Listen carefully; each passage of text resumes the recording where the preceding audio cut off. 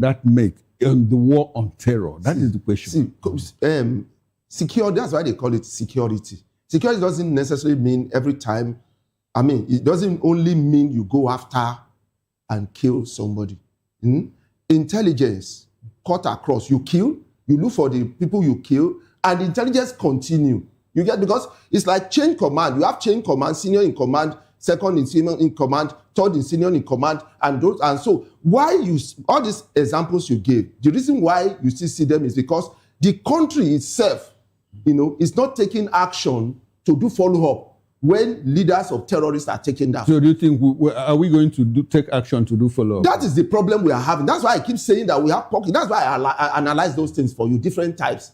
Now, Nigerian government seems not to be proactive in taking care of the security of the internal country. That's what we are seeing. When you cut, for example, let me ask you a question. I want to ask you a question. Let me just analyze this.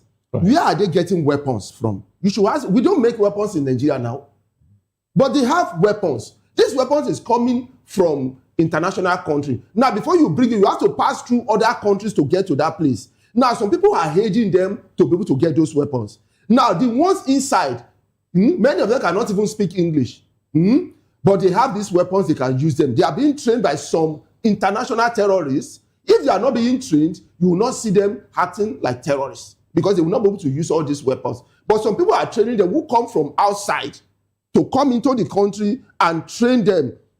The weapon they are getting it internationally. Some syndicates who are aiding these terrorists are bringing it in. So what they are doing is that if you cut those ones off, then internally your own structure should be able to take them out. We need to get other guys to have the say. But my takeaway from what you have said is that the problem of insecurity is a global thing because the way that you don't kill Nasrallah and then decapitate or reduce the power of Hezbollah, excuse me, and reduce the power of Hezbollah, and if you kill the IRO, Iran Republican Guards, the commander and all of that, you have not necessarily reduced their power because of the internal problems in the country. That's my takeaway from your position. Sabotage. So the problem in Nigeria, in Iran, in Hamas, Palestine, Lebanon, they are all the same in terms of managing insecurity. No. All right, then. Thank you very much. Yes. Thank you very much, Lawale Kundaya. Let's go back. To Frank Ahiosha now. Frank, good morning to you. Talking earlier, I heard you quite. I don't know why you couldn't hear me then. Oh, unfortunately, we couldn't hear you then. But good to have you on the show, Frank. Now, if you had the question I asked earlier, I'd like you to react to the question, and also have another to add to it. Now, what happens after military success if governance does not improve? You can merge the two. Well, I can't recall the first question very quite. Okay, well, just go ahead and react to this. What happens to what happens to after military success? What happens to governance if governance is not improved? No, but it's I could have said the answer is in the question, but it's not too obvious. It's hidden in the sense that if governance does not improve, you are not just back to square one. You are probably back to a worse point than where you were from the outset. That is the truth. Because the superstructure that superintends over every sphere of our affairs as a nation or as a collective is government. So where that superstructure is defective, where it has frames that aren't properly put in place, whatever it is that goes on will only amount to temporary relief because the defects in the superstructure will ensure that things get worse.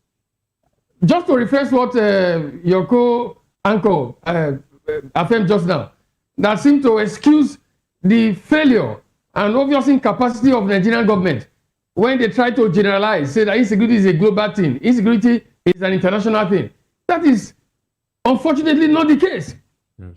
Ghana is right here. Mm-hmm. Ghana has access to some of the countries that they say these terrorists or foes come from. How come in the past 17 years that Nigeria has been grappling with terrorism, banditry, and all whatnot? You never hear of one of such cases in Ghana. Egypt is right there. In North Africa, where most of this, where Nigeria government used to give as excuse that because of the strike in Libya, that is why Nigeria is being affected. I see countries that share borders that are right in Libya. How come insecurity does not affect them? In Nigeria that is so far away. Insecurity finds expression where you have spaces that are ungoverned. Exactly. Nigeria is a place for insecurity because there is so much ungoverned. Why so many spaces, so much ungoverned space? Because our government in Nigeria is incompetent.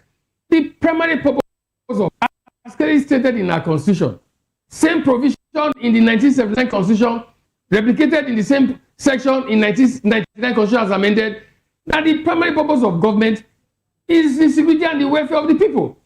So, giving the excuse that security is an international thing does not come in at all. Excuse me. The Nigerian government is civilly responsible. Mr. Frank, I need to correct one wrong impression that you have here.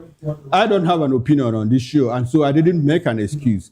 My take was based on, as a matter of fact, I was asking a rhetorical question based on the take of the guest here. The guest here said, if you decapitate the leadership, you probably. I agree with you. Okay, I'm happy that we're on the same page now. So it wasn't my opinion. I was trying to tackle. Yes, it wasn't your opinion. It was just as in an inference. I'm not talking about you. I'm talking about the excuse that Nigerian government for so long a time, because they tend to under Buhari, government officials will come and say insecurity is an international problem. They put the blame on other places. I heard Buhari speak with reference to Libya as a president of Nigeria. That's why I made reference to the fact that countries in North Africa, East Africa, in those places where they say the stuff came from, they are in charge of their territory and there is no insecurity. It's Nigeria that is so far away that is now becoming the landing spot. You see this issue right now. How come the number 2 man of ISIS in the world is not a convenient place to stay? For the number 2 man of ISIS to peacefully reside in Nigeria, does that not tell us that we're already very close to the state of Mali? See, let me tell you something. Nigerian government has never been really serious with tackling insecurity in this Fourth Republic. If you look at our history of tackling insecurity from the First Republic through the Second Republic, you see where government was serious and you see the immediate result. It doesn't even take long before you see the fact that government was in charge. Nigerian government has been playing some hanky game, which is security. The only time that there was a semblance of a proper fight against insecurity in this Fourth Republic, it was under Goodluck Jonathan. And Goodluck Jonathan did not take the fight serious until his office was at stake because the election was by the corner. Is it not amazing? Under Jonathan, who presided over Nigerian affairs for about 6 years, and even him, as in I was in charge, said that in his government there was Boko Haram. He said it. It's in the public domain. But they postponed the election by just 6 weeks. And in 6 weeks, they took over about plants that were in Boko Haram hands. In less than 6 weeks. So because there was a threat to his office that he may not be re-elected, those offices were threatened. Boko Haram was defeated. He employed the services of some South African mercenaries, some Ukrainian mercenaries. And in 6 weeks, Boko Haram was put where they belong. I am telling you right now, Nigeria government is playing hanky-panky. They are playing games with this issue. That is why Nigeria right now seems to be the headquarters of all this crazy stuff that should have no bearing with a functional nation state. All right, thank you very much, Frank Ehioshun. Let's bring Yakubu Ali Umaru into the conversation. Yakubu, good morning to you. We understand that you're resident in Borno State. Now, let's talk about the safe school corridor. 42 school children abducted. I mean, it's not the first. We've had multiple abduction of school children in different parts of the country. But the focus now is on Borno State. How would you say that the safe school corridor is a failure where children are not even protected in their schools. And, this continued abduction, will pupils be willing to go back to school, seeing that this has continued to happen? And how are parents taking it?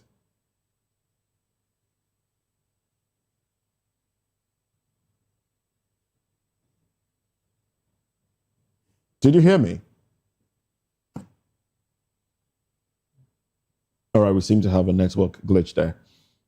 Unfortunately, would have loved to hear from Yakubu Ali Umaru, as he is a coordinator, Middle Belt Generation, Next Borno State social and political commentator. He's right there in Borno State. But let's bring this back to the studio now.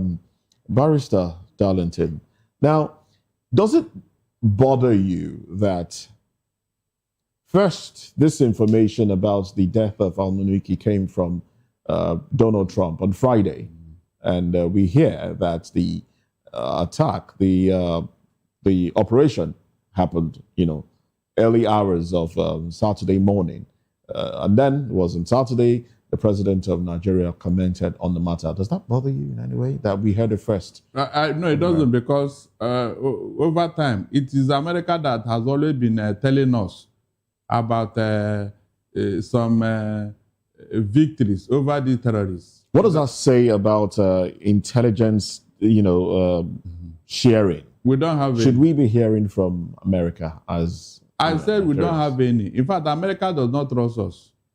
If the Nigerian security have been in the know of this operation, it wouldn't have happened. Somehow. What do you mean by if they were in the know? Sorry? What do you mean by if they had been in the know? Yes, this was in conjunction with the military in Nigeria. Forget that thing. They only play the second figure after the deed has been done. Because America knows But that's not the intelligence that we have, actually. Let's work with the information. Who gave you the intelligence? Trump.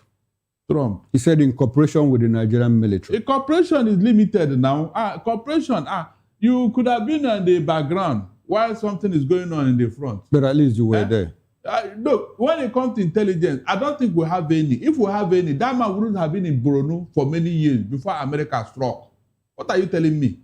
If we have intelligence, how come we didn't know about him? Rather, they lied to us. They lied to us that they killed this man.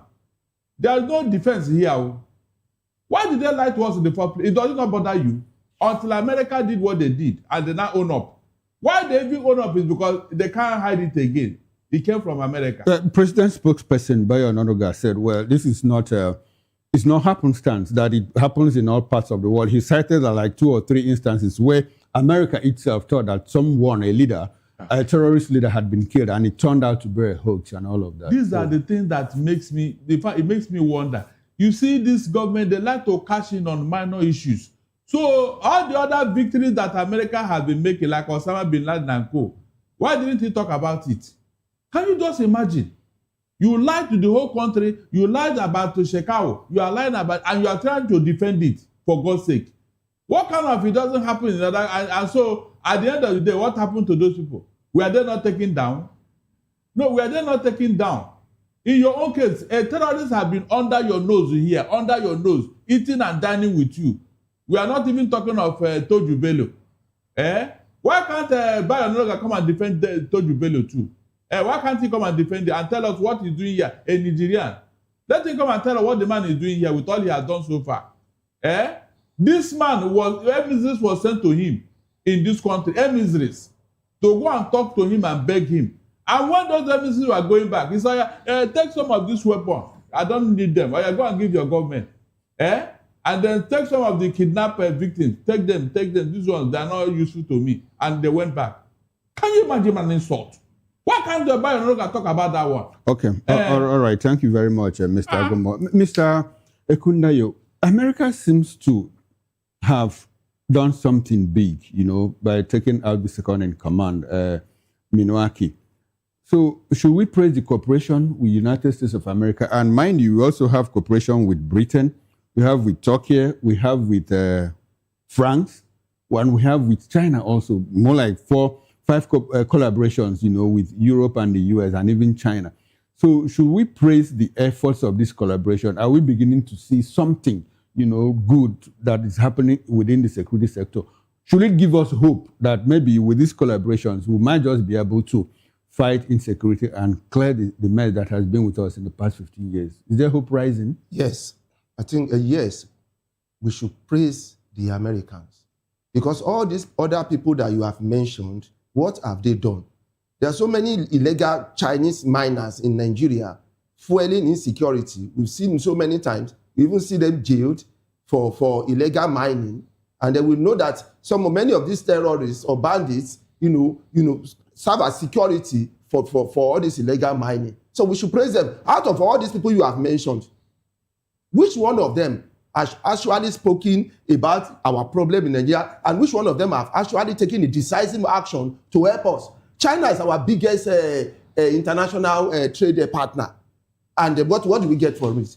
So we need to praise them. And for you to take the head of IS down, that means that it is easier to get the others, because the head is the most protected. And then they're able to, it's a message to Nigeria that this thing is something that can be wiped out or taken down to the minimum, that it will never be a problem in this country if we are proactive. Because they've taken the head. So it's easier to take down the smaller ones. Look at this abduction. But we understand that insurgents, they have cells. So the question I asked earlier, does taking a head really, deplete their activities? Because they have cells. Because as a matter of fact, when you take out the head, and a new leader will emerge. They are like Hydra-headed. What I'm telling you is this. It is easier to take down the younger officers than the top head. For you to use intelligence and take out the top head, that means it's easier to wipe out that chain of command. All right. So what I'm saying is that if America can do this thing for us, it's easier for Nigerian government to take out the pockets. Because now they are in our country, they are sharing intelligence with us, they are working with Nigeria. So what else? Look at this abduction. Look at this Oyo abduction.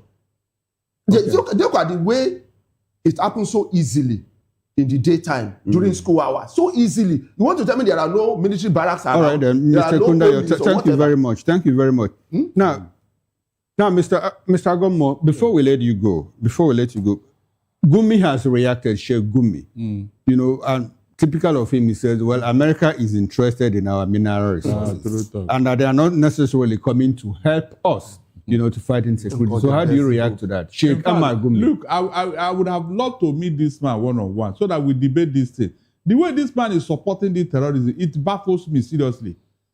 American that did this thing now, even his own Turkey, where he directed Tinubu to go to, what have they done for us? Why can't Sheikh Gumi talk sense for once? What he's saying is obvious he's supporting these people. There's no two ways about it. All his body language, all his statements, all his actions show that Sheikh Gumi is, in fact, he is in bed with the terrorists. What can he say that America did not go? Which mineral?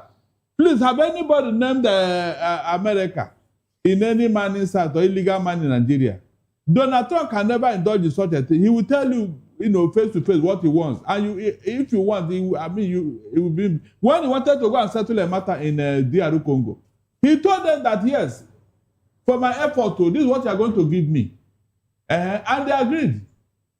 So America, I can't see an American doing illegal mining in Nigeria. It can never happen. They will tell you face to face what they want because for their own help. Since you cannot help yourself. So let Gumi stop selling this wrong narrative. Instead of him to even talk of his brothers, his what they call it, his friends that are terrorizing Nigeria. All right, then. He will never talk about it. All right, thank you very much. As for that safety you are talking about, yes. Moses, the same school thing, the money for that project has been eaten. Or were you not aware that they are probing the money for that same school? Somebody ate that money. So how can he continue? No, how can he continue when the money budgeted for same school is now being probed? Oh my God. Thank you very much. There are things that we don't want to say, seriously. Well, thank you very much, Mr. Darlington Agummo. We'll have to let you go now, but let's quickly run to Borno State, where we have Yakubu Ali Umaru. Well, I expect that the network will be a lot better for us to have this conversation. Now, the question I asked earlier, which is what the barrister here just reacted to, the Safe School Corridor Initiative to protect students in their schools. Would you say, how would you rate it, really, seeing that just 42 have been abducted again, 42 pupils have been abducted right after, an insurgent leader was taken out? Hello. Can you hear me? Am I audible? Yes. Go ahead, please. All right. Yeah, good. Thank you for being part of this show. It was just unfortunate that this incident happened. This is the second time such an incident is happening in Borno State. It happened on the very good morning of Friday. Children went to school. Then this unknown government, as they used to say, came to abduct the children from the school. It's unfortunate that what really happened was that the incident happened before the children normally gather for their official assembly in the morning. What happened was that they went to school earlier, more especially for those ones that really don't want to stay late at home. They went to the school earlier. It was just some few minutes past 6 when the children were in the school. Then those guys came in for the abduction of the children. When they came, they did not shoot gun, or practically they actually came to abduct the children. And it was unfortunate that it was only one elderly man who was present at the school premises. The children ran to him crying, and they told the elderly man that, please, this place or either we'll shoot you to death. And it's unfortunate that among the children, there are those of 3 years, 4 years. I was just going to ask the average age of the children, but 3-year-olds. 3-year-olds. Yes. 3 years. There are those who are 3 years, 5 years, and the abduction was even more than 42, the number, but it happens that about 100, some of them ran away, and so the ones that how were they taken away? Are you privy to that information of how they were taken away? Were they taken away in buses, motorcycle, or just led into the bush? No. They actually came with their truck, so they tried to push the children into it. The military were there. They tried to make an attempt. But the perpetrators actually used the children as a shield. So the military. Sorry, let's get that clear. Sorry, when they came, you're saying that the military confronted them. Is that information you're giving us now? Were they confronted by the military? Yes, actually, it was on their way going with the children. That was when the military got the information. So as the military were trying to follow up, they now tried to use the children. That was how they went away with the children. Have they reached out to the local government or the government or the families to ask for ransom? Have they reached out yet? No, there isn't any information like that for now. Have you heard anything about the welfare of the children? Is there any information about the welfare of these children? Okay. There is relevant.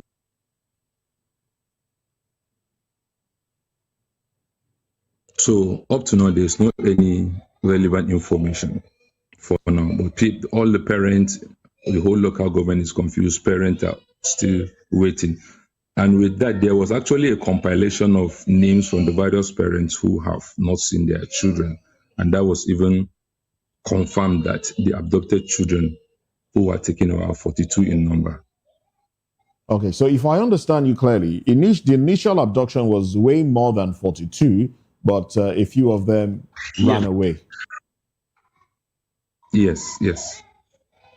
And what information are you getting from the local government in terms of the local government and the government of Borno State in terms of trying to rescue or reach out to the abductors? What are they saying?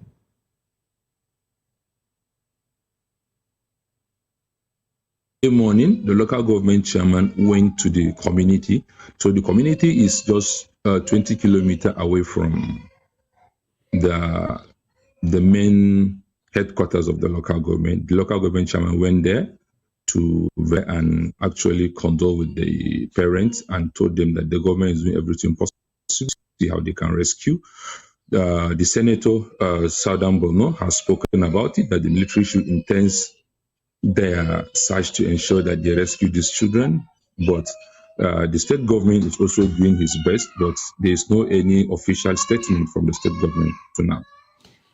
All right, Yakubu, thanks for joining us. I appreciate when your picture jumped on the screen. I was like, okay, this is supposed to be Governor Babangana Zulum, striking resemblance with the governor, and that's what I observed. Anyway, by the way, I'm a bit bothered because a lot of Nigerians, especially down south, have the impression that your state governor, Babangana Zulum, seems to be doing very well, in terms of, one, trying to fight insecurity to the best of his abilities, and in terms of providing infrastructure for Borno State. But looks like he is overwhelmed because at every turn, despite his efforts, Borno State is always on the news for the wrong reason. And which reason is that? What reason is that? Kidnap, killed, insecurity. Some time ago, I was late last year, the Shehu of Borno cried out. He said, Borno State has apparently been enveloped by insecurity. I want you to tell us directly, do you think that the government is doing enough, but is not getting enough support from the federal government? What seems to be the problem in Borno State regarding insecurity? Because it looks like it's the worst hit in the Northeast. Yeah, to be honest with you, the state governor is doing his very best to ensure that the security challenge is being put in place. But this is not as a single institution work. It has to be in collaboration with the federal government, international community, and other. But for the state governor, is doing very well. And there is no any incident that has happened that the state government has not visited the place to condole with the family. Sometimes even let's say when an intense security attack has been there, the state government will go there, spend the night with the people in the community. He has been doing that over and over again. But these are something that one cannot really explain the source or the genesis of this problem. But he's doing his best to see that all this issue of insecurity has been tackled within the state. All through his 7 years in office, he has been doing wonderfully job. Infrastructure, people's development, and all other things. He's doing his best to see that Borno State has come back. But we just hope that things will get better. All right, we hope things will get better, and that's the hope of a lot of Nigerians as well. But let me go back to Frank Ehioshu. Frank, are you still with us? Can you hear me? Although we still have Frank on the line. Frank, yes. Now, Frank, let's talk about... I can hear you very well. Let's talk about financing for these terrorist groups. Record has it that between June 2024 to about July 2025, a space of 1 year, insurgents in Nigeria made about $1.67 million from abductions, kidnappings, and the rest. Ransom payment, that is $1.67 million. About that amount was raked. And of course, this is money they use in procuring arms and the rest of them. And we still have more abductions taking place. And we know that for some of these abductions, government, some would say government pays ransom to these individuals to ensure that the abductees are not harmed. And you also heard the testimony of Yakubu Umaru there. The military confronted the abductors, but unfortunately, they use the children, and check out their ages, 5 years, 3 years. And of course, they use the children as a shield to get away. What would you want government to do differently? And how do you react to all of this? I talk about this stuff. I feel so ashamed for my country. So damn ashamed. Even the narrative put forward by the guy in Borno State concerning the soldiers' excuse. I want to imagine that the world at large is watching this discourse and hear this info in a functional country. God, man. What would you have expected? Would you have expected confrontation at that time, seeing that the children were, used as a shield? Would you have expected confrontation, head-on confrontation? Who is talking about head-on confrontation? A truck is driving without being a security expert, without even any modicum of critical thinking. I can put forth not one, not two, not three initiatives that should be followed up. You don't confront them. Are they not taking a road? What does it take to ensure that you create blockades across some point? You need to use some stuff to barricade the road. If a road is barricaded and the truck cannot drive, can they carry the keys on them and be running? Use initiative to create state. By time that can I know sometimes listen to these things and you say that what government gives excuse over this country. Our children in primary schools and secondary schools will resolve these issues without too much without resort to critical thinking. But it's just a show of shame. That is the truth. That estimate given in terms of the money these guys have gotten in the past 2 years, I can tell you without batting an eyelid that it is extremely underestimated. If the estimate were given as what they best possibly got in a month or two, say maybe with $1 million, about 1.something billion naira. When we know that in some cases, just in 2 or 3 kidnap cases, it's up to $1 billion. Then they now say that in 2 years, that estimate is unnecessarily conservative. It is extremely underestimated. From the little assessment would make just even printed in the media. You know that I can tell you free of charge. So many of the kidnapping cases that take place don't get to the media front. It has become so normal that most of them are not reported. I know so many cases of kidnap, not 5, not 10, not 20, that never made it even to real social media hype, and much less the print or electronic media. So that estimate is extremely behind the approximate money they could have made within that time frame. That is the truth. Well, thank you very much, Frank Hiyoshi, for your contribution. Going back to, just to make a point on the issue of if the head is kissing, it's easier to get the subordinates, the members. You see, Nigerian government deals with this issue the way they deal with government on seriously. These guys are far more disciplined than Nigerian government. I can even tell you, without disrespecting military, that they are more disciplined than the Nigerian army. Nigerian army is not, I'm not saying they're indisciplined. They're already impacted by the culture of indiscipline that the government has made a culture. Guys are driven ideologically. So if you like, you kill hundreds of them without having a major, as in, train that is moving, that keeps them in check and deals with them with some dead blow. Nothing will happen. Let me give you an instance. When, or during the time of Shakarau, when Boko Haram ambushed and killed about 20 or so Chadian soldiers, for the first time, I was wondering, how come it doesn't happen with Nigeria? Boko Haram was begging the late Chadian president not to come and attack them. Boko Haram were afraid and went into. But in Nigeria, they kill our soldiers, they kill our people as if nothing is happening. You know, in fact, after killing them, they post about it. See that the great barrister talked about in the studio just now. We read in the papers that has a thriving transport business. Where is billion?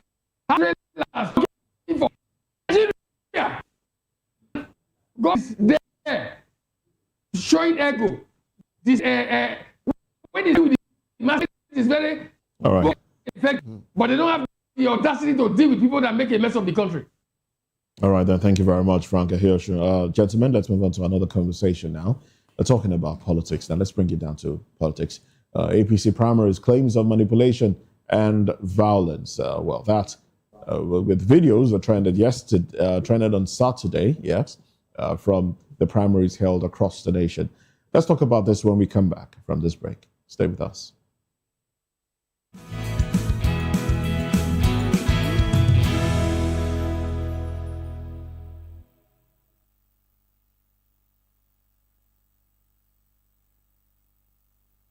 Welcome to Romeo Pizza.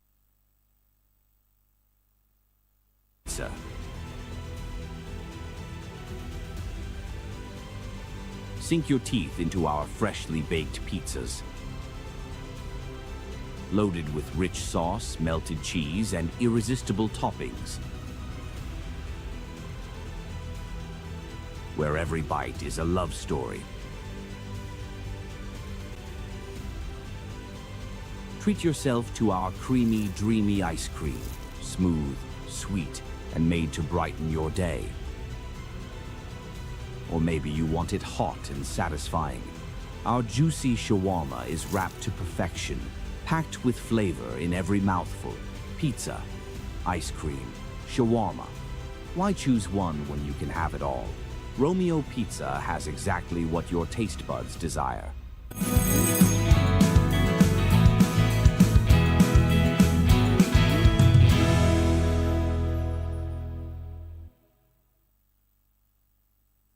And welcome back. APC's House of Reps primaries face complaints of unfair processes across several states. While in Rivers, the weakest loyalists, including House Speaker Martin Amewule, won all 13 tickets. Party officials called it peaceful, with committee chairman Wahab Owokoneron reporting no violence. While in Katsina, aspirant Ahmed Saleh said his mandate was stolen after being endorsed twice by Mani Bindawa, but losing the ticket to Jamila Abdumani, who he said got 0 votes. He also claimed that DSS detained him on election day. The governor's aide denied involvement. While several incumbents lost return tickets nationwide, including House Majority Leader Julius Ihombere in Edo and 4 lawmakers in Imo. In Plateau's Mangu local government area, 1 person was shot dead when soldiers fired during a protest over delayed primaries. Cubana Chief Priest Pascal Okechukwu denied taking part in the Imo primary, saying he withdrew after zoning talks with Governor Hope Uzodimma. Well, we still have in the studio here Mr. Lawale Kundayo, and from our outstation in Benin, Mr. Frank Ahioshu. Gentlemen, thanks for staying with us. We'll also be joined virtually still by Yakubu Ali Umaru, coordinator of Middle Belt Generation Next, who was part of the first conversation. Gentlemen, thanks for staying with us. There's a video that I would like for us to see before we take comments, from our guests. I would like for us to, it's about a particular primary held in some part of the country where the aspirant said, well, we were told that the primary, the conduct would be by 11 o'clock. And the man, according to me, he got there by 10 minutes to 11 o'clock, only to be told that the primaries had already been concluded. And he was like, where is this coming from, unfortunately? In the meantime, as we look for that video, let me come to you, Mr. Ekunda. How do you react to what some people have called a charade, in the APC primaries? I mean, a lot of people are not, returnees are not going back, including the majority leader, Julius Ihombere from Edo State, in Imo State, 4 of them across the country. About 14 of them altogether, and they are saying, well, we are not going to take all of these. We are not going to take any of these, So how do you react to this development? Well, okay, I'm sorry, Mr. Kundayo. Just let's take a listen to the video. I mean, it's up there. Well, I have come to cast my vote for the election primaries, which is supposed to start at 11 o'clock. It's now 10 minutes to 11. I understand that it's long been concluded. So it's just for the records anyway. I I'm an aspirant. I'm a sitting member of the House of Representatives. And the circular we had was that party members should come out at 11 o'clock to vote for the primaries. And this is the supposed location. But I think they said they are finished already. I don't know if they did it before time. But that's it. Thank you very much. I like his composure. You know, elderly fellow, you know, I'm even surprised that this kind of man is at the House of Representatives. Calm, cool, calculated. Well, this is what I understand. He's not threatening fire and brimstone and all of that. He's taking it in his strides and all of that. So, Mr. Kunda, how do you react? There are a lot of videos out there. Some places they were counting 3, 1,800, 500, you know. Strange. One thing. It's strange in the sense that this, what do we expect the high neck, because this is party high neck, the bigger high neck to do, because that's what people have been complaining so much, and then we are seeing it. Naturally, I don't expect, I'm not surprised, because I know that APC is not really democratic in their system. They have their own way of doing things. Some certain people make decisions for the larger members of that party, and that is what is happening. But these people who are aggrieved, most of them are decampees, or many of them are decampees. They thought when they decamped that the structure will work for them. They don't know that is the way that the party is structured. Some certain people must decide the fate of the others. So if they tell you that, okay, this is the person we want, and you are doing stubbornness, they know how to rig you out now. Okay, you want to go and get it now. Even it happens across, even when it comes to local government elections. This is the way it happens. Even last year, we have some agreed people in Lagos State here. Is it restricted to the APC, or is it a general thing across board in Nigeria? Yes, so few parties are also doing it, but it's not so prominent as we see in APC. Okay, so it's more pronounced in the APC. Yeah, but 1 or 2 or 3 parties are, but some are democratic. Okay. They will go into normal primary. All right then. Thank you very much. Let's quickly run to Yakubu, who joined us from Borno State. Yakubu, are you still with us? Hello, Yakubu, can you hear me? Okay, unfortunately, we've lost connection with him. And so let's quickly run to Benin City, where we have Frank Ehioshun. Frank, good to have you join us again. Now, the issue is that, APC primaries across the country, in Edo State, where you are from and where you are joining, or where you joined us from, we have the majority leader of the House, Julius Ihombere, he lost his ticket, return, primaries and all of that. And he's saying, well, I'm not going to have any of this. In Edo State, how did it pan out? How did it happen? Get us to the speed of the moment. What happened in Edo State? Were you out there to see things for yourself? From what you have heard in the streets of Benin City and other parts of Edo State, what do you know about the APC primaries?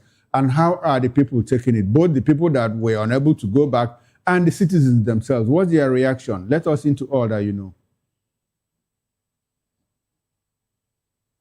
First of all, I need to witness what, because I knew what was going on across. You don't need to be a political pundit to appreciate the fact that in Nigeria, once direct primary, the game is as good as over.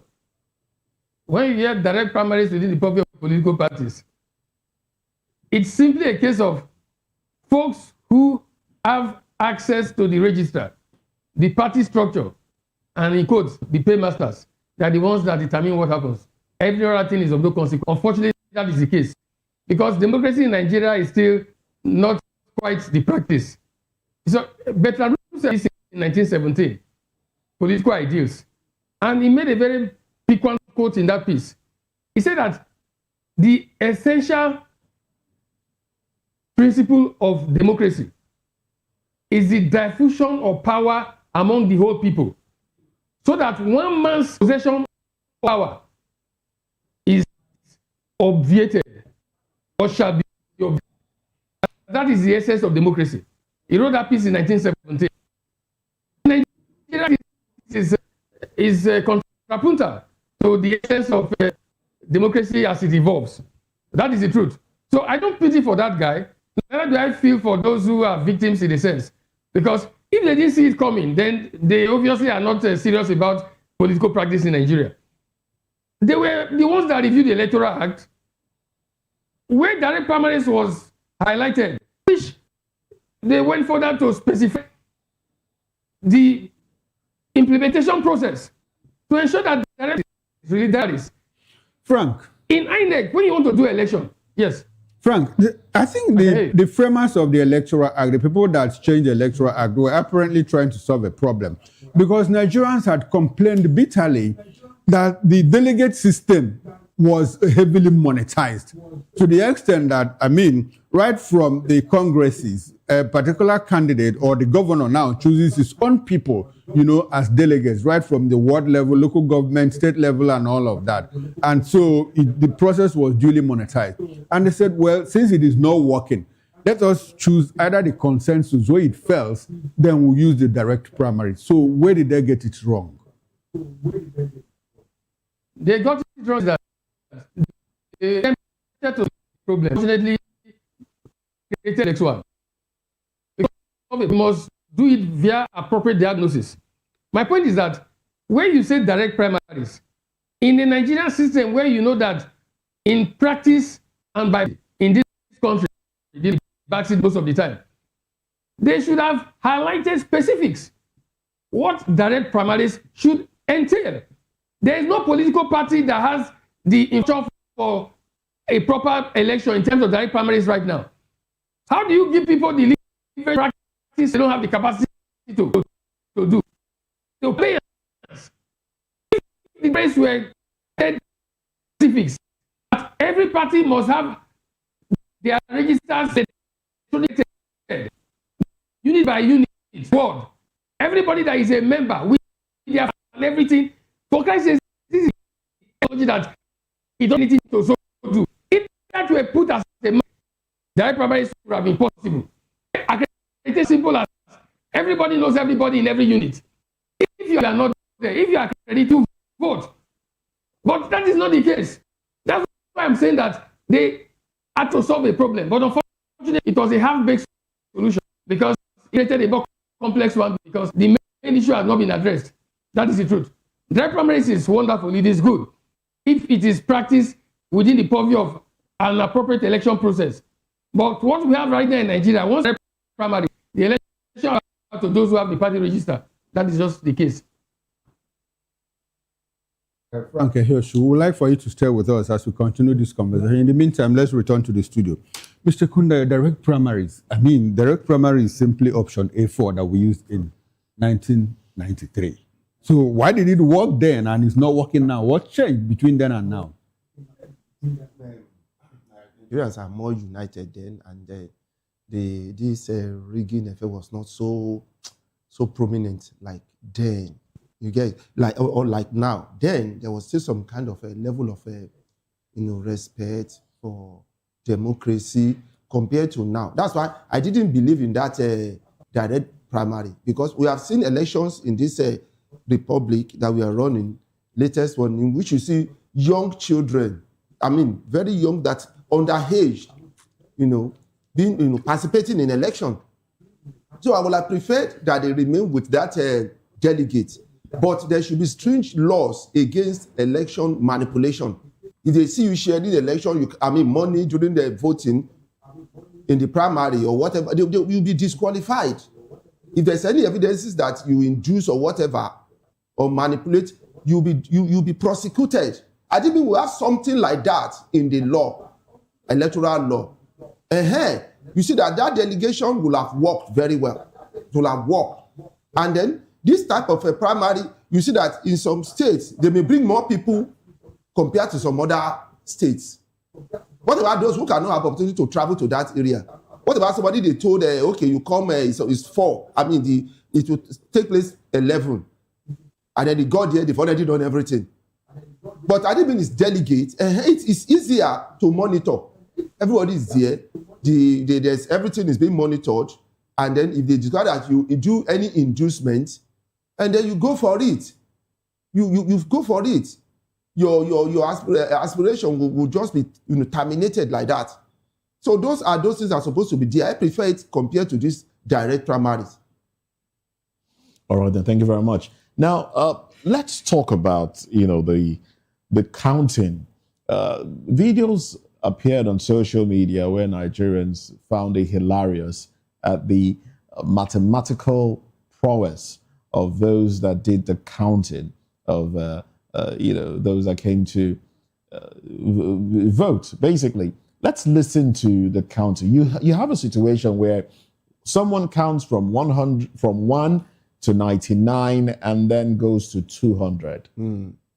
From 99 to 200. I've never seen that kind of maths before. I mean, I'm bad at maths, but then in Abuja, do you remember that election in Abuja now? Now, what does this? Okay, let's watch this video. Let's watch this video and listen to the counting, and then I'll come to you, Frank. Frank, are you still with us? Well, I'll be coming to you, Frank. Let's take a listen. To be our House of Reps, Federal constituency, be on the line. Please, support of our rep. Honorable Fumilayo Ebuwape, be on the line. And we want to count the line now.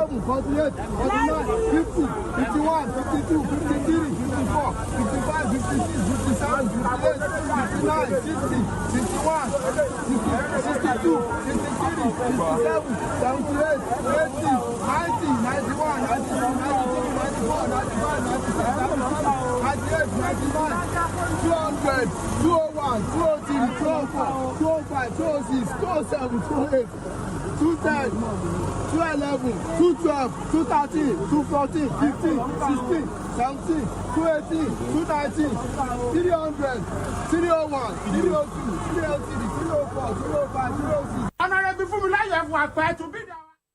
Well, there you have it. 99, 200, 219 to 300. Amazing mathematics there. Never seen before. But anyway, Lawal, you want to react to this quickly before we go to Frank now? We saw a similar thing in what happened in FCT election. We saw calculations that amounted to a very high figure, by under the ID. So now we are seeing the whole thing being shown now because so many people have come into this party, and then because they have come in, many of them do not understand how the system they do it, so they feel very aggrieved. So things like this will continue to come up. That's why I advise people that the politics you play, don't play politics of follow. Play politics of participation, because when you enter the party and you realize that this is the way they run the party and it's not supposed to be, you voice out or you leave and look for a party that works and go along with your ideology. But many people just go along with it, and at the end, when it didn't work for them, at some point they voice out. But when it is working for them, they are being used, they don't complain. So that is what we're seeing now. And I wish to see that one, how AGC will do its own, and NDC, let's see how whether it will be different. All right, Frank, now, what does this give a pointer to what we will expect in the elections proper, seeing that the Electoral Act itself provides for, some returning electoral officer to present figures, What's your reaction to this video, Frank? In reflection of Nigeria, if I may summarize it.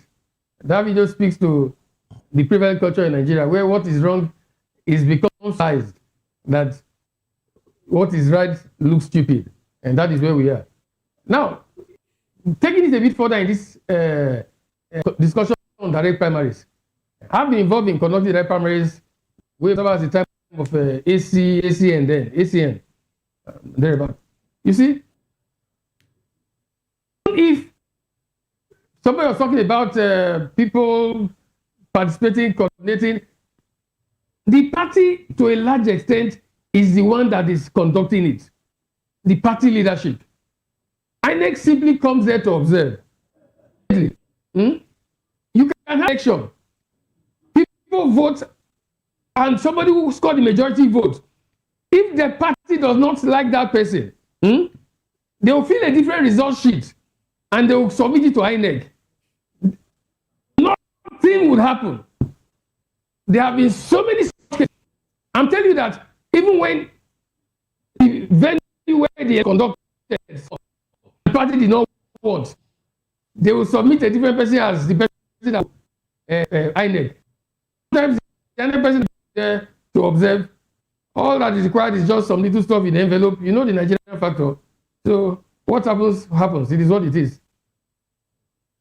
All right, then. Well, let's move on to what former Sokoto State Governor Aminu Tambuwal says. He says the 2027 elections may replicate the 1979 election. Now, this is more than 2023 due to shifting alliances. Now, he said that he won't back any aspirant until primaries end and called Obi and Kwankwanso's ADC exit personal choices, not signs of disunity. A Makinde-backed PDP faction will screen 2,122 states assembly, 748 House of Reps, and 198 territorial and 112 governorship aspirants on May 19, which of course is tomorrow, 2026, plus one presidential aspirant ahead of the 2027 polls. NDC hopeful Peter Obi has restated his one-term pledge if elected, calling it a stabilizing move. Now, the promise has split opinion in the North, with some viewing it as strategy and others doubting its enforceability. Let me stay with you, Frank. Frank, you know, we understand in 1979, we had 5 political parties there, you know, vying for the opposition. That was just coming out of a military rule. So you had the National Party of Nigeria. We had the Unity Party of Nigeria. We had the Nigerian People's Party, led by Nnamdi Azikiwe, People's Redemption Party, and the Great Nigeria People's Party. You know, basically, some will say there was no unity in, you know, who will emerge. Most of these parties did not come together. A 5-horse race, as it were. Shehu Shagari, Obafemi Awolowo, Nnamdi Azikiwe, Aminu Kanu, Wazir Ibrahim, all of them vying for strong politicians, you would say. Yeah. How do you relate that to what we might see happen in 2027, where we have Peter Obi on one side, Atiku Abubakar on the other side, Tinubu, you know, holding sway in government, and some of the big wigs around the corner, you know, vying for the biggest seat in the land? Quick reaction, and then we'll come back to the studio. Go ahead, please. So, I tend to concur with Tambuwal's viewpoint, comparing or referencing 1979.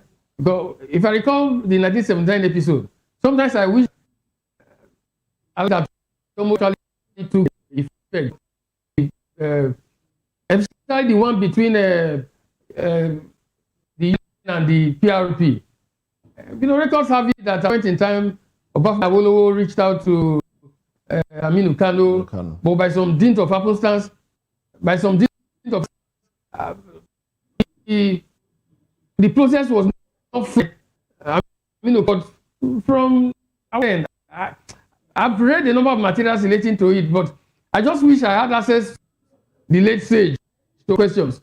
Because I imagine that if there were that alliance between himself and Aminu Kano as his running mate as at that time, Shagari may not have been president of Nigeria. And now coming back to 2020, this election 2027, like is everybody was already very excited in the country.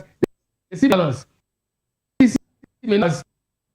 Or as in quotes, the APC was in 2015 or 2014. But that they come on board with some leverage. And why there was the excitement in the air, all of a sudden, ego and ambition seem to ensure that the boat hit the rocks. It is quite unfortunate. I normally opine that if the priority of the collective, the opposition as they were called, or as they are still called, were to change the narrative as it pertains to Nigeria for the good of the and not personal as an achievement. Okay. It would have been time to reach some kind of. All right, then. I hope there is change in the narrative to second. All right, then. Thank you very much, Frank Hiroshima. Lawale Kundayo, let's have you react to that. My own is that Nigerians, this night, it won't be the 1997, 79. 79. It will be the election of MKO Abiola. That's the way it will look like, in which people voted for someone they have not even seen before, but they believe that it could fix the country. That was the trend of MKO Abiola's election. That was the trend of voting in 2023. You see somebody who didn't even said to someone written off, coming out to be a very strong contender in the vote sharing during the election time. So it's going to follow that trend now. It's going to follow the trend. Nigerians will vote based on the situation on ground in Nigeria. That is a trend. No matter what you see, I am telling you, that is a trend. It will repeat itself. But the major problem I'm facing is the credibility of INEC. Had it been INEC is independent, free, the electoral law, is so, confidently, Nigeria have confidence in it, I'm totally okay. Mr. Kunde, the direction of the election will be by the conscience. We see a lot of money pouring into the system ahead of 2027 election. Apparently, some people suggest it might be used to influence the elections. So do you think that even in the face of that, Nigerians will still vote their preference? Yes. Yes. What makes you think so? Because, one, I've seen the trend twice. I was very small then, but I witnessed it, the MKO Abiola's own. Go and find out now. Nigerians didn't even talk about whether you are Muslim or whether you are Christian or traditional worshippers or Shango, Ogun worshipper, they don't care. They voted without tribalism or religion. In 2023, they didn't follow that trend. They were afraid of repetition of Buhari's government. And people voted based on their conscience. That is why, if you look at the election in Lagos State, the voting, it was totally different. It didn't follow any trend at all. During presidential election, Obi won Lagos. I mean, where was Obi throughout? He didn't even have so much influence. He didn't even really come to Lagos to make campaign. But look at the trend. And then the whole thing shifted in the gubernatorial. All right. So it shifted. The trend shifted. You can see that the people voted based on their conscience. They followed the trend of the situation. All right, then. Thank you very much. This would be a good place to anchor the conversation. Let's thank you very much, Lawale Kundayo, who is a public affairs commentator. And on the side, he does farming. Well, thank you very much. And also, Frank Hiroshima, thank you for your time and your contribution. We also had Yakubu Ali Umaru on the show and Darlington Agumwa. Well, gentlemen, thank you for your time and your contribution. We'll take a little break now. When we come back at 10 o'clock, we'll be looking at the papers, touching on the headlines. I'm Moses Humphrey. See you again at 10. I'm Chukwu Makoro. Bye for now.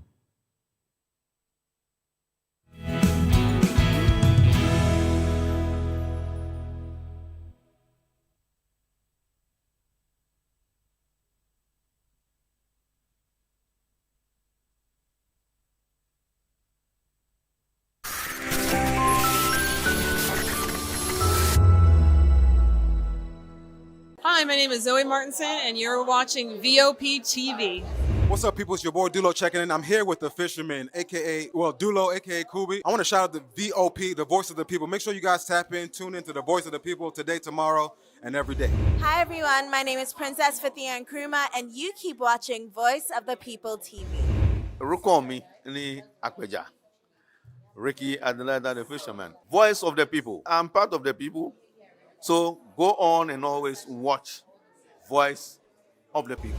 Wagwami people, it's your girl Endurance Grand, and I'm giving a special shout out to Vop TV. Keep listening, keep watching. My name is Akio Shota. This is Vop TV. Hi, my name is William Lamte. I'm an actor, and keep watching Voice of the People TV.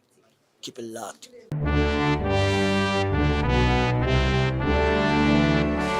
Nigeria, with its complex political atmosphere, divergent views and discordant views, better still, coming with bass bows. Only one question matters: who really has the best candidate? Something is here. 5 political camps, 1 stage, no filters. Join us in this clash as supporters of Bola Ahmed Tinubu, Peter Obi, Atiku Abubakar, Omoyele Sowore, and Adewale Adebayo go head to head in no holds barred town hall debate. No script, just raw, unfiltered conversation. This is more than politics. This is where opinions clash, facts are tested, and the truth fights to be heard. Happening live on May 22nd by 11 a.m. at Golden Tulip Terrace Hall, Ihoka Tower, 36 International Airport Road, Lagos. Don't miss it. Watch live on YouTube at VOP TV. Set your reminder, subscribe, join the conversation. My candidate is the best, or is it?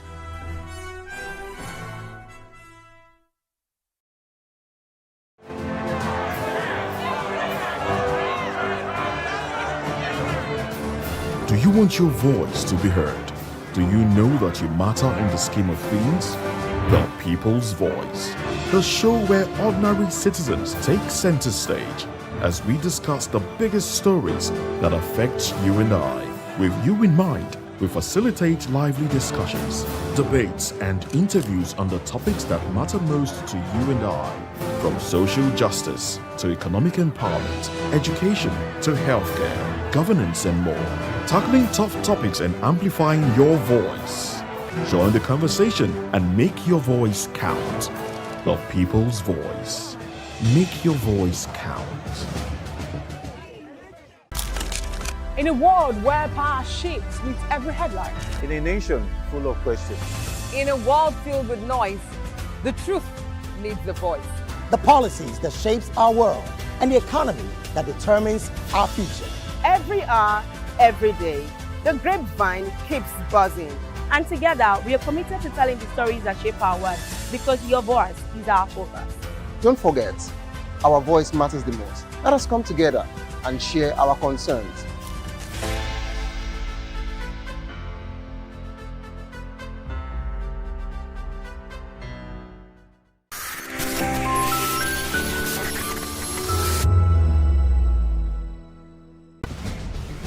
Join us as we drive into the world of politics through insightful interviews with prominent political figures, both serving and former governors, ministers, senators, legislators, party chieftains, activists, and analysts. Get first-hand information into the decision-making processes that affect our daily lives. Highly engaging 1-hour program that brings political discourse into focus. I am Chukwuma Okoro. Political Lens, Monday through Friday, 6 to 7 p.m. Join us. When I first heard VOP, I thought they were talking about me because I'm a voice-over personality. But no, this is Voice of the People TV, and you are riveted forever because this is the place to be. Yo guys, your boy Chela. Shout out to Vop TV. I love you guys. Salut tout le monde, Suspect 95, là on est sur Vop TV. On passe un bon temps. J'espère que vous kiffez. On est au Afrima. On est ensemble. VOP TV. Don't see me like a fool because I don't do giddy giddy giddy. VOP, you don't know Stoneware from Ghana representing live and living color. Yeah, Beam Nation president. Outside with it. Bless up. Hello, this is Milo from Ivory Coast. Keep watch Voice of the People TV. Regardez la voix du peuple, la télévision de la voix du peuple. Que Dieu vous bénisse. À très bientôt. Love you so much. Hi guys, what's up? This is Gaze Baba. I am watching VOP TV. Usually you'll be told to not touch the dial, but I tell you to touch the dial and increase the volume. Like, keep it locked. It's Afro Gospel. Thank you. Hello, my name is Shego Arunze. You're watching VOP. Don't change the dial. My Joe, fine girl. My Joe, fine babe. You, but don't Fuji Yes, don't touch the dial. This is me, Dr. Adiwala Iba. Keep watching VOP TV.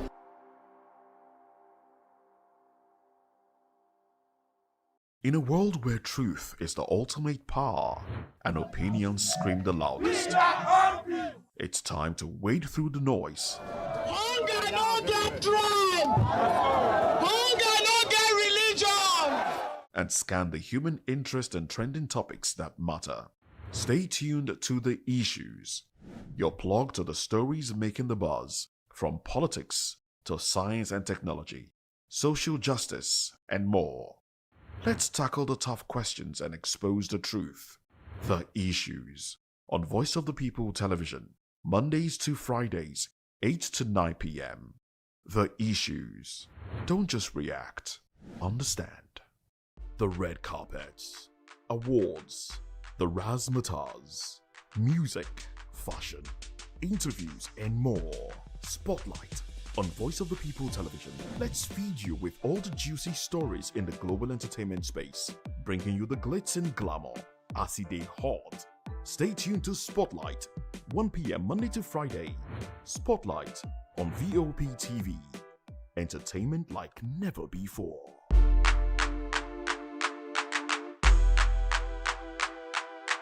Behind every broken desk lies a broken promise. Education shapes the nations. But who is asking the right questions? Introducing Edu Dialogue, the show that goes beyond the surface, exposes the cracks, the corruption, and the silence in Nigeria's education system. Edu Dialogue, Saturdays, 3 p.m., only on VOP TV. We break the biggest stories, from missing funds to policy failures. We ask the tough questions and demand real answers. Edu Dialogue, this Saturday, 3 p.m. on Voice of the People Television.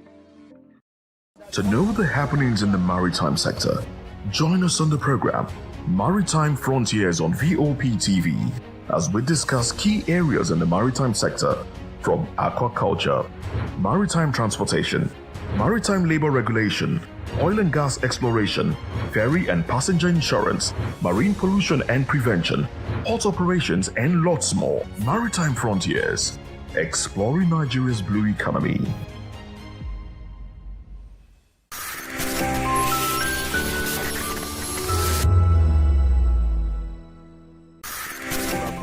It's not a bad thing to renovate the president's lawn. Through top-notch programming, unbiased reportage of news, sports, business, entertainment, and cultural documentaries, Voice of the People 90.3 FM became a symbol for 21st century media. And now, a new baby is born. Voice of the People Television, VOP TV, youthful, full of vigor and penchant for excellence in the continent's media space, exposing the wrongs, applauding the rights, dissecting the news without fear or favor, through factual and accurate stories and contents. Corruption kills three things that makes a society. Representing the interests of the people and giving them a voice. Voice of the People TV is here to stay towards building a fair society. VOP TV, Voice of the People Television, truly a voice for the people. we encourage you to click on the like button and subscribe to our YouTube channel. We are Voice of the People TV. Also follow us on all our social media platforms. We are at VOP TV Live. Visit our website www.vop.ng for fresh and trending news. Also watch us live on SLTV channel 264. VOP TV, Voice of the People Television. 2564 is coming up on Burning 9, right? The 2564 Atlantic Tower. What happens in the hush behind hangar doors? Who signs the papers that gamble with lives? Which truths were grounded before they even ever had wings? If you've ever buckled a seatbelt at 30,000 feet, if you've ever stared out of that tiny window and wondered who's really in control of the skies, it isn't just flight, it's power, it's politics, it's pressure sealed in steel. We're peeling back the clouds from runway risks to sky-high secrets. We're diving deep where most dare not to look. Aviation Scope, every Sunday at 7 p.m. only on Voice of the People TV. We don't just report, we reveal. We don't just ask, we uncover. Because when it comes to the skies, ignorance is turbulence. Aviation Scope, the sky isn't the limit, it's just the beginning. Good evening, Africa. My name is Bamakore, actor, model, producer, and I'm giving a big shout out to VOP TV, man. Keep watching. Don't change the dial. Thank you and God bless you. My name is AY, and of course, I represent the voice of the people, and that's why I'm on VOP. AY say so. Hi everyone, it's your girl Miriam Tima from the Real Housewives of Lagos and the Real Housewives Ultimate Girls Trip Africa. Shout out to VOP, the voice of the people. You already know. Stay tuned, keep watching. And don't forget, VOP is the best. All right, hello, all right, it's about shaking the man fine back with Melanie Poppy Black Skin Boy. This is VOP TV. If you're not watching VOP, I don't know why you're watching. Maybe you're watching your weight. Hello, beautiful people. This is Wale Ojo, and you're watching VOP, Voice of the People. Hi, guys. You already know who it is. This is New Energy. Flyers wherever live. Keep watching VOP TV. Thank you. Hi, people. Ginny Albano here. Guys, please keep watching Voice of the People.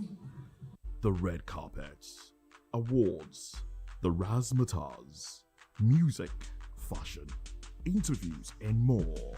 Spotlight on Voice of the People television. Let's feed you with all the juicy stories in the global entertainment space, bringing you the glitz and glamour as they hot. Stay tuned to Spotlight, 1 p.m. Monday to Friday. Spotlight on VOP TV. Entertainment like never before.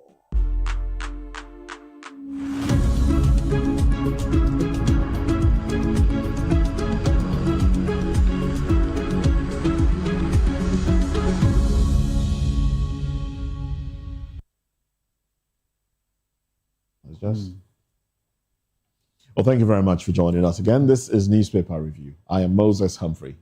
And I'm Chukwuma Akuro. And yes, of course, we have we have Lawale Kudayo and Darlington Agumo join the conversation this morning. Gentlemen, good to have you join us this morning. My pleasure. All right, so let's dive into it very quickly too. Of course, Tinubu faces 2027 pushback as opposition targets stronghold. That's the big story. That's the big story on the cover page of the Guardian newspaper. And then, you flip the pages, you look at the rider to the headlines. There you have Makinde's ambition threatens APC dominance in Southwest. Obi Kwankwanso Alliance ignites fresh momentum in Southeast. Atiku Amechi ticket struggles against zoning sentiments. Economic hardship reshapes voter loyalty ahead of poll. Opposition leaders explore broader anti-APC coalition. Analysts predict fierce battle for traditional strongholds. Tinubu retains incumbency edge despite rising opposition. And Southwest may witness direct clash of Yoruba power blocks. There you have it, gentlemen. Lawal, you go first. How do you react to that headline? It's interesting. With the riders there. There will be a lot of pushback, truly, because apart from some aggrieved aspirants in APC who might want their supporters to either go the other way and go and vote for opposition, and then the opposition, sharing the votes, in different areas that APC thought it might have a stronghold, and finally, the idea that the opposition might eventually converge to produce one candidate is still on the table. You think so? It's possible. What you need to do is just tell your members, your structures, you collapse it, you just tell them to go and vote for so and so person. That's all. And they will all vote for that person. So if you have like 1 million people behind you, at least half of them, if they vote for the opposition, that person you are supporting, another half from here, another half from there, get a higher vote now. So anything can happen when it comes to politics. It happens all over the world like that. It happens to Trump himself. So there can be that. So there's still the possibility. All this shutting down, no candidate after May or whatever, it doesn't change anything. Because when it gets to the last minute, there will still be some mathematics that will happen in this political system that is going. I mean, we are running. They can, towards the end, they will just tell you, everybody collapse your system, your structure to this person, and then they will all follow that person, and then that's that. All right. There seem to be some issues within the APC, because I'd like to align this headline to another one here that reads, mixed reactions trail APC primaries in Ogun, Oyo, Ondo, Ekiti. The riders, Daniel Abiodun Baker over Ogun East senatorial seat. 27 Ekiti reps members lose tickets as 3-1. One inconclusive. APC produces House of Reps candidates in Oyo. Confusion rocks Oluyole primary. Anxiety grips Ondo APC as reps primary results withheld after 24 hours. Sarafuddin Ali applauds peaceful Oyo APC reps primaries. I mean, let's just merge those headlines almost together. in all the states. Yes. It's in Rivers State, it's whatever is in the, but you can see across board, there are so many issues concerning this primary thing. Mr. Darlington. Yes. When things like this happen, you should know that this is a problem foretold. I wonder where or how the master strategists will handle it.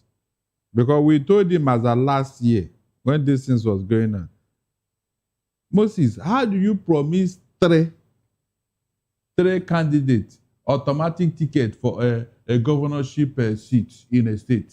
How? How? Even the most foolish person on earth know that it cannot happen.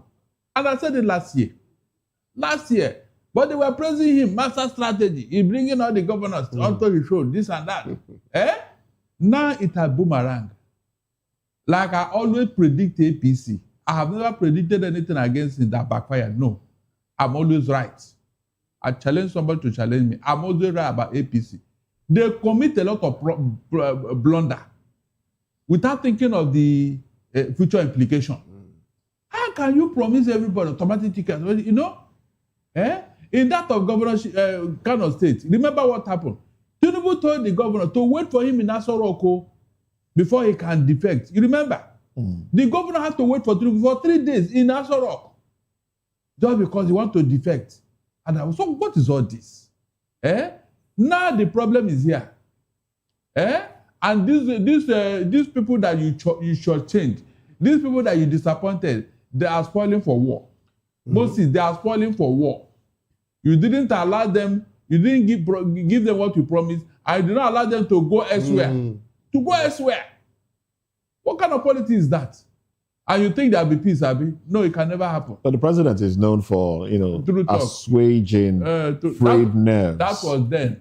Oh, you think so? I got that before, no be problem. That was then, not here. Okay, Moses, talking about the president assuaging frayed nerves, Mr. Agomo's emphasis is that, well, the president at some point promised a lot of people the same ticket, I think that is the way of politicians. Buhari promised Ahmed Lawan. He promised Rotimi Amechi. He promised Oshibajo. In fact, his nephew, Tunde, the one that he named after Idiabo, was also promising a lot of people tickets, on behalf of the president. And the primaries, the man was somewhere picking his teeth after, and they were all struggling until some people collapsed their structures for Asiwaju, and he won. Amechi was first runner-up. In Enugu State, Ifeanyi Ugwuanyi, when he was leaving, he endorsed more than 8 of them. Anyone that comes says, well, you are the anointed. Anyone that comes say you are the anointed. So I think it is the way of politicians, especially those of them that are not bold enough to offend and say, well, I don't think that you will be able to make it or that you will be a good governor. Now that said, one way or the other, they will have a way of resolving all of these problems because head or tail, someone has to be on the ticket. I want to talk about, based on the headlines, the pushback and all of that, and the fact that some people are predicting that Seyi Makinde's candidacy, might split votes in the Southwest. Well, that is if Seyi truly becomes a presidential candidate. So on which party is he running? Is he running on PDP, APM? Or is he running on APM, PDP? Or is he running on PDP? Because they said that they are going to screen over thousands of candidates and all of that. And they are planning to screen. The Wike faction has already screened Sandy Ono, as their presidential candidate. So if Makinde's camp screens and that sole candidate and brings out, who will INEC recognize? So until INEC recognizes a candidate for the PDP, Seyi's ambition, as far as I'm concerned, is frozen at the moment. And even if Seyi runs, I'm not sure that he's going to make much impact in Southwest. The president will still have, in the 5 Southwest states, the president might just have block votes like he used to have. The area that will have a problem is in Lagos State. But beyond that, there's a lot of pushback coming in all parts of the country, especially the Southeast. The Southeast has proven to be a no-go area for the APC because the president has clearly not treated the Southeast well and are waiting for him at the polls to do that. He rolled out a railway master plan. He excluded the Southeast. Gas master plan. He excluded the Southeast. 3 master plans. As a matter of fact, there's something going on with the Southwest Development Commission where they have been given some kind of license to run the rail system in the Southwest. None of that is going on in the Southeast. So the Southeasterners are not happy. Look at what happened when the city boys, went to Owerri in Imo State. There was that pushback. And Abia. And again, even the Cubana chief priest himself, Pascal Okechukwu, lost the elections, primaries. Well, he said he withdrew at the last. We know he did. And he said the governor called him that morning, to talk about zoning. So the governor didn't know all this while, that you were in the race and all of that. It's just trying to save face.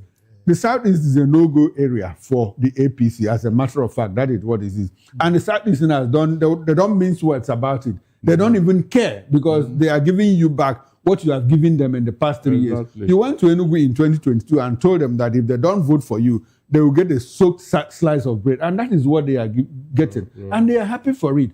So win or lose in 2027, they will show you, this is where we are. Now, talking about the middle belt, the North Central seems to be divided. I mean, the people that are being killed in their numbers.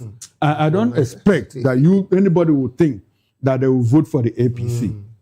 And so if you go to the Northwest, Okwanso, is already dividing the votes. You see a lot of, a few people say, well, we are still behind Buhari and all of that. And the Northeast, Atiku Abubakar seems to, he's going to hold sway. But the problem is, within the remaining, how many days now, the ADC crisis, the ADC legal battle, will it be concluded?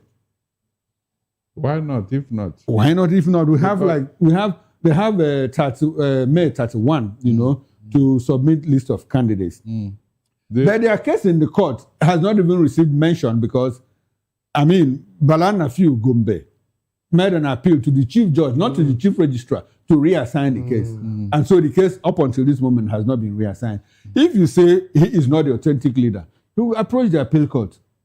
And if he loses in the appeal court, He will appeal to the Supreme Court. So are they able to conclude all of that? But the leadership question has been resolved by the Supreme Court with David Mark. Okay, with David Mark holding sway. But the Supreme Court also said, go back to the High Court and deal with the substantive issue. So has it been dealt with? Is that not about leadership? But it has not been dealt with. In fact, so we need the court to come and pronounce that there is no leadership crisis in the ADC for them to be able to produce candidates in the election. As it is now, a lot of people, and I believe that they still have a case to answer.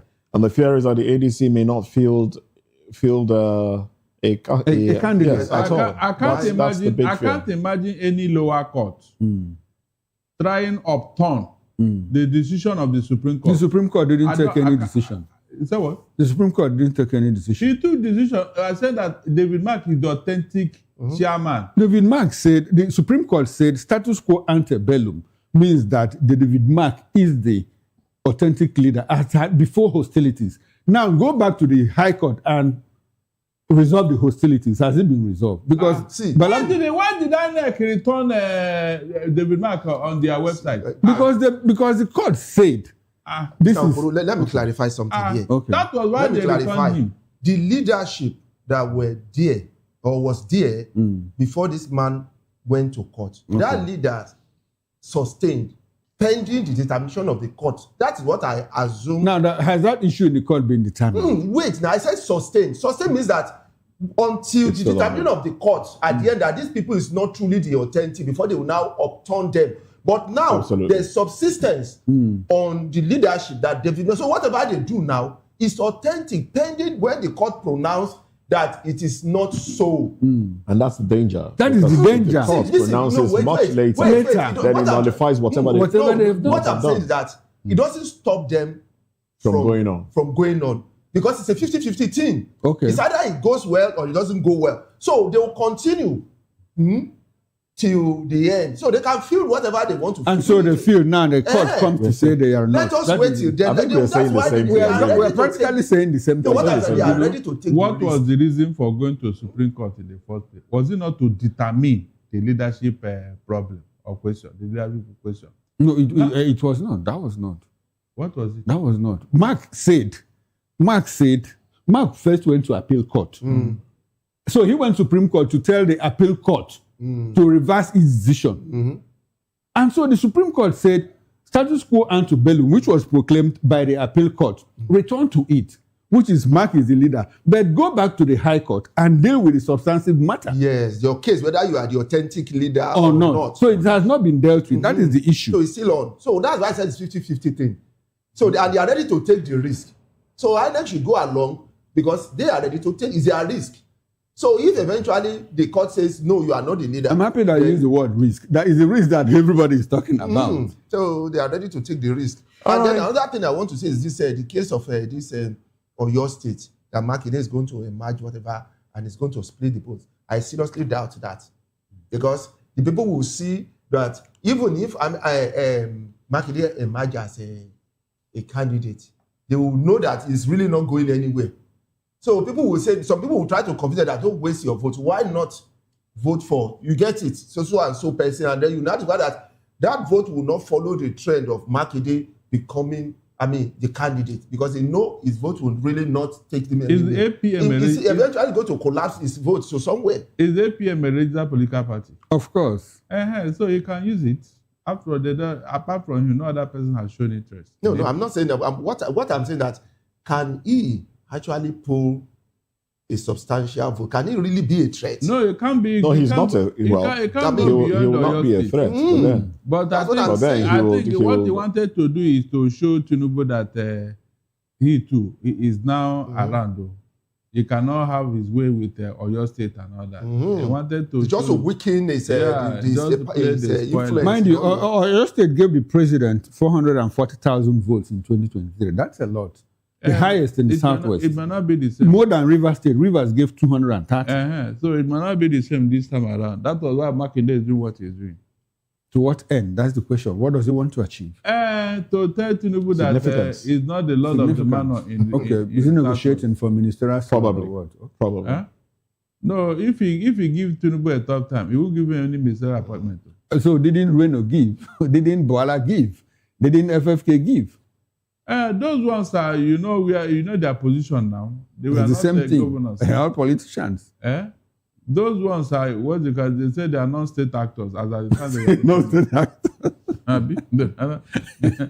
They were just. All right, let's take a few other headlines. Primaries APC reps fight back after ticket losses. 26-7 lawmakers crash out. House leader, others reject exercise, threaten lawsuit. Yes. So we're saying it already. I want them to go to court. Maybe that Antebellum will apply to them too. You know, status quo Antebellum, they will shut the whole thing down. Primaries, 7 Benue reps, majority leader Farouk Lawan lose ticket. Interesting. Farouk Lawan wants to go back to House of. Okay, he's been granted pardon, so he can contest again. And then the one that was stopping former Kogi State governor. What's his name? APC declared. Yaya Bello. Yaya Bello. Yes. Scaled through with through.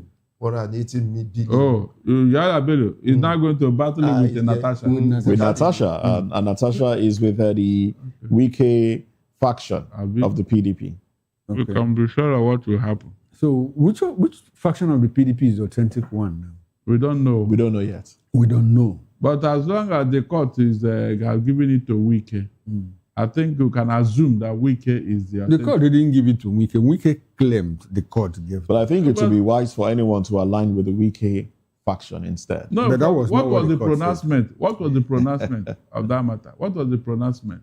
The pronouncement of that matter was more like the status quo antebellum. Now, the status quo antebellum in PDP was before hostilities. Yeah. And now, before hostilities, the BOT then was Adolphus Nwabara, led BOT. And so what did he do? He quickly convened a meeting of the BOT and said, this is what we want. And you know who were in that meeting? The Turaki-led faction. So that's why it's a problem. Wike has claimed that we are the authentic. The others are saying, well, you people are not the authentic. Status quo, and before hostilities means that Nwabara, the Board of Trustees chairman, is still the Board of Trustees chairman. He convened the meeting. Now, they are split between the National Working Committee. They have 2 National Working Committees, one led by Abdul Rahman and Samuel Anyanwu, and another one led by, what's his name again? Turaki. Turaki, and so there's confusion in the PDP.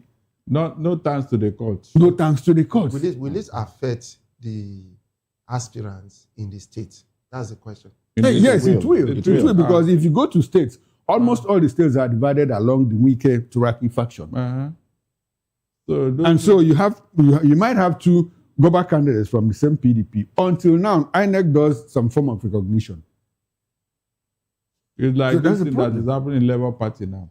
What is happening in Labour Party? Now, in Abia State, Abure has elected a go-back candidate that is not Alex Oti. Oh, God. In Abia State. For somebody that the Supreme Court have shut down, INEC have shut down. You know, it takes us to this headline here in the Punch newspaper. OTLP rejects Abure's 2027 nomination forms sale. You see?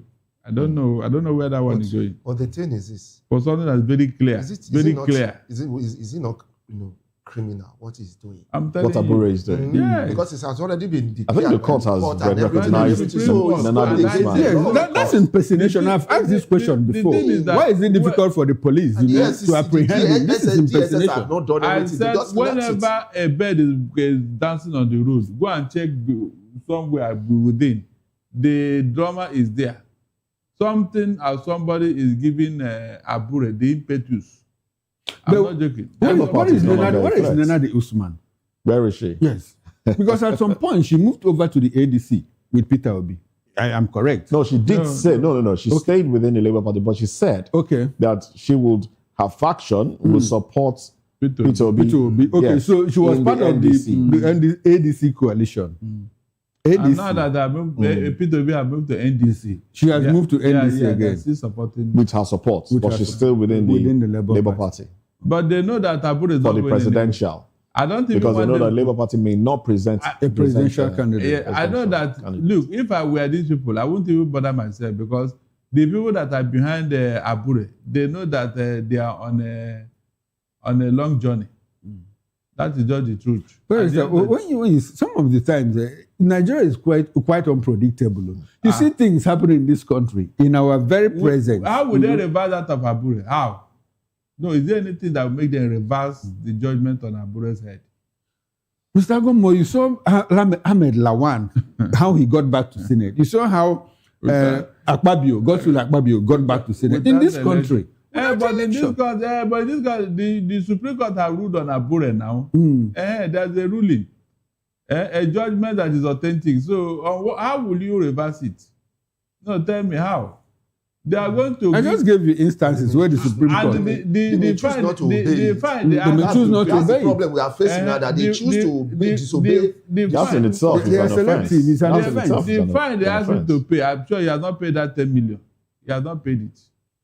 And you see waxing, running around, trying to give people form.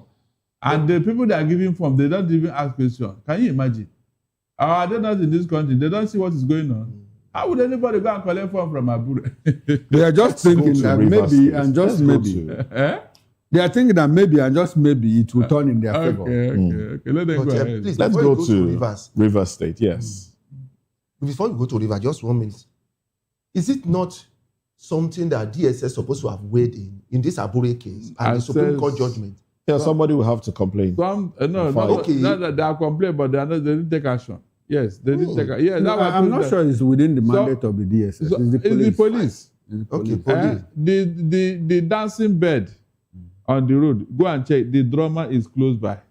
That's what I can say in Abure. And he's still acting because that's impersonation. outside the law and still doing things with confidence. I'm telling you, this impersonation is very clear. Let's go to Rivers, as you said. Let's go to Rivers. No, it's just with the incumbent governor losing out, his own people are not there. But he's in. He's in. How much water will that hold? How much water will his? I've done some analysis with people, and they tell me, that the APC is most likely to return Fubara in 2020. But then what? And then what after that? And then after that, you have Martins Amewule and his people. Martins is going to House. Okay. Martins is going to House of Representatives. But the weekend Okojumbo didn't scale through because he's on Fubara's side.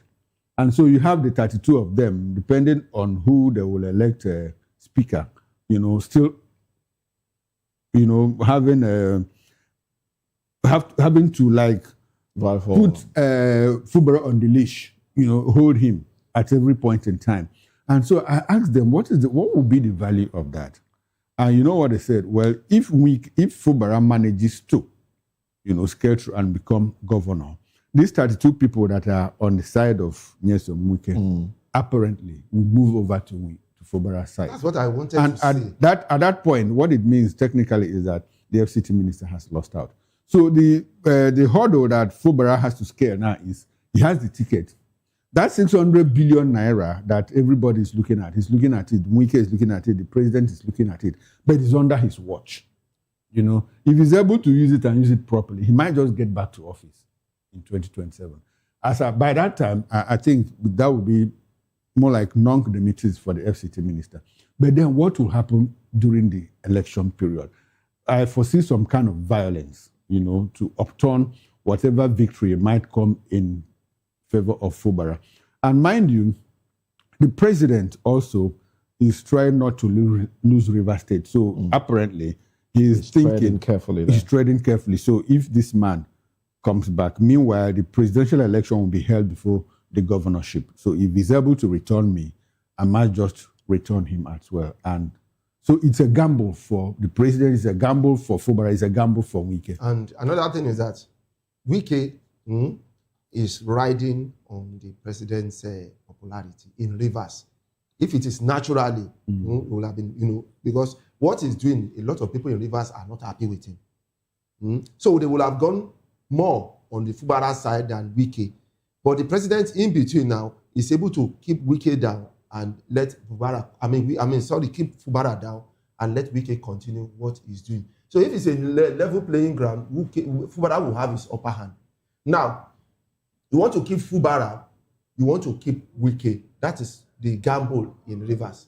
He wants to keep both of them. So I'll give you this house, some people in the house, at least you have your hand in the government, then I'll leave this guy here so that I can have the supporters of this person. I can have your supporters. No, but he didn't get any. No, I'm talking about the president. No, Fubara didn't get any. No, that's Okay. why. No, I'm talking about what he's doing. He wants to give Fubara something. The supporters of Fubara something by returning Fubara. At least that will keep them quiet. Give Wike something by giving him some leverage in the house. That will also keep Wike. So both of their supporters will eventually vote for him, the president. That's why he's keeping the two. Adibi didn't allow Fubara to come back as a governor. That's some gamble. It's going to cause a lot of problems for him. So he's balancing the two so that at least I can have you understand, sir? You can't effectively balance it for too long. You can't eat your cake and have it. But it's when it's no the whole thing. Because the people of Rivers are still grumbling over the state of emergency. I honestly wish all elections. I mean, I wish that had been passed in the Electoral Act, that all elections be held on the same day. On the same day. That will solve a lot of issues. So the presidential, the governorship, House of Assembly, state houses, everything held the same day. Why are we not doing that? Why are we not doing that? Because I was for it. Because of some selfish reasons. Do you know that if it was done like that, Tinubu would have lost that election? In fact, yes, that's 2023. I'm telling you. In fact, the governorship would have gone with it. There would have been a drastic change across the nation. I mean, that was that one advantage. And that, of course, will save us a lot of cost. It will save a lot of cost. But yes, because after 1 week, you have to mobilize again. All the policemen, INEC, transport, logistics, and everything. That runs into hundreds of millions. These are the reasons why it will never happen, because of the financial advantage.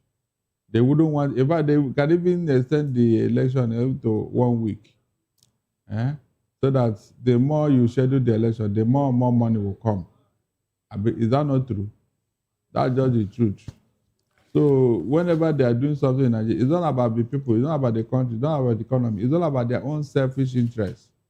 Everybody wants to catch a chunk of the largesse. All right, let's take a Afenifere alert on rising terror attacks in Southwest. Tasks governors. Alaafin urges federal government to strengthen native intelligence. Ex-AIG deploys Homeland Security Office. This Homeland Security narrative. Governor, Amnesty reacts to pupils' abduction in Oyo, Borno. Senate condemns abduction, promises state police soon. I mean, we have DSS, do we need Homeland Security? You see, one thing is... sorry, Mr. Kunde, on the front page of this Guardian, there is a story that says about assailants behead 3 women in Enugu communities. I mean, that's a sad one. The spread of insecurity, behead, 3 women in Enugu communities. I don't know how that happened. But what we see, there's this thing that it cannot happen in Nigeria. When suicide bombers were going off in Saudi Arabia, in Iraq, in Middle East and all of what we said at that point was that it can't happen in Nigeria until we started seeing it happen in Borno State, in parts of the Northeast and Northwest. In the early days of Boko Haram and all of that. And so the thing is creeping down now to the Southwest. 42 school children abducted in Oyo State. Broad daylight. In broad daylight in the morning. According to eyewitness reports, the women said that when they saw the soldiers, they were like, oh, thank God, that they have come to rescue us, until guns started going off. Because they were dressed in military camouflage. And they came in motorbikes and started taking, as I said, the older children, older pupils, used the window and took off and ran into the nearby farms and all of that. But the little ones could not. So they took like 2 or 3 in a motorbike and sped off into some parts of the forest around that area up until this moment. That happened on Friday. Up until this moment, we don't have information how many of them have been rescued. And in Borno State, 42. In Oyo State, 45. That's about 88 kids, school pupils taken in a space of 3 years. In a space of 2 days. 4 years. So it's deeply troubling. It's deeply troubling. And it goes back to what we discussed in the morning. If you remove, if you're able to take out, the leaders of this group, they will simply splinter. They will simply splinter. I don't agree with you. I don't think it makes much impact when you take down the heads. No, it doesn't. See, listen to the Their problem. numbers should be largely degraded for you to let me have tell you an something. impact. I've told you before that weapons, how did these people get weapons? They got it internationally. So cut off the source. Yeah, when you cut off the source, the problem now is localized. The problem we're having is because internally we have issues with our security operative. That's the problem we're having. Mr. Kundayo, let me tell you. Mr. Kundayo, let me. Seriously exposing Nigerian security apparatus. That's why we're having all these things. See, this man said, that man that spoke in the morning about the Bruno, he said they came with a van. Came with a truck. I mean, a truck. How can you come and then you were loading children and you want to tell me that nobody in that community or that teacher. Don't take us away from. There's an issue that we want to discuss now, and that is killing the leadership of these organizations. How much of a problem does it solve? I mean, the Iran Republican Guard Stop going to that area. No.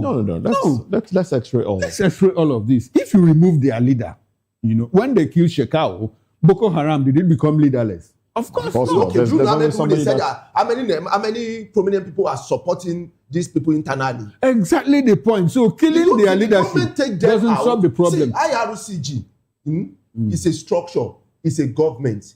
So you do agree that killing just a leader will not solve the problem? Don't put words in my mouth. What I'm trying to say is that in Iran, the government is declared a terrorist government. It's a government, so it's structured.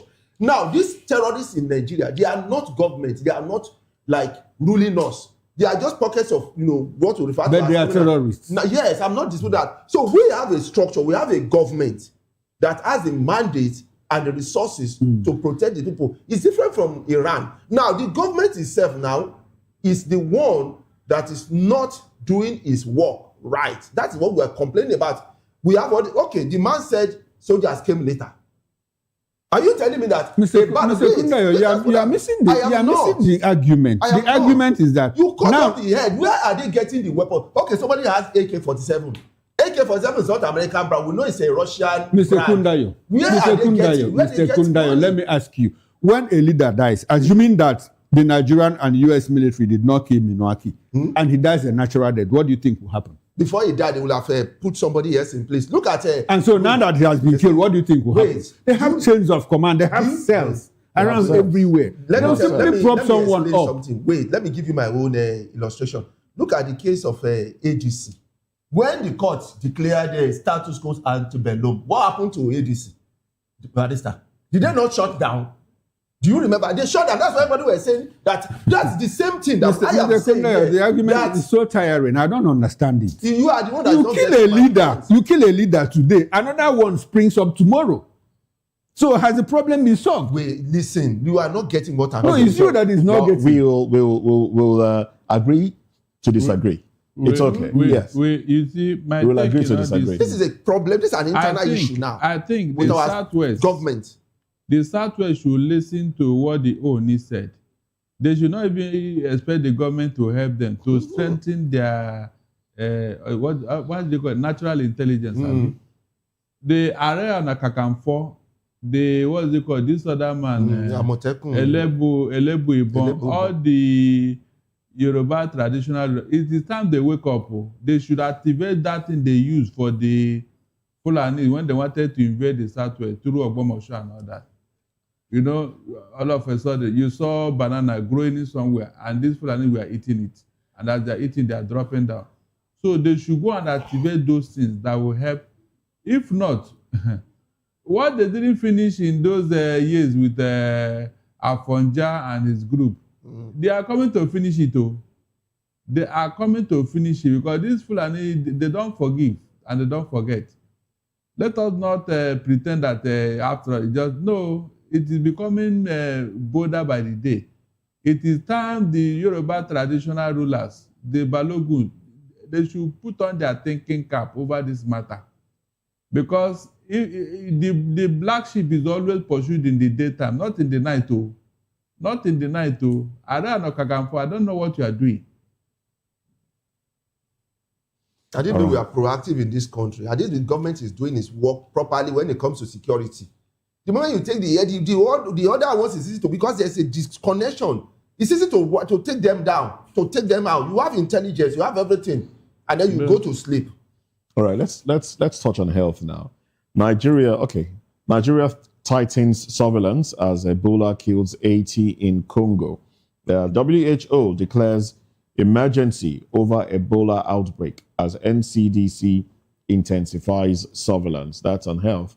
We also have FG cracks down on unapproved contract variations in MDAs. And hoodlums rape Lagos sexagenarian to death. That's one of the headlines here. Oh my God, hold on. Military says no U.S. troops joined ground operation against ISIS. And anxiety over energy security interest as downstream sector faces stress test. We also have Huriwa Serap, SIC probe of diverted 34.53 trillion naira, 800 billion naira FAC allocation. Afenifere alerts on rising terror, attacks in Southwest, tasks governors. Fiscal year defined by law, not calendar, says Budget Office. Well, these are the headlines, gentlemen.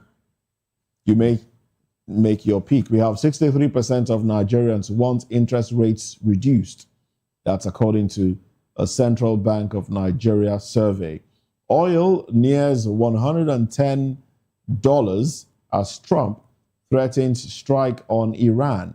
So the US-Israel war against Iran is not ending anytime soon. Dangote raises Ethiopia investment to $4 billion. Gentlemen, make your peak. I want to talk. Look at that issue of Strait of Hormuz, where countries who don't even have oil have a way of protecting their citizens from this shock. Those are countries that depends on this Strait of Hormuz. We that didn't depend on this Strait of Hormuz, we're supposed to be benefiting massively from this thing, but Nigerians are feeling the pains. You can see, and then the question is why? America has hundreds of millions of reserve. They are releasing it out. Those who don't have oil, they have reserves. They buy when it is cheap, they keep it. I use it to caution. Here, what do we see? Any small thing like this, even if it doesn't affect us, it affects us.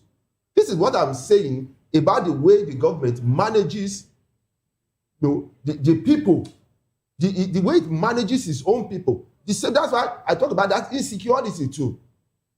I remember 9/11. Why did 9/11 happen again in America? Because they have decisive leaders that are ready to do anything to protect their people. And they make it, they say rhetorically, they will say it openly to you that if you threaten or do that, we will come after you. But here, we see all these things, loopholes here and there. Almost everything affects us. The moment we hear it somewhere else, it's already affecting us here. This is problem of leadership. So, like taking down the head, it's easy to wipe out the remaining part if the leaders are ready. The same thing with poverty. All right. Poverty can be wiped out when you take out the source. We already know the source of poverty in Nigeria, but it's not going anywhere. You know the problem of these education issues is not going anywhere. The thing is that it is not all problem that you can strike, because in the 48 laws of power, there is something like when you strike the shepherd, the sheep will scatter. But it is not in all cases. Like this insecurity, why do you think that they metamorphose into different groups? They are all in the business of violence. And so go and check, whenever they have a big mission to accomplish, ISWAP, ISIS, Boko Haram, and all that, they will come together, they will bring people. They will bring people who will now help in the prosecuting that mission. That's what they do. So, like Al-Qaeda was brought down when the Osama bin Laden was killed. yes, we don't hear much of Al-Qaeda, but there are people who have joined ISIS and all these other ones. That is what happened. They will now metamorphose into different terrorist groups because that's what they do. As long as the mission is one mission, terrorism, they can, meander through each group and they will be accepted. So it's not always, because one thing does not mean all. It's not always on all cases that you start the leader and then the remnant will just die off. No. Terrorism doesn't work like that. Thank you very much, If Mr. not, Al-Qaeda, because that was the first thing that terrorized America.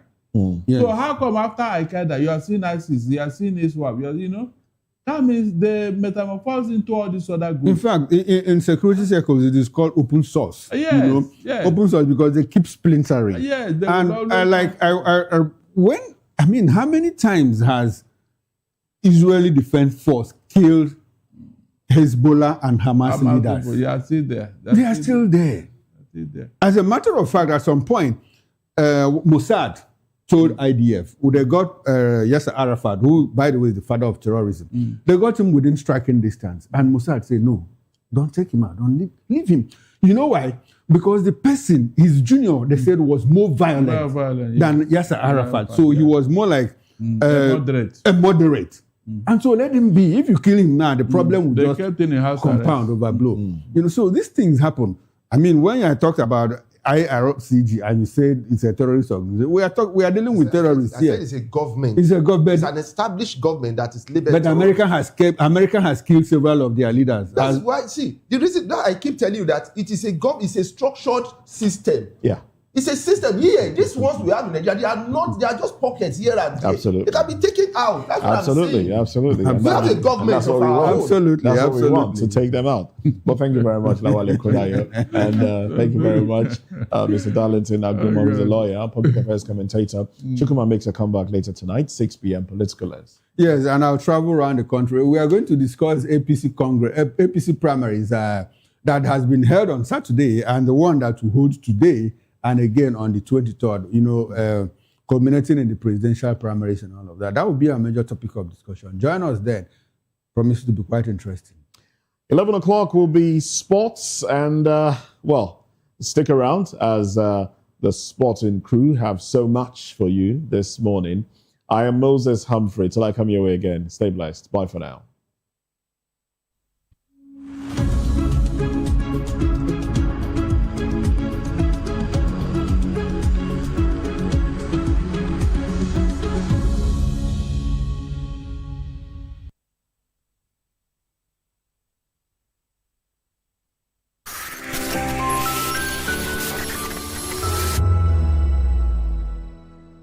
The red carpets, awards, the razzmatazz, music, fashion, interviews, and more. Spotlight on Voice of the People Television. Let's feed you with all the juicy stories in the global entertainment space, bringing you the glitz and glamour as it is hot. Stay tuned to Spotlight, 1 p.m. Monday to Friday. Spotlight on Vop TV. Entertainment like never before.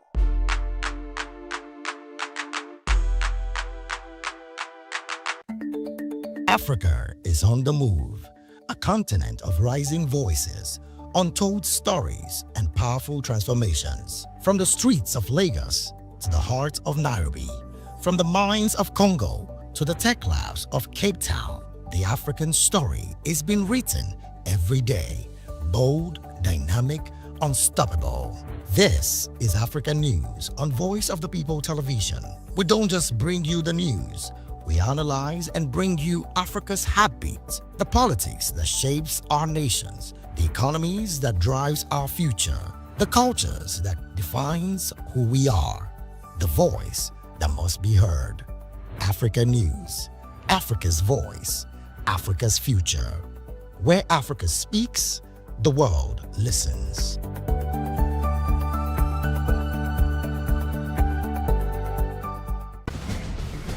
Join us as we drive into the world of politics through insightful interviews with prominent political figures, both serving and former governors, ministers, senators, legislators, party chieftains, activists, and analysts. Get first-hand information into the decision-making processes that affect our daily lives. Highly engaging one-hour program that brings political discourse into focus.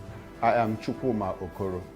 Political Lens, Monday through Friday, 6 to 7 p.m. Join us.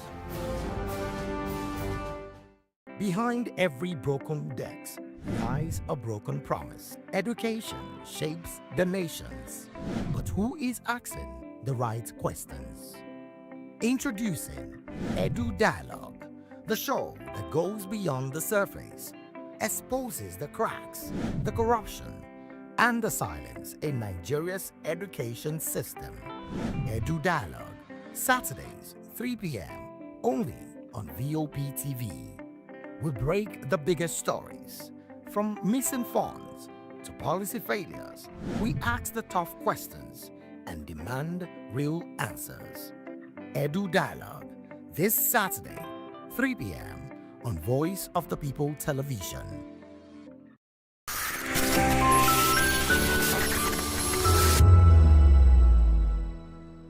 In a world where truth is the ultimate power and opinions scream the loudest, it's time to wade through the noise. Hunger no get tribe! Hunger no get religion! And scan the human interest and trending topics that matter.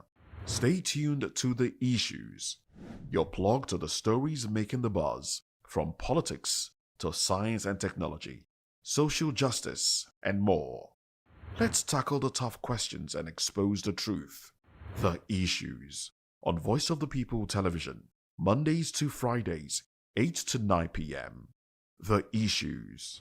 Don't just react, understand. Hey guys, what's up? How you all doing? They call me Novisha Nelson One, your number one celebrity host, and you are watching Voice of the People Television, VOP. Stay tuned. Uyi Osarate is my name. I am a friend of the microphone, Voice of the People TV. That name is unique, and the brand is very sweet. I like the packaging, picture qualities, camera qualities, and then of course, the quality of human beings that I see sometimes on your channel. I talk and get paid, and I look forward to being in your studios. Oh yes, you are on to Voice of the People TV. Live here in Benin City, the cradle of black civilization. What are you waiting for? Tune in, bro. VOP TV. Now, you have more than a voice. In a world where power shapes with every headline. In a nation full of questions. In a world filled with noise, the truth needs a voice. The policies that shapes our world and the economy that determines our future. Every hour, every day, the grapevine keeps buzzing. And together, we are committed to telling the stories that shape our world, because your voice is our focus. Don't forget, our voice matters the most. Let us come together and share our concerns.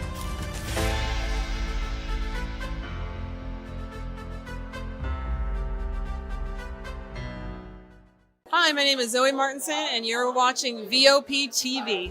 What's up, people? It's your boy Dulo checking in. I'm here with the fisherman, Dulo, aka Kubi. I want to shout out the VOP, the voice of the people. Make sure you guys tap in, tune into the voice of the people today, tomorrow, and every day. Hi, everyone. My name is Princess Fathia Nkrumah, and you keep watching Voice of the People TV. Rukomi ni Akweja.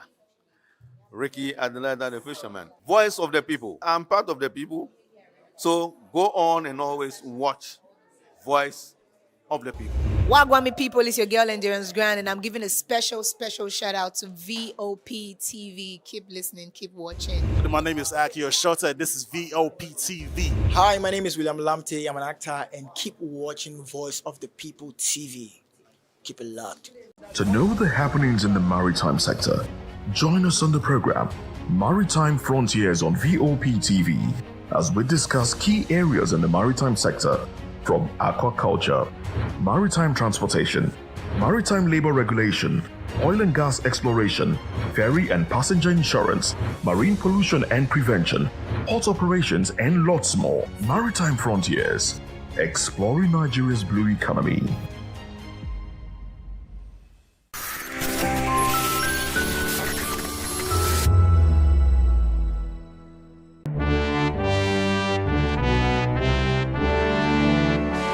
Nigeria, with its complex political atmosphere, divergent views and discordant views, better still, coming with bass bows. Only one question matters: who really has the best candidate? Something is here. 5 political camps, 1 stage, no filters. Join us in this clash as supporters of Bola Ahmed Tinubu, Peter Obi, Atiku Abubakar, Omoyele Sowore, and Adewale Adebayo go head to head in no holds barred town hall debate. No script, just raw, unfiltered conversation. This is more than politics. This is where opinions clash, facts are tested, and the truth fights to be heard. Happening live on May 22nd by 11 a.m. at Golden Tulip Terrace Hall, Ihoka Tower, 36 International Airport Road, Lagos. Don't miss it.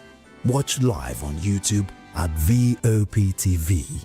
Set your reminder, subscribe, join the conversation. My candidate is the best, or is it?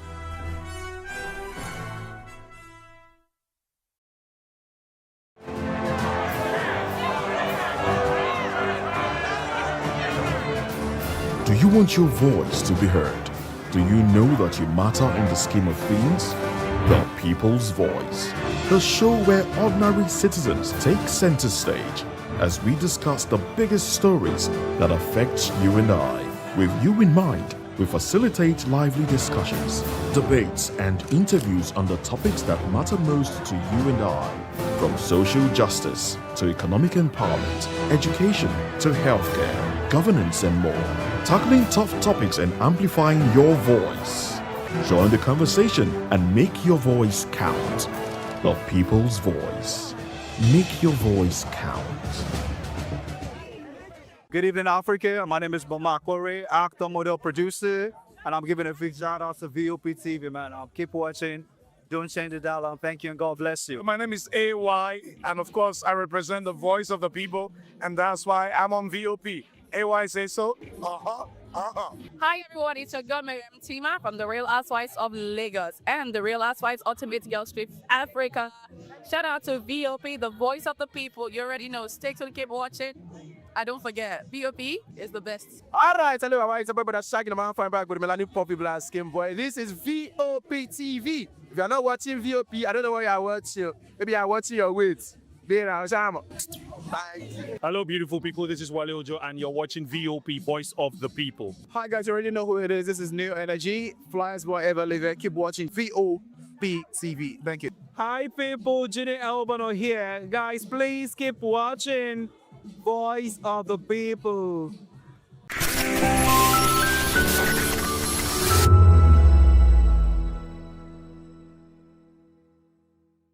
Breaks and events happens. We'll bring you unbiased and explicit information on politics, economy, and state of the nation. We break down the chaos. Facts, not fluff. Truth, not a spin. We discuss not just politics, but a glimpse into the future. Voice of the People Television. Now you have more than a voice. On Edu Dialogue, we bring you fresh ideas and conversations, shaping the future of learning in Nigeria and beyond.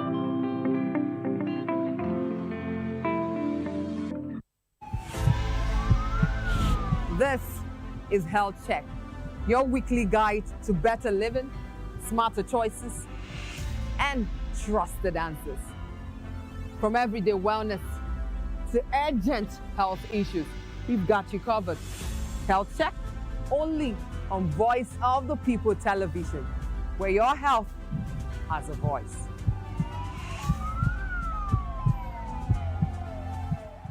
Hey guys, it's your girl Arika of the Dimples, aka Risky Baby, and you are watching VOP TV. Do not go anywhere. We're going to? Stay here. Calm down. Stay here. If you have to know. What's up, everybody? Who's Arco here, and I'm hanging out on VOP TV. Keep it locked, don't go nowhere. Let's go. Hi, everyone. My name is Yvonne Jagada. You are watching VOP TV, and don't change the dial, because I said so. Who's happy to post? I mean, who's happy the most? Because when shit goes south, y'all be happy to ghost. When you make a wrong move, they be happy to roast. But be careful when you win, who's not happy to toast. I am VJ Adams, and you rock with VOP TV. Don't move. Hi, people. Bisola here, and you are watching VOP TV. Mwah. Shout out to VOP TV. It's so good to have you on the red carpet of AV. Love you all. Wishing you all the best. Here's a shout out to VOP TV. It's your girl April Oshidikwe at the AV premiere. You know what it is. Hi everyone, my name is Linda Ejiofor Suleiman and I'm live at the EV premiere. Keep watching VOP TV. I want to say hello to my Italian friends. I want to say them that Nigeria is the best country in the world, and I'm so happy to be here. Thank you so much. Hi guys, my name is Tomo Atebe. I'm an actor, and you guys are live on VOP TV. Keep it locked, because I said so. Ladies and gentlemen, boys and girls, it's your girl Phil Storms out here, and this is a big shout out to VOP TV. Hi guys, my name is Charles Bourne. My name is Lydia Lawrence Nze. Please keep watching Voice of the People television. Love ya. Yes, obviously everybody knows the game is beautiful and that's why I love sports. My name is Kizzy K. You're welcome to my republic. But remember, there can never be a transfer without a window. Just like there can never be a deep thinking without a Pep Guardiola in football. You can't say tennis without talking about Djokovic. So why not give me attention on the show so I can run your race on the TV like Lewis Hamilton Formula 1 star. Don't forget, when God have mercy on you, you can achieve your goals like Cristiano Ronaldo. I am a proud Nigerian, and right here, we talk NFF.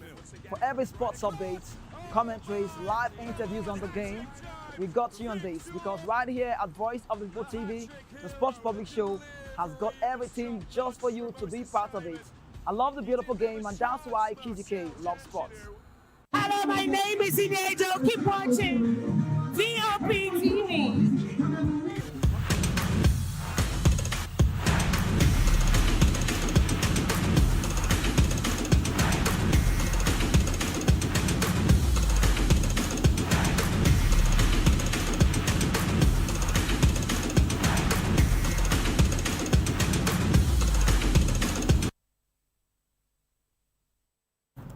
Yes, always a very big weekend, and we can see how sports went, and now it's a very new day. Welcome to the Sports Republic Show right here on the best place to be. This is Voice of People Television, and we have a lot to talk about on the show today. It's all about sports, and then we go around the world to give you all of the news just the way it emanates. But we start off with the first one that we have on the show today. One man is making names for himself, and he's the Italian Yannick Sinner. He's become the first Italian man to win the Italian Open for 50 years by beating Casper Ruud 6-4, 6-4 in Sunday's Rome final. The world number one became Italy's first male winner of the tournament since Adriano Panatta in 1976. Sinner triumph on the red cloth of the Foro Italico also made him the only second man after Novak Djokovic to win all 9 Masters 1000 events, the biggest tournament outside the Grand Slam, and complete a Grand Golden Master. Djokovic completed his career set back in 2018, and that was in Cincinnati at the age of 31, and then went on to win it each event at least twice. Yannick Sinner is currently 24, and with his only red rival, Carlos Alcaraz, currently sidelined due to wrist injury by his right arm, seemingly nobody can beat him. Sinner also extended his winning streak to 29 matches, with his most recent defeat having come against Jakob Mensik back in the Qatar Open and also quarterfinals on February 19th. Having also claimed Masters 1000 titles in Monte Carlo and Madrid, Yannick Sinner is now 17 love on clay this year, entering the French Open, which starts next Sunday. Now, according to Yannick Sinner, he said, "Incredible, it's been a long time since an Italian won 50 years. I'm happy one of us was able to take advantage of this great period of Italian tennis." Yannick Sinner celebrated calmly as usual, revealing his wide smile when he landed an inside court and inside out forehand on the line on his first championship point. He then waved to the crowd, which included Panatta sitting in the front row. Right, so that's about Yannick Sinner. And we should be celebrating him because one man, looking at the way he is coming to 24, and just one man can compete with Yannick Sinner. No disrespect to the rest of the tennis players we have of recent time, of modern time, but we should give reference to Yannick Sinner for what he has done and how far he has come to stay. And just one man who should be contesting or competing rather with him is just Carlos Alcaraz, the Spaniard. But right now he's got a wrist injury, so just by his right hand. So at this point in time, we just have to look into Yannick Sinner. And this record is second to none, top-notch records, 50 years and counting. Non-Italian, no Italian has come close to a majors champion, and that's what he has done for himself in this phase. But also from that tennis story, we let you know about Casper Ruud. He may have left Rome without a trophy, but he believes he still have a secret weapon on the side this week, and that's about his newborn daughter. The Norwegian enjoyed his best ATP Masters 1000 run since winning his maiden title at this level in Madrid last year, losing just one set en route to the final at the Internazionale BNL d'Italia before failing to Yannick Sinner on Sunday. And according to Casper Ruud, the difference may have come from the court. Speaking during the trophy presentation, the man you have on your screen, the 27-year-old, joked that his daughter has become his lucky charm after joining him in Italy for the tournament. According to Casper Ruud, he said, this is just good to hear from Casper Ruud. He said, it's been a very good year for me off the court. Me and my fiance had a great daughter earlier this year. We brought her to Rome, and she has been a good luck charm, and I'll bring her next year, and we can see if we can win the tournament. Moving on, Casper Ruud, who among with his fiancée, Maria Gaglani, welcomed their daughter into the world on 30th January 2026. Yeah, what more can be said about this man? Congratulations to Casper Ruud. I can say, just maybe you can never tell. His daughter might just be that good luck that he's been waiting for all of the time. Just about the Norwegian. Now we head into the boxing story right now. Four-time, you could say, former two-time world champion Sean Paul. Porter Riley called him as testified and offered his expert opinion on Tyson Fury and Anthony Joshua's expected encounter later this year. So we have to wait to see how that one plays out. The two-time heavyweight champion are set to finally, you could say, secure off a big fight. The two heavyweights are set to finally square off, but with only AJ coming through his warm-up fight against Christian Prenga in Riyadh, Saudi Arabia on July 29. This represents his first outing since scoring the 6th round finish over Jake Paul in December, which followed his 5th round stoppage defeat to Daniel Dubois in September 2024. After his triumph over Paul, though the 36-year-old was involved in a tragic car crash that took the life of his two friends, close friends to say, right here in Nigeria. Now, following that news, Joshua's career suddenly dimmed and seemed in serious doubt. He's now gearing up to enter the ring ahead of the long-awaited domestic dust-up with Fury. The Gypsy King returned to action later with the same last month, unanimously outpowering Aspalenk Mokundov in his first fight, since offering a second-point defeat to Alexander Usyk in December 2024. But despite Fury's lack of activity, Porter has told Frog and Fighting that he believes that 36-year-old is still fast and mentally sharp enough to defeat his British rival. Now, according to Porter, he said, I think that Tyson Fury is fast enough. He's still a good boxer. I think he beats Anthony Joshua. Anthony Joshua has never been the fundamentally sound boxer that Tyson Fury has been. He's really good straight up and down, but I just think he cannot get it right. If he's tapped into mentality, his kind of falls apart the client falls.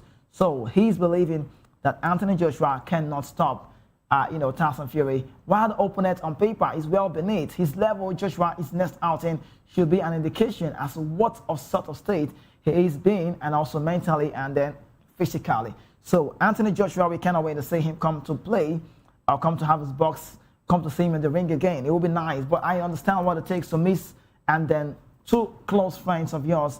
And a lot of people feel that the per-rank fights should wait for a while, because on social media we just see some, I don't want to use the word rant, but maybe that's what it is. Are people saying Anthony Joshua should not fight for some years, losing two friends in a short stint and then coming back to the ring to have a fight could just be detrimental to the British. But then Anthony Joshua is taking the stand and he's not listening to social media pages. He's trying to find this footage, he's trying to do what he loves to do, and that's why he's beginning to believe that yes, the fight with Tyson Fury would be good. But let's do the readout one first before we get to that very one. Now, one man again I could talk about, I love to share his story with you. He has done something, you could say real recognized real. He's deemed by many to be the pound-for-pound king. Alexander Usyk has now revealed his own pound-for-pound rating, picking out who he believes to be the boxing top 5 fighters, but believing and leaving out two major big names. You cannot imagine. Usyk is one of the 3 fighters to have captured the undisputed world title in multiple weight division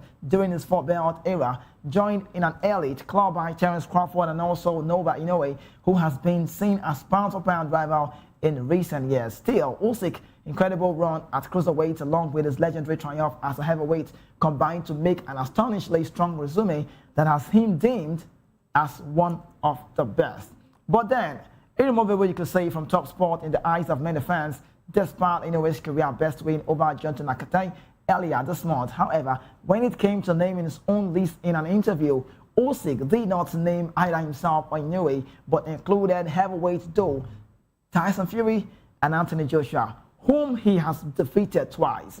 You can imagine it. He's defeated both of them on 2 different occasions, and then he's still naming them as one of the greatest in the boxing world. The lineal heavyweight champion, heavyweight world champion, returned to action next Saturday, where he defends his WBC heavyweight world title against Dutch kickboxer Rico Verhoeven in an unconventional bout at the Pyramid of Giza in Egypt. That fight tops a card which features Hamza Shiraz challenge at the WBO super middleweight crowd, a crucial RBF eliminator between Frank Sanchez and also Richard Torres, which could be determined or seeking to see a big fight. So maybe Usyk's next opponent, Josh Catterford, his shoulder with Shekram Givasol, will be a victory, but we have to wait to see how it goes for that welterweight mix. And that's about Alexander Usyk, the Ukrainian international, and we want to see how this will be coming out to go. I love him. I've seen him do what he loves to do at the ring, and it's one man who everybody felt like when you talk about boxers, you be calling the rest of, Mike Tyson, the legends who have been in the game, the Ali, but he's still believing you cannot take off the recent boxers. And that's about Tyson Fury and then Anthony Joshua. We head into that one to the Super Eagles news. Everybody knows Nigeria will play in a very big game coming up next, and that will be against Portugal. And you could say Ronaldo's Portugal, and right after that, we'll play Poland. One man has got a job, Eric Chell. He's got a very big job to do. He believes he wants to make the right decision to picking the right players who he wants to look into and watch them play. But as it stands now, Nigeria boss Eric Chell has opened up his selection process ahead of a crucial friendlies against Portugal and Poland. Eric Chell has said the upcoming 26th Unity Cup in London will serve as a vital platform to assess his emerging Nigerian talent and expand his squad options. And then several players are expected to earn their first and red call-ups, including Plymouth forward Owen Oseni, Pisa striker Rafael Durosimi, Hamburg winger Philip Otele, Doklepra midfielder Samson Tijani, and Ikorodu City captain Tosi Oyedokun. Now, these are the names of the players who might be seen very soon. After the Unity Cup, Eric Chell is expected to name a stronger squad for high-profile friendlies against Poland and Portugal. However, this man, the Malian tactician, admitted that players' availability might be a big concern. It might be difficult because this time around, we need to play games against Poland and Portugal. But the challenges are some of those players are currently on holiday or will be on holiday at that point. So from the Franco Milan, he said they have spent a year playing, some have minor injuries, and they need to rest. So it will depend on how they feel. I have a few days to think about everything. Now I prefer to stay focused on the Unity Cup. That's coming from Eric Chell, the man who is on the job, and we have to see these few days for the games in June.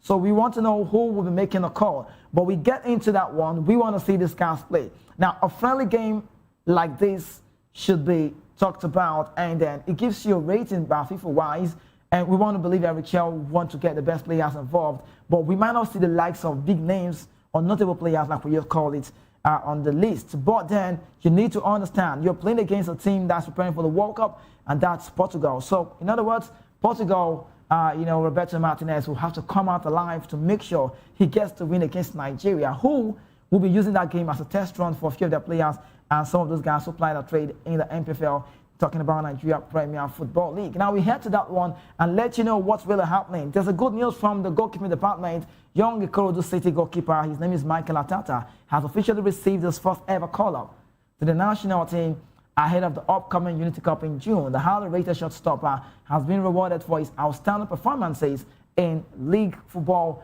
Nigeria Premier Football League, where he's currently playing and standing the goalkeeping with the highest number of clean sheets this season. Atata has kept an impressive 16 clean sheets so far during the campaign, while also establishing himself as the youngest goalkeeper currently playing in the MPFL. His consistency, his confidence, his reflexes, and also his composure between the posts have made him one of the breakout stars of the Nigerian Top Flight League this season. He's still very young, and this invitation marks a major milestone in the goalkeeping man's career as he now steps into the senior national team environment for the very first time. Speaking after receiving the news, the excited young star described the moment as a team and a dream come true. Well, Ikorodu City. I look at that team, we all knew where they started from. Yeah, everybody knows. We knew where this team started from. We saw them play at the NNL. We are seeing them in the MPFL. Currently, we can see the position, how far they've come. They'll be involved in African football, continental paces, showpace, and they've done well. You can't take away anything from a team like Ikorodu City. You know, some of the time when I have a word with Coach Bright, it felt like Coach Bright has fine-tuned that team. Coach Bright, like they rightly call him in Nigeria, is one man with a tactical style of play. His football methodology is second to none. And what he has brought to Ikorodu City, the flexibility of football, the way these guys are so determined, the way they come alive in big games, the way they own it when they're in Lagos is something to be referenced about. And Coach Bright knows that the only way to put myself and put my name in the map is just to get the results right on the pitch. And that's what his team has done. Now you can imagine how good they've been. Not just about a team that's in Lagos, but because about a team that has some players picked out by the coach of the Super Eagles and Richel to make them get a possible debut in the national team. So this one is good for Atata. And one part we love to say, we want to see our goalkeeping department come to be a strategic place, not just a place where one goalkeeper can feel like, yes, I own it all. We know Wabale is number one, but want to see competition. You know, want to see a lot of competition like that of the English national team. You could see Ramsdale, Pickford, Nick Pope. So that's how it works. You look into the Spanish side, the Saint Sanchez, who's not making, I don't even think he makes a World Cup list. A Chelsea goalkeeper, you could see Garcia, Joan Garcia, you could see David Raya. You're looking at Una Simon, the competition is very high, and that's how it should be in the national team. But the good news about this very man is the fact that the coach is now going down, picking up players from the MPFL. These are homegrown boys from the league.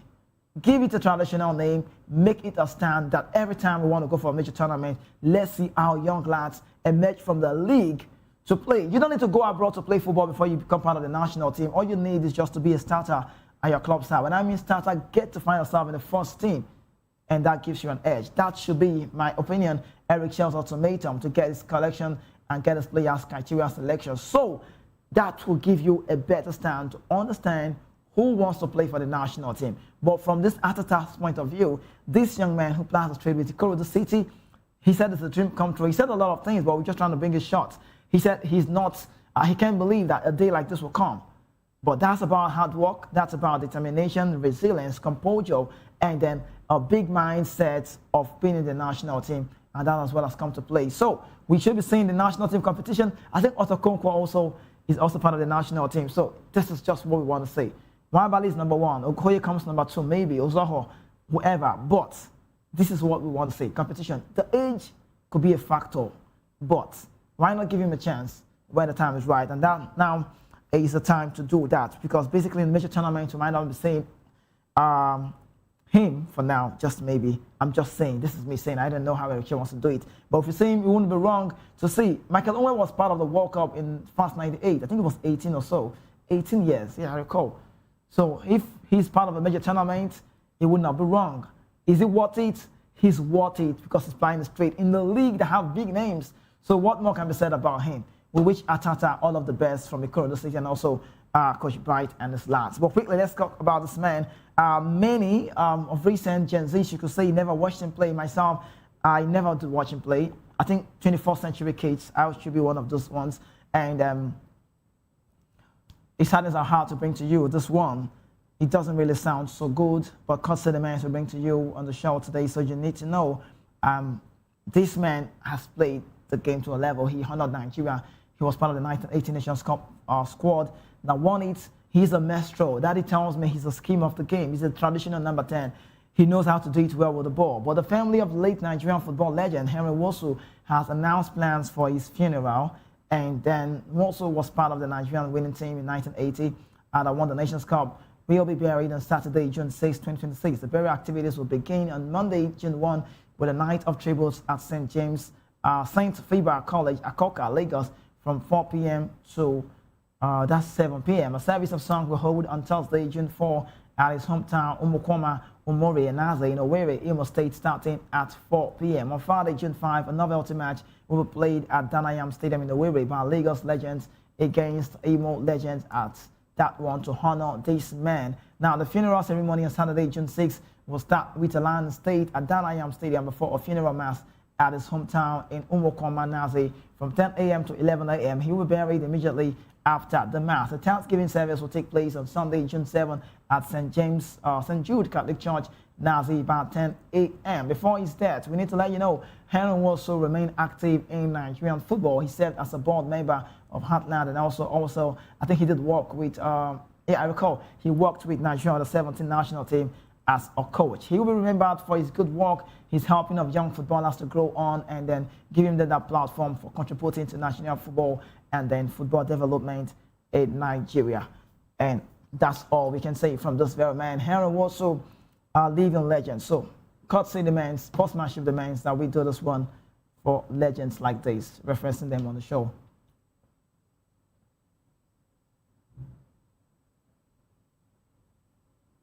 Rest in peace is all we can say. We'll move on away from that one. Let's tell you more. Now, Nigerian goalkeeper Madu Kokoye has been nominated for the Serie A Keeper or Player of the Month awarding following a series of impressive and also good performance for Udine this season. Now, the Super Eagles shortstopper has been key figure for Udine, establishing himself as a dependable presence between the posts. Since joining the talent side, Okoye has consistently featured in goal and reported a good record among 10 of these goals, keeping 10 clean sheets, playing a very major role in strengthening his team defensive structure. His performances has earned him recognition in Italy top flight with a nomination highlighting his growing reputation in one of the Europe's most competitive league. The nomination also reflects the continued rise for Nigerian players making an impact across European football. Okoye will compete against other top performers in the Serie A for a monthly award, with the winner expected to be announced later in the month of May. So, while we are waiting for the Champions League football, we have to also wait to see if Okoye will find himself just somewhere on this. He's been there before, so we want to see Madu Kokoye will wish you all of the best. Now, from the football news from Nigerian Charles, let's get into the Formula One story. As Max Verstappen recounted the sensational victory at the 2024 Grand Prix Brazilian, he brought the wet weather performance as one of the best drives of his Formula One career so far. Max Verstappen, the Dutchman, put on a wet weather masterclass after a frustrating qualifying season left him lined up in the grid in P17, a bit of bad luck in qualifying, which meant that he had to start quite far back. And he said, "This is me reaching out to you." Max Verstappen began to make his way back through the grid before the race was red flagged due to the condition that we did see. This played perfectly into his strategy. So that's about Max Verstappen referencing the super chaotic moment in his visit to that very place. Now we head into that one from the Formula One story to another Formula One news. British newspaper The Telegraph has published its ranking for the 20 greatest Formula One drivers in the history. And just guess what? Juan Manuel Fangio was placed at top level of the list ahead of Michael Schumacher and Lewis Hamilton. The newly published ranking for the 20 greatest Formula One drivers of all time has placed Juan Manuel Fangio at a very top.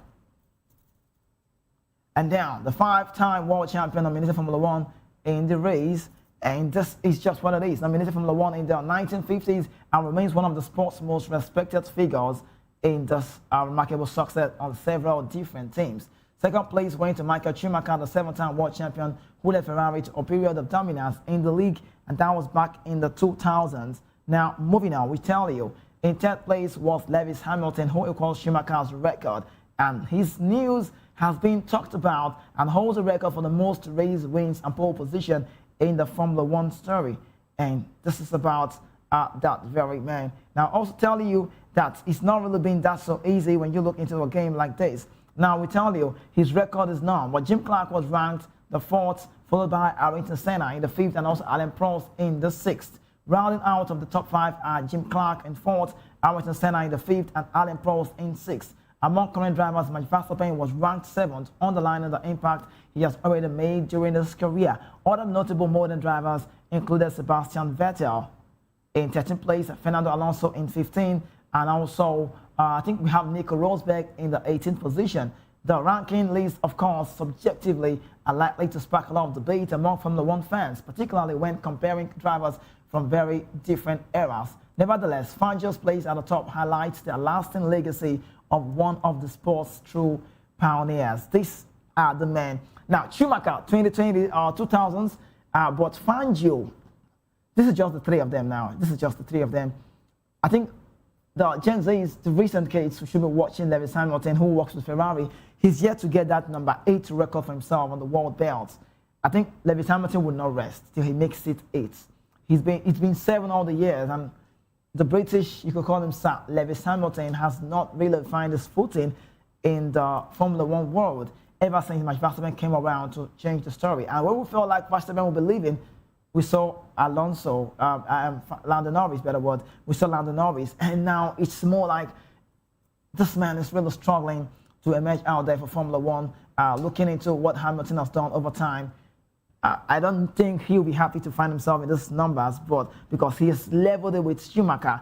But the reason is well known to the people who make this rating. That's about the British Telegraph. So they know the reason why Fangio comes to number 1, Schumacher comes next, and then Lewis Hamilton. It's British, you need to know. So there's no comparison with Hamilton and Verstappen. Verstappen is about 3 or 4 world champions. So, but you want to compare with the British, you might not want to go to that phase. Now, let's look into the PGA Tour. There's a news about Aaron Rai, who was delighted to see his hard work pay off as he followed his idol Tiger Woods in becoming a winner of the PGA Championship. The 31-year-old, the first non-American to triumph at the PGA Championship since Australia. Jason Day back in 2015, after a decade of home dominance, was a popular victor in Pennsylvania. Moving on, looking at what he has done, Xander Schauffele, the 2004 PGA champion, praised work ethic, while John Ram is also in this one. But Xander, I think Schauffele has been a man we should also not write off. John Ram as well, because he finished, I think, in the share of second place on 6 under par. And then he said he has only ever had good or great things about Rai. The man himself was just ecstatic to have followed in the footsteps of Woods, a 4-time winner of the PGA Championship back in 1999, 2000, 2006 and 2007 respectively, with Rai having watched footage of the 15-time major champion frequently as a child. Speaking in the press conference, Rai told reporters, "I don't think we still have the tapes, but we used to watch them a hell of a lot, probably 2-3 times a week, if not more. He's obviously such an icon and such a huge figure in the game. And at that point, this was someone who we are also looking at. We could say he was a superhuman, who was very much someone that I really idolized." So it's referencing who should be referenced, and that's about his idol. Well, great to see 4-time champion looking up to a man who is 15-time champion of the PGA Tour. You know the most idolizing story about Tiger Woods? I think the story is about the way he was able to make his stay imminent, permanent. He didn't waver, he didn't go off, he just was there when all of the money came from the side of the backside. Cute, from the Leaf Golf, a lot of names, John Ram, Rory McIlroy, everyone was making a lot of moves. But aside what he has gone through in a short time, his legacy lives on for the PGA Tour. He never made a move, and his record is, you can't write his record. You can't talk about the PGA Tour without talking about Tiger Woods. So if one is idolizing him like Rai, it's okay. It's a good development for me, because you should be looking at someone on there to be the man who you should be watching out for. And that's what Tiger Woods has done. But we get to golf and bring it back to Nigeria now. This is good because I used to be a fan of the man. It got me laughing, right? But I love him. I don't know, you might have your own motive about him. Former president of Nigeria, Olusegun Obasanjo, on Saturday advocated regular exercise, healthy living and sports participation as essential tool for longevity and overall well-being. Obasanjo spoke at the 8th edition of the First Bank OBJ Golf Tournament held in Abeokuta Golf Club. The former president described the annual tournament as a personal legacy project which had enjoyed the support of First Bank of Nigeria Limited over the last 8 years. According to him, sport and regular exercise remain critical to healthy living, social interaction, and long life, especially among senior citizens. Obasanjo urged Nigerians in Africa to pay greater attention to their health and also well-being. He highlighted what he described as Dreams Plus C as a guide of healthy living and longevity. And according to him, this stands for proper diet, I represent adequate rest while E means regular exercise. He explained that the M refers to a regular medical checkup and compliance with prescribed medication. He added that S symbolizes social interaction, which he described as vital for emotional well-being and also healthy aging. The former president further explained that C stands for contentment, urging people to remain content with pursuing realistic ambitions in life. He disclosed that he had successfully managed diabetes for over 40 years through discipline, proper health care, and healthy lifestyle choices. Obasanjo encouraged Nigerians to embrace sports and physical activities as part of their daily routine. The captain of Abeokuta Golf Club, Umar Bakare, described the competition as one of the biggest sporting events hosted annually by the club. Bakare called for greater governance, investment in sports infrastructure, saying increased support for sport development would positively engage youth and reduce social vices. According to him, sports remain an important tool for national development, unity, and youth empowerment. Also speaking, the Chief Executive Officer at First Bank Group, Mr. Olusegun Alebioshu, commended participants for their discipline, integrity, and also sportsmanship. Alebioshu described the tournament as a platform that promotes focus, fair play, character, and enduring relationship beyond the competitors. According to him, the event celebrates not only achievement on the golf course, but also consistency, discipline, and mental focus required in the game. He noted that the tournament had continued to raise awareness, raise the standard of golf competition in Africa and Nigeria.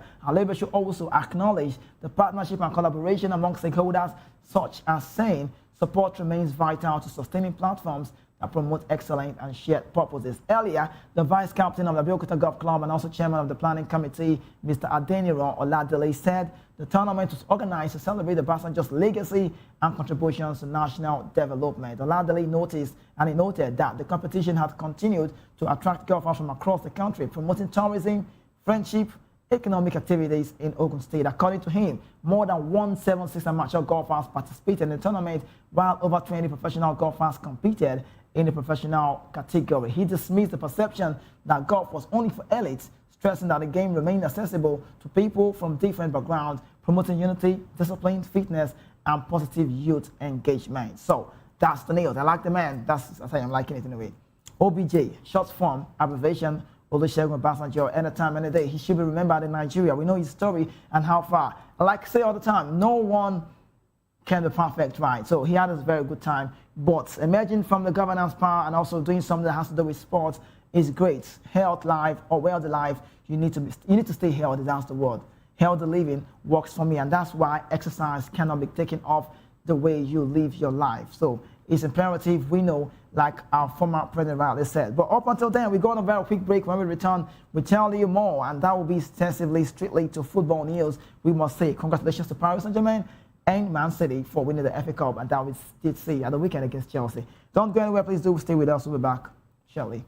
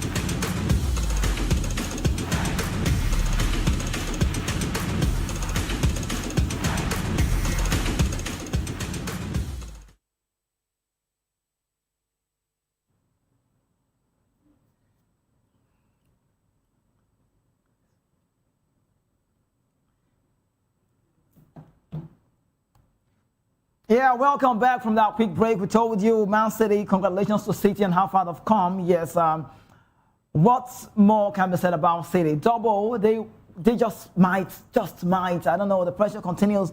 They're running. This is just a great news for Man City. We did see the game where they played against Chelsea. Chelsea had a very decent game, good start. McFarlane shown what it can do, its capability of how far they can go. But looking at what City has done, Pep Guardiola is so obsessed with winning, and this gave them that news, a very big record that anyone would say they've done what they can do. It's no longer news that you can say Man City are now champions. They've done it well. They won the 2025-26 Emirates FA Cup by defeating Chelsea in that very game in the final at Wembley. Antoine Semenyo's goal scored, that was a decisive goal, you must say, from the Ghanaian international. Executive goal for me, and also executing a brilliant back flick of the pass from that Erling Haaland in the second half. Now, recent FA Cup final highlight, you could say the goal from Semenyo was top-notch. Semenyo's sensational finish sealed the title for Man City, keeping their domestic treble hopes alive. So maybe you can see that. But for Chelsea, our Chelsea reaction following the loss, Chelsea announced that Xabi Alonso will become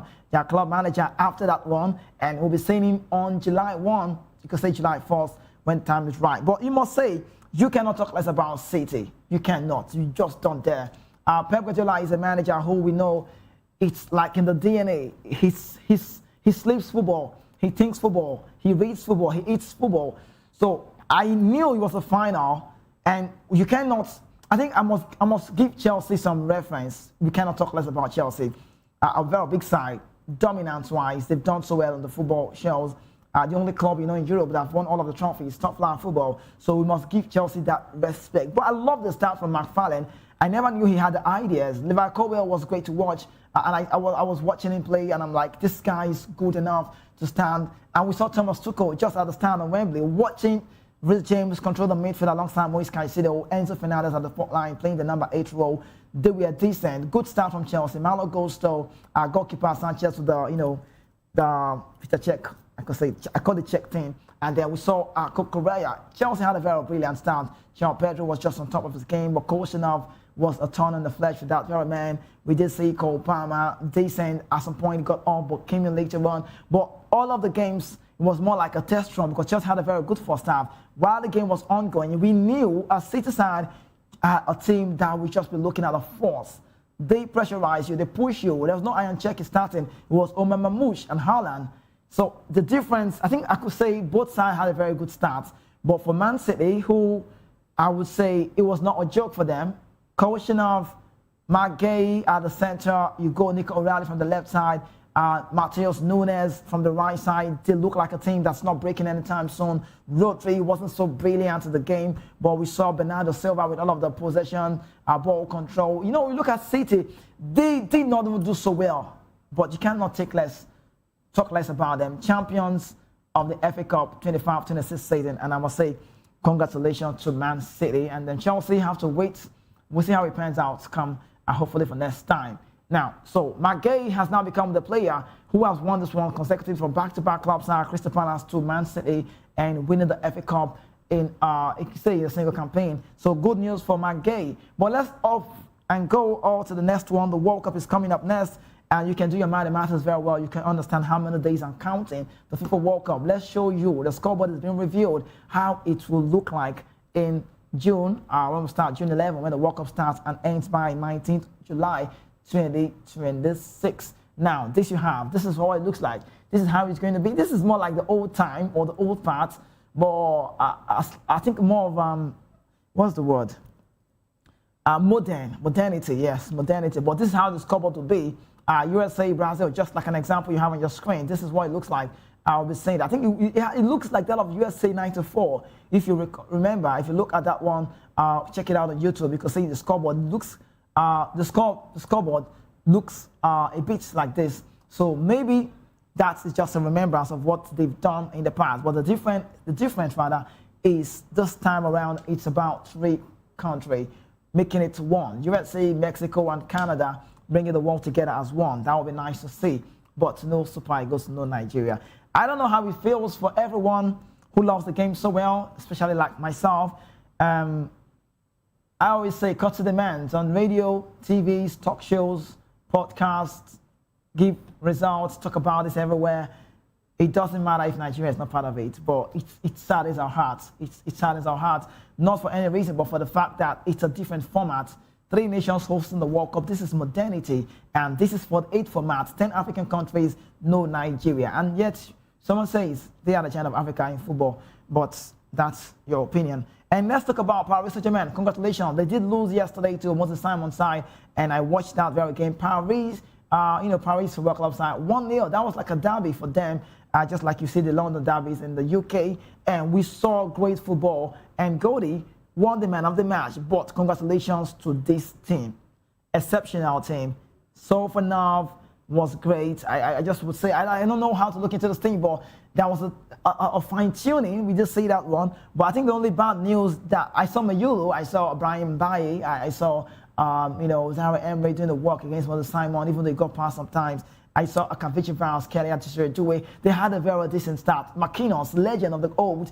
And I look at this team, I'm saying they are hungry, even though they lost yesterday.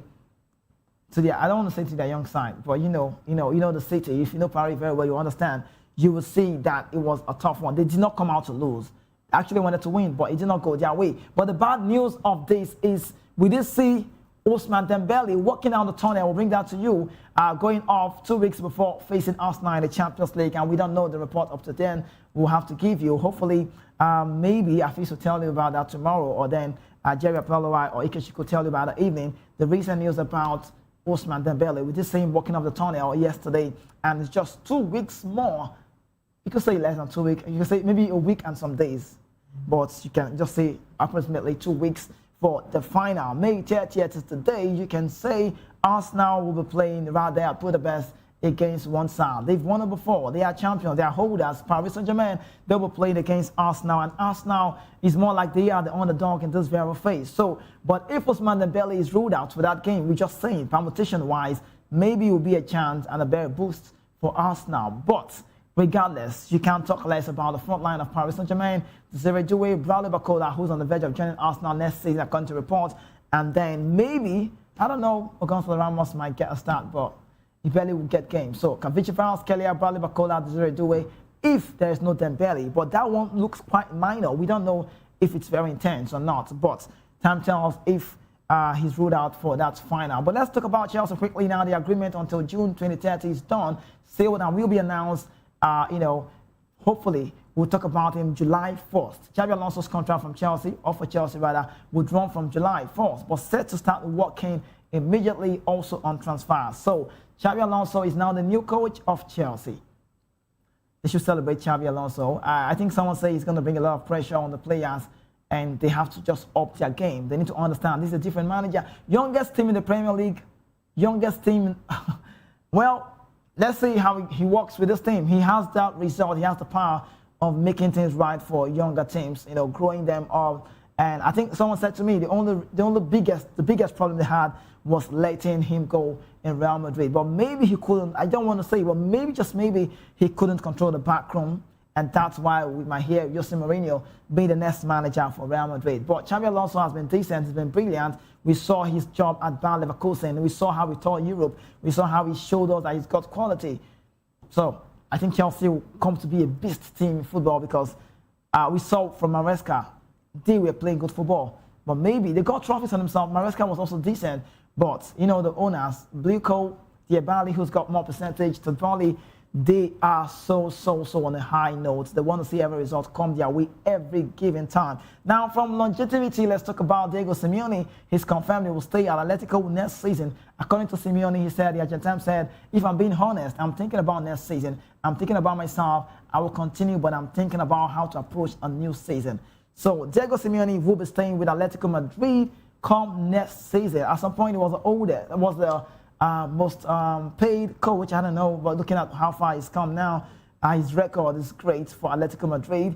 I think one thing that eludes this man you have is just that Champions League. I think they've been there for 199 and counting appearance-wise. They are yet to win the Champions League, and this season Arsenal got them off. Arsenal also 222 pursuits of the Champions League. Can they make it count this time around? They got off Simeone's side, just maybe they might find it right. Now, let's talk about the relegation battle. Victory for Newcastle leaves West Ham in the relegation zone. If Tottenham gets 1 point away to Chelsea this midweek, West Ham United will be relegated from the Premier League. This is having a screen. Look at this. Crystal Palace, Nottingham Forest, Spurs, West Ham, Burnley, Wolves. So the lines are drawn. If Spurs, just maybe, peradventure, whichever way it goes, get a draw, against Chelsea by the midweek. It means that we will not be seeing Somerville, Gerard Bowen, Callum Wilson, Nuno Espirito Santo anymore. They'll be relegated. Now, new achievement for Bruno Fernandes. He joined the elite of group of assists in a single Premier League campaign. And good news for Fernandes and his family. I'd love to share with you. He's gotten the mark himself. 20-20-20. Fernandes, Thierry Henry, alongside also Mesut Ozil has got 19. And then Kevin De Bruyne. So this was the scoreline at that point. And Bruno Fernandes has made himself a name. Most assists in the Premier League season. Congratulations to Bruno Fernandes and his family. I think we had a picture about his family, and good news, good news. Well, from United to United, end of an era comes close to this man. Casemiro says goodbye to Man United. He just played his last game, so we will not be seeing Casemiro come next season. We did see Casemiro play. This is the goodbye from the fans. They love him so well, and he'll be sorely missed. Football will miss Casemiro, in the Premier League, but we should see him hopefully at the Brazilian League. He's going back home to play good football. He has done it, and why not leave when the vision is very high? That's the motto, and that's what the Brazilian is doing. World-class player, lot of trophies won for Real Madrid, and then he has just set the midfield for Kobe Mino and, Fernandes and the rest of the guys to continue the job. And also, this one comes as a shock, not really a shock, but I knew he was not going to be retained. Bayern Munich has said goodbye to Nicolas Jackson. Sorry about that. Nicolas Jackson is no more. He'll be joining Chelsea. I think that's for June, returning back to his parent club. He was on loan to Bayern Munich, and maybe not satisfactory results for the Bavarians. So, but if they bid farewell to Nicolas Jackson, saying goodbye to the Senegalese. This is how we can say you've done well with us, but you need to go back to your parent club, and that's Chelsea. You can see Messi, Messi, that's the French word, Messi. Now, lastly, Ronaldo, another disappointment. They lost to AFC Champions League 2 final to Japanese side Gamba Osaka, missing out on the trophy. Ronaldo's trophy drought in that phase continues. Cristiano Ronaldo's got bad news, a disappointment for him. But I think the good news for Ronaldo this time around, CR7 would be winning the league with Al Nassr. They lost to Gamba Osaka, one of the best clubs, if not the best, in the Japanese football world. So, Ronaldo, you can see how disappointed he was in that very game. But we need to call it a close right now. It's time for us to go. We have the media news coming up next right here. Don't go anywhere. That's for 12. But do well to join the guys later on, 5 p.m. for the bigger sports world. And then Tuesday will be our Feast of Gubanjo right here on the show to take you through. For everything that feels like is untouched, he'll be doing justice to that where the time is all good. And it's time for us to call it a close. Do have yourself a beautiful afternoon where the time is right. But up until then, I could say good morning. Have yourself a beautiful day. Safe.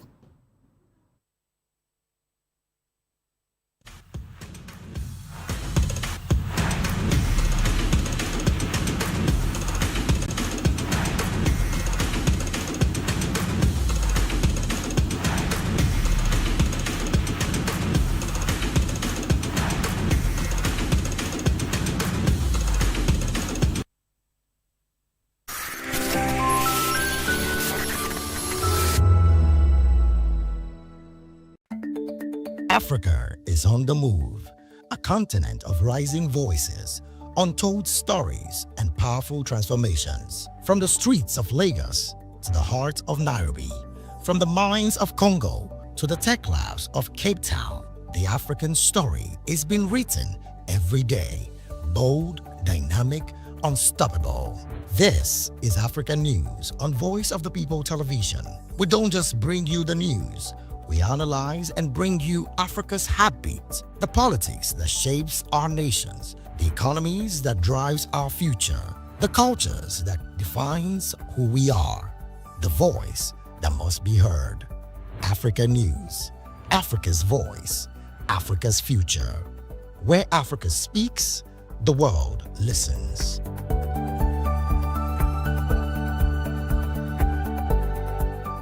Hi, my name is Zoe Martinson, and you're watching Vop TV.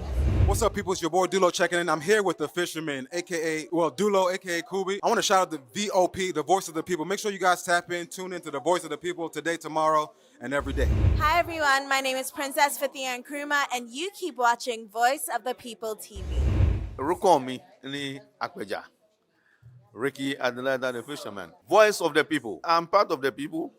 So go on and always watch Voice of the People. Wagwami people, it's your girl Endurance Grand, and I'm giving a special shout out to Vop TV. Keep listening, keep watching. My name is Akio Shota, and this is Vop TV. Hi, my name is William Lamte. I'm an actor, and keep watching Voice of the People TV. Keep it locked. The red carpets, awards, the razzmatazz, music, fashion, interviews, and more. Spotlight on Voice of the People television. Let's feed you with all the juicy stories in the global entertainment space, bringing you the glitz and glamour as they hot. Stay tuned to Spotlight, 1 p.m. Monday to Friday. Spotlight on VOP TV. Entertainment like never before.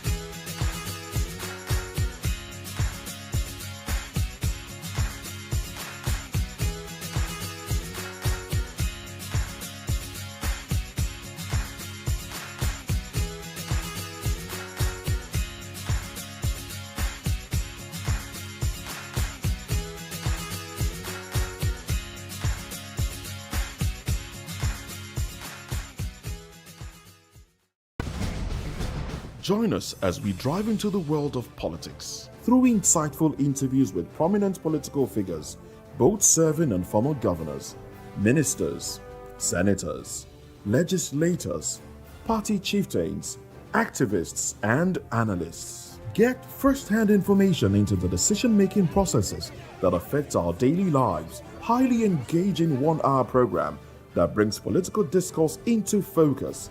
I am Chukwuma Okoro. Political Lens, Monday through Friday, 6 to 7 p.m. Join us. In a world where truth is the ultimate power and opinions scream the loudest, it's time to wade through the noise. Hunger no get tribe. Hunger no get religion. And scan the human interest and trending topics that matter. Stay tuned to The Issues, your plug to the stories making the buzz, from politics to science and technology, social justice, and more. Let's tackle the tough questions and expose the truth. The Issues, on Voice of the People Television, Mondays to Fridays, 8 to 9 p.m. The Issues. Don't just react, understand. In a world where power shapes with every headline. In a nation full of questions. In a world filled with noise, the truth needs a voice. The policies that shapes our world and the economy that determines our future. Every hour, every day, the grapevine keeps buzzing. And together, we are committed to telling the stories that shape our world, because your voice is our focus. Don't forget, our voice matters the most. Let us come together and share our concerns.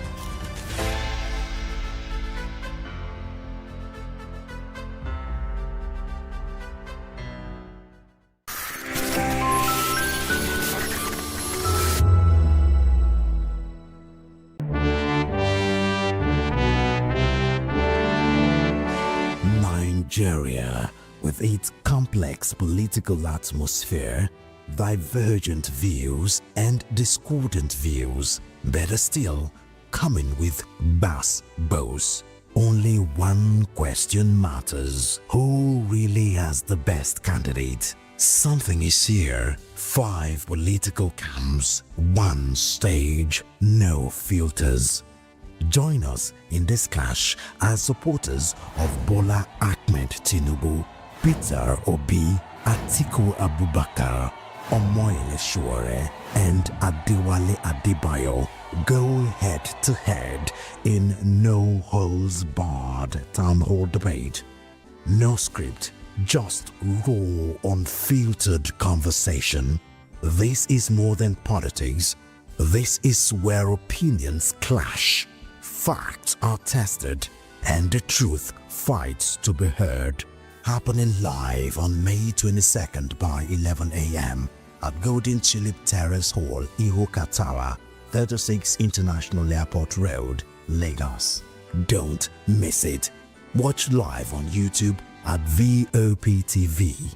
Set your reminder, subscribe, join the conversation. My candidate is the best. Or is it?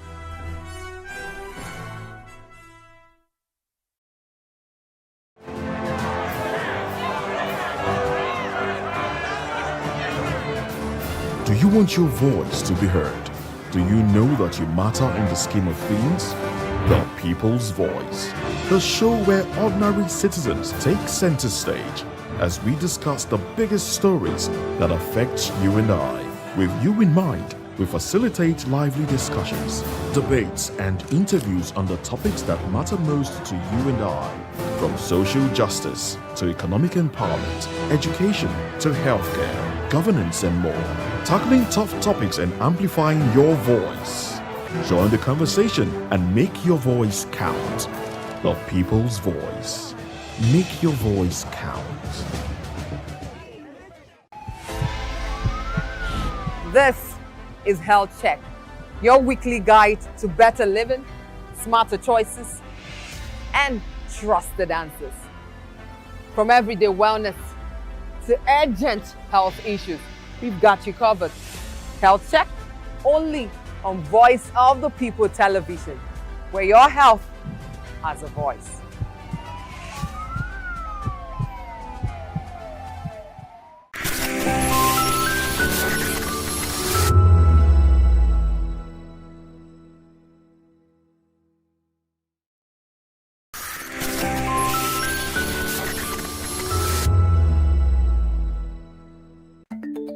Africa is on the move, a continent of rising voices, untold stories, and powerful transformations. From the streets of Lagos to the heart of Nairobi, from the mines of Congo to the tech labs of Cape Town, the African story is being written every day. Bold, dynamic, unstoppable. This is Africa News on Voice of the People Television. We don't just bring you the news. We analyze and bring you Africa's heartbeat, the politics that shapes our nations, the economies that drives our future, the cultures that defines who we are, the voice that must be heard. Africa News, Africa's voice, Africa's future. Where Africa speaks, the world listens.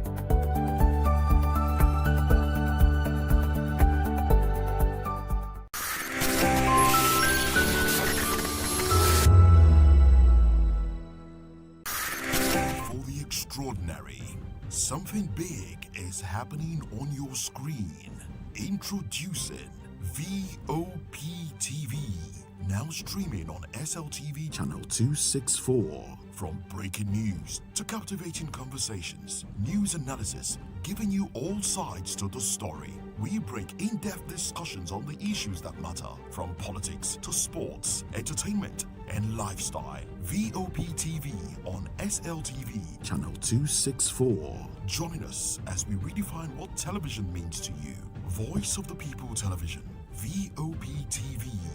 Now you have more than a voice.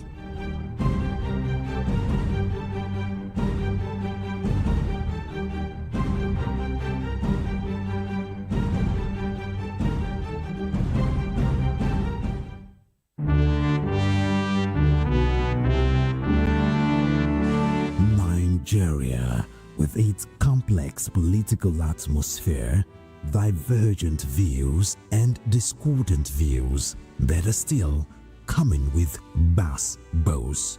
Only one question matters: who really has the best candidate? Something is here. 5 political camps, 1 stage, no filters. Join us in this clash as supporters of Bola Ahmed Tinubu, Peter Obi, Atiku Abubakar, Omoyele Sowore, and Adewale Adebayo go head to head in no holds barred town hall debate. No script, just raw, unfiltered conversation. This is more than politics. This is where opinions clash, facts are tested, and the truth fights to be heard. Happening live on May 22nd by 11 a.m. at Golden Tulip Terrace Hall, Ihoka Tower, 36 International Airport Road, Lagos. Don't miss it. Watch live on YouTube at VOP TV. Set your reminder, subscribe, join the conversation. My candidate is the best, or is it?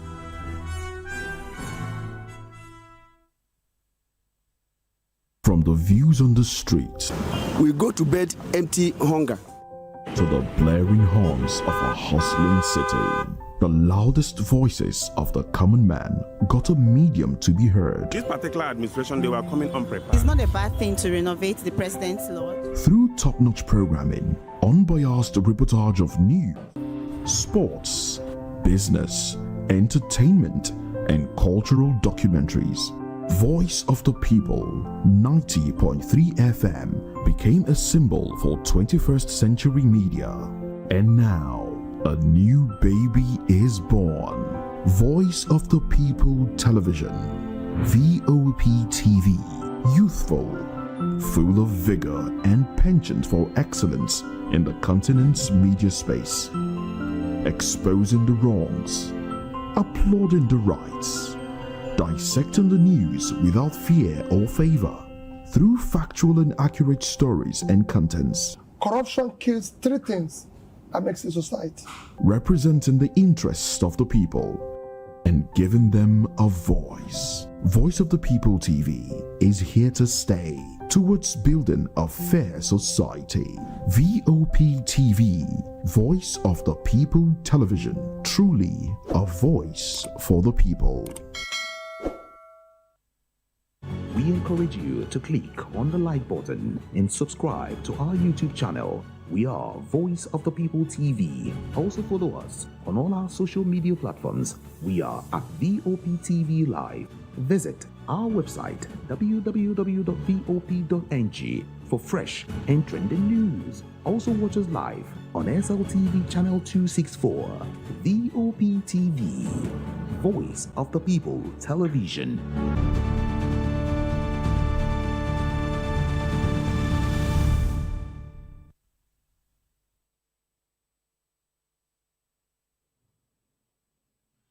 Hello and welcome to the midday news on Voice of the People Television. I'm Solomon Ofem. First, our top stories. Nigeria and US launch new ISIS strikes. National Assembly to fast-track state police bill. Court grants El-Rufai 100 million naira bill, seizes passport. Former Cross River State Governor and former Kwara State Governor head ADC presidential primary committees. NDC ends presidential form sales. Saudi Arabia declares May 26 and 27 as Arafat and Salah Day. On a business news, CPPA warns CBN against more interest rate hikes. In sport, Okoye named Udinese Player of the Season.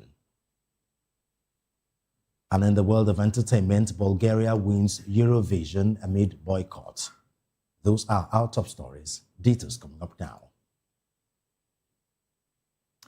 First on the news, Nigeria and the United States have carried out fresh strikes against Islamic State militants in northwest Nigeria. U.S. Africa Command said the strikes followed intelligence confirming the targets were ISIS fighters. The command added that assessments are ongoing and no U.S. or Nigerian personnel were armed. The strikes came 2 days after both countries announced a joint operation that killed Abu Bilal al-Minuki, an ISIS leader described as the group's second in command globally and under U.S. sanctions since 2023.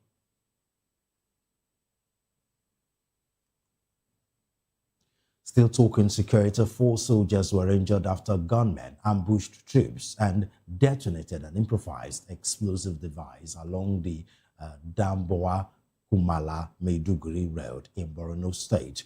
According to sources quoted by Gazazola Makama, the attack happened about 9 kilometers from the Kumala junction in Kunduga local government area. Troops of the 25 Brigade on patrol reportedly encountered a command-detonated IED planted along the road before coming under attack from suspected terrorists. The troops fought through the ambush, although 4 soldiers sustained injuries. Reinforcement and an explosive ordnance disposal team were later deployed to secure the area, where another suspected IED was discovered and safely neutralized. Security sources also said 89 civilian vehicles were escorted safely to their destinations, while 165 others were turned back to Damboa for safety reasons. Similarly, Senate leader Okpeyemi Bamilele says the National Assembly will fast-track plans to establish state police following the abduction of students and teachers in Borno and Oyo State. On Friday, terrorists abducted an unspecified number of students from a school in Musa Village, Askira, Oba local government area of Borno State. The same day, gunmen kidnapped at least 4 to 5 pupils and teachers from 3 schools in Orire local government area of Oyo State. Bamidele condemned the attacks, describing them as a threat to Nigeria's future and national development. The senator, who is also vice chairman of the Senate Committee on the Review of the 1999 Constitution, said the incident highlights the urgent need to strengthen Nigeria's security architecture through state policing. They said the 10th National Assembly is close to concluding the constitutional amendment process for the creation of state police, after which the proposal will be sent to state assemblies for approval. Bamidele urged governors and state lawmakers to support the move in the national interest and appealed to stakeholders not to politicize the issue along ethnic or religious lines. He also called on federal and state governments to strengthen the Safe School initiative as a temporary measure to improve security in schools.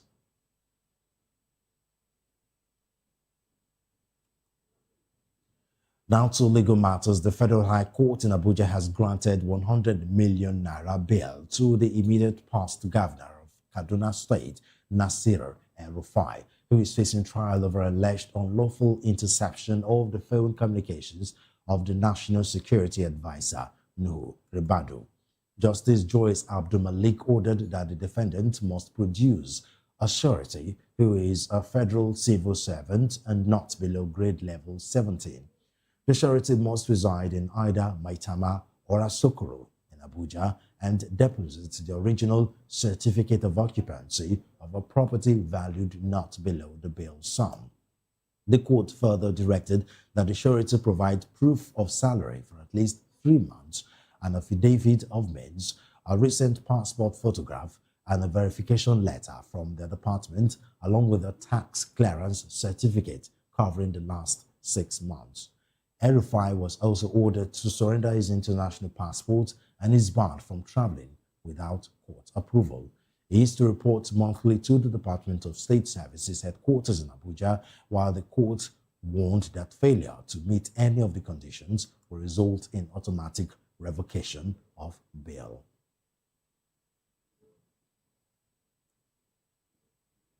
Still on a legal note, Justice Abdul-Malik of the Federal High Court in Abuja has granted bail the sum of 5 million naira with one surety in like sum to popular blogger and social media influencer Justice Chidebere, also known as Justice Crack. He is being prosecuted by the Department of State Services for alleged cybercrime offenses linked to a viral video concerning the Nigerian army. The ruling came after the federal government opened its case and called its first witness, the DSS operatives Uruntu Douglas. Bail proceedings had earlier been stalled due to a dispute between two lawmakers claiming to represent the defendant. Justice Crack was arrested by the Nigerian army over allegations that he published a viral video and accompanying post on his X handle at Justice Crack, accusing soldiers of poor feeding.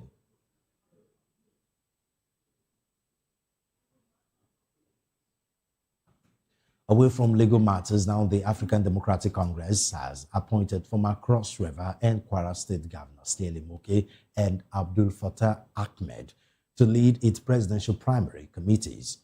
In a statement in Abuja, National Publicity Secretary Bolaji Abdullahi said Moke will chair the presidential screening committee, while Ahmed will head the presidential election committee.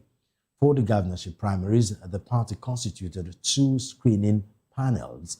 The first is chaired by Senior Advocate of Nigeria, Shuaibu Arua, while Femi Olawe as secretary. Members include Loretta Onoche, Vivian Ugochukwu, Akilu Ndabawa, Ibrahim Wali, and Professor Rabiu Bello. The second panel is chaired by Justina Abanida, with Chili Igbawa as secretary. Abdullahi said the committees were set up to ensure transparency, credibility, fairness, and internal democracy in the party's primaries. Still on politics, the Nigerian Democratic Congress, NDC, has ended the sale of expression of interest forms for aspirants seeking to contest the presidency ahead of the 2027 general elections. The party, however, extended the deadline for the creation of forms for sale for State Assembly, House of Representatives, Senate, and governorship positions from May 17 to May 24, 2026. The announcement was made in a statement issued in Abuja by the party's National Secretary, Ikenna Enekwezu. According to the statement, screening of aspirants who have completed the forms will begin on Tuesday and end on May 26.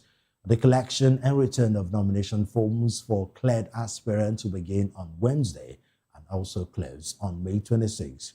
The NDC said no further extension will be granted and urged aspirants to comply with the timelines and guidelines.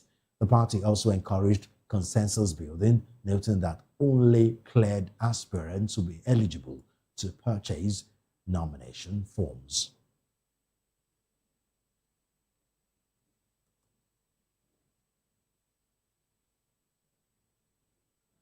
Ahead of the 2027 general election, Senate leader Okpeyemi Bamidele has emerged the All Progressives Congress national candidate for Ekiti Central, unopposed.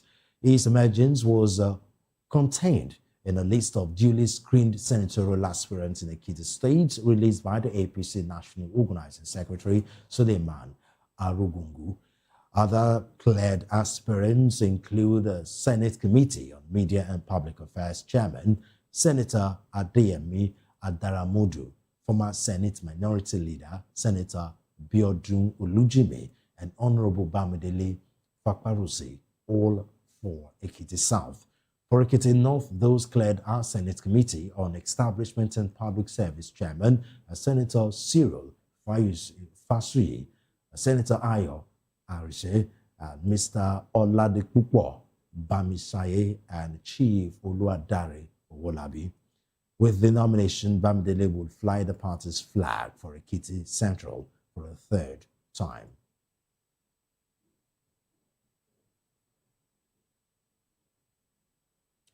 In another development, Saudi Arabia Supreme Court has announced that standing at Mountain Arafat, which marks the climax of the annual Hajj pilgrimage, will take place on Tuesday, May 26. It also said that Eid al-Adha celebrations will hold the following day, Wednesday, May 27. According to a statement by the court, the Crescent Citing Department of the Supreme Court reached the decision after reviewing testimonies submitted by witnesses regarding the sighting of the Dhul Hijjah Crescent. The court prayed for custodian of the two holy mosques, King Salman bin Abdulaziz and Crown Prince and Prime Minister Mohammed bin Salman for the services rendered to pilgrims visiting the holy site.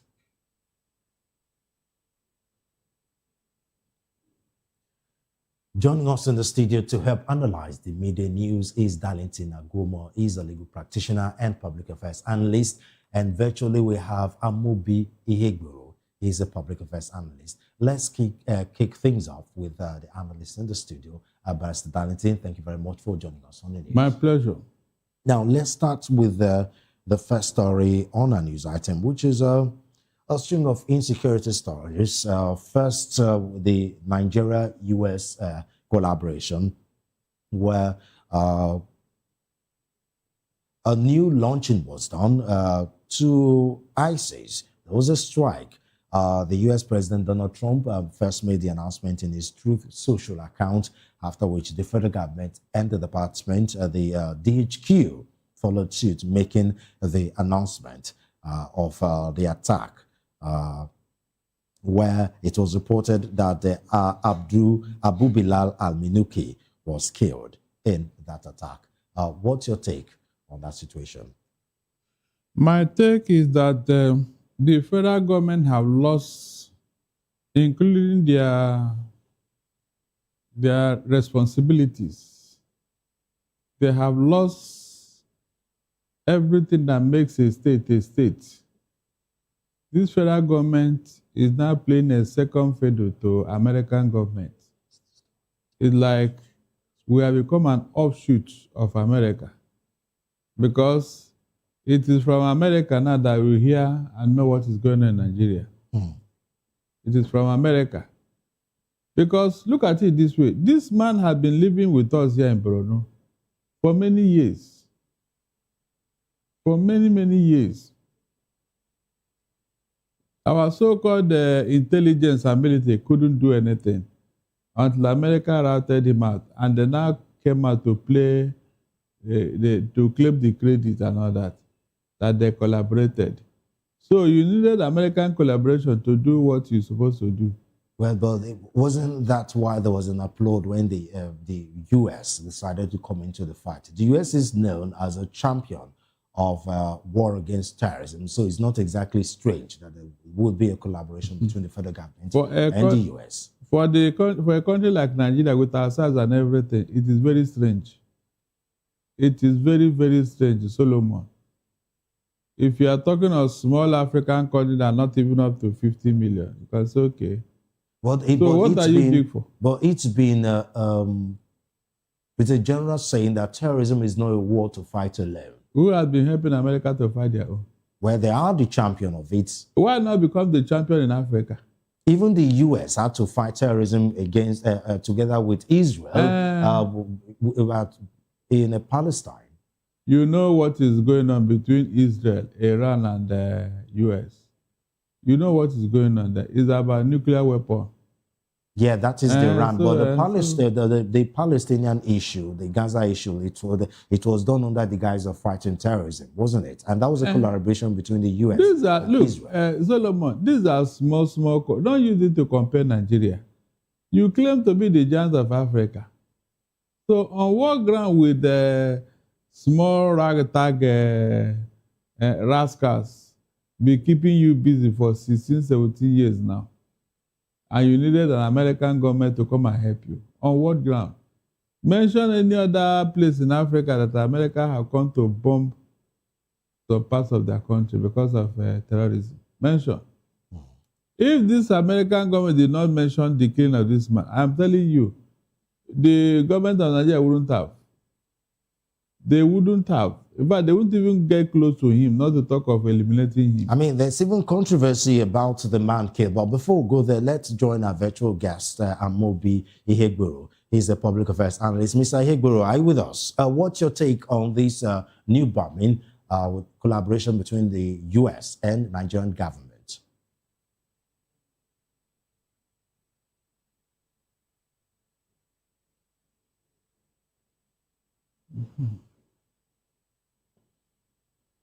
Ground assistance from USA was counted in this country.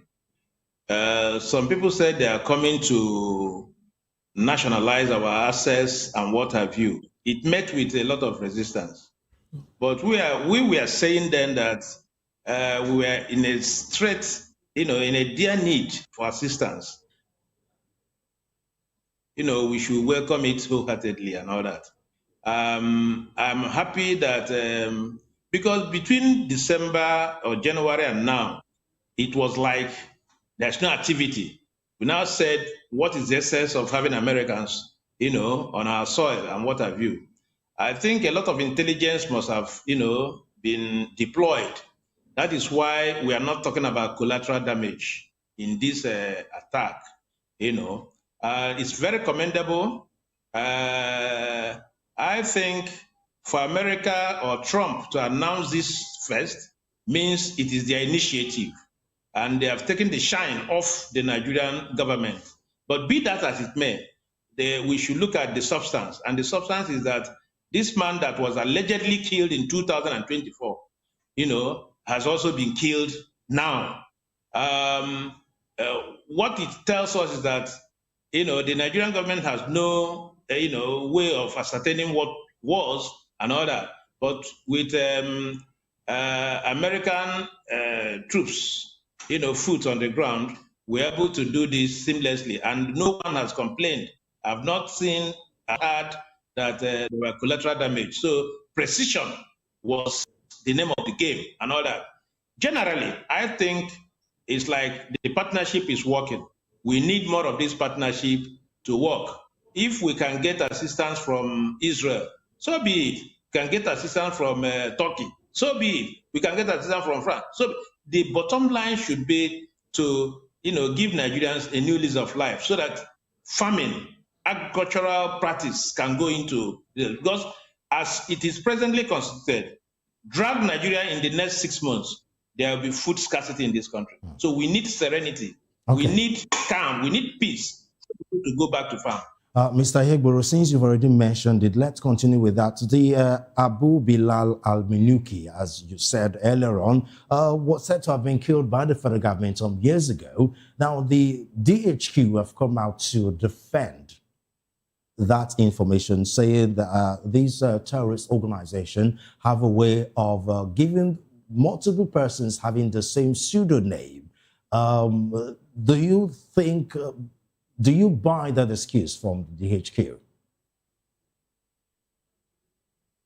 I do not. It's simply the relation of duty. They don't have hands-on on what they are doing. You can have different names, but the personality still remains the personality. You understand what I'm saying? Now I cannot change. How can I change? I can change my name, yes, but I cannot change my personality. And recall also that these terrorists have very good structure. You know, their recruitment process is tight.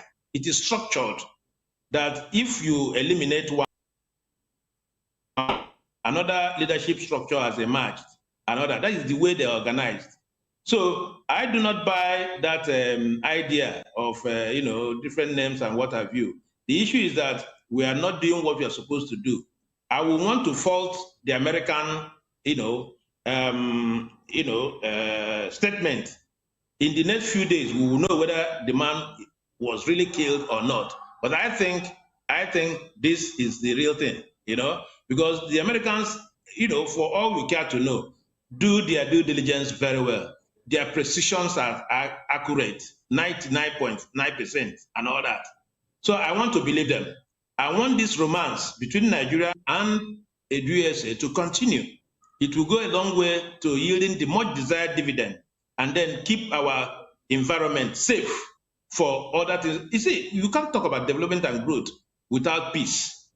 Peace is a sine qua non to growth and development. And we must cherish peace. We must employ peace at all costs because it has been a bane of this administration. The moment peace returns to this country, the better for Nigerians. Okay. For now, we're not very sure if there are no collateral damage until we journalists go do our due diligence, because we heard the same thing during the Sokoto bombing, that there were no collateral damage, it was safe. Weeks later, stories begin to emerge of people that lost their lives, families coming out to tell us stories of how they lost their loved ones in that bombing. But let's not dwell on that. Let's come back to the studio. Barrister Darlington, I don't know whether to use the word coincidentally, but it looks like the insecurity in this story has been high in this country rather, has been high for a very long time. And when the first bombing was done in Sokoto, it was expected that the insecurity will come down a little.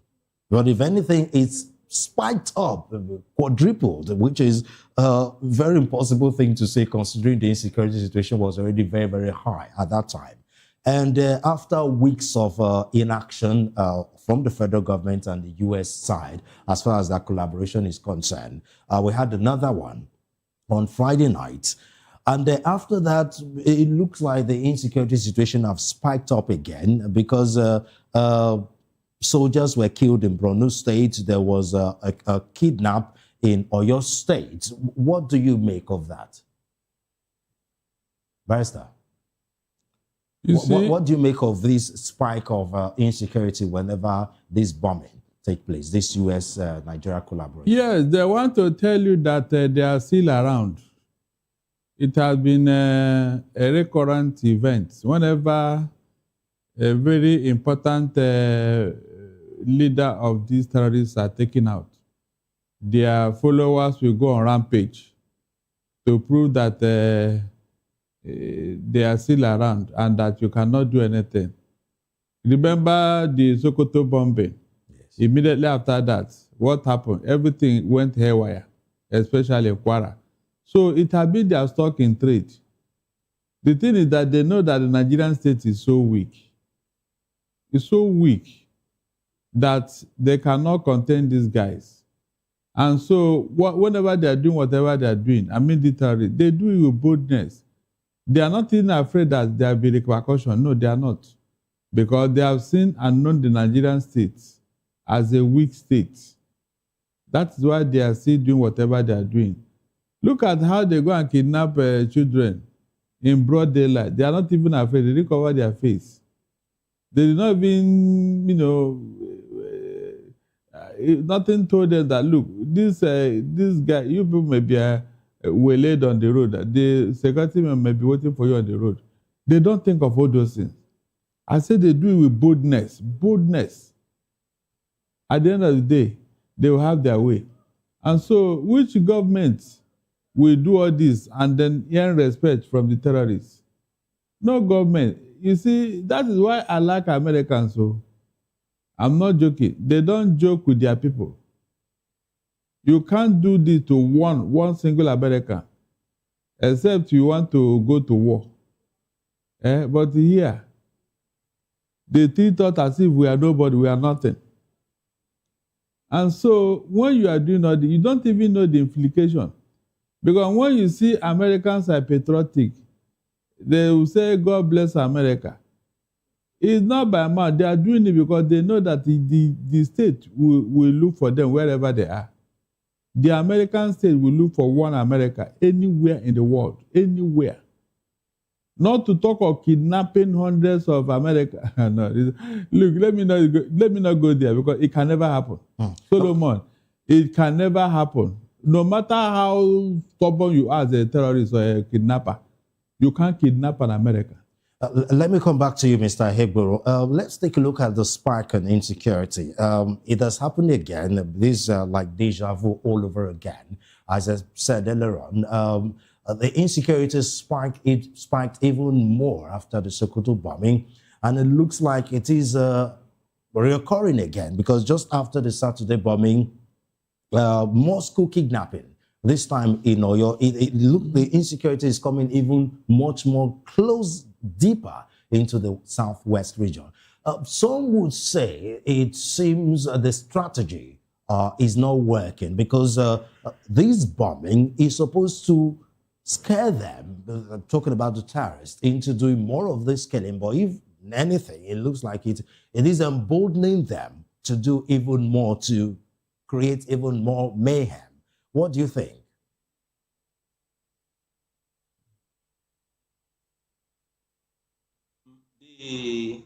The terrorists are highly structured. The organization is highly structured.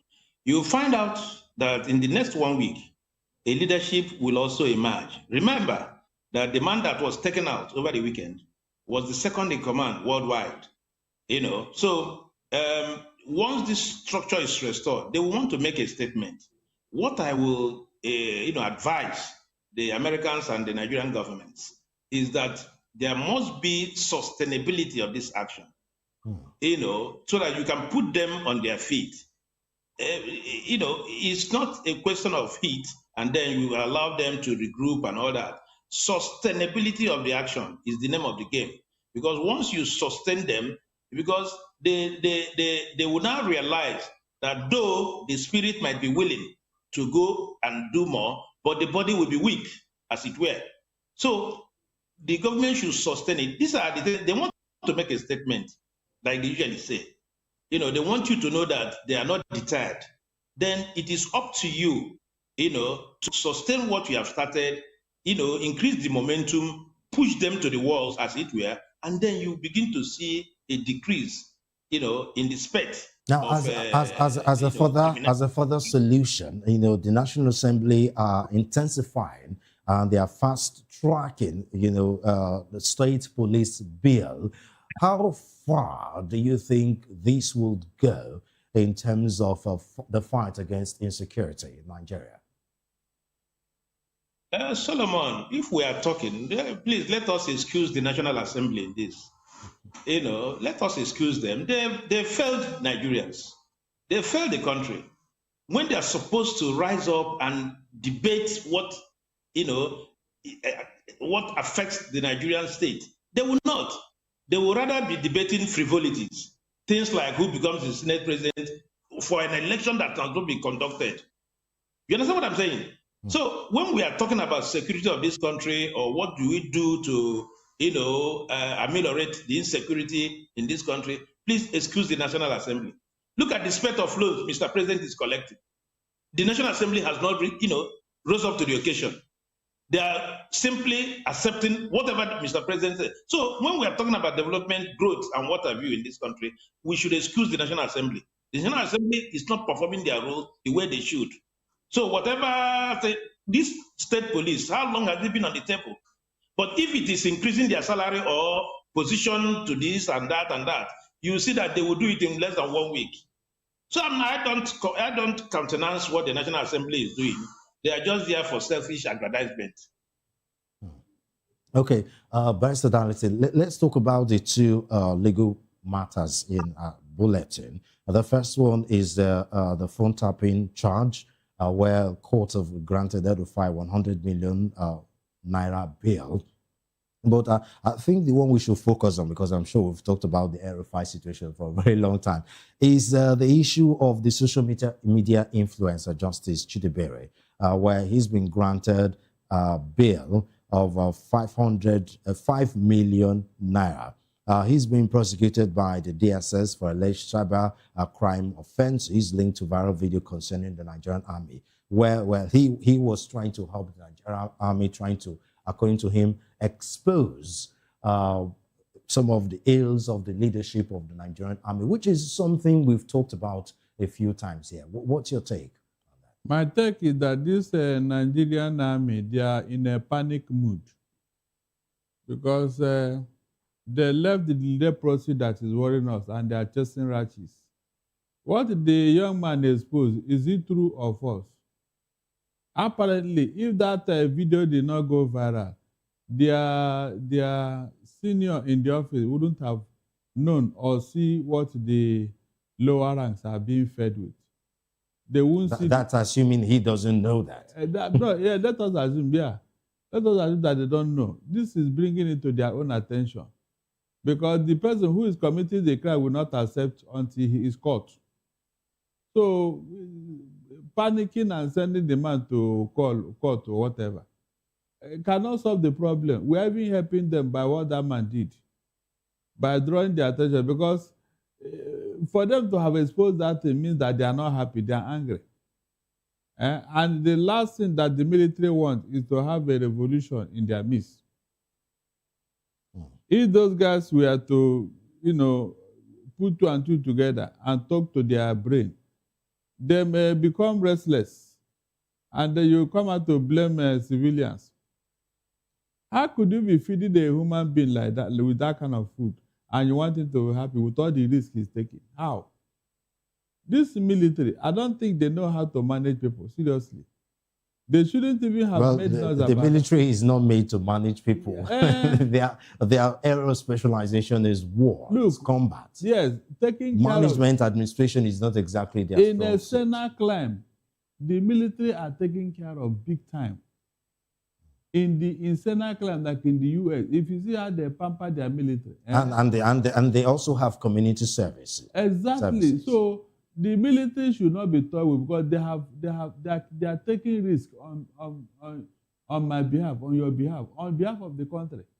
So such a person, you don't toy with his welfare. He's taking a risk, for God's sake. And so such a person should be pampered for the risk he's taking. That's what I'm saying here. You see it in other clans. Just one American that was missing in Iran. The entire American military went all out. Okay. 120 fighters went to go and look for him. 120. Can you imagine? One man.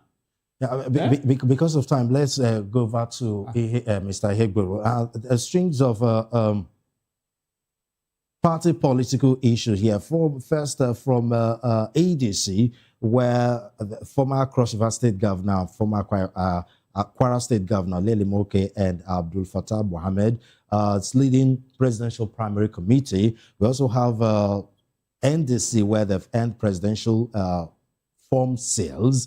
It looks like road to 2027 is really heating up.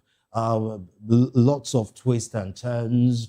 It's no longer as predictable as it was the last couple of weeks. There are issues in the different opposition political parties, just as there are issues in the APC, where it looks like lots of disgruntled ADC big heads in the party, because their reason for the defection to the APC in the first place, well, it's not been met because of consensus. Some of the old members of APC are not happy that the new people defecting into the APC is causing chaos within their party, and their hopes of having a political position is diluted. A whole lot of interesting stuff going on as far as politics is concerned. Quickly, as we round up, sir. The NDC stuff. What Justice Crack, did was a replica of what happened as it relates to police college in Ikeja. When somebody did a video, a viral video, the video went viral, and the attention of government was, drawn to the menace and all that. It led to the reconstruction or refurbishment of that complex and what have you. So there is positive side of what Justice Crack has done. Commonsensically speaking, I do not see any wrong in that. I do not see any wrong, but they should be able to thank the man for bringing to the fore what has, be bedeviling the Nigerian military. Here in Nigeria, if any of your friends or relations go to America and is enlisted in American Navy, Air Force, or military, army, is properly taken care of and all that. Be that as it may, you are talking about NDC and what have you. NDC and other political parties, ADC and what have you, are all Nigerian political parties. There is tiny difference between them, ideologically speaking, and they're all embedded in this country. But what we had over the weekend was a show of shame as it pertains to APC, primaries, where the numbers moved from arithmetic to geometrical proportion. Number 1, number 3, number 5, 50, 100, 101, and what have you. So that is the kind of thing you have. At this micro level, we are now looking at what is going on. At the macro level, which is the general election proper, what will happen? So we expect in 2027. For the remaining parties, we urge them to have internal democracy institutionalized within their party so that we can have a clear departure from the past. There is a lot, we envisage what is happening in the APC because of the deluge of defection and what have you. The house is now bigger. The members of the house is now bigger than the house.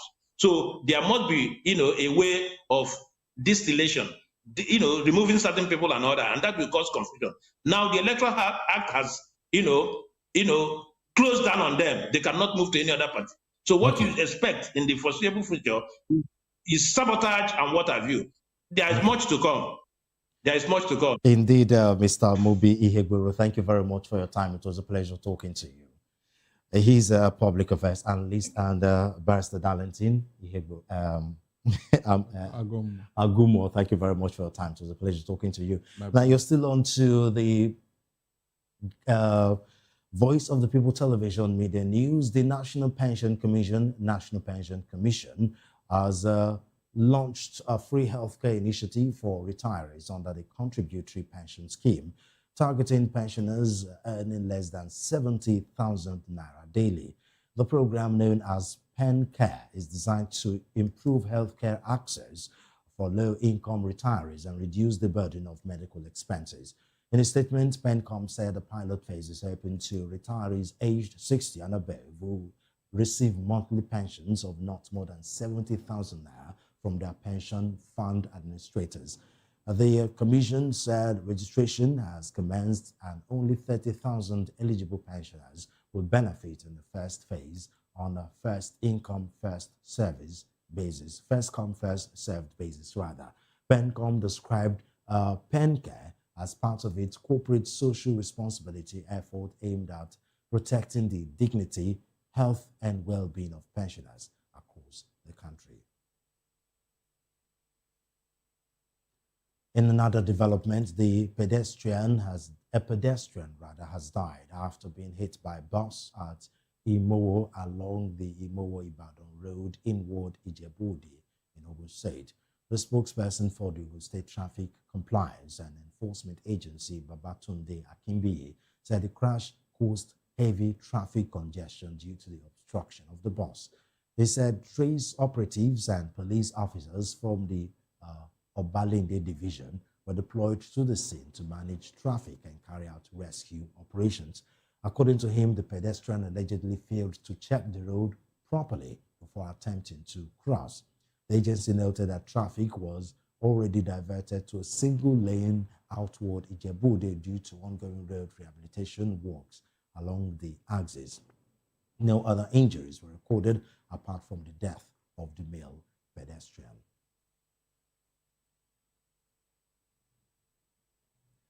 And now to our business news. The Center for the Promotion of Private Enterprises, Center for Promotion of Private Enterprises, has warned the Central Bank of Nigeria's Monetary Policy Committee against further interest rate increases, saying additional tightening could slow economic recovery and increase pressure on businesses and households. The group issued the warning ahead of the MPC's 350th meeting, where policymakers are expected to review inflation, exchange rate stability, and broader macroeconomic conditions. In a statement signed by its Chief Executive Officer, Muda Yusuf, the CPPE said Nigeria's economy remains too fragile for further tightening measures. They said expectations around the meeting should be reviewed in the context of geopolitical risks, fiscal pressures, and structural weaknesses in the economy. The organization warned that aggressive rate hikes could reduce industrial output, discourage investment, weaken job creation, and slow overall growth. It added that Nigeria's inflation is largely driven by supply-side factors such as high energy costs, transport expenses, logistics challenges, weak infrastructure, and production inefficiencies rather than demand pressure. The group also said already high borrowing costs are straining businesses and consumers and called for a more practical monetary policy approach suited to developing economies. And out to sports news, Maduka Okoye has been named Udinese's Player of the Season after an impressive campaign in Serie A. The Nigerian goalkeeper was recognized for his consistent performances for the Zebras throughout the season. Okoye missed the opening 2 months of the campaign due to suspension linked to an alleged match-fixing case, but he returned strongly to reclaim the club's #1 spot. He delivered several standout performances, including key displays against Juventus and AC Milan. The 26-year-old kept 10 clean sheets in 29 league appearances for Udinese this season. Okoye has also been shortlisted for the Serie A Player of the Month award for May.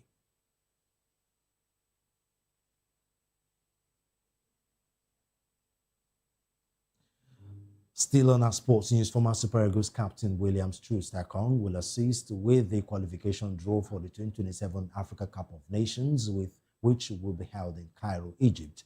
He will be joined by 3 other African legends, Max Alain Gradel, Essam El Adari, and Tressa Mputu. The draw will take place at the headquarters of the Egyptian Football Association. The Africa Cup of Nations 2027 finals will be co-hosted by Kenya, Uganda, and Tanzania from June 19 to July 17, 2027. It will be the first time the tournament is hosted by 3 countries, with the return of the competition to East Africa for the first time in 51 years. A total of 48 teams will be drawn into 12 groups, with the top 2 in each group advancing to the finals.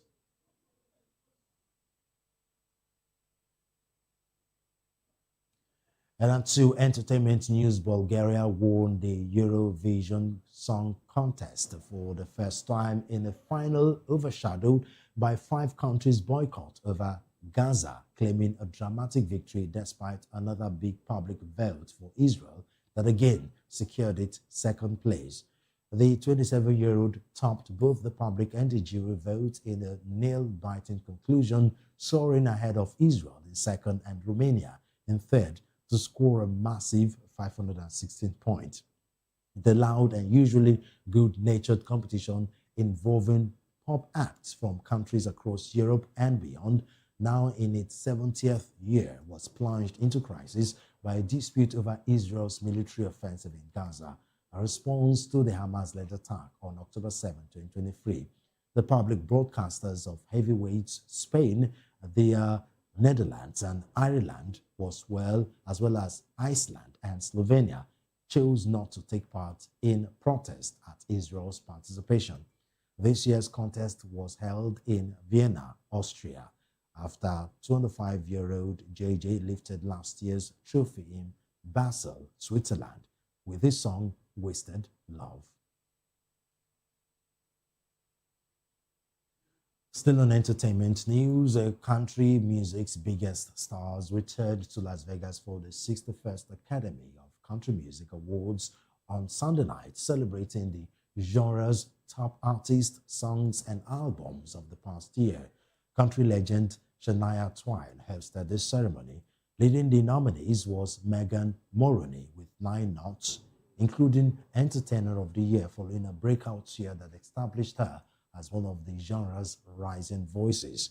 Miranda Lambert followed closely with 8 nominations, while Ella Langley and Lainey Wilson each earned 7.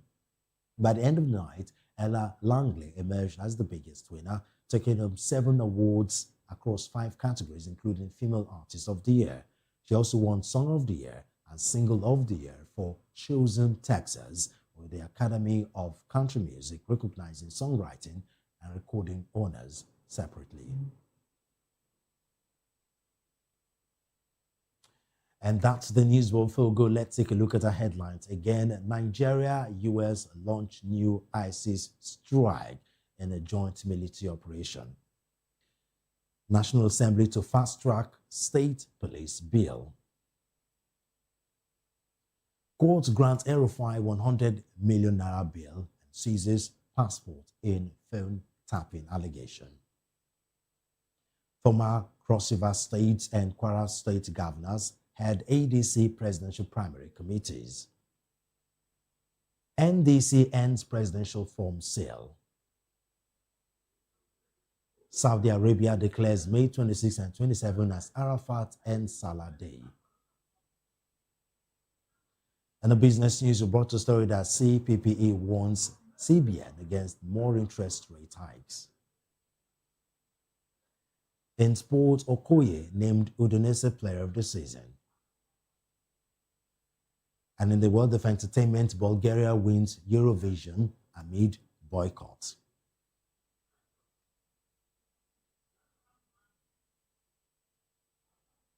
And that's a wrap on midday news on VOP television. But before we go, do well to subscribe to our YouTube channel. On YouTube, we are Voice of the People TV. And on other social media platforms, we are at VOP TV Live.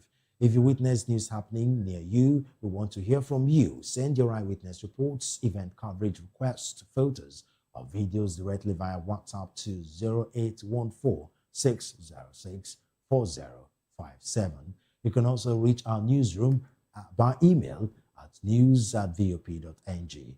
I am Solomon Ofem. Good afternoon, and thank you for watching.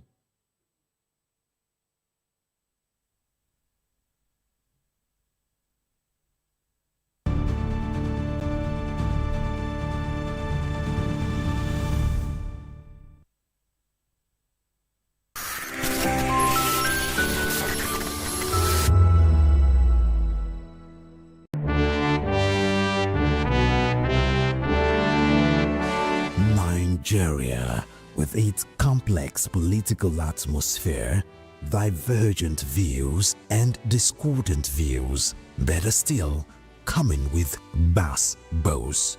Only one question matters: who really has the best candidate? Something is here. 5 political camps, 1 stage, no filters.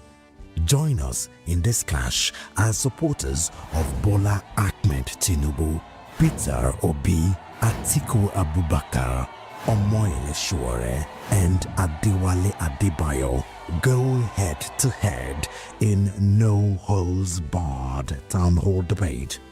No script, just raw, unfiltered conversation. This is more than politics. This is where opinions clash. Facts are tested, and the truth fights to be heard. Happening live on May 22nd by 11 a.m. at Golden Tulip Terrace Hall, Ihoka Tower, 36 International Airport Road, Lagos. Don't miss it. Watch live on YouTube at Vop Tv. Set your reminder, subscribe, join the conversation. My candidate is the best, or is it?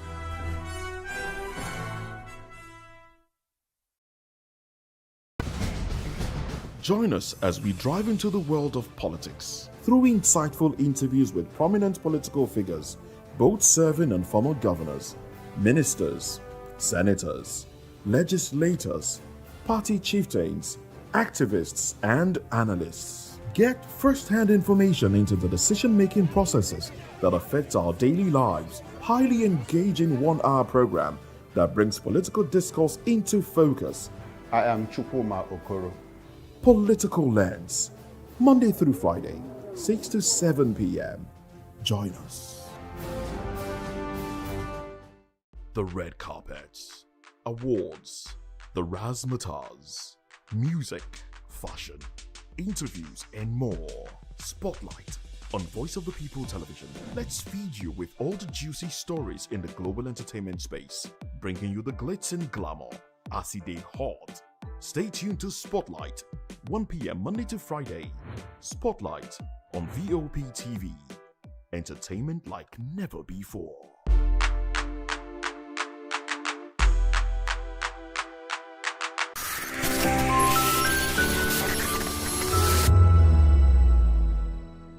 Hi, my name is Zoe Martinson, and you're watching Vop TV. What's up, people? It's your boy Dulo checking in. I'm here with the fisherman, Dulo, aka Kubi. I want to shout out the VOP, the voice of the people. Make sure you guys tap in, tune into the voice of the people today, tomorrow, and every day. Hi everyone, my name is Princess Fithia Nkrumah, and you keep watching Voice of the People TV. Rukomi ni Akpeja. Ricky Adelaide, the fisherman. Voice of the people. I'm part of the people. So go on and always watch Voice of the People. Wagwami people, it's your girl Endurance Grand, and I'm giving a special shout out to VOP TV. Keep listening, keep watching. My name is Akio Shota. This is VOP TV. Hi, my name is William Lamte. I'm an actor, and keep watching Voice of the People TV. Keep it locked. This is Health Check, your weekly guide to better living, smarter choices, and trusted answers. From everyday wellness to urgent health issues, we've got you covered. Health Check, only on Voice of the People Television, where your health has a voice.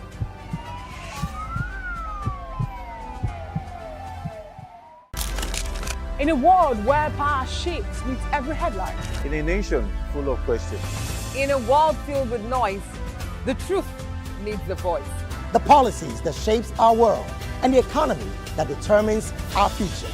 Every hour, every day, the grapevine keeps buzzing. And together, we are committed to telling the stories that shape our world, because your voice is our focus. Don't forget, our voice matters the most. Let us come together and share our concerns.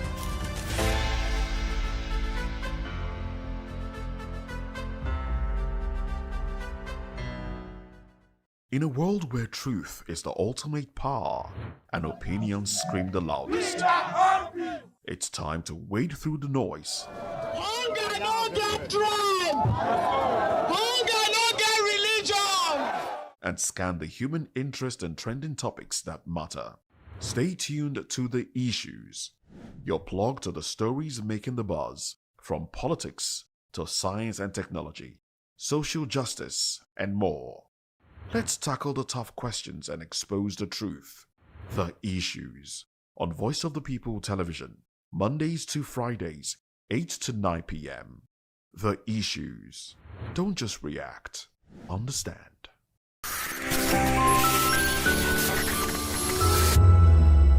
What happens in the hush behind hangar doors? Who signs the papers that gamble with lives? Which truths were grounded before they even ever had wings? If you've ever buckled a seatbelt at 30,000 feet, if you've ever stared out of that tiny window and wondered who's really in control of the skies, it isn't just flight, it's power, it's politics, it's pressure sealed in steel. We're peeling back the clouds from runway risks to sky-high secrets. We're diving deep where most dare not to look. Aviation Scope, every Sunday at 7 p.m. only on Voice of the People TV. We don't just report, we reveal. We don't just ask, we uncover. Because when it comes to the skies, ignorance is turbulence. Aviation Scope, the sky isn't the limit, it's just the beginning. Good evening, Africa. My name is Mama Kore, actor, model, producer, and I'm giving a big shout out to VOP TV, man. Keep watching. Don't change the dial. Thank you and God bless you. My name is AY, and of course, I represent the voice of the people, and that's why I'm on VOP. AY say so. Hi, everyone. It's your girl, Miriam Tima from The Real Housewives of Lagos and The Real Housewives.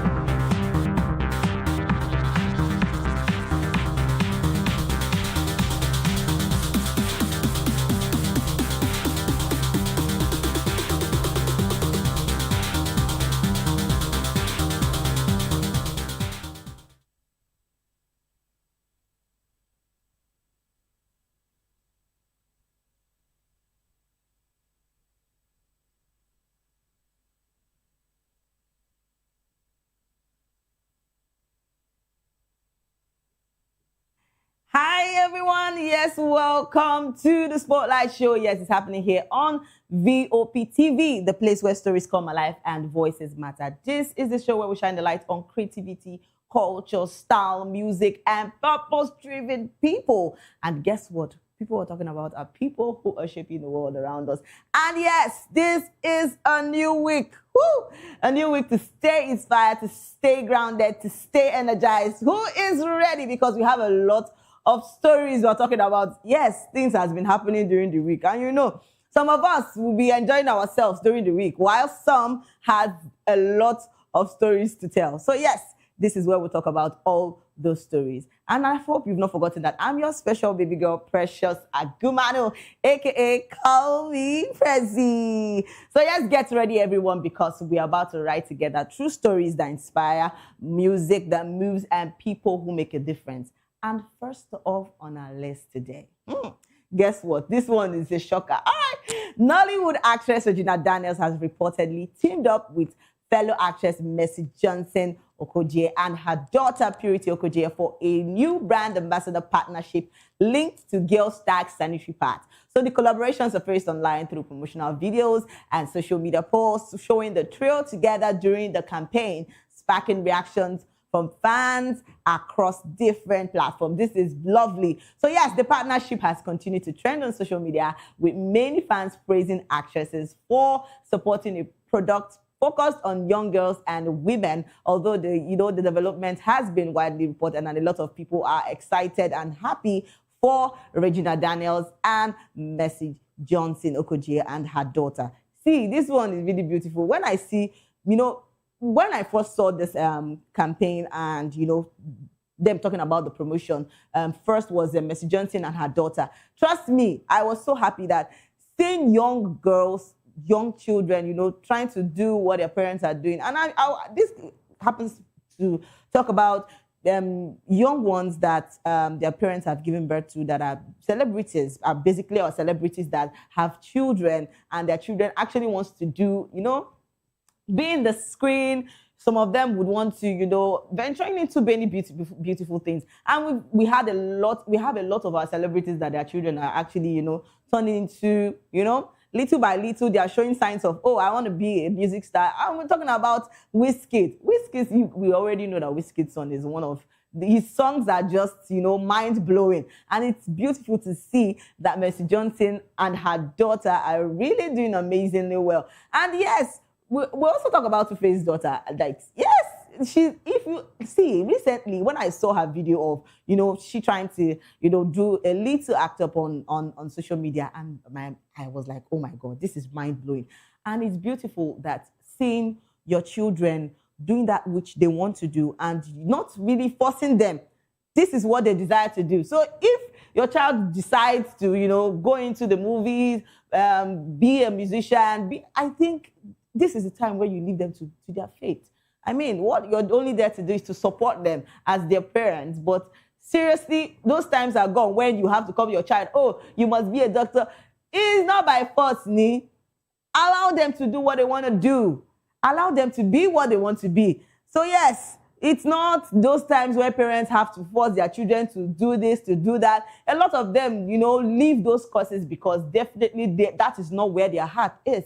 But trust me, it's beautiful saying that Mercy Johnson, the daughter, and Regina Daniels have teamed up, and we already know that there has been this love bond between Mercy Johnson and Regina Daniels. And talking about Regina Daniels, she has been doing amazingly well recently because, trust me, I've seen a lot of her campaigns talking about psychiatric people, helping the people on the street. She has been doing amazingly well. And this is where people will talk about how people, use their platforms to help other people. Yes, because trust me, a lot of our celebrities can just do their thing and not be a help to any other person. But seeing that some of our celebrities have really come out to make sure that they're giving back to the society is amazing. All right, let's move over to the comment section where we have a lot of people that have actually come out to say things concerning Mercy Johnson and Regina Daniels. All right, Call Me Fresh said, congrats, pretty Gina, keep soaring. Hi. And Luchi Divia said, congratulations, Gina. And It's Mimi Davis said, my Gina. You see, we have a lot of fans at Gina's baby girl, because trust me, a lot of people really love Gina. And it's amazing that, see, so far so good with everything that's been happening in Regina Daniels' life. Trust me, I just see a young woman, blossoming, glowing into better things. Because tell me why. And in 1 week, my baby girl just bought her mom, her sister, and it's beautiful to see that while she's doing this, she's also remembering other people around her. Not only around her, she's also remembering other people, people that are helpless, people that she could help. And it's beautiful. I actually, commend women that are pushed so much to that level. And yes, when I talk about women, see, I'm sincere about that. You see, this is women supporting women. No. Before they say precious, yeah, you too do. They carry women matter. Is the truth. When we see women doing amazingly well, please, that is where you call me, because I'm going to be happy about that. All right, let's take more comments and see what our comment section people have for us. And yes, Bez Tichni said, in Chinedu's house, she's nobody, but in Mercy's house, she's a queen. Type shit. All right, we have more and more comments. Somebody said, beautiful. And yes, we have more comments. Let's take more. And somebody said, make una read, make una ready, una money. I go soon start business. So, okay, kudos to you and God help you. And Vibrant Lizzie said, beautiful woman. And Mirabel Etornam said, the ring looks familiar. Una don't start. Una don't start. Comment section people. Una not go see matter, talk the matter where they ground. Una don't they look person ring. If the head no good, the leg no go. Waiting. Una too do. You must be coming down. Relax. The energy. Let's take more comments. A lot of people are still talking about Regina Daniels. And Diamond said, I'm early. Really? Okay. Annabelle said, congratulations.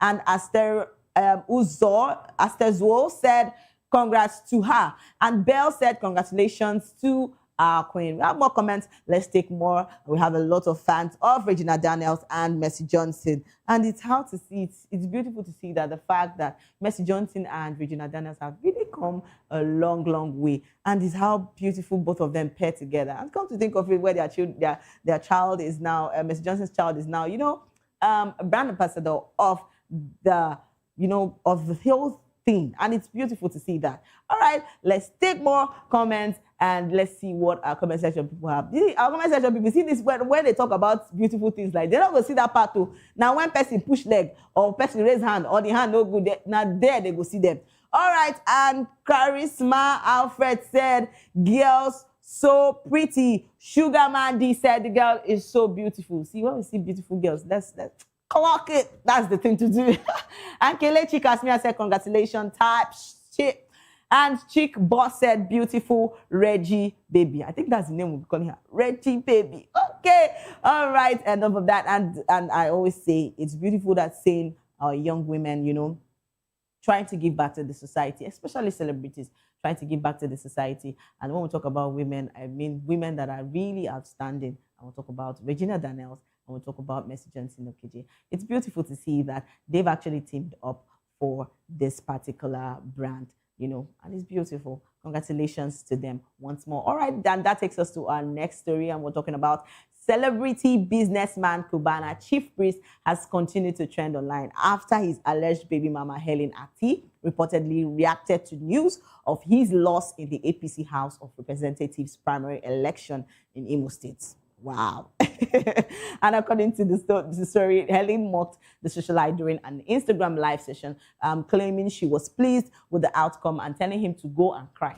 Hey, sorry you. A statement that has quickly attracted a lot of reactions across platforms. So the development has added fresh attention to the ongoing controversy surrounding the pair's paternity dispute, which has remained a major topic in their, in their space for a long time. So yes, a lot of fans have actually come out to say, really, okay, this game is a beautiful thing.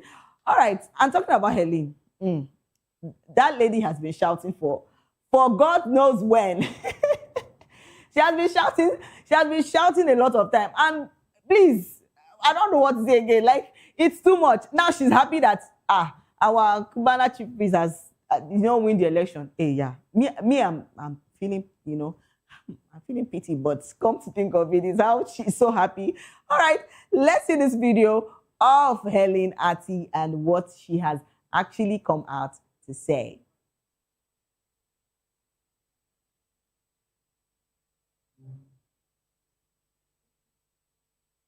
So we're talking about Helen, and trust me, it's how this whole saga has been going on and on and on, and everybody has been saying, okay, Auntie Kuku rest. But Helen has decided that she is not going to rest until this thing has to be done. So I feel so pity. Like I feel pity for Cubana Chief Priest. I get the way he's feeling right now, and for Helen, please. Let's tell ourselves the truth. I see how women, come out to shade men that are, have been done something to them, and they want to give birth, and they went through this, and please, it's only one child that you have for him. And my question is, why do you keep, calling and cussing? And I feel other women that has gone through this kind of thing, they try to, better themselves, better their lives, become something good, find a job, get something doing. But seriously, it's now getting too much. Like, I feel it's getting too much for Helen because it's too much. Tell me why every little thing, I think she cusses, she's angry, come on. This life no hard. Now, just people, they make and they hard. I'm serious. Because trust me, I feel if this is the case of how you feel, let's say the truth, emotions really matter. No doubt about that. But come to think of someone that, okay, you feel that he did this, and you saying he did this, and you want to, try to talk about this whole thing. Why don't you just, get a job, do better things for your child, make sure you train your child. That's the most important thing. And it's just a child, not like you have like 4 children that a lot of people. I've seen women that have really taken care of their children single-handedly without a man. Yes. We have seen a lot of women that have trained their children single-handedly without a man. And when you see them, it will be as if that really there was a man around when they were training those children. Well-behaved children.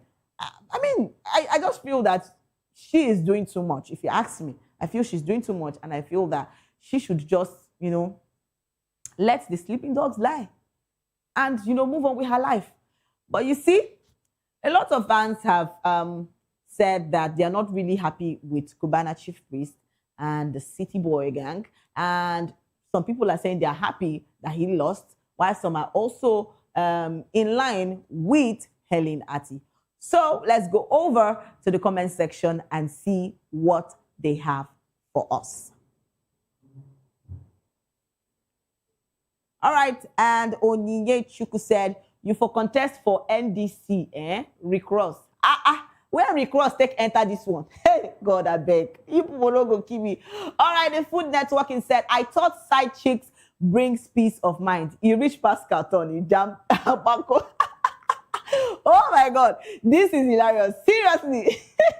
And the food networking, God help you. And Ayomi said, I never see side chick where it's her clients reach this Helen.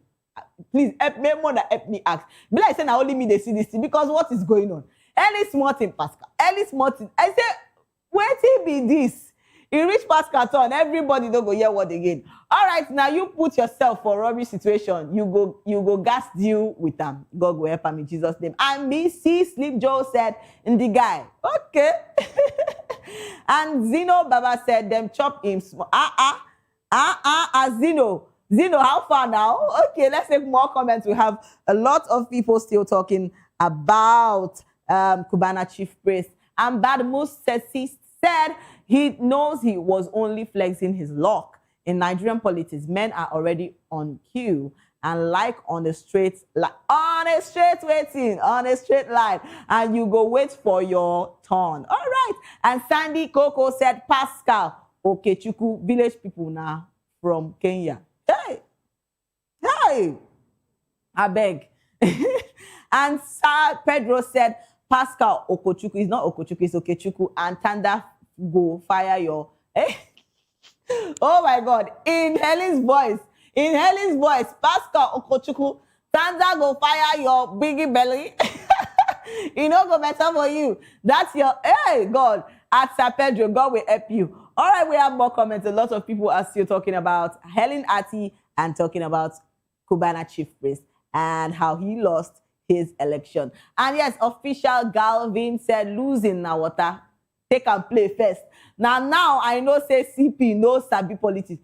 Hey, see, let's talk about this. If God don't call you say na music you supposed to, why not just stay for that music? Then we know say na music you won't just focus on. Because tell me why. Yes, I feel if it's music that you want to focus on, let everybody be guided. Let's know that it's music that you want to do. Maybe you want to be chasing music. This one is everything you want to do. But I mean, it's your choice, it's your decision. If you choose to next time you go open because everywhere in a business. Anyway, I don't blame him. He tried his luck, and maybe the luck look on locker. All right, we'll have more comments. Let's take more and more comments of what people are saying about Cubana Chief Priest and Helen Ati. A lot of people are so excited about the whole fact that the Cubana Chief Priest failed and are still talking about Helen Ati. And yes, Mazi Okechukwu Collins said, but was he expecting to win? If you ask me, who I want to ask? If you ask me, all right. It's Frank King said, I will deliver 10 million votes for you from Imo State. Lol. Akokonde mu. Oh my God. Please, if you're not Igbo, Beleo, because this one, it really touched me hard. Mr. Holic said, city boy lost in his city. Hey, it's a piri. It's really a piri. And Mr. Holic, this one, he hit him strong. All right, Mr. Chooks said, we support you on this one, Auntie Helen. Hey, whoa, see them, supporters on a straight line. We see you at Mr. Chooks. We have more comments. Let's take more and more comments of what people are still saying about Helen Ati and Cubana Chief Priest. And Baba 70 said, we love it too, Lord. Okay. All right. All the supporters of Helen. They are all coming out. And official Ochie said, lesson that social life is different from politics. Abio. See lines they cry. Okay. And Oku Dua said, one down. Zia Fashion said, they said it too. Waiting they said. Make I know the one where you follow. All right. And Sage Classic, SJ Classic said, Wahala too much. And Patricia Loho said, defeat now water. Hey, you see that one? Be like saying that one I even call bad pass. Oh my God. We have more comments. Let's take more and more comments. And Larry Big 933 said, I need a serious relation. Where things concern serious, you see the matter with Nigerians sometimes. I go they cry. Say, what be this? When they talk about person who loses, they talk about relationship. What is this? And Okeke Cynthia said, social media politicians. Ewo. See, come to think of it, I think Nigerians, we need to be kind. Like, let us just add. I know that normally some people they did wicked. Not naturally, they are just wicked. But sometimes when we know they too show wickedness, you don't know whether person get high BP. They will come, they show the person wickedness. The person will come fit. Men with a pity sometimes add kindness to our heart.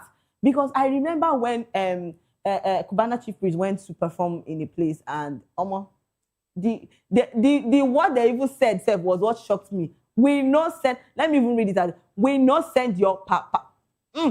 God. But it's actually a pity. I feel like maybe next time he should still try.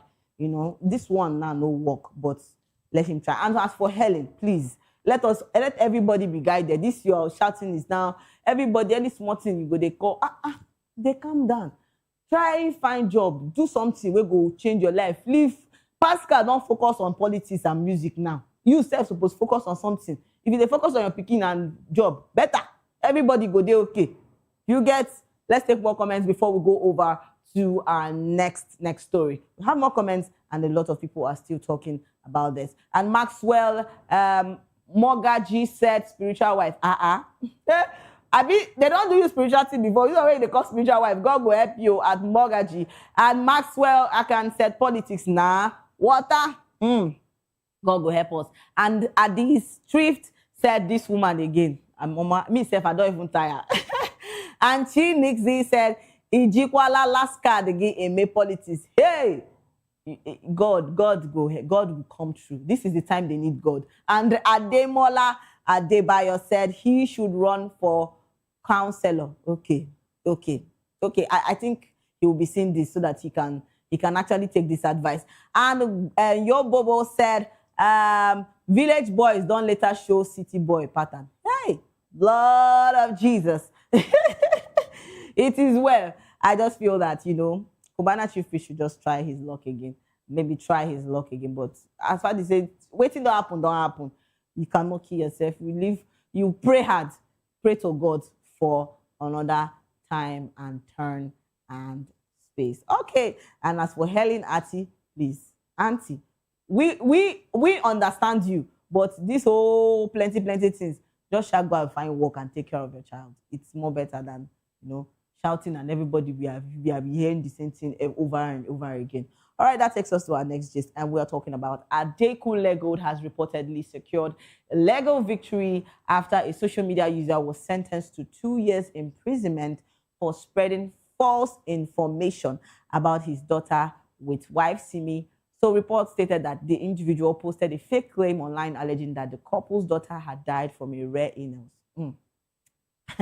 Triggering widespread reactions across social media. And yes, the court was said to have found the offender guilty on charge, so linked to cyberbullying and the spread of false information after he reportedly pleaded guilty during proceedings. So while several people has talked about Adeku Lego sentenced the man. Legal experts clarified that the sentencing was handed down by the court following persecution by the appropriate authorities. You see this one? Every day they talk about cyberbullying. Good. But no, the people will get here. They go feel here, but you go follow from this other side. Come on. You see this one? I like her. Bah! I raise my hand. Because that here, they go no say everybody, or everybody go know where they did. No be everything. You suppose not say no be everything where you see that you want to talk. Because you want to use people matter. They trend. This one, I'm to say that this one serves him right. He should go and serve his jail term. Because tell me why. You will not choose any other. Like, how do you even...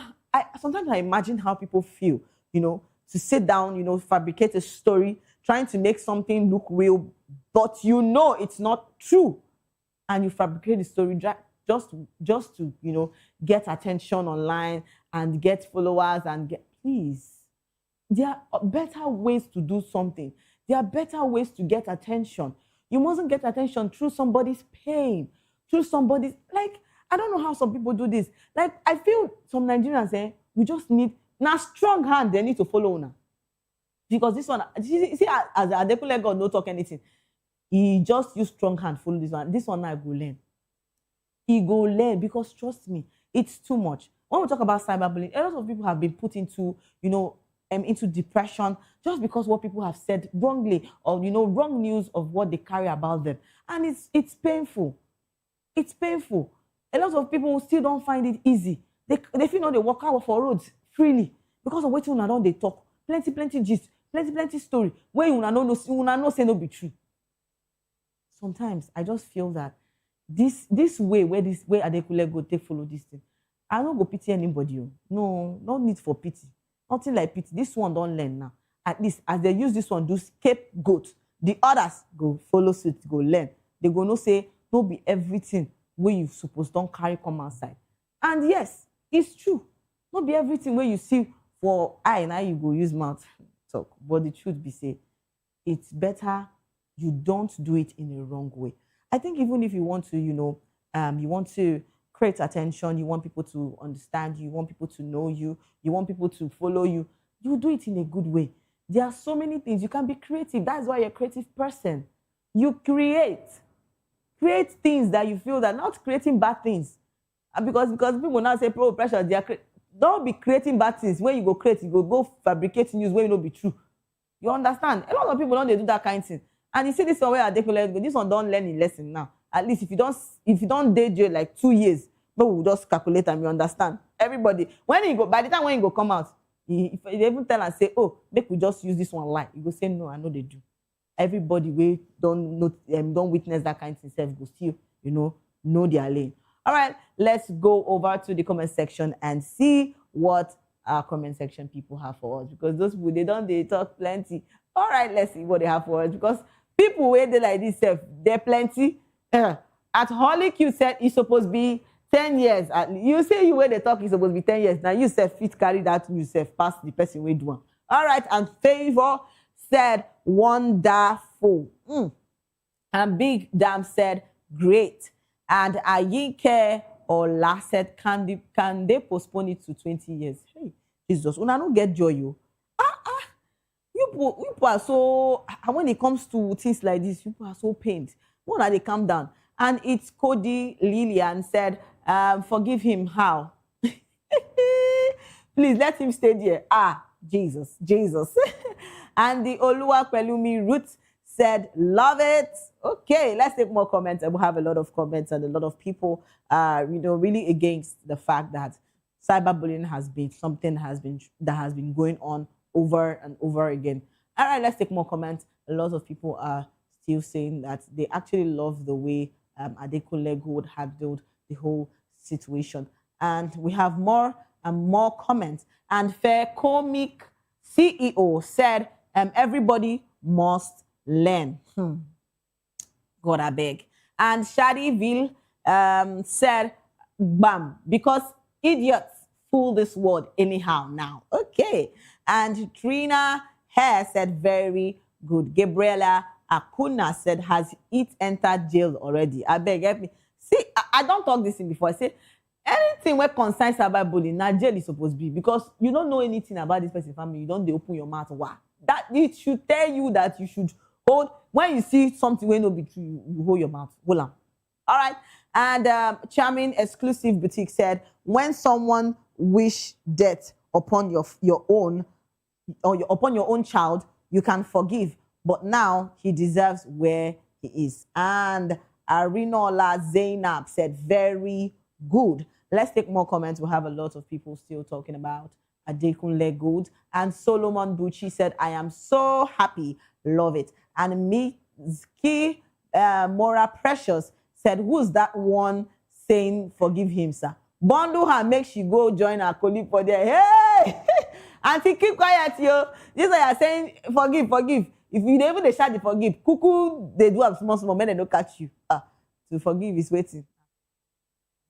But sir, we go still forgive. But maybe we go forgive when he don't dey prison. And her mother's daughter said he gets waiting them put for prison food where they hungry on for that Twitter. I love this for him anyway, chai. Abayomi Alvin said, all I can say is more. We need more. All right. And Maria Gold said, the one asking for forgiveness, one, give him small 10 years. Hey, Jesus. Some people don't just get joy. if you know it's good for you, see that forgive, go come out and make them no catch you joy. All right, let's take more comments. We'll have a lot of people still talking about how Adekunle Gold handled the issues that came up about cyberbullying. And Temi said good. Maya and Stitches said, not 2 years with hard labor. I beg. Okay. And Iya Ayo said, bam. And Abolo said, nice one. And official Taiwo Adeyemi said, 2 years. Kereo. Okay. And Sweet Sophie said, good. And Wane Debbie said, the gods of so many do, no fear of God in many, because what the hell? See, please. It be like say, I know I can't beg people now. Because I feel this thing will happen to this guy now, you know, plan him. For in mind now, you go say this thing, you go just use them, you know, fabricate this one, or just carry fake news, and you know, you go just cash out. Bro, you are going to be cashing out and cashing out into prison. So for your own good, this one now don't teach you lesson. Say, no be everything where the things where you know, say no be true. No kuku carry am say na true. Because why would you want to go and spoil somebody's name? You know, say no be true, but you decide to go and be posting it. It's wrong. It's cyberbullying. It's wrong. I just feel these things, the measures that are taken right now are the best measures. Because there are some people that don't use to, their ears are not for hearing. Their ears are for, you know, something else. And it's good that this kind of measures are being taken so that others will learn and follow suit. All right, we'll take a short break. And when we come back, we still have more stories to talk about. So please don't go anywhere. Stay with us.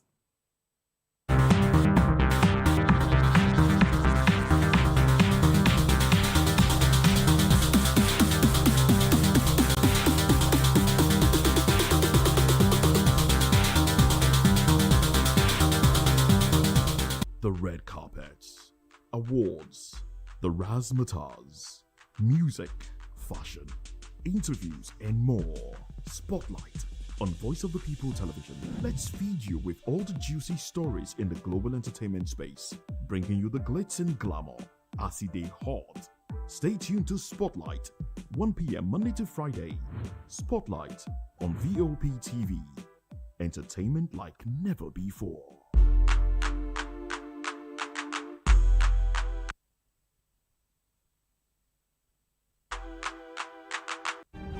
In a world where power shifts its every headlines, news breaks and events happens, we bring you unbiased and explicit information on politics, economy, and state of the nation. We break down the chaos. Facts, not fluff. Truth, not spin. We discuss not just politics, but a glimpse into the future. Voice of the People Television. Now you have more than a voice. On Edu Dialogue, we bring you fresh ideas and conversations, shaping the future of learning in Nigeria and beyond.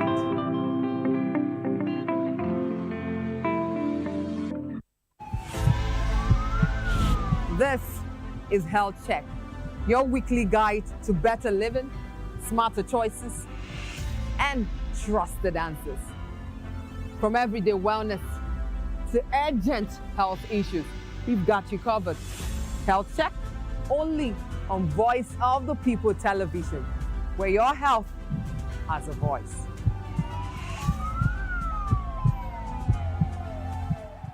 Hey guys, it's your girl Arika of the Dimples, aka Risky Baby, and you are watching VOP TV. Do not go anywhere. Where are you going to? Stay here.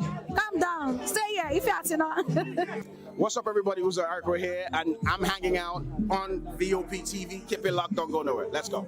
Hi everyone, my name is Yvonne Jagade. You are watching VOP TV, and don't change the dial, because I said so. Who's happy to post them and who's happy the most, because when shit goes south, yo.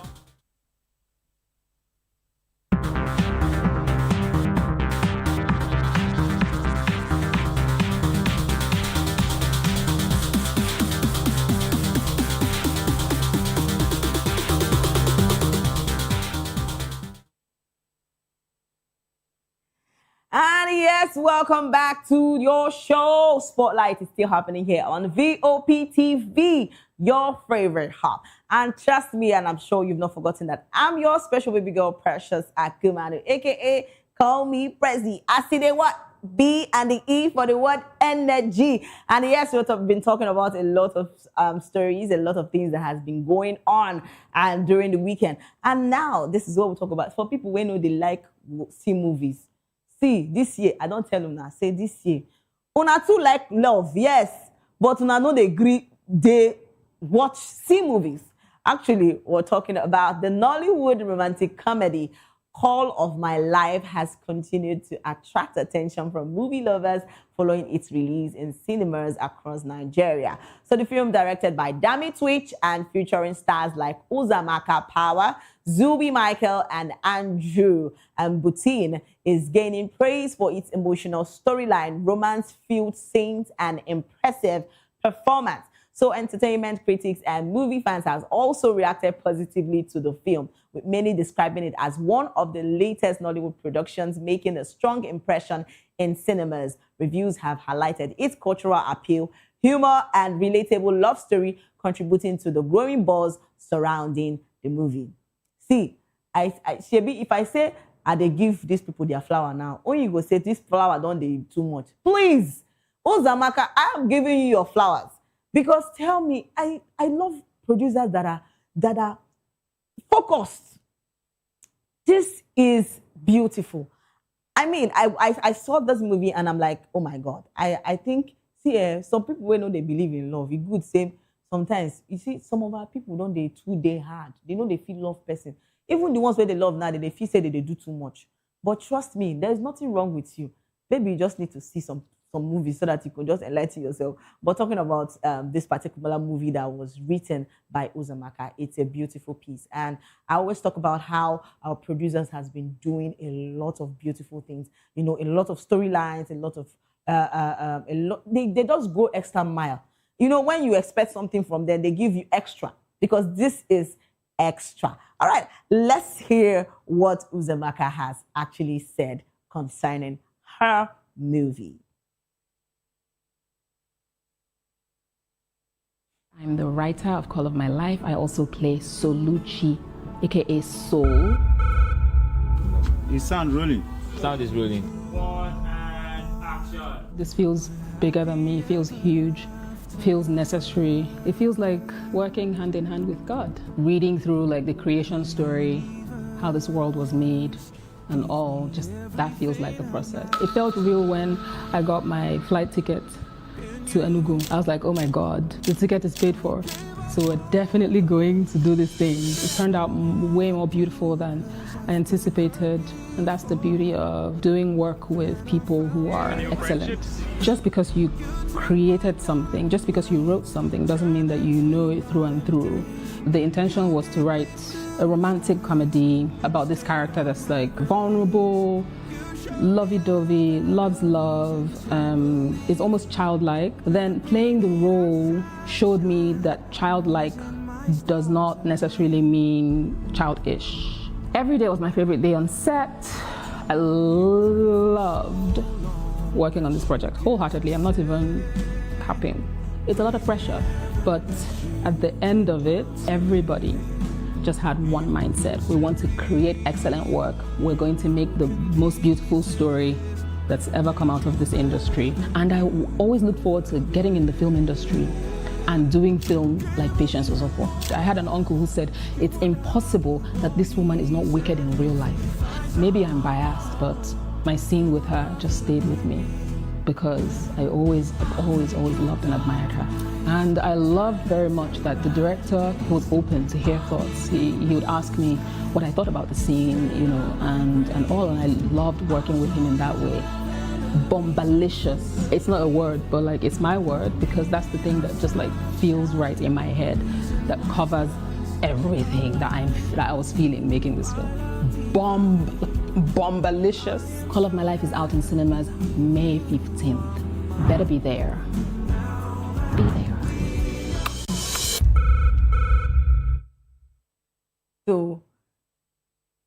So this is specifically for lovers. Let's be sincere. When I actually saw the cast for this movie, We talked about Zubi Michaels. Even Uzumaka was still in the movie after writing. Like, God, I saw this movie and I was like screaming, Lord Jesus. So seriously, and even getting Nkem Owo and Patience Ozoko into this particular movie is mind-blowing. I really love people that are really so creative.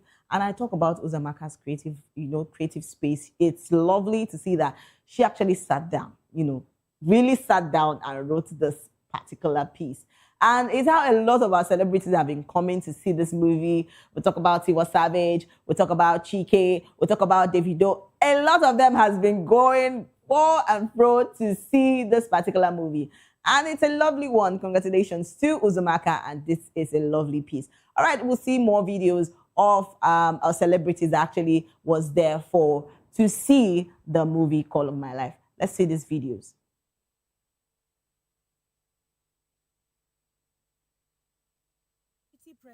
As guests gathered at Females IMAX Lekki for the advanced screening of Call of My Life. The event, hosted by award-winning singer Tiwa Savage, attracted personalities from the entertainment industry, content creators, and movie enthusiasts, with the dress code themed around Dress Like Tiwa, a Savage Body. Guests arrive in stylish and bold fashion statements, inspired by the music star's iconic looks. The screening also featured a Tiwa-themed karaoke session, creating a lively blend of music, cinema ahead of film's official release.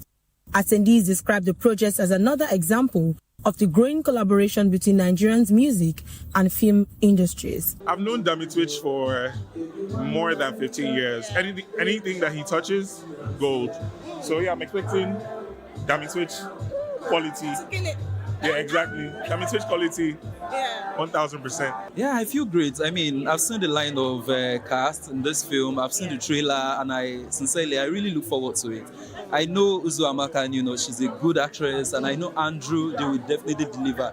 And the director, Dami Twitch, is an amazing person. I've seen a couple of his work, and I know that they're definitely going to deliver. Beyond the glamour, guests also highlighted the increasing influence of female creativities in shaping conversations across entertainment, fashion, and storytelling. The event serves as both a celebration of creativity and a platform for industry networking, as stakeholders continue to push Nigerian entertainment to wider global audience. Call of My Life is expected to hit cinema nationwide soon. Oyindamola Olukuso, Voice of the People TV. Movies like this, I'm always excited.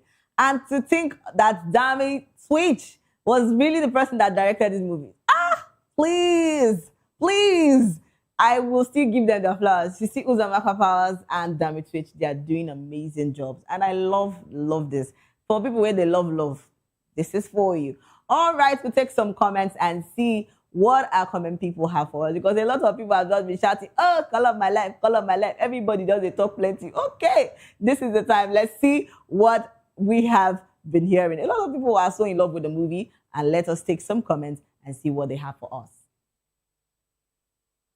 And yes, somebody said, call me, Vicky said, you are a powerhouse. Ooh, at Uzumaka Powers. You see that Powers is not a small one. Okay. And Temi Dayo said, hello, writer, hello, actor. Okay. And Einstein Young said, you are perfect in all ways. Can't wait to watch these. And Dazzling said, you don't know how much we love you. Oh, at Uzumaka Powers. That's lovely. Let's take more comments and see what people are saying about Uzumaka Powers. And Igwe, the actor, said powerhouse.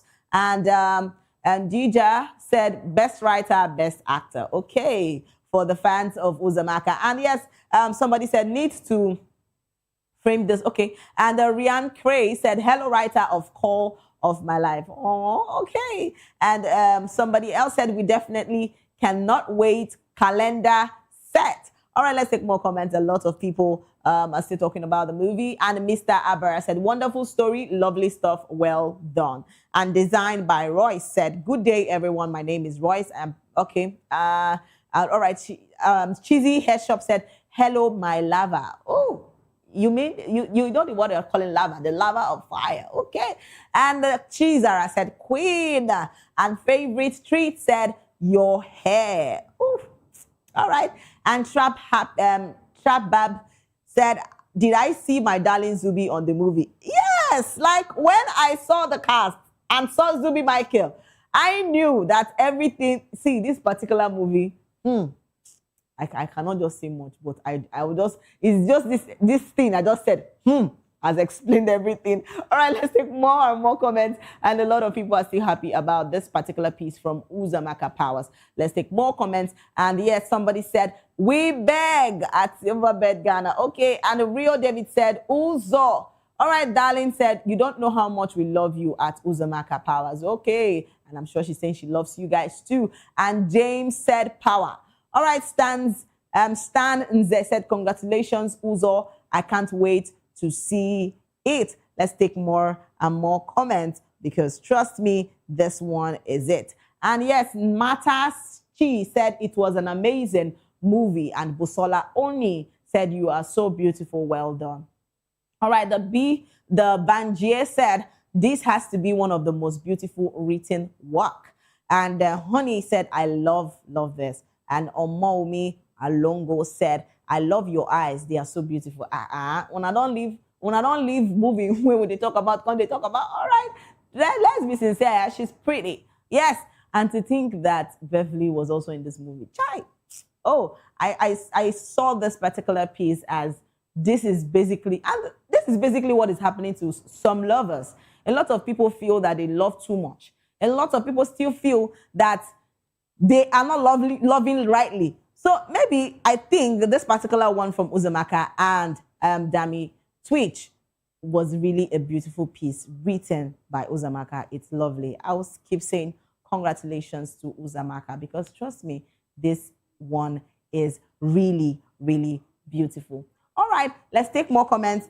And before we go over to our next story, we have more comments. A lot of people are so excited about this particular movie. Let's take more and more comments from our comment section, people. And yes, Uchoma Wang said best. And Karchi J said, hello, writer of Call of My Life. And Tinko Abbey said, I want a shirt. Okay. And Ebu Bay said, I am such a fan. And yes, so people that really love poems, that love poetry, I think this particular one is for you. It's beautiful to see, writings. When those days when they used to write, you write letter to your Lord, write letter. You get those vibes. Those days when our fathers and our mothers, the way they used to do their own love, they'll be writing letter. I know some people that will be saying, oh, they used to write letter and they will send it to, not now that social media has taken places and a lot of people are now just sending text messages. I feel, man, it's beautiful to see this particular movie. And yes, it's a lovely one. Congratulations once more to Uzumaka Powers and Dami Twitch. All right, this is where we close the curtain. Thank you so much for staying with us on the Spotlight Show. Remember, if you're going viral or going global, please tell your story with heart. And don't forget to follow us on all our social media handle at VOP TV Live and subscribe to our channels for more exciting episodes and updates. Until next time, I am Precious Agman, aka call me Prezi. See you next time. Bye for now.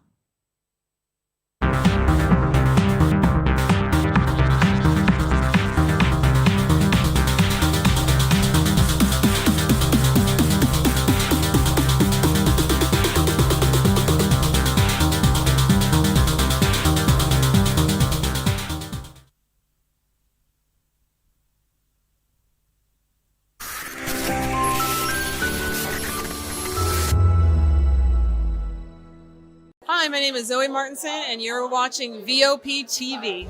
What's up, people? It's your boy Dulo checking in. I'm here with the fisherman, Dulo, aka Kubi. I want to shout out the VOP, the voice of the people. Make sure you guys tap in, tune into the voice of the people today, tomorrow, and every day.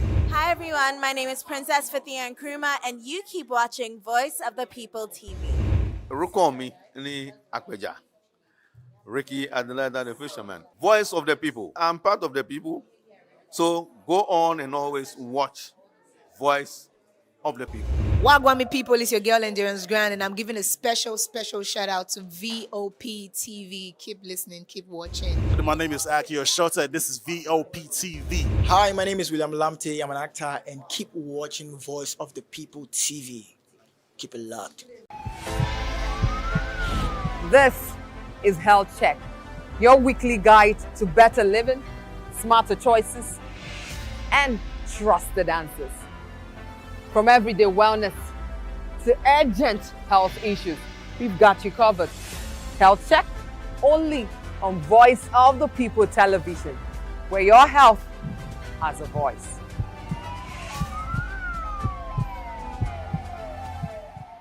The red carpets, awards, the razzmatazz, music, fashion, interviews, and more. Spotlight on Voice of the People television. Let's feed you with all the juicy stories in the global entertainment space, bringing you the glitz and glamour as it is hot. Stay tuned to Spotlight, 1 p.m. Monday to Friday. Spotlight on Vop TV. Entertainment like never before.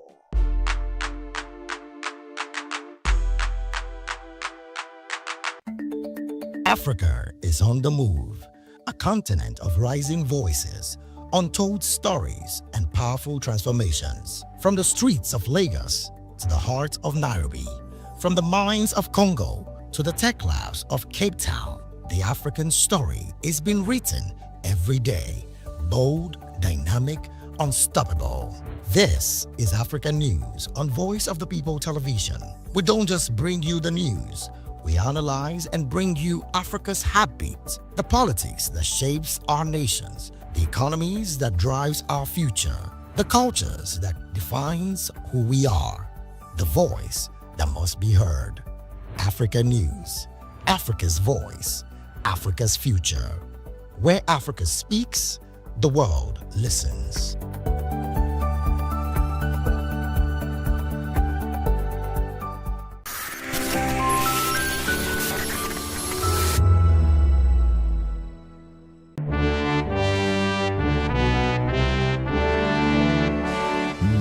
Nigeria, with its complex political atmosphere, divergent views, and discordant views, better still, coming with bass bows. Only one question matters: who really has the best candidate? Something is here. 5 political camps, 1 stage, no filters. Join us in this clash as supporters of Bola Ahmed Tinubu, Peter Obi, Atiku Abubakar, Omoyele Sowore, and Adewale Adebayo go head to head in no holds barred town hall debate. No script, just raw, unfiltered conversation. This is more than politics. This is where opinions clash. Facts are tested and the truth fights to be heard.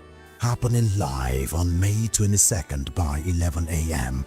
at Golden Tulip Terrace Hall, Ihoka Tower, 36 International Airport Road, Lagos. Don't miss it. Watch live on YouTube at Vop TV. Set your reminder, subscribe, join the conversation. My candidate is the best. Or is it?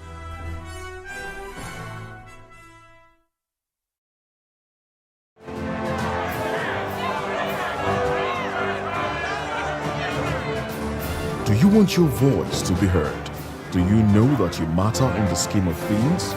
The People's Voice, the show where ordinary citizens take center stage as we discuss the biggest stories that affect you and I. With you in mind, we facilitate lively discussions, debates, and interviews on the topics that matter most to you and I, from social justice to economic empowerment, education to healthcare, governance, and more, tackling tough topics and amplifying your voice. Join the conversation and make your voice count. The People's Voice. Make your voice count. To know the happenings in the maritime sector, join us on the program Maritime Frontiers on Vop TV. as we discuss key areas in the maritime sector, from aquaculture, maritime transportation, maritime labor regulation, oil and gas exploration, ferry and passenger insurance, marine pollution and prevention, port operations, and lots more. Maritime Frontiers, exploring Nigeria's blue economy.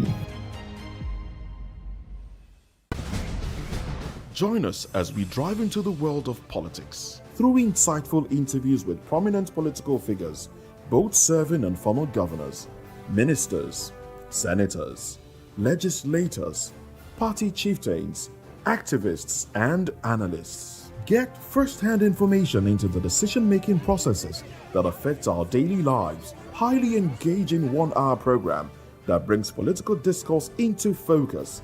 I am Chukwuma Okoro. Political Lens, Monday through Friday, 6 to 7 p.m. Join us.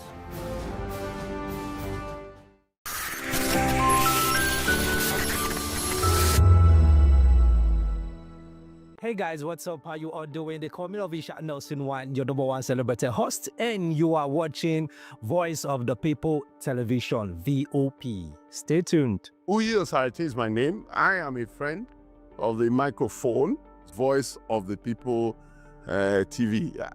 That name is unique, and the brand is very sweet. I like the packaging, picture qualities, camera qualities, and then of course, the quality of human beings that I see sometimes on your channel. I talk and get paid, and I look forward to being in your studios. Oh yes, you are on to Voice of the People TV, live here in Benin City, the cradle of black civilization.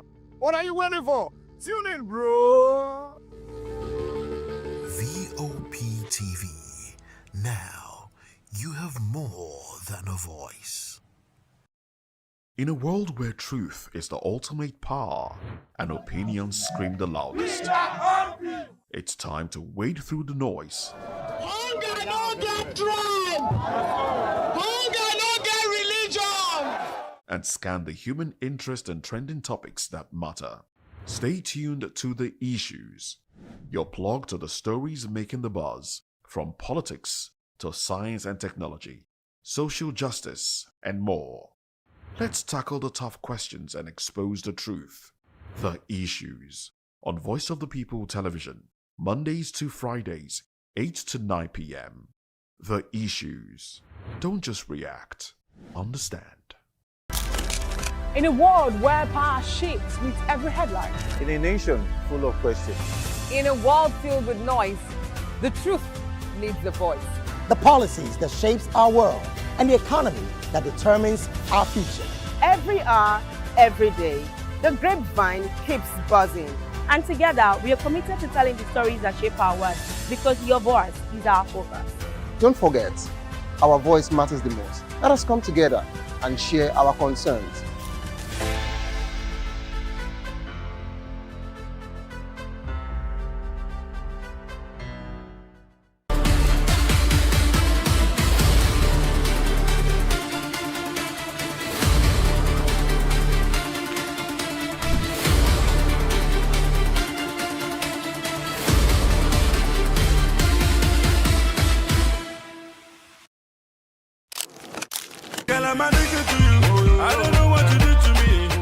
Don Jazzy is a name synonymous with music, talent discovery, and production in Nigerian music industry. Born Michael Collins Ajere on November 26, 1982, Don Jazzy grew up in Ajegule in Lagos State, where he honed his skills in music, playing drums for churches. Co-founding Mo Hits Records in 2005. Don Jazzy's production skills and collaborations with artists like D'banj catapulted him to fame. His unique blend of Afrobeat, hip-hop, and pop created timeless hits like Dorobuchi and Chop My Money. A recipient of numerous awards, including several BET Award nominations, Don Jazzy's impact on Nigerian music is undeniable, having impacted on the careers of Tiwa Savage, Ricardo Banks, Crayon, Corey de Bello, and others. Today, Don Jazzy's Marvin Records empire is solidifying his position as a music mogul. Don Jazzy also focuses on giving back, supporting education and music initiatives. Don Jazzy is a true maestro who is shaping Nigerian music landscape with his unique sound and vision.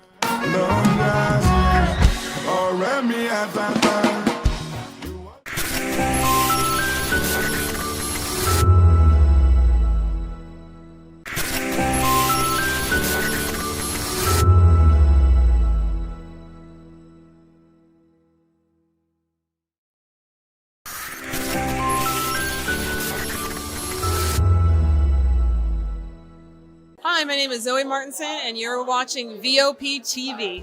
What's up, people? It's your boy Dulo checking in. I'm here with the fisherman, Dulo, aka Kubi. I want to shout out the VOP, the voice of the people. Make sure you guys tap in, tune into the voice of the people today, tomorrow, and every day. Hi everyone, my name is Princess Fathia Nkrumah, and you keep watching Voice of the People TV.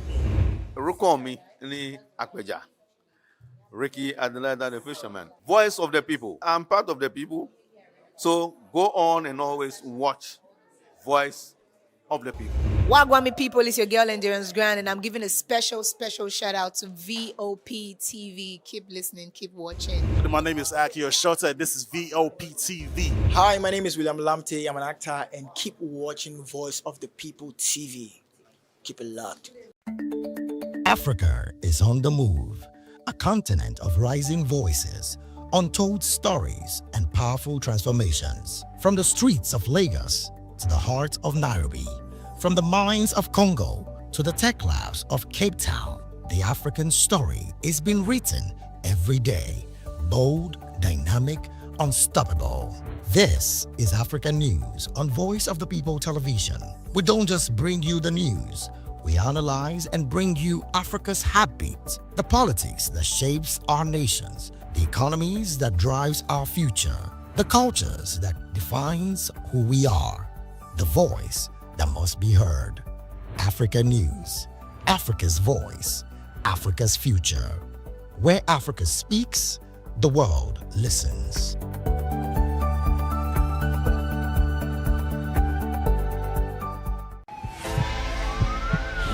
This is Health Check, your weekly guide to better living, smarter choices, and trusted answers. From everyday wellness to urgent health issues, we've got you covered. Health Check, only on Voice of the People Television, where your health has a voice.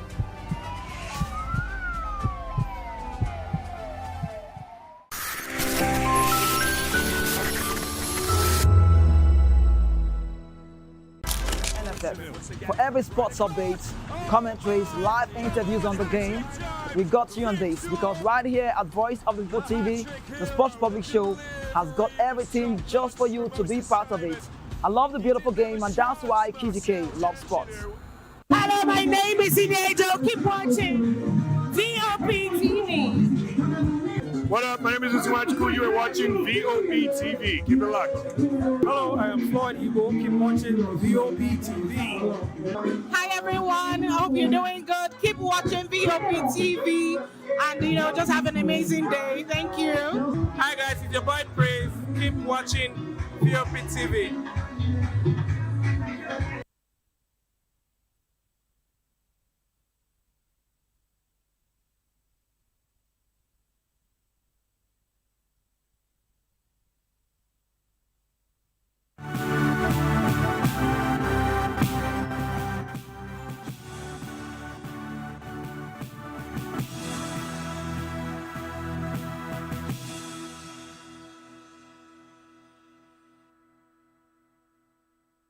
Hello and welcome to the African News on Voice of the People Television. I am Chioma Innocent. Before we begin the news, kindly visit our website. It's www.vop.ng for fresh and trending news. And for WhatsApp, the number is 0904-473-2605. A nationwide strike by public transport operators in Kenya has stranded thousands of commuters and disrupted businesses in protest over a sharp increase in fuel prices. Key roads in Nairobi were largely empty on Monday as commuters walked to work. Businesses in parts of the capital remained closed, and some schools told students to stay home. Similar disruptions were reported in other parts of the country. Local television showed protesters barricading roads and lighting fires. The strike follows a government decision days earlier to raise petroleum prices to record levels, with costs rising by more than 20%. Kenya imports most of its fuel from the Gulf. The price increase comes amid supply disruptions linked to the US-Israel conflict with Iran that began on February 28. Although a ceasefire has been declared, prices remain high as the Strait of Hormuz, through which about a fifth of global oil passes, remains blocked. Elsewhere, protesters in Sudan's northern state blocked cargo trucks on a key highway near Wadi Halfa on Sunday, disrupting trade with Egypt over persistent electricity outages and worsening power rationing. The demonstrators erected roadblocks near Abri in Wadi Halfa locality along one of Sudan's main trade corridors with Egypt, according to local sources. Passenger buses and private vehicles were allowed to pass. Residents said the protest was the latest in a series of anti-blackout demonstrations in northern states in recent weeks, and growing frustration over prolonged electricity cuts. In another development, South Africa's Department of Correctional Services is facing increased scrutiny after Parliament heard evidence of major price discrepancies in prison food supply contracts. The Portfolio Committee on Correctional Services was told some food items were billed at rates far above market prices. Examples included cooking oil allegedly charged at 672 to 726 rands and gravy powder at 2,538 to 3,735 rand, despite lower benchmark rates. The revelations have raised new questions about procurement oversight, inflated pricing, and potential corruption, coming as the department deals with severe budget pressures.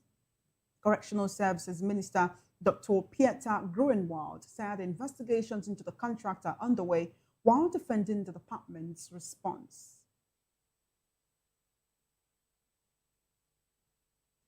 Still on the African news, a proposal by US-listed Equinix to build 2 data centers in Cape Town should not be approved without full disclosure of its water, power, and environmental impact, according to a formal objection filed with city planners. The objection was lodged by the House and Assembly, a social movement representing more than 20 communities in South Africa's Western Cape, and UK non-profit Foxglove. The group said the application lacks key information needed for officials to assess the project. Analysts say the objection reflects a broader pushback from communities as technology firms expand computing capacity globally. Residents have raised concerns about rising power bills, water stress, noise, and pollution linked to large data center developments.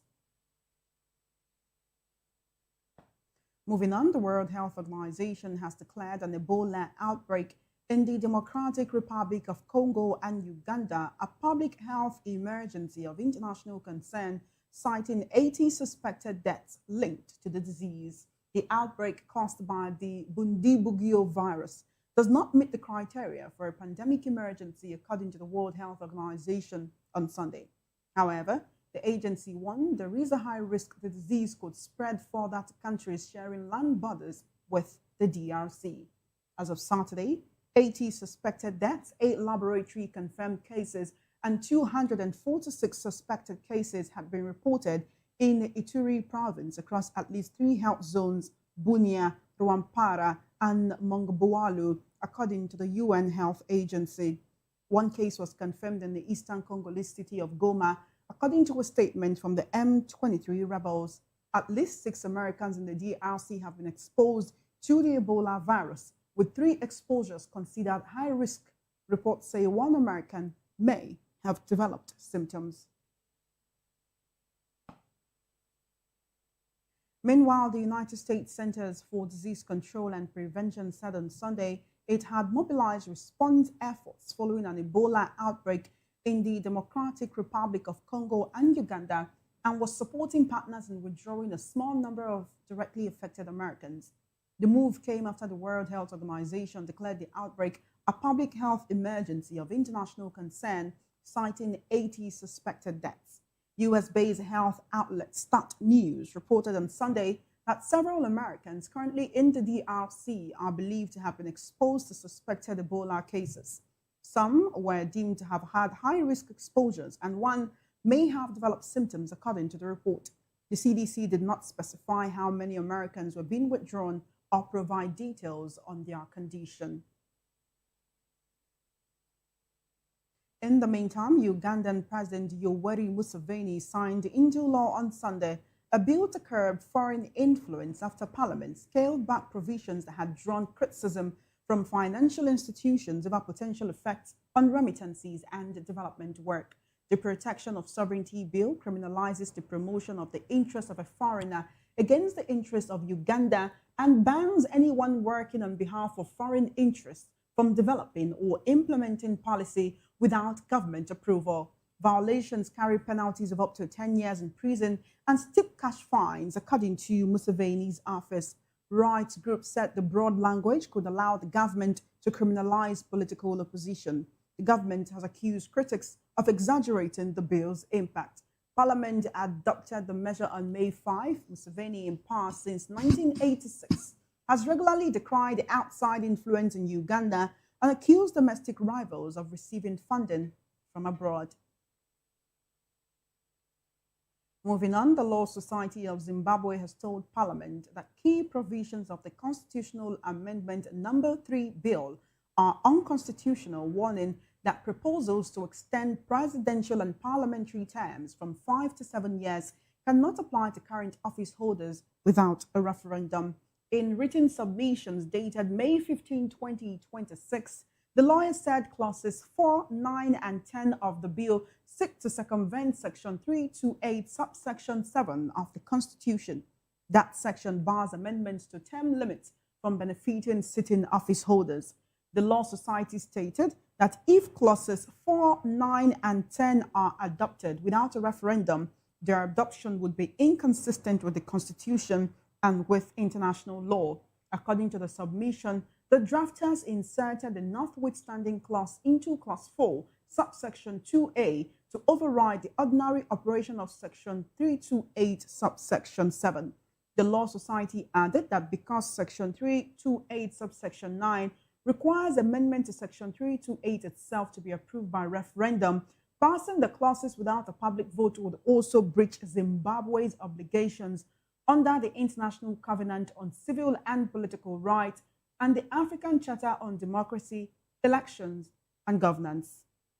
On proposals to transfer voter registration from the Zimbabwe Electoral Commission to the Registrar General, the Law Society said the move would hand the executive control over a function that was deliberately insulated from political influence.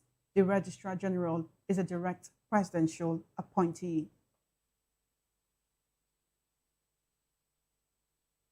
This report says the Parliament of South Sudan's Eastern Equatoria State has been closed for 6 months due to severe financial constraints. Charles Longolia Mute, chairperson of the Information, Culture, Youth and Sport Committee at the Eastern Equatoria State Transitional Legislative Assembly, told newsmen at the weekend that the Assembly had been in recess since early November 2025 after authorities failed to provide funds for its reopening.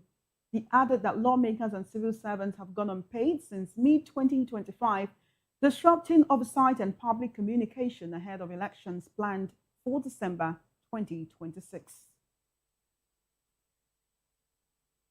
Egypt and Eritrea said on Saturday that security and management of the Red Sea are the exclusive responsibility of littoral states, rejecting what they called attempts by non-littoral parties to impose security arrangements in the region. The statement came after talks in Asmara between Egyptian Foreign Minister Badri Abdelati and Eritrean Foreign Minister Osman Saleh. The joint statement did not name any countries, but Egypt has previously rejected Ethiopia's efforts to participate in Red Sea governance. Ethiopia, which is in a dispute with Egypt over the Nile River, has said it has a right to sea access and seeks a role in Red Sea affairs. Egypt, Eritrea, and Somalia announced in October 2024 the formation of a joint committee to enhance cooperation amid regional tensions. The move followed Ethiopia's memorandum of understanding with Somaliland to gain sea access. Abdelati also expressed Egypt's support for Eritrea's sovereignty, unity, and territorial integrity during his visit. The two ministers attended the Egyptian-Eritrean Business Forum with Eritrean President's economic advisor, Hagas Gebrehewit. You're still watching the African news right here on Voice of the People Television. We have joining us right here in the studio for the news analysis segment, Darlington Agomo. He's a lawyer and political affairs analyst. Welcome to the African news and thank you for joining us. There are quite a number of issues to discuss today, but I'd like us to begin with health. There has been a reported Ebola outbreak in the Democratic Republic of Congo as well as Uganda. There are also reports that there have been 80 deaths, and you would wonder how exactly was the outbreak announced along with the deaths. You would think that if there really was an Ebola outbreak, it must have been announced before now, and they'll be tracking everyone who may have been in contact with anyone who had the disease before the announcement of the deaths. In a state where the government is battling with insurgency, what makes you think that they will have enough resources to start looking for Ebola? That is the main issue in that part of the world. They are battling insurgency on different fronts. And so when this disease now broke out, you now know that those who contracted it are on their own because the government have enough on their own hands. Even if the whole country is immersed in it, I don't think that country has enough resources to go around. Perhaps that's why the UN and the World Health came in and raised alarm, international alarm, over the issue because DRC cannot handle it. Because, like I told you, they have enough on their hand and resources are not there. That's just the major issue here. As much as that is understandable, the last time we really heard about Ebola, it affected us right here in Nigeria. You remember the medical practitioner that unfortunately was one of the first casualties of, yes, Dr. Stella Amel Adadevo. May her soul rest in peace. She has been seen as a medical hero in Nigeria since that time. But from then till now, it's been over 10 years. This resurgence of Ebola, one needs to ask, how did it come about? It is because that is the home of Ebola. The DRC is the home of Ebola. There's a river called Ebola River in that place. So the Ebola disease is from the river. It's from not from the they named it Ebola River. Not that the disease comes from Ebola. The word Ebola might have a different meaning in the country, in their language. But if I remember, that is where it emanates from. All the while the world has been witnessing Ebola, it came from that part of Africa. So the only thing they needed to do is to go and find out, is it from monkey? Is it from one terrestrial animal or whatever? The fact remains that it comes from there. So let the researchers go in. The government and the World Health, they need to go into research to know the source. At a point, they say it was the monkeys and all that. But for all I know, that disease emanates from that country. And so, if you are looking for a solution, it must be from there. These are people who are currently suffering from the effects of that. We're talking about 80 deaths. As much as we should focus on where it came from, one might say leave it to the medical practitioners and the scientists to actually determine the origin of this so that we're not trading blames. You talked about how this is a country that is already battling with insurgency. If they now have the searchlight of the world being beamed on them as, the origin of Ebola, wouldn't that make it worse for the country and for whatever diplomatic relations they might have with other countries? It's already worse, and that's what happens when a country is weak. When a country has been weakened by terrorists, When a country has been weakened by bad leadership, when a country has been weakened by what? People who don't know what they are doing. If you have leadership in that country, by now, I think that this particular problem would have been taken care of. But you don't have leaders in Africa generally who are very futuristic, who has a vision. Their own government is government by the day. They are not thinking ahead. Look at the many times this Ebola has broken out from there. This Ebola, it has broken out up to 5 times now. And yet, the government of that country did not deem it fit to call researchers to go into this problem and find out. They have not. So that will tell you that the government is weak. And so, if a government is weak and is not bedeviled with terrorism, what can they do? No, what can they do exactly? They can do little or nothing, except the international community come to their aid to save humanity. To save humanity, because as of today, Atlantic 2 Americans are done with it already.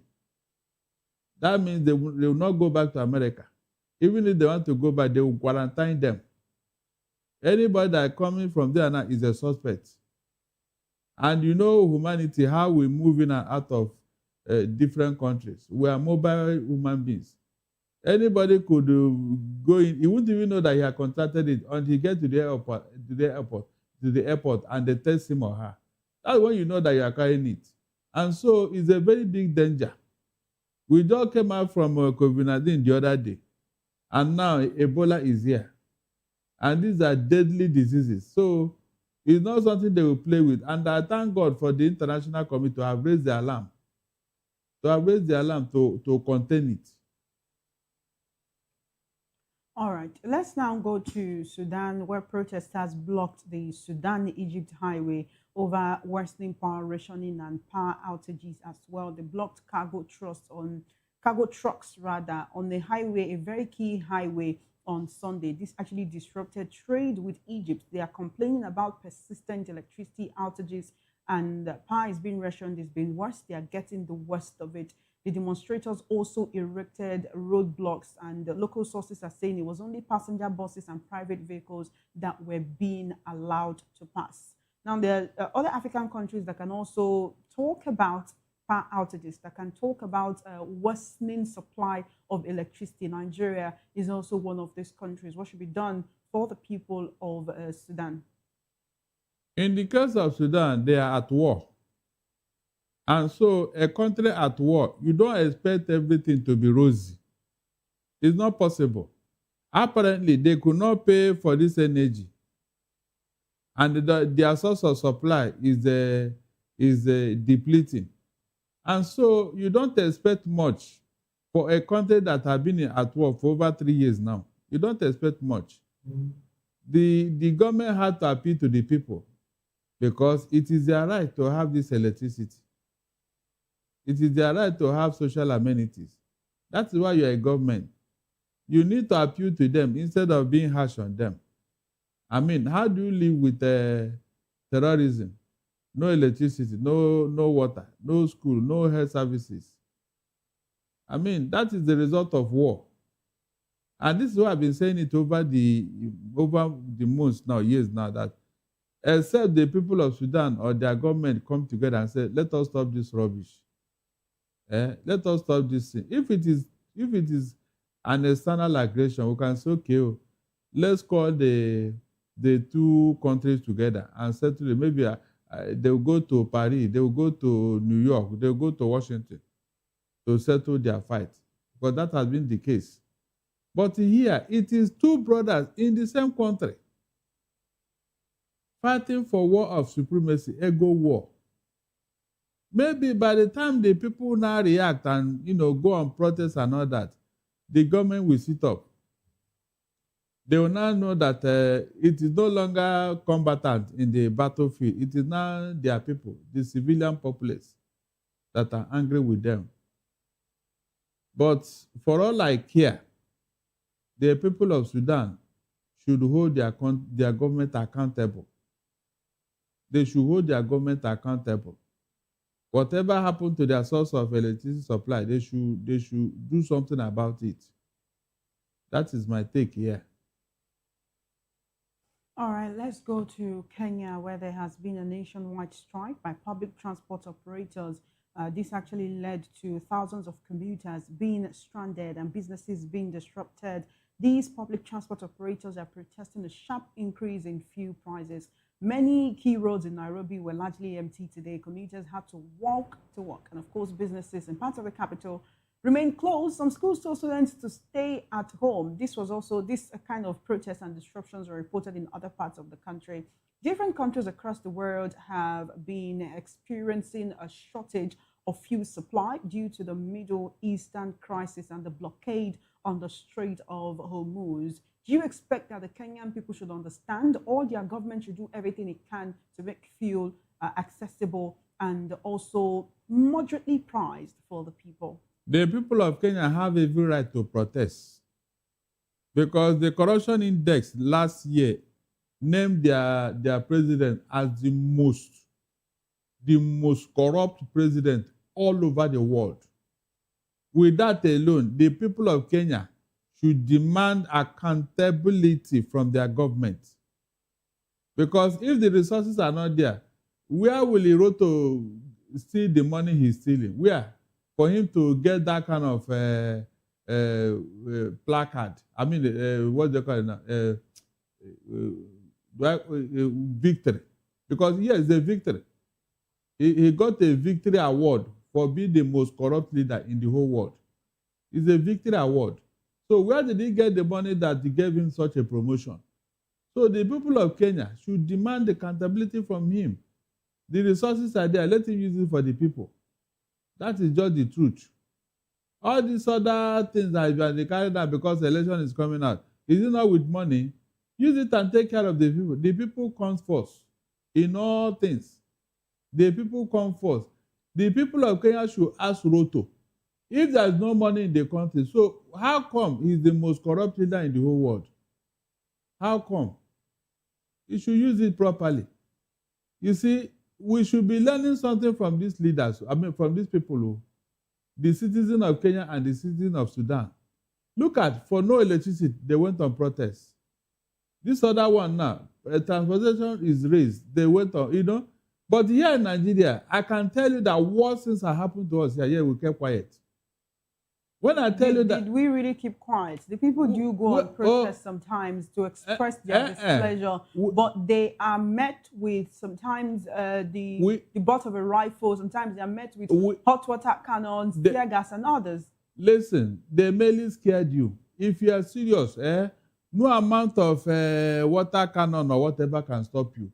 We are cowards generally. That's why we don't do anything. And the government has seen us, they know that we are cowards. That's why whenever anybody wants to, they'll go and harass a few people. Others will run to their home and hide under their bed. In places where people are serious, the harder they come, the more resistant you should be. That is how victory is gotten. That is why good governance is gotten. Go and check for the whole of Europe. They didn't get it on a platter of gold. No. People insisted. People were intentional on what they want. Yes, people died, but they got victory at the end of the day. So if you think that with what is going on here, Nigeria is going to get better, it's not possible. Not with this leadership. We should be giving good example to African states. Every other African nation should be copying from us. That's what we are saying. It should be copying from us. This is the only country I know in the whole of Africa where a whopping 210 trillion will be missing. And nobody is doing anything about or saying anything about it. Look at the amount of money we are talking about. This kind of money is enough to shut down the government until they bring it out.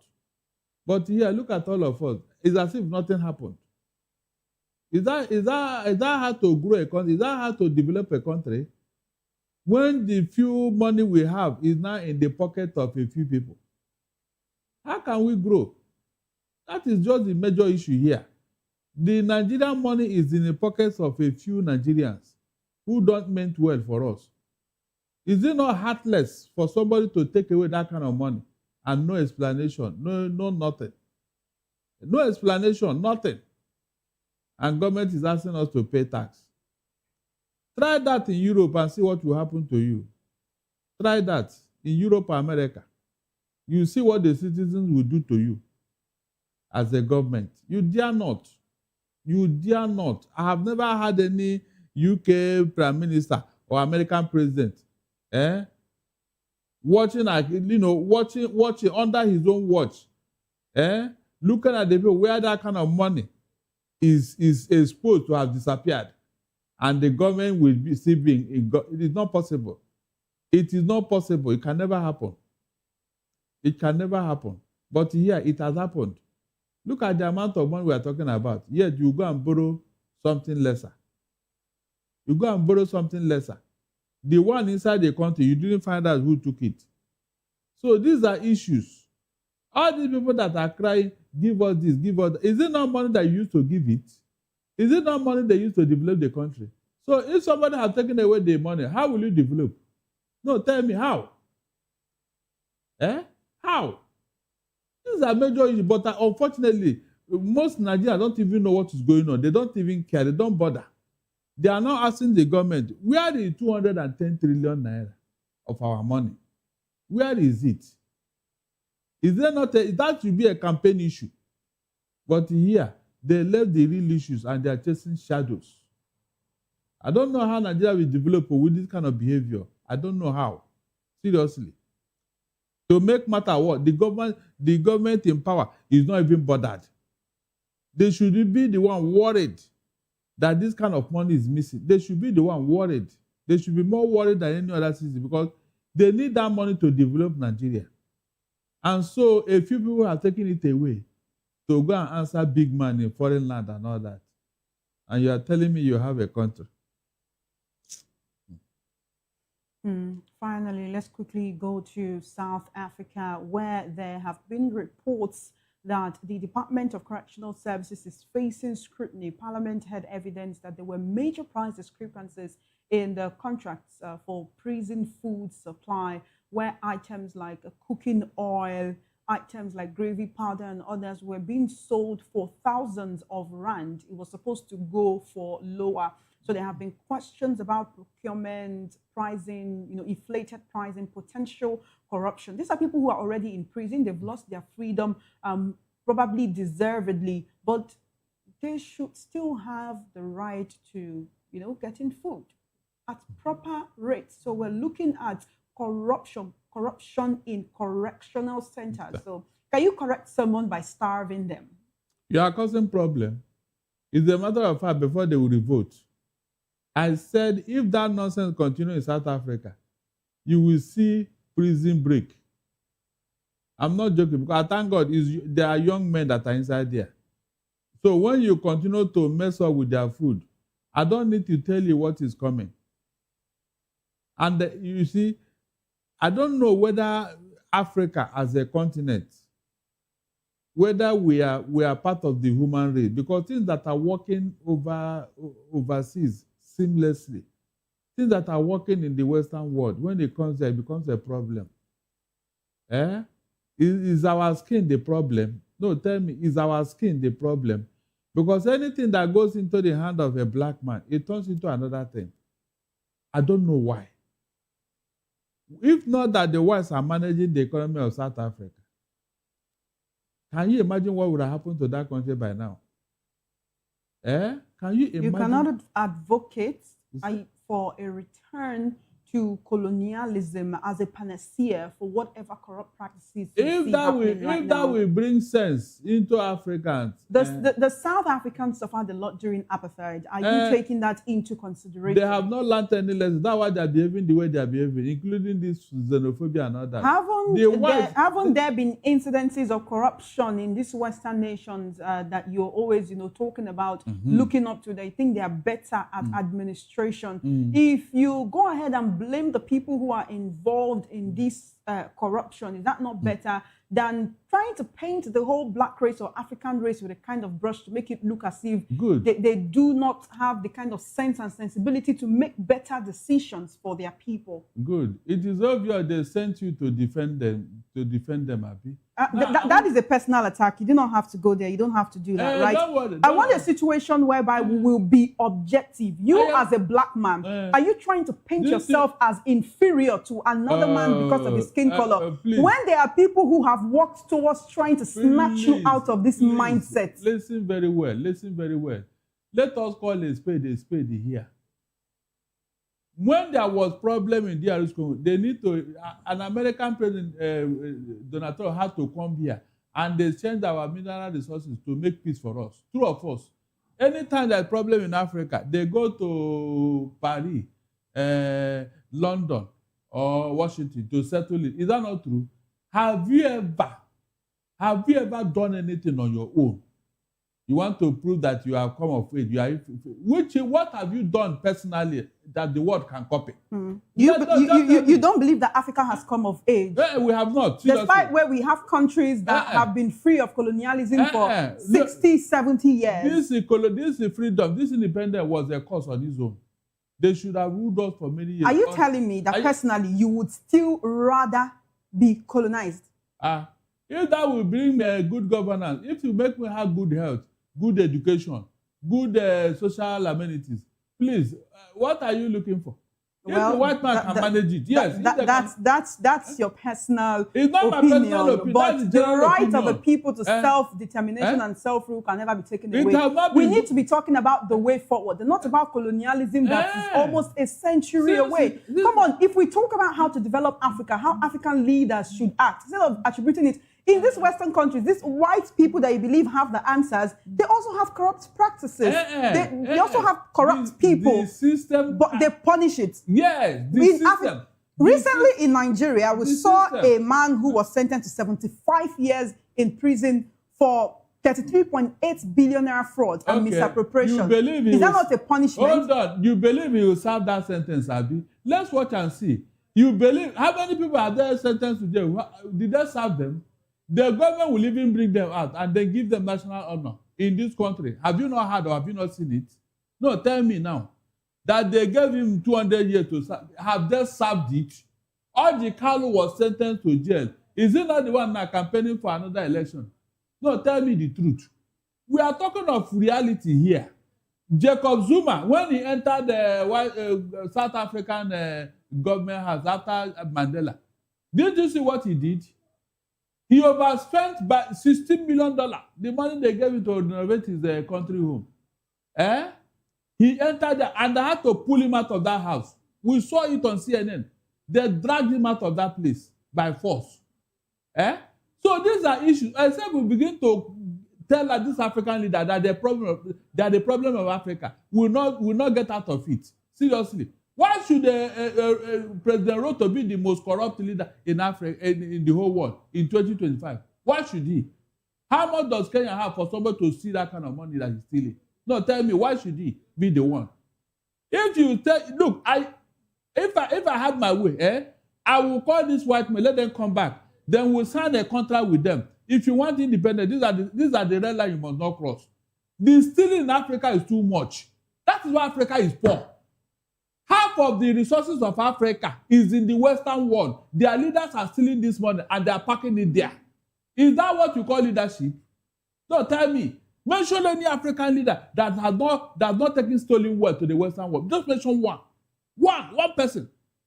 The money they should use to develop their country, they will steal it and use it to go and hide abroad. And so your conclusion is that the black skin is the problem? In fact, it's a cause, not just a problem, it's a cause. Your black skin is a cause. I don't know why I came here. I don't know why I came here. I'll be talking to God though, to take me to somewhere else. Because this is not. It's a little too late for that. But we need to go. We need to go. Thank you very much for your assertions. One would say you might want to disabuse yourself of the notion that someone somewhere is superior to you because their skin color is paler.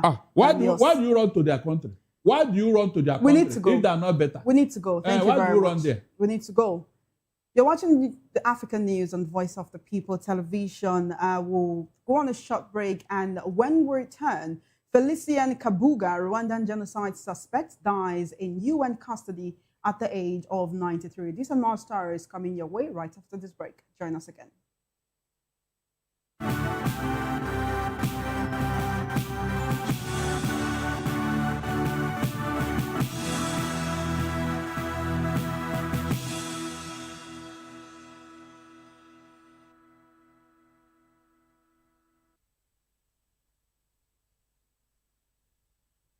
Welcome back. Felician Kabuga, a suspect in the 1994 Rwandan genocide, died in custody on Saturday at age 93, according to the United Nations Mechanism for International Criminal Tribunals. Kabuga was arrested in France in 2020 after more than 2 decades on the run and extradited to The Hague. He was later ruled unfit to stand trial due to dementia and deemed too ill to return to Rwanda. With no country willing to accept him, he remained in the UN detention center in The Hague. The court said it had ordered an inquiry into the circumstances of his death. Kabuga, a former businessman and radio station owner, was among the last fugitives sought over the genocide. Prosecutors accused him of promoting hate speech through his broadcaster Radio Television Libre de Mille Collines and of helping armed Hutu militias. Hutu extremists killed more than 800,000 Tutsis and moderate Hutus in 100 days during the 1994 genocide. The Mechanism for International Criminal Tribunals oversees remaining cases from the former UN tribunals for Rwanda and the former Yugoslavia. Still on African news, an international humanitarian convoy carrying aid for Gaza remained stalled on Sunday on the outskirts of Sirte, Libya, as organizers held talks with authorities to secure passage towards the Palestinian enclave. The global Sumud land convoy has been waiting since early Sunday east of Sirte, about 450 kilometers east of Tripoli, before entering eastern Libya. The mission departed Friday from Zawiya, west of Tripoli, with more than 350 activists from 30 countries, including Turkey, Algeria, Tunisia, Morocco, Mauritania, Indonesia, China, the United States, Germany, Spain, Italy, and the United Kingdom. The convoy is transporting 50 containers, including 30 with essential humanitarian aid and 20 with mobile housing units, along with 5 ambulances. Coordinator Hayati Aslan said discussions with Eastern Libya authorities were ongoing. He said the convoy's goal was to break the Israeli blockade on Gaza and to deliver aid. Now we take you straight into the world of business, where the South African rand held steady on Monday ahead of April inflation data expected to show faster price growth driven by Middle East tensions. At 7:16 GMT, the rand traded at 16.7150 per dollar. Analysts forecast annual inflation to rise to 3.9% in April from 3.1% in March. ETM Analytics warned inflation could approach 5% if oil prices stay high and the rand weakens further. South Africa's top 40 index fell 0.6% in early trade, while the yield on the 2035 government bond rose 7.5 basis points to 8.89%. Still in business, Ghana has increased the share of annual gold output that large-scale miners must sell to the central bank to 30%, up from 20%. As part of a revamped reserve building drive, according to a senior official. Miners said key commercial terms under the revised arrangement remain unresolved. Central banks globally have been increasing gold holdings as higher prices strengthen its appeal as a reserve asset. Africa's top gold producer launched its bullion purchase program in 2022 and later reached an agreement with miners through the Ghana Chamber of Mines to supply 20% of annual output to the central bank. And now to sports. Mamelodi Sundowns beat Morocco's Royal Armed Forces 1-0 on Sunday in the first leg of the African Champions League final, taking a narrow lead into next week's return match in Rabat. Left-back Aubrey Modiba scored the only goal in the 37th minute, converting a free kick from outside the penalty area. Sundowns missed chances to extend their advantage after half-time, when Colombian striker Brian Leon failed to convert 3 opportunities early in the second half. The restart was delayed 20 minutes due to a faulty VAR system, and both teams agreed to continue without video review. The same referee, Ginger Keys and Dala, of the Democratic Republic of Congo, oversaw the match at Loftus Versfeld. The African Champions League final return leg is scheduled for next Sunday in Rabat. Still in sports, Cape Verde defender Roberto Lopez received a surprise farewell party in his native Kremlin on Sunday ahead of the country's first World Cup appearance. The 33-year-old Shamrock Rovers player thought he was attending a family lunch but was greeted by neighbors and friends. He's set to be named in Cape Verde's squad on Monday. Lopez qualifies for Cape Verde through his father, Carlos. He almost missed out on international football after initially ignoring a 2018 LinkedIn message he believed was spam. After responding to a follow-up message, he made his debut in 2019. Lopez played a key role in Cape Verde's run to the Africa Cup of Nations quarterfinals in 2024 and started 9 of their 10 World Cup qualifying matches. And that's all on the African news. Thank you for watching. Do not forget to subscribe to our YouTube channel at Voice of the People TV, and on other social media platforms, it is at VOP TV Live. If you witness news happening near you, we want to hear from you. Send your eyewitness reports, event coverage requests, photos or videos directly via WhatsApp to the number 0814-606-4057. You can also reach our newsroom by email. It's news@vop.ng. I am Chioma Innocent. Good afternoon.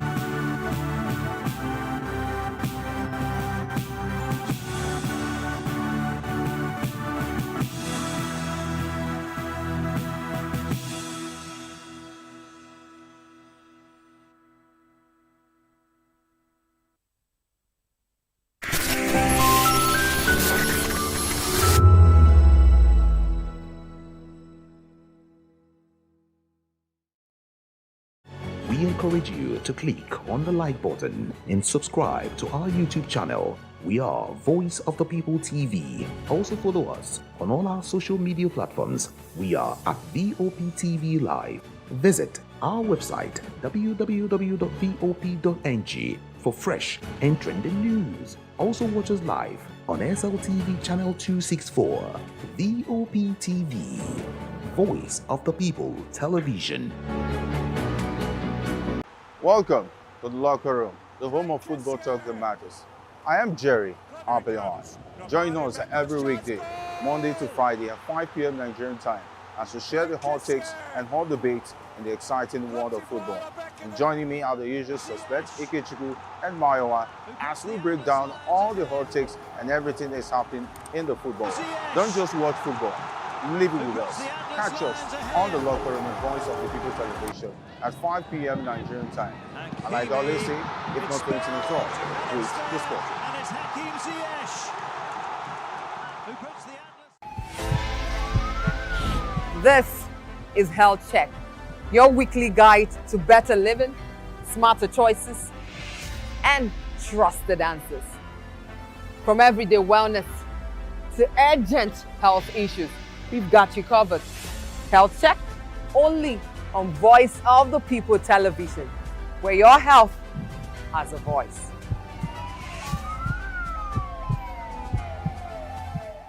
Hi, my name is Zoe Martinson, and you're watching VOP TV. What's up, people? It's your boy Dulo checking in. I'm here with the fisherman, Dulo, aka Kubi. I want to shout out the VOP, the Voice of the People. Make sure you guys tap in, tune into the Voice of the People today, tomorrow, and every day. Hi everyone, my name is Princess Fathia Nkrumah, and you keep watching Voice of the People TV. Rukomi ni Akweja. Ricky Adelaida, the fisherman. Voice of the people. I'm part of the people. So go on and always watch Voice of the People. Wagwami people, it's your girl Endurance Grand, and I'm giving a special shout out to VOP TV. Keep listening, keep watching. My name is Akio Shota. This is VOP TV. Hi, my name is William Lamte. I'm an actor, and keep watching Voice of the People TV. Keep it locked. VOP TV. Now, you have more than a voice. Hey guys, guys, it's your girl Arika the Dimples, aka Risky Baby, and you are watching VOP TV. Do not go anywhere. Where are you going to? Stay here. Calm down. Stay here if you're asking on. What's up, everybody? Who's Arco here, and I'm hanging out on VOP TV. Keep it locked, don't go nowhere. Let's go. Hi everyone, my name is Yvonne Jagade. You are watching VOP TV, and don't change the dial, because I said so. Who's happy to post them and who's happy the most? Because when shit goes south, y'all be happy to ghost. When you make a wrong move, they be happy to roast. But be careful when you win, who's not happy to toast. I am VJ Adams, and you rock with VOP TV. Don't move. Hi, people.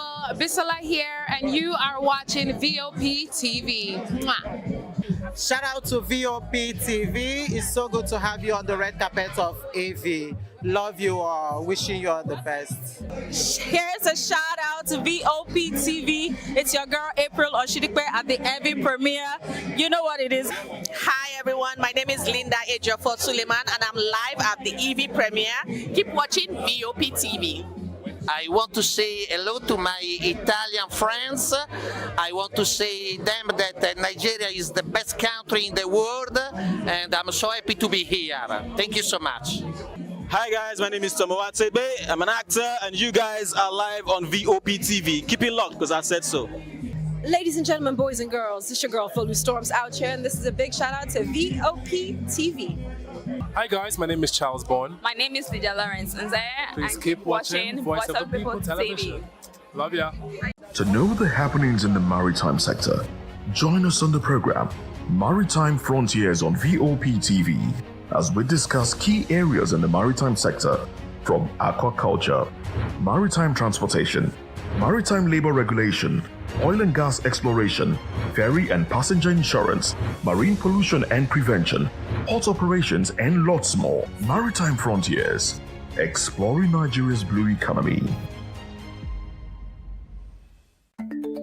Africa is on the move, a continent of rising voices, untold stories, and powerful transformations. From the streets of Lagos to the heart of Nairobi, from the mines of Congo to the tech labs of Cape Town, the African story is being written every day. Bold, dynamic, unstoppable. This is African News on Voice of the People Television. We don't just bring you the news. We analyze and bring you Africa's heartbeat, the politics that shapes our nations, the economies that drives our future, the cultures that defines who we are, the voice that must be heard. Africa News, Africa's voice, Africa's future. Where Africa speaks, the world listens.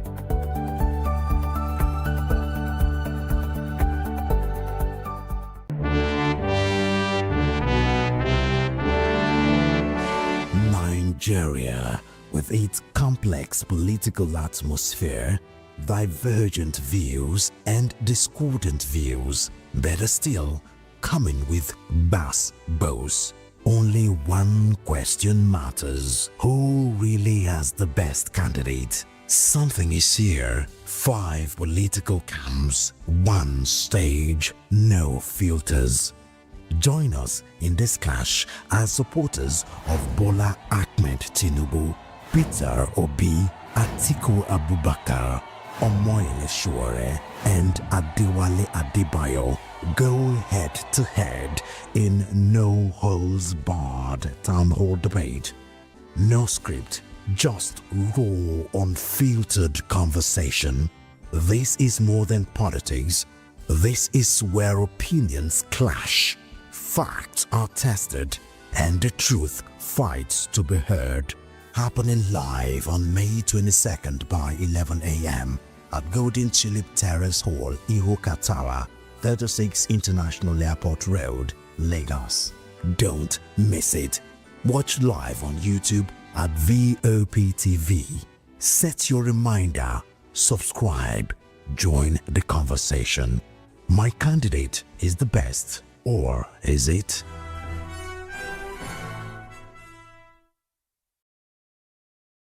Are you ready for the extraordinary?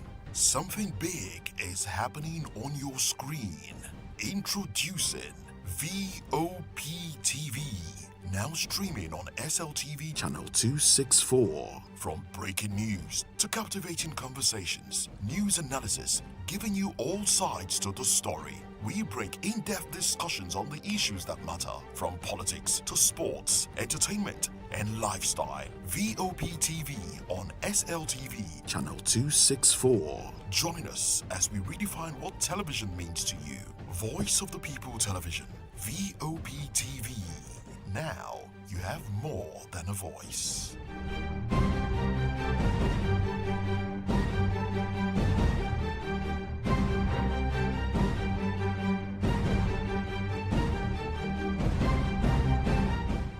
Good evening, Africa. My name is Mama Kore, actor, model, producer, and I'm giving a big shout out to VOP TV, man. Keep watching.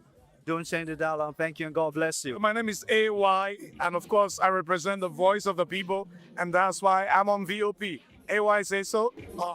Hi everyone, it's your girl Miriam Tima from the Real Housewives of Lagos and the Real Housewives Ultimate Girls Trip Africa.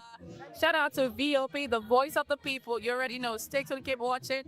And don't forget, VOP is the best. All right, hello, everybody. It's a boy that's shagging my fine back with Melanie Poppy Black Skin Boy. This is VOP TV. If you're not watching VOP, I don't know what you're watching. Maybe you're watching your weight.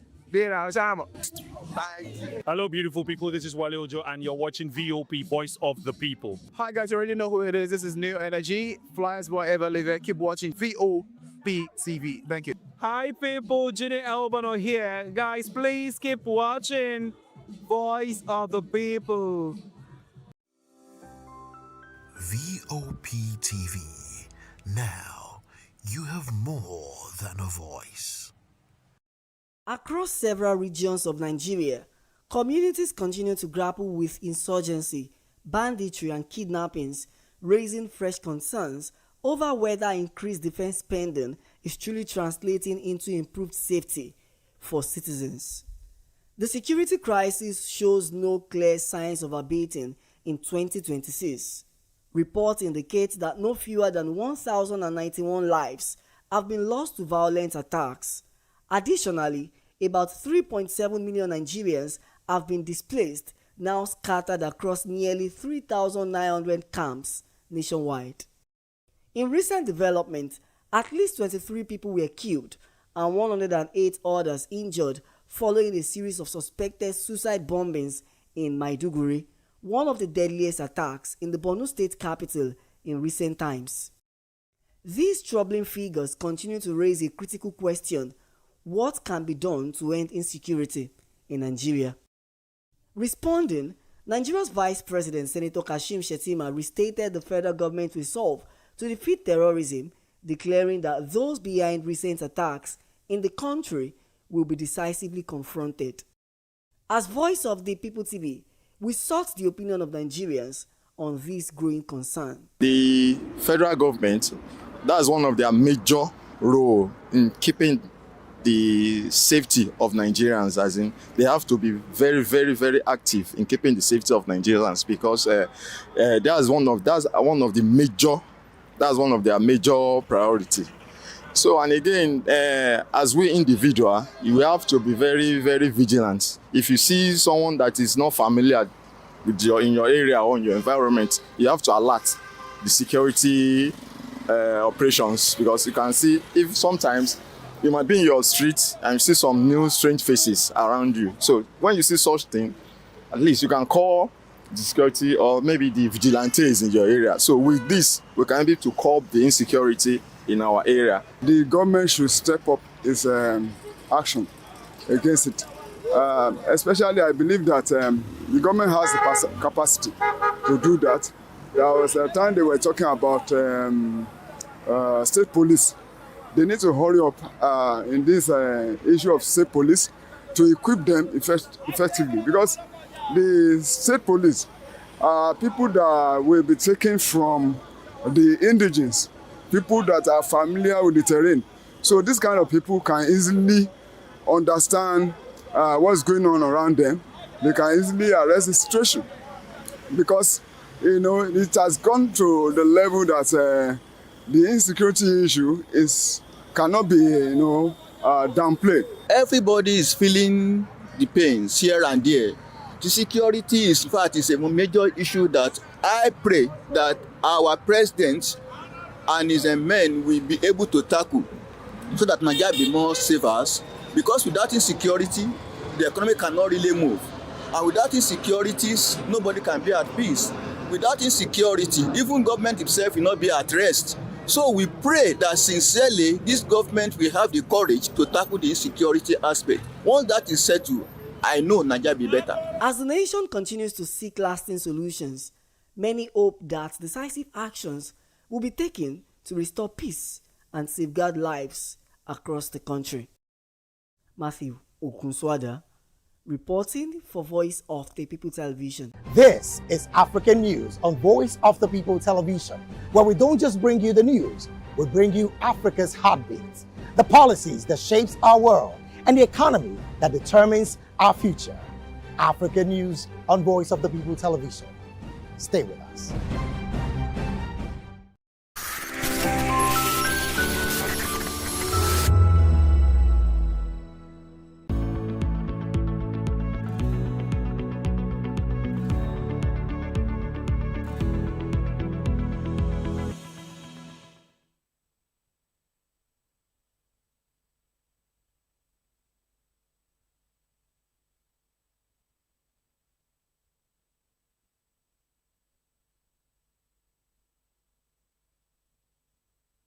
Hello, good day, and welcome to Health Check on Voice of the People Television. I am Praise Peters, and it is always a pleasure having you join us.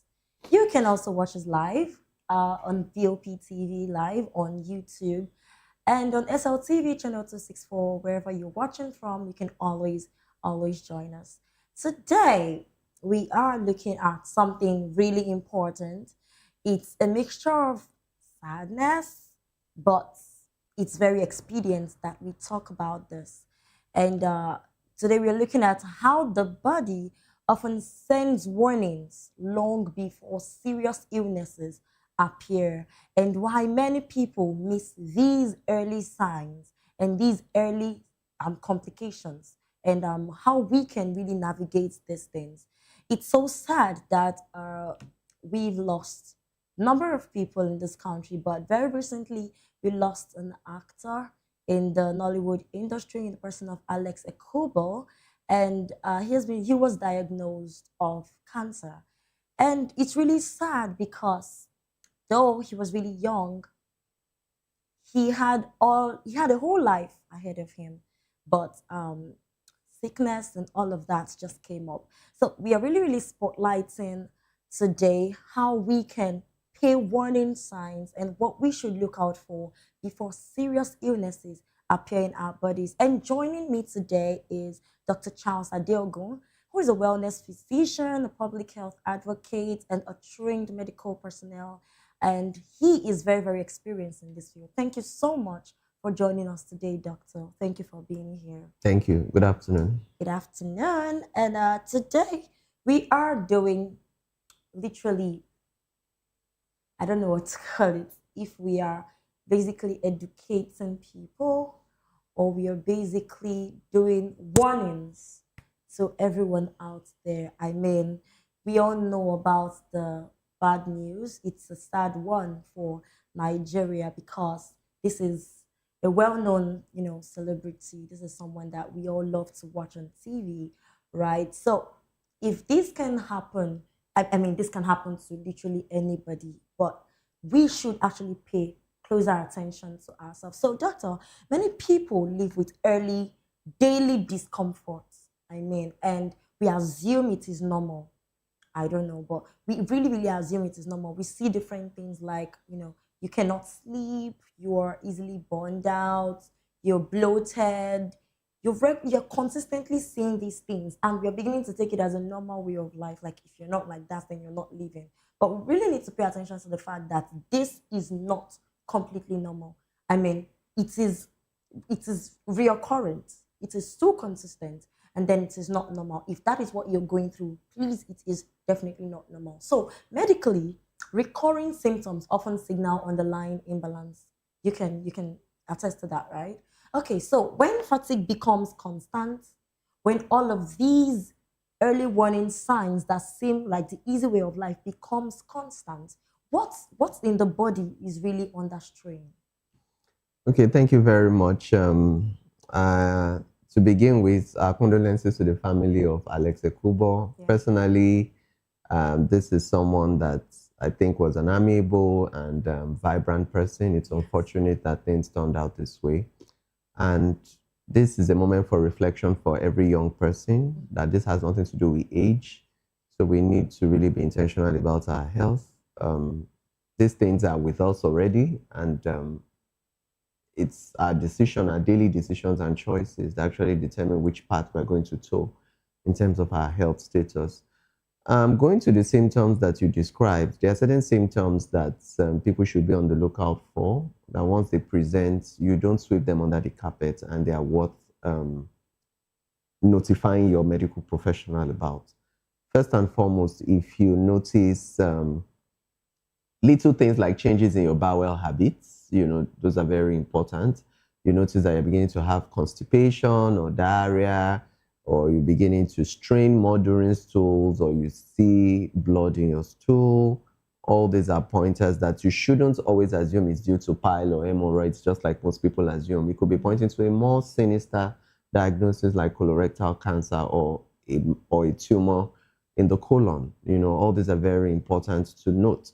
Then it's also very important that you notice that if anybody is having unintentional weight loss, you are losing weight, but you cannot lay your finger on what may be responsible for that weight loss. It's not like you are intentionally dieting or your exercise has increased, but it is undesirable for you to lose weight at that point in time, but it's just happening. You can't find any reason for it. It is proper for you to investigate and evaluate the condition. It's also necessary for you to also realize that undue tiredness, fatigue all the time can be a pointer to you having anemia. And anemia is a non-specific symptom. It just means that you're not having enough blood or enough hemoglobin in your system from various reasons. Most times when people have cancer, for instance, or a kidney problem, or even a liver problem, they can have undue fatigue. They are lethargic, and they don't just have stamina, and they can't explain why that is so. Even after a restful sleep, they wake up still feeling fatigued, over very little activity, easy exertion. All these are pointers that things should be evaluated. Then also, if you notice a person has fever, a fever that is persistent, you've treated malaria, you've done the regular treatment, but this fever would not go away. It's your immune response, telling you that something is off. So it's very necessary that you should evaluate and find out why the fever is persistent. It's also necessary for you to realize also that if you have new symptoms that were not there before, for instance, you're beginning to have headaches or a seizure, that you didn't used to have seizure disorders before, because some people have always been known from childhood that they've been having seizure-related problems. But when it is a new onset seizure or a persistent headache, blurry vision, it could also be a sign that you may have an intracranial mass, a tumor in the brain somewhere, or an intracranial tumor can be, happening without you realizing that. Then it's also necessary for you to also watch out for things like you notice in some people you may have darker stools. Dark colored stools may mean that you're bleeding from the upper segment of your digestive tract. If you're having a perforated ulcer or anything happening in that along those lines, you may also have darker colored stools. All these are pointers.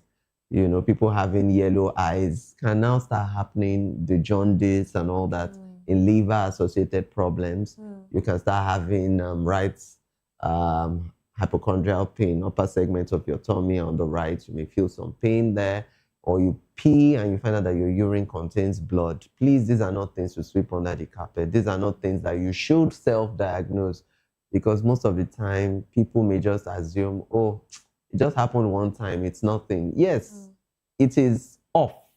It is not expected to happen. It is an abnormal symptom, and that is a red flag your body is indicating to you. So you should go to a medical professional to properly evaluate the condition and let you know by running relevant investigations and carrying out some other physical examinations to quickly diagnose, very serious situations, because early diagnosis and early detection would at least guarantee you some early intervention that would ultimately improve your outcome. Yes, I think you said something similar in a few episodes back, that preventive, the world is now going towards preventive measures than actually doing the main treatment. Now, one thing that I noticed as well that is very, very common with people now is headaches, bloating, heartburn, all of those things. And we have several other conditions like that. And you see, it is very, breathlessness.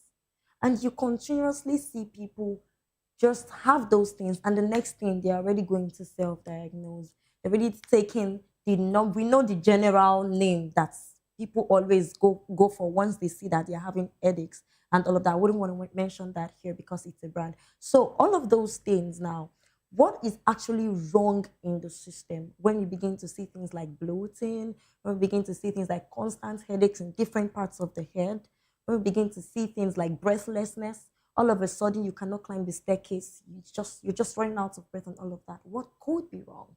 Is it metabolism problem? Is it hormonal health and all of that? Most times, the pathologic basis of most disease is inflammation. So, Inflammation. yes, most disease has a basis of inflammation. That's the origin. That's the root cause of most illnesses. So when people are having headaches, they're having issues with digestion in some cases, or they're having issues with what most people label as peptic ulcer and all that. Gastritis is an inflammation. It's inflamed walls of the stomach that is causing gastritis. So they notice that when they eat certain kinds of foods, they feel some abdominal discomfort and all that. All those inflammation over time, can be preceding something more sinister, especially if it is chronic inflammation over time. So at what points does this symptom now require medical evaluation? Because sometimes they happen and we just take one thing and it's over. And then it happens probably 2 weeks later, we take one thing and it's still over. So at what point do we now start looking at the medical evaluation of these symptoms? So the word is recurrence. So when you're beginning to have recurrent symptoms, particular symptoms keep happening all the time, you have a headache, you take a medication, you feel a bit better, you sleep, you feel better, but the headache is still persistent. You've gone for your eye checks, you probably changed your corrective lenses in case you had some refractive errors, headache is still persistent. Then you notice maybe you're now having blurry vision, vomiting or nausea, and then you're beginning to feel that, maybe you have blackouts occasionally, or you have seizures, that's new onset seizures. Then you need to go for a brain imaging to be sure, for instance, that you do not have a space occupying lesion in your brain. So for a lot of people, like you rightly said, they seem to trivialize symptoms. They tend to normalize symptoms, and they tend to self-diagnose, or somebody around them may say, oh, it has happened to me before too, and it's likely this. That person is not a medical professional. Yes. So you cannot leave your... Everybody has a different system. Exactly. And what is wrong with one person might not be the same thing exactly. To you. So you cannot leave your health to chance, and then you need to be precise with your diagnosis. Whatever is wrong with you must be properly diagnosed, because we've said it before that if your diagnosis is wrong, your treatment can never be right. So the direction or the perspective of the doctor will be completely changed if he knows what your diagnosis is precisely and is able to institute the right treatments quickly, because that makes the difference between survivors and people that don't make it. Early intervention. And early intervention can only be instituted when there is early detection. And cancer, for instance, in context of the discussion, cancer is something that, time is of the essence. The earlier you intervene, the better. Because if you find out later, unfortunately, it's a condition that does not stay at its place of origin. It spreads. That's what metastasis is. There's a distant spread to distant sites. And that makes it, of course, difficult to treat and manage in the advanced cases. So that's why the key is early detection. That's why if you notice, we keep saying preventive care. my advice to people now, don't even wait for symptoms. Just go for checkups. Just go for checkups, routine checkups. Don't wait for symptoms. The first symptom may already be too late. The first symptom, and you actually have some very sinister cancers that will never show signs exactly until the advanced stages. Wow. In fact, the earliest sign is already when something has already spread to a distant site. Wow. So that is already dangerous. So if you are waiting for symptoms, it may be a bit detrimental in the long run, because like we say, you don't want a doctor to tell you if only you came just 3 months ago, you know, the case would have been different. Maybe they would have been able to do something to help you.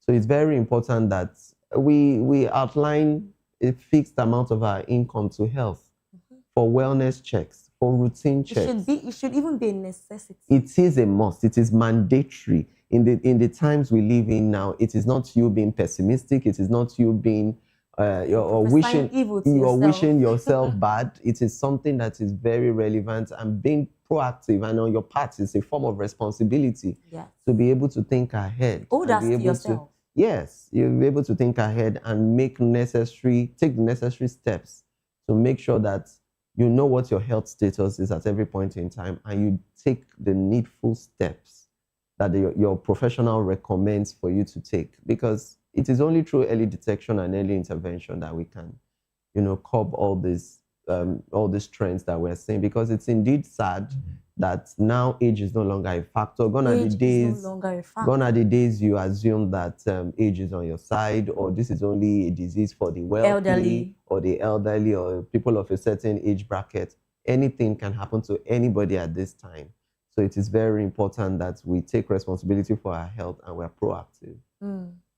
Take responsibility for your health. And talking about taking responsibility for your health, I just remember the conversation I had with someone some time back, and this person keeps saying things like he cannot sleep, he's having sleep disturbances, insomnia, and all of that. And even sometimes when he eventually sleeps, he has loud snoring and all of that. And most times we just attribute loud snoring to tiredness, fatigue, or probably weight and all of that. But can you shed more light on that? How can sleep problems affect the heart, affect the brain, affect the immune system over time? Okay, so sleep is a very important physiological state, because it's very important that we get restorative sleep, because it is only when you get a restorative sleep that your body, you know, can function optimally. You have good energy levels, your immune modulation is on point, your memory is working correctly, and then you are able to also look younger also. So for a lot of people, they've normalized not sleeping well. So your daily routines, your activities, you just assume that's the way I am, I function well, I'm a light sleeper, I don't just sleep too deeply like that. But all these things tell us how underrated sleep is. And if you're not sleeping well, it is something that is pro-inflammatory, because you are going to have high stress hormones, and you're going to have high cortisol levels. You're going to have inflammatory process going on. And if this occurs on a prolonged basis, you're going to find out that your immune system is going to take a blow from it. Your cognitive and memory function is going to take a blow from it. You're also going to notice also that you're going to find out that you're vulnerable to illnesses generally. And even your mental and emotional health, we've talked about it before, might be also affected.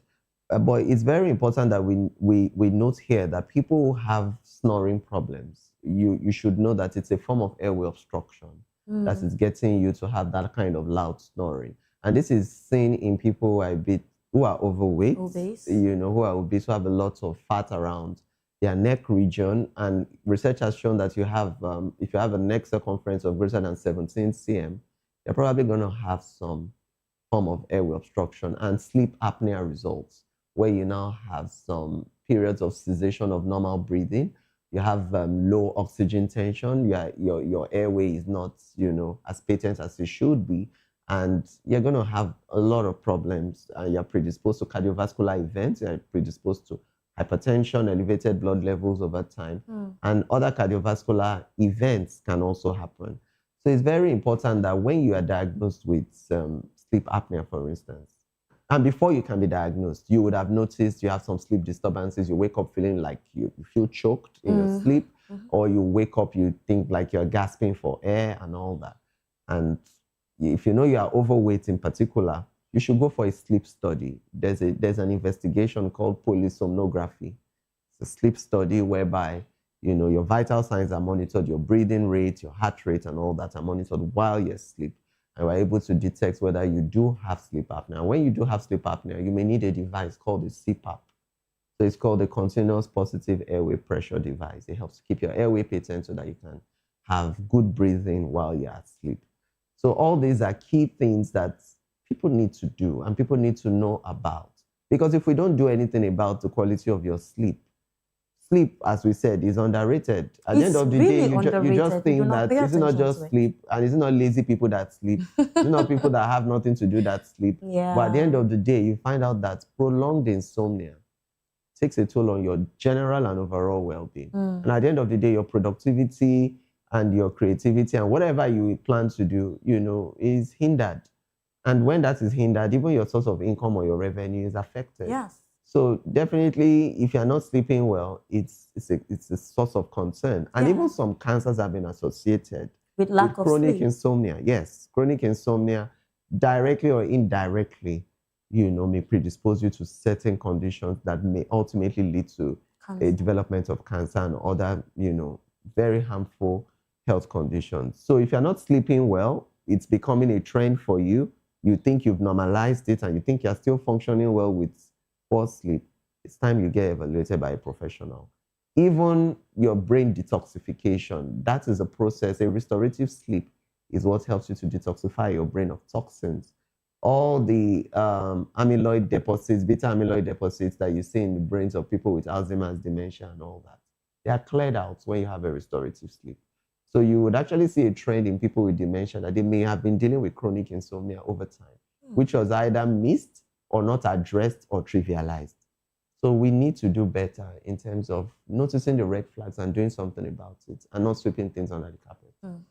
Talking about noticing the red flags and sweeping it under the carpet, you know, one of the most concerning issues in public health is the number of people living with undiagnosed conditions. I mean, hypertension is often called the silent killer. So I really want to understand, why is blood pressure able to cause damage without obvious signs? Like, why are all of these particular ailments that are even really critical, why do they start with undiagnosed or symptoms that are not really you know, recognized? Same thing with people that are diabetic as well. So what early warning signs may appear before all of these particular critical conditions? Yeah, what you're trying to describe actually complications of the condition, because there are people that live with both conditions, but when they are well controlled, they're okay, they're fine, and complications do not occur. So complications. So you can live with these particular things and you can live healthy. In controlled states, yes. Controlled states. Yes, so if you have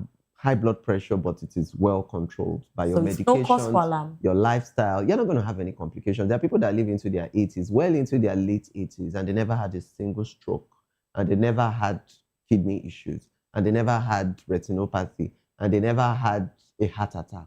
It's possible if you are well controlled. The problem is control. And a lot of people have problem with control, either because the drug treatment compliance is a problem for them. You know, of course, you know, people, they start medications. After a while, they stop taking the medications themselves. They just take themselves off the medication, or they choose other, either in faith or somebody promises them other options that are not verified or tested or proven to be effective in managing the condition. So you just jump from what works to what is guesswork. What about kidney disease? Well, kidney disease in our environment is particularly from major conditions like hypertension and diabetes that are uncontrolled. So what really happens is that even though the person seems apparently fine on the surface, you can find out somebody walking into a hospital and, you know, looking healthy, looking apparently well. And the doctor checks him and the doctor says, I'm sorry, you need to be admitted. You can't go home because your blood pressure is astronomical. And the person will tell you, no, I feel good. I came in here myself. Why would I suddenly become hospitalized? But he doesn't seem to understand that, yes, you look healthy, but something is happening In to your your body. organs. Yes.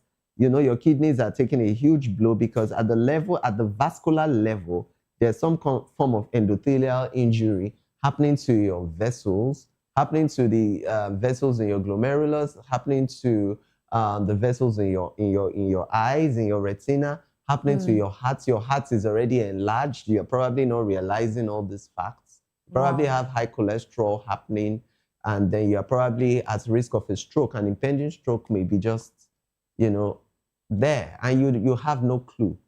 You know, that's why we see people who apparently look well, and then the next everybody says, we all saw him yesterday. He was at this place. In fact, he was lively. He was the one conducting things, you know, overseeing many things, and you just tell us that he now is down with a stroke or is dead. Those are the kind of pictures you get because people don't know what happens on the organ level. So at the organ levels, complications are already setting in when you have conditions like hypertension or diabetes, even though you look apparently well or you still seem functional.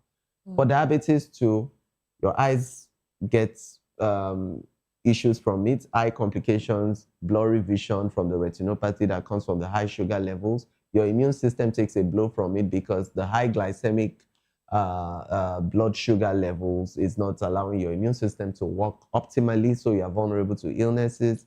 You're susceptible to all sorts of infections. And then also your kidneys. You can have diabetic nephropathy. It can damage your nerves. You can have tingling and numbness in your hands and feet, meaning that you're already having damage to your nerves. Men can have erectile dysfunction, you know, and then you can also have delayed wound healing because of poor wound healing? Yeah, in diabetes. That's why they get their limbs amputated in some cases because it affects your vascular system and the health of the blood vessels. And it could spread. And then, of course, when you now have a wound becoming gangrenous or an ulcer becoming gangrenous, and then you don't have good blood supply to the area, you may end up losing that limb to amputation. So all these are potential complications that come with these conditions. But there are people who have lived for years with diabetes and they've never had any limb amputated. So it tells you that there's something they're doing right that the other folks are not doing. So, and what are those things? It's all around regular monitoring of their blood sugar, regular wellness checks, treatment compliance, dietary and lifestyle modification. These are the things that work. They are time-tested and trusted methods that have been effective, that people can testify to, that we ourselves as clinicians see that work for people, rather than you putting your life to chance by trying things that you're not even sure what it is made of. And at the end of the day, when you take it, you have nobody else to blame but yourself for trusting what was not verified. You know, so it's very essential that we apply wisdom when it comes to our choice of treatment. Make sure you go to the right professionals. Make sure the right doctors are seeing you. And it's another thing for you to see the right doctors, and a completely different thing for you to comply with the recommendations. So it's in your best interest, knowing that you're doing this for yourself, for your own well-being, and for your loved ones. You owe that to them. I actually saw an article that spoke about water being very, very important to prevent kidney diseases. How is that? Very correct. 60 to 70% of your body is made up of water. Your cells require water for most of its function. So water helps your kidney do a good job because the kidneys, you know, they do filter your blood and they remove toxins and wastes from your system.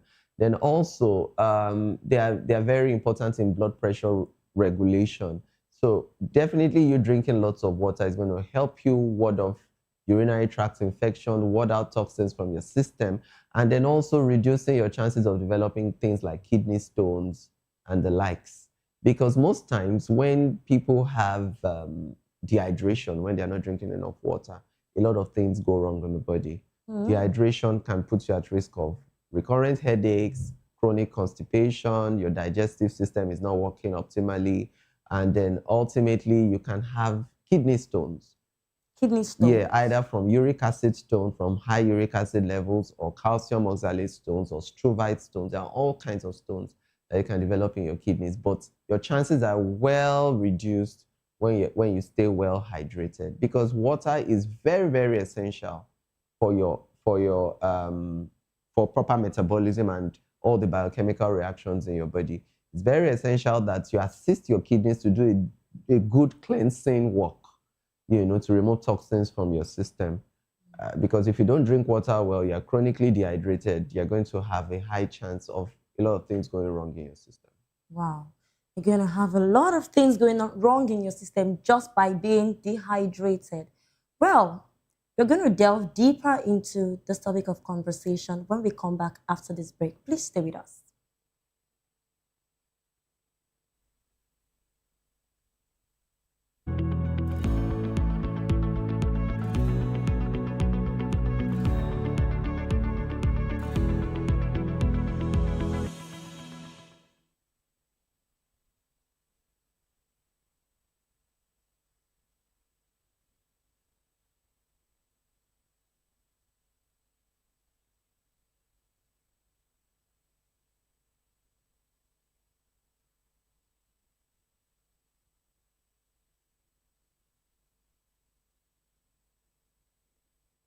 All right, welcome back. This is still Health Check on Voice of the People television. We have been talking about the early warning signs that we really do not pay attention to and that really occurs in our everyday life that we should be more conscious about concerning our health, really. And right now, we're going to be, since we have based this conversation around a particular happening, we're going to be looking at liver cancer right about now. So in clinical practice, liver disease is often described as a silent progression condition. And I really want to understand how it happens and how it progresses, because I want to believe that growing up, you should have healthy systems. So why is it that you can have liver disease even at a very young age? Okay, the liver is a very important gland in the body and controls a lot of metabolic activities. It's a storage for glycogen, storage of vitamins, production of bile, and it has a great work in degradation and detoxification. So what really happens with the liver is that if anything is like an insult on the liver, like an infection, which I would mention, or lifestyle, then your liver function begins to deteriorate. So the basic things that... so it can be traced to lifestyle? It can be traced to lifestyle, traced to certain infections, traced to certain conditions, and you find out that all these things, when they interplay, you find out that you can have a quick deterioration what kind of liver. Lifestyles? Okay, first and foremost, alcoholism. Binging on alcohol is a major, major factor. Because a lot of people that take lots of alcohol over a prolonged period of time are at risk of alcoholic liver disease. You have the fatty liver disease that is usually caused by alcohol in many cases, or you can have alcohol-induced hepatitis that can also happen. And when this happens over time, there's a recurrent level of inflammation that results in fibrosis and scarring of the liver and ultimately affects liver function. And then you notice that when the person goes for a liver assessment, they may just tell you that this person has alcoholic liver disease that quickly deteriorates into liver cirrhosis. And when liver cirrhosis happens, there is a change in the normal liver architecture. And then you may also have some fibrotic nodules all around the liver. And ultimately, that in no time, if nothing is still done, would aggravate to what we call hepatocellular carcinoma. That's full-fledged liver cancer. So you can see that only alcohol alone can lead you there. Wow. Yeah. Then you can also have viral hepatitis. Viral hepatitis refers like hepatitis B and C exactly. And all that. Yeah, you have hepatitis A to E. You have A, B, C, D, and E. They have different routes of transmission, but B and C in particular can be chronic, and they are from contaminated blood and blood products, unsafe sex, sharing sharps, unscreened blood for transfusion, transmission from a mother to her unborn child. All those are avenues where it is spread. And when you have viral hepatitis, it actually can quickly also advance to liver cirrhosis, then from liver cirrhosis to hepatocellular carcinoma. So you can see that stepwise progression can happen very quickly too. So that's why we always tell people, please know your hepatitis status. go get yourself screened. I think especially the men, because for the women, at least when you are pregnant, when you go for antenatal, they are routinely done. But for men who don't get pregnant, you need to find a way to know your hepatitis status. And please don't put yourself in harm's way. Yeah, you can't know that you will get hepatitis from this method or this way of life, and you still indulge in such. So practicing unsafe sex, still giving your fingernails or toenails to somebody to cut for you in unhygienic conditions, you know, those kind of practices, you know, it still happens. And when you're not sure if they sterilize their equipment. They probably don't. And you can't even be sure anyway. So why would you leave that to chance? That's something too serious to leave to chance. And then it's also important that you know also that before you get any blood transfusion, you ensure that the blood is from a good source, a verified source, a health ministry accredited source. It's very, very important that all the right screenings are done before you get the blood. Even in an emergency situation, don't say because it was an emergency situation, we just have to pick anything. So it's we very don't want important. to want your situation to skyrocket into something else. Exactly. So then also you have people who also have other conditions. Maybe they've been taking too much of analgesic. You know, so when you abuse analgesic indiscriminately, you can also put your liver, you know, in harm's way, especially the common analgesics that we don't want to mention. So even though they sound simple to the ears, that people take them all the time, but if you take it over time, you're going to notice that you're going to have some form of damage to your liver, especially around the area of the central vein of the liver. You're going to have some major problems happening to you in the liver. Then people will also use anabolic steroids because they want to get muscles or they want to be athletic and all that. You may also be putting your liver in harm's way. Then you also have people who also abuse oral contraceptives. You know, you're on oral contraceptive for a very long time by yourself. It's not like there was a clinical indication for you to be on it.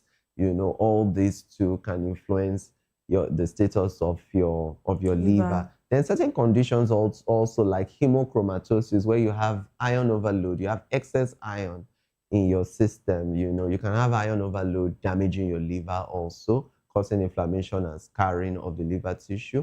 Then you can also have Wilson's disease, where you have excessive copper deposition in your liver.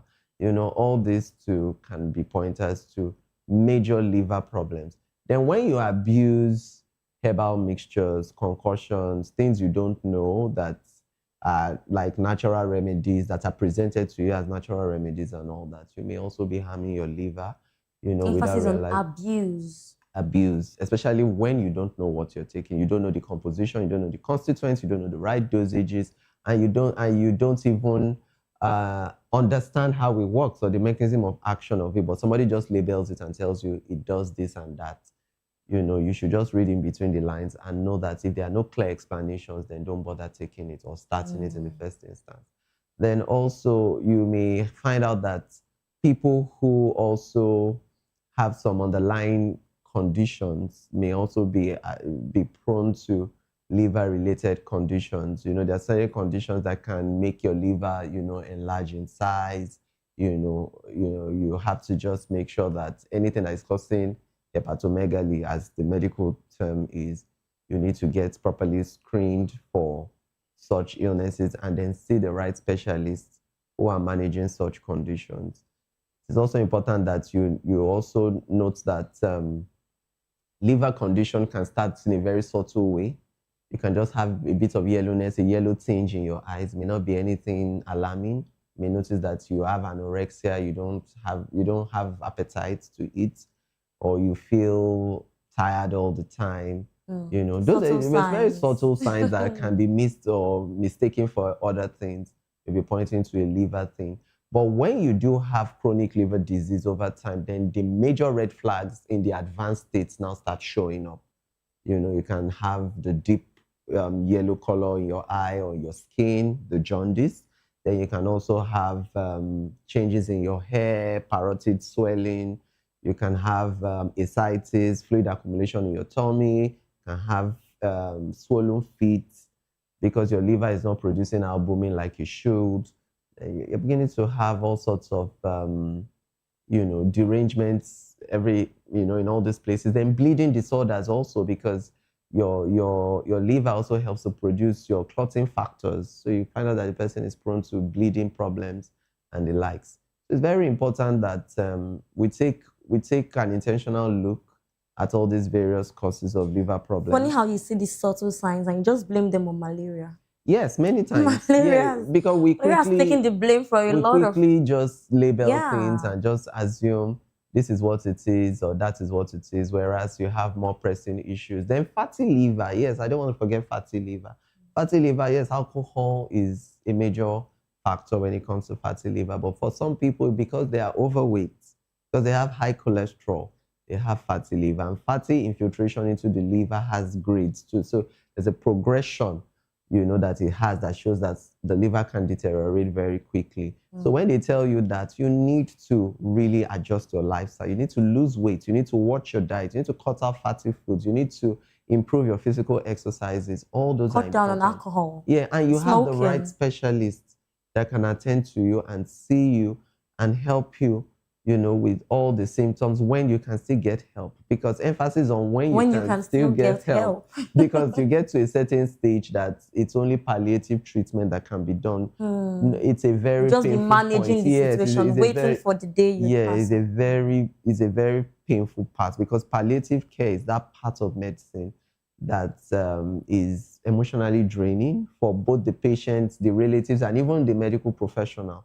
Because at that point in time, all you're after is the comfort of the patient and for the patient to die in dignity. So you're not looking for cure, you're not looking for solution. Now you just want to make sure that the person is pain-free, person is comfortable, and you're just counting down. Oh my So God. that's a sad place to be in. Really, really sad. Well, you've been emphasizing on screening, early detection, preventive measures. That's what's really important. So we've been talking about screening. So can we talk about what key health checks should be done by every adult? I mean, how often should blood pressure be checked? What kind of screening or medical checkup should we go for? Should we just go to the clinic and be like, doctor, okay, check me, oh, I don't understand, okay. So how do we actually do this checkup? How often should we do them? At what point should we do them? And what should we really focus on? Knowing that, I don't want to say we don't want to prophesy evil to ourselves, right? So how do we actually go about the screening? But because, people are different and they're different age brackets, people have different family histories, people have different underlying conditions that they've already been managing all their lives. So that also determines the frequency of these checks. So age is a factor, your underlying illness is a factor, how well controlled the underlying illnesses are, and then also, your family history, what are the trends in your family. So it also dictates the kind of tests or investigations that you'll be looking out for. But for most people, it's very beneficial that you go for your sugar checks, your blood pressure checks, your cholesterol level checks, your weight checks. Know your numbers. So those numbers Know your numbers. Know your numbers. Know your BP numbers, cholesterol, weight, and blood sugar. Very important, because those are key indicators of your health and they help us know what your health status is. Then your liver function, kidney function, urine test, chest x-ray, your ECGs, your echoes for your cardiac health. Very, very essential, because they may point out important things that are not apparently obvious, on the surface. And then you also go for a physical examination. Your doctor should actually physically examine you, because that's it. Everything is done online now. Well, but all the same, apart from your blood work, you still need a physical examination. Your doctor should listen to your chest. Your doctor should know what your breathing, your heart, your breath The fact sounds. that you have the device in your house doesn't mean you should Yes, your the breath clinic. sounds, your heart sounds. They tell the doctor something. They may be indicators that something is off. When you have a new murmur, a new heart murmur, and a new fever, it tells your doctor something. Infective endocarditis. You can't diagnose that yourself at home. Definitely. So exactly. So you need to go to the hospital, for things like that. Then it's also important that if you are above the age of 40, if you're a man, we keep saying it, your prostate test is mandatory. do your PSA. Above the age of 40. Yes, for every man after 40, you must do your yearly PSA. It's a blood test. Checks for a glycoprotein that is produced from your prostate. Levels tell us the status of your prostate health. And then also you go for your scan and imaging of the prostate. Let us see the volume of your prostate, the size of your prostate, if there are obstructive symptoms, do a urine check. Then also by the time you hit the age of 50, you go for your colonoscopy. It helps us to look at your colon, your large intestine, go through the large intestine visually, find out if there are any abnormalities there, if there are any polyps, any suspicious growths or tumors. A biopsy can be taken during the process to be evaluated. Histology is done just to rule out cancer, just in case. Then also, if you are a female, you go for your pap smear. You need to know what your cervical health looks like. It helps us know exactly the earliest changes in your cervix that is predisposing to cervical cancer, you know, because that's a significant killer in women also. Your self-breast examination, you should do that also. Learn to check for any masses or lumps. Palpate the 4 quadrants of your breast. Palpate your axilla for lymph nodes or your armpit for lymph nodes. And if you see anything or feel anything suspicious, please go to your doctor immediately. Sometimes we have some lumps that are not obvious that you can't palpate because they are deep. When you go for your ultrasound, a breast ultrasound scan, if you are less than 40, a breast ultrasound is applicable to you. You know, we can detect those lumps. And if you're above the age of 40, you go for your mammograms. Those are very, very important. If you're also a woman, a colonoscopy is also mandatory for you to do after the age of 50. If you have a clear report of colonoscopy, then you repeat in 5 years. Your pap smear is done every 3 years, for instance. Your PSA for men is done every year. But if you are diabetic or you are hypertensive, you would need to go for more frequent checks to check for your ECGs, your cholesterol levels, your sugar levels, your kidney function, because you are on multiple medications, liver function and kidney function. So if you're on any medication long-term, liver function and kidney function are mandatory because those 2 organs are greatly involved in metabolism of medications and then excretion of medications. So you need to always know the status of your liver and kidney if you're on multiple drugs or you're taking drugs long-term, either for blood pressure, diabetes, high cholesterol, or even arthritis, you're on painkillers for a long time. All these are very mandatory for you to do. Then I think at some point, you can also go for your for a brain scan too in some instances, especially when you have recurrent headaches or you've had a stroke before, you know, or you have seizure disorder or a new seizure disorder. You need to go for a brain scan.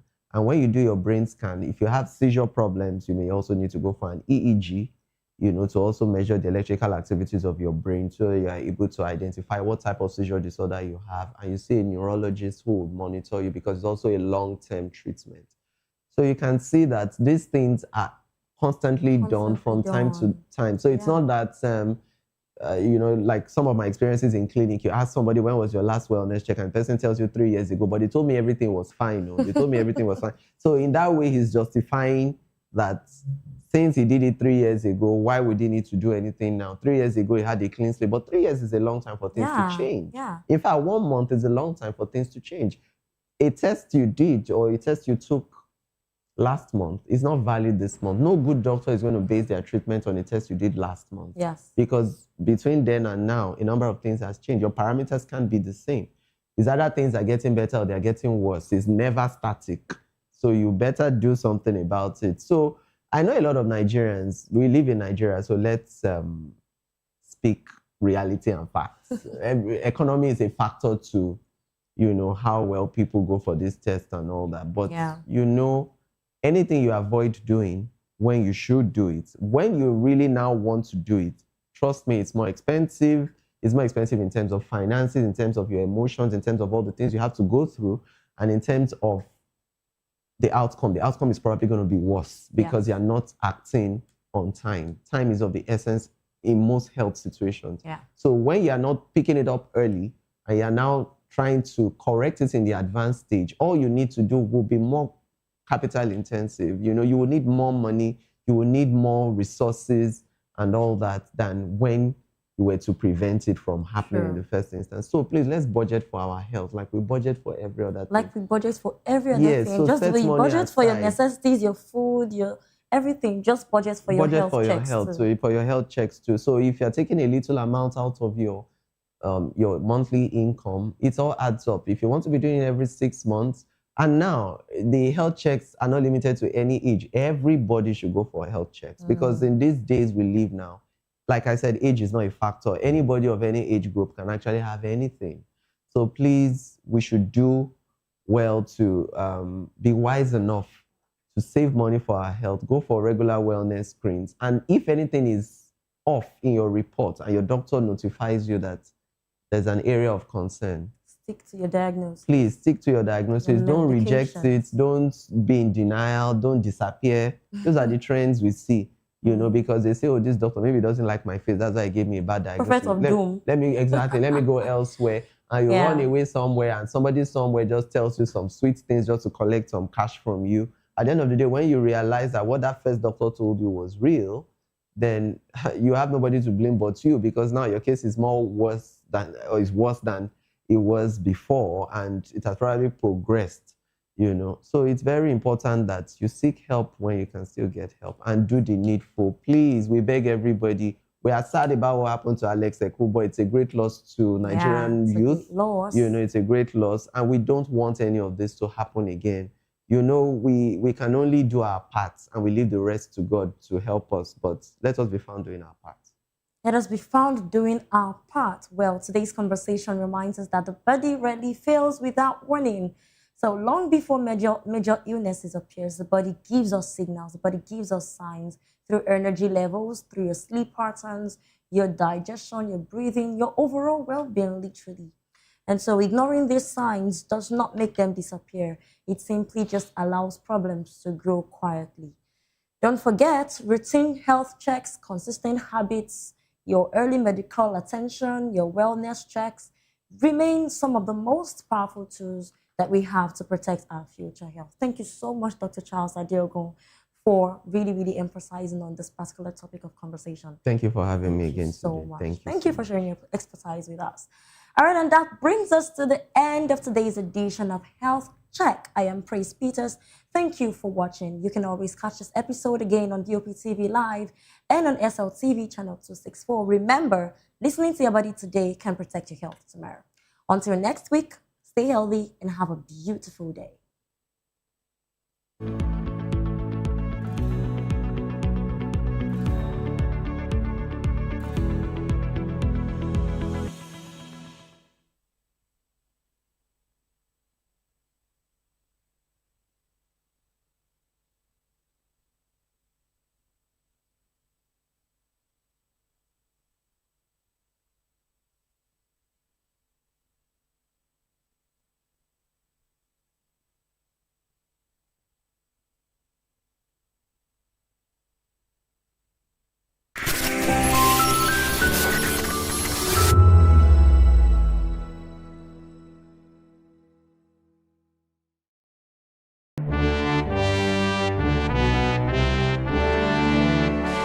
Nigeria, with its complex political atmosphere, divergent views and discordant views, better still, coming with bass bows. Only one question matters: who really has the best candidate? Something is here. 5 political camps, 1 stage, no filters. Join us in this clash as supporters of Bola Ahmed Tinubu, Peter Obi, Atiku Abubakar, Omoyele Sowore, and Adewale Adebayo go head to head in no holds barred town hall debate. No script, just raw, unfiltered conversation. This is more than politics. This is where opinions clash. Facts are tested and the truth fights to be heard. Happening live on May 22nd by 11 a.m. at Golden Tulip Terrace Hall, Ihoka Tower, 36 International Airport Road, Lagos. Don't miss it. Watch live on YouTube at VOP TV. Set your reminder, subscribe, join the conversation. My candidate is the best, or is it?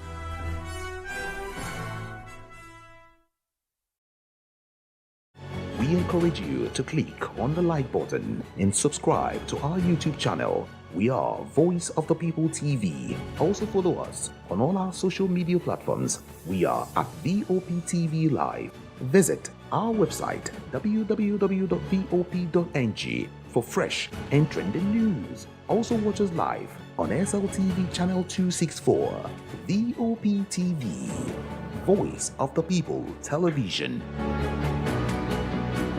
Welcome to the locker room, the home of football talk that matters. I am Jerry Ampelon. Join us every weekday, Monday to Friday at 5 p.m. Nigerian time, as we share the hot takes and hot debates in the exciting world of football. And joining me are the usual suspects, Ikechukwu and Mayowa, as we break down all the hot takes and everything that's happening in the football. Don't just watch football, live it with us. Catch us on the locker room and Voice of the People television at 5 p.m. Nigerian time. And like I always say, if not 20 minutes off, with the sport. And it's Hakim Ziyech, who puts the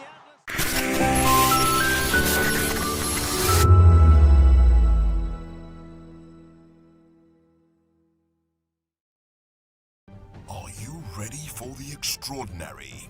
Something big is happening on your screen. Introducing VOP TV. Now streaming on SLTV channel 264. From breaking news to captivating conversations, news analysis, giving you all sides to the story. We break in-depth discussions on the issues that matter, from politics to sports, entertainment, and lifestyle. VOP TV on SLTV channel 264. Join us as we redefine what television means to you. Voice of the People Television, VOP TV. Now you have more than a voice.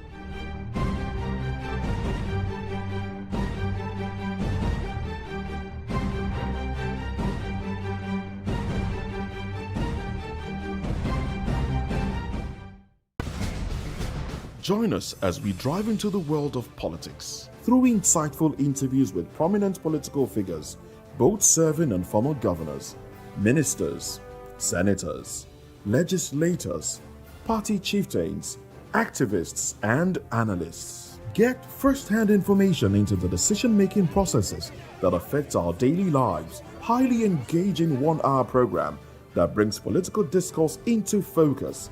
I am Chukwuma Okoro. Political Lens, Monday through Friday, 6 to 7 p.m. Join us. Hi, my name is Zoe Martinson, and you're watching VOP TV. What's up, people? It's your boy Dulo checking in. I'm here with the fisherman, Dulo, aka Kubi. I want to shout out the VOP, the voice of the people. Make sure you guys tap in, tune into the voice of the people today, tomorrow, and every day. Hi, everyone. My name is Princess Fithian Nkrumah, and you keep watching Voice of the People TV. Rukomi ni Akpeja. Ricky Adelada, the fisherman. Voice of the people. I'm part of the people. So go on and always watch Voice of the People.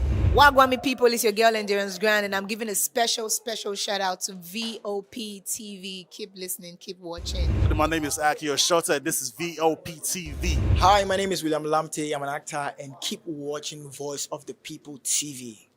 Keep it locked. This is Health Check, your weekly guide to better living, smarter choices, and trusted answers.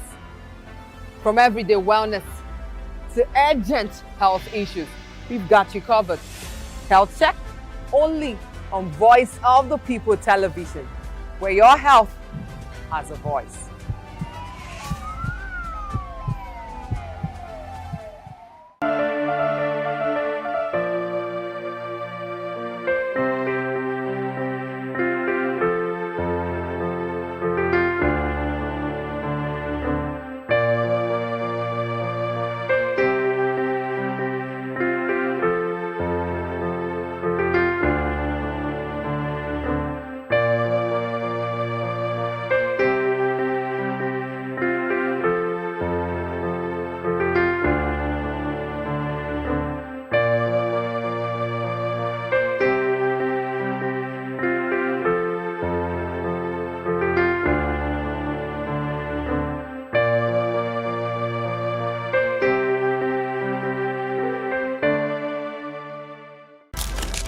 In a world where power shifts with every headline. In a nation full of questions.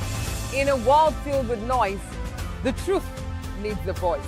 The policies that shapes our world and the economy that determines our future. Every hour, every day, the grapevine keeps buzzing. And together, we are committed to telling the stories that shape our world because your voice is our focus. Don't forget, our voice matters the most. Let us come together and share our concerns.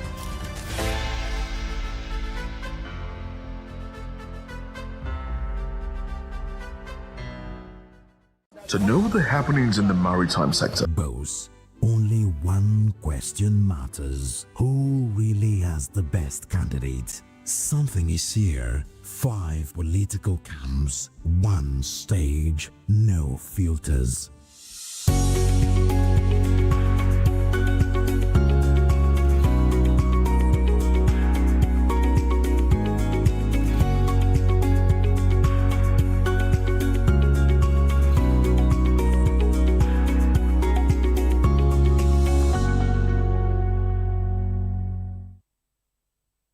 Hello there and welcome on board. It is People's Voice on Voice of People Television, where since story shape the narrative. And of course, today we'll be dissecting a major story that is dominating the headline sparking conversation across the nation. But of course, I don't forget that it is a new weekend. All I would just have to tell you is to continue dreaming and believe in yourself. Keep pushing, because I just hope and I believe that two ends would actually meet. There's always a light at the end of the tunnel, but some people actually said, in a viral conversation that you should actually go with your touch, through that particular tunnel, so you don't get to, stress yourself. But regardless of whatsoever it is that you're going through, just believe that everything will actually work out fine. Welcome. It is, of course, a new week and a new week of controversial situations in the country as regards to the political fray. We're talking about APC primaries today. Speculations and different evidences have actually showed as regards to rigging claims has actually erupted in the country. And this is a situation where we have to ask ourselves that, golden question. If this is happening, within the APC, what would happen in the general elections? This is just a question. No one is saying anything. I am not saying anything. But it's a question that, Nigerians have been asking as regards to the rigging claims, which is actually erupted nationwide. Join the conversation with expert insights and citizen perspective. Share your thoughts with us. I am Savior Udo. Let's look into other news stories with details. School attacks in Borno, Oyo spark outrage, rescue push.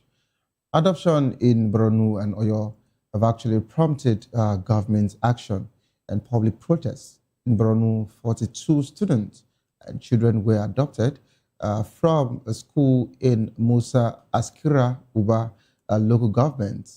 On May 16th, the state government said it is working with security agencies to secure their release. Governor Zulum is coordinating rescue efforts, while Senator Ali Ndume warned of rising insecurity in Chibok and Askira Uba, a local government. In Oyo, teachers protested on May 18, where happens to be today, after gunmen attacked a free school in Orire local government on May 16 as well, which actually happened simultaneously between Borno and Oyo State, killing an assistant headmaster and a motorcyclist, and adopting 7 teachers. Governor Sheyi Makinde confirmed 1 teacher was killed. Police are investigating viral video allegedly showing adoptees pleading for help. And of course, U.S. Congress Raleigh Moore warned that those targeting Christians in Nigeria will face consequences. He said Trump ordered the strike that killed ISIS number 2 Abdul Bilal al-Maniku, calling it, a message that attackers will be hunted down. Moore also said that U.S. engagement with Nigeria increased after Trump designated its nation of particular concern in October 2025. Now, I understand that U.S. congressman will need to also put, the U.S. government, in a very good light. But that particular strike, just as we were told, including the President of the United States also mentioned that it was not just about the U.S. Government, that it was done simultaneously, in cooperation with the Nigerian, military, which actually made that particular strike, a successful one. We want more of this particular strike. We want more of this particular, end, rather, to this insurgency in the country. It is high time that we actually, come out and tell the government that we need a proper security, situation in the country. It is not always a good news when we come here and we read all of this. It is not also always a good news when we stay at home and we flip the dailies and all we're getting is insecurity, killings, adoptions, kidnappings, ransom, and all of that. Every Nigerian deserves the freedom of movement, deserve the freedom of living freely as a citizen of this country. That's all we're saying here. Away from that particular one, court grants El-Rufai 100 million bail over security charges. The Federal High Court in Abuja granted ex-Kaduna Governor Nasiru El-Rufai 100 million bail on May 18, 2026, which happens to be today as well, over alleged breach of national security. Justice Joyce Abdul Malik set strict conditions, including a grade level 17 civil servant shorty from Meitama or Asokoro and surrender of his international passports. El-Rufai must report monthly to the DSS. He faces 5 counts, including allegedly intercepting NSA Nuhu Ribado's communication, which he actually, claimed on national TV.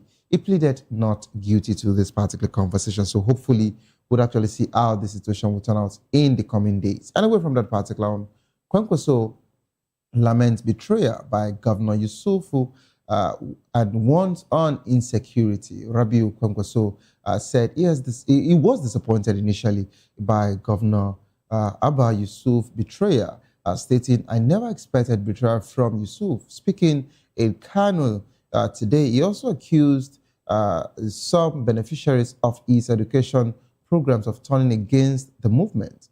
Kwankwaso confirmed an agreement with Peter Obi for one-term presidency and linked rising insecurity to poor investment in education. Now, I love the fact that Kwankwaso is talking about this because officially he has not said anything about his relationship with that of, Governor Yusuf, which we all know, what he did for Governor Abba Yusuf to become the governor of Kano State. And I think at some point, I would actually say Kwankwaso intentionally, came back home today just to show off his political bloc. Because about 5 million, Kwankwasia's movement gathered today, in Kano to welcome him. You could actually see, should I call that multitude of crowd? Should I call that multitude of people? Or should I call it sea of people? Because everywhere was literally littered with Kwankwasia's movement. So when you get to that particular point, what do you expect? And it is actually a show of as regards to what the northern blocks that are in Atiku camp are actually saying that Kwankwaso does not hold that particular block anymore, that Atiku Abubakar actually has his, political block and that of the former, president of blessed memories, President Muhammadu Buhari, that Atiku Abubakar has everything when it comes to northern structure. But what we're actually seeing as regards to the Kwankwasia's movement, coming out together today to welcome their own, I think it is actually a twist and turn. We'll be getting to see more of that particular one. This is, electionary period where we'll get to see different situations, change hands, just like what is actually looming in the ruling party, the All Progressive Congress. We'll be talking about that and more as regards to the program. To join the conversation, kindly call the number 09044732605. Follow us on social media at Vop Tv Live. You can use the hashtag People's Voice on Vop Tv, and of course on YouTube, Voice of People TV. Kindly hit the subscribe button, and together we can make our voices heard. It is time for us to go on a quick break. As soon as we return, we'll be dissecting the conversation here. APC primaries, rigging claims erupt nationwide. You don't go nowhere, please. Stay tuned. I'll be right back.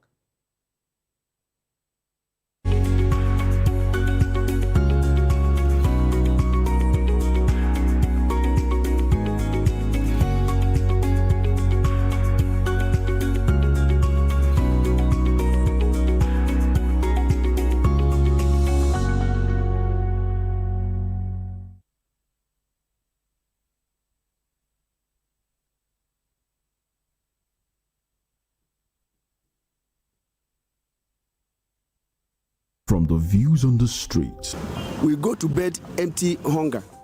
to the blaring horns of a hustling city, the loudest voices of the common man got a medium to be heard. This particular administration, they were coming unprepared. It's not a bad thing to renovate the president's lodge. Through top-notch programming, unbiased reportage of news, sports, business, entertainment, and cultural documentaries, Voice of the People 90.3 FM became a symbol for 21st century media.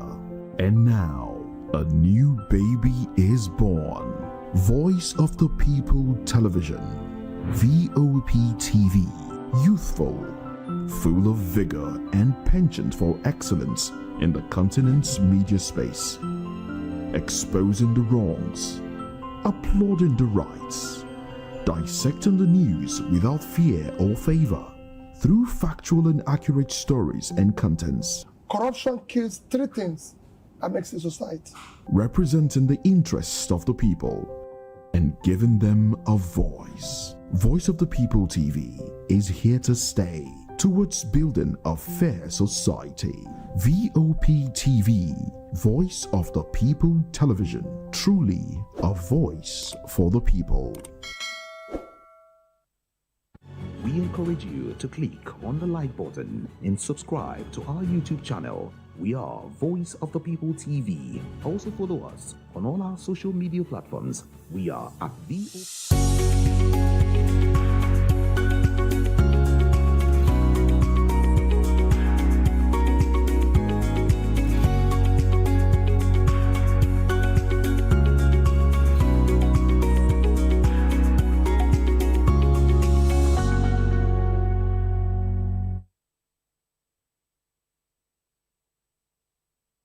Welcome back to the program. It is the People's Voice on Voice of Television.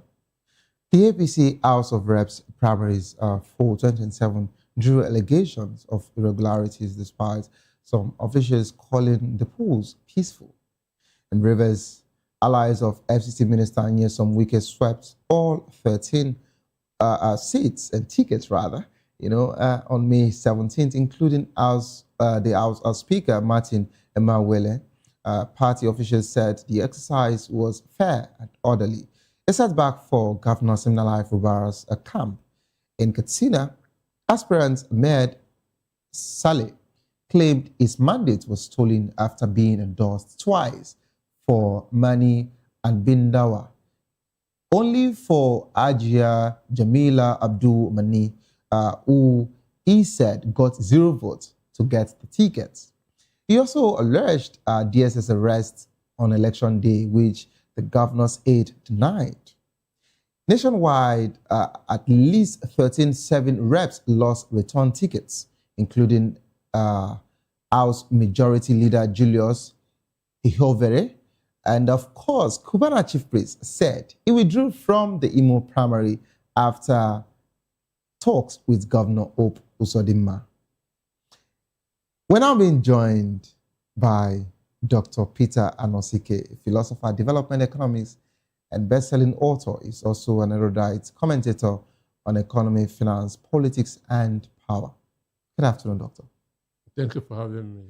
Doctor, so I think officially we can say that this is an extension of our Saturday's run. We had a good run on Saturday when we talked about the tax situation, and of course that of Dangote Refinery. But here we're here for the political situation in the country. Now, Doctor, before I would let you even say anything at all, I have loads of videos that I will be playing back to back for you to actually go through them and see what has happened. I said something when I actually launched the program and basically the topic. I said, if this is happening within the APC, what should Nigeria do? This is the question that everyone is asking right now. I'd like my team to play, presently we have these senatorial primaries going on in the APC. So I'd like my team to play the videos, precept upon precept. We have that, a particular one that says that these are Ned Nwoku's, followers or delegates, about 3 of them. And when they said this is Ukowa, the former governor of Delta State, you would see the long queue. Not only that, we had the one that they were counting numbers and the numbers were not tallying with what they were counting. I saw that in Ebonyi State. You saw that particular one. Now, we also saw a particular one, Doctor, where someone, okay, let us start from this particular one. This one is presently is ongoing as we speak in Delta State. This is Delta. This is senatorial primaries for APC. Please, I'd like to get audio to this particular one. Mrs. Christiana Monye. So we're about to commence the election. Now, this is the line for Senator Ned Nwoko, and this is the line for Senator Dr. Ato Ifeanyi Okowa. Now we are going to commence by counting the line for Senator Ned before we count the other one. The line for Senator A.I. Okowa. So this is 1, 2, 3 for Ned Nwoko. Now we are going to start this other counting for Senator Ifeanyi Ato. Meanwhile,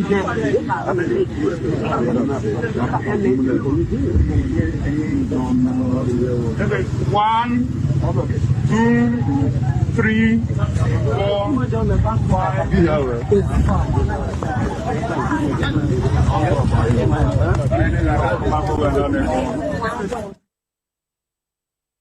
I think I have to just control my laughter. Doctor, am I free to laugh? Now, the reason why this is funny to me, this is incumbent. He's still in the House, he's still in the Red Chamber, the 10th Assembly to be precise. And the former governor, who was previously in the People's Democratic Party, moved to the APC and now contested against an incumbent. And the highest we could see that Ned Nwoko could have. And don't forget, he's still the same person that was championing the Anyoma state, right? And all we could see, when we actually got the figure of this particular video, it was about 6,000 plus. 6,000 plus, Doctor. I'd like you to react to this before we continue. No, there's not really big thing about it. One, this is a senatorial zone. So it does not mean that the primary, all of them are holding on a particular spot. So this could be this is a cannot to be precise. Senator Ifeanyi Okowa's own community. Okay. And I feel when you go to Ned Nwoko's own, understand, it will still be, you will still get something this way. Okay. I'm even sure that those 3 people are part of Ned Nwoko, Ifeanyi Okowa. So they just told them to just come out. That's a competition. These are for this guy, these are for this guy. Okay. So I watched a video when where Ned Nwoko was greeting people from his own area, and there were a lot of people too. Okay. So we cannot predict with this. Now, I love this. This is the reason why I needed to play this first, because this is a build-up to our main conversation. Now, let us take the other video where they are miscounting, and they are, overcounting, rather. I think we should just play all the videos so that Doctor can start reacting to it. Maybe, just maybe. That particular is a concluded, House of Reps primaries from the APC. So we can actually see more. Please, my team, I would like you to, put up all of this particular video. 2, 3, 4, 5, 6, 7, 8, 9, 10, 100, 101, 102, 103, 104, 105, 106, 107, 108, 200. Okay, let's come back to the studio. Let's come back to. We'll play the next one. If let us go. Let us go. Let's just go. Now from 1-2 to what, and he moved to 100. Doctor, even my daughter and my son cannot make such mistakes. No, they can tell you to go to court. They can tell us because elections have been won in court. Now, can we have other videos as regards to the APC primaries? Just the last one, and after them. Now, we have this. This is Senator Echocho, who is actually seriously upset after losing primaries to Governor Adodo's anointed candidate in Kogi State, to be precise. And he says the battle line is drawn. Let's hear his audio.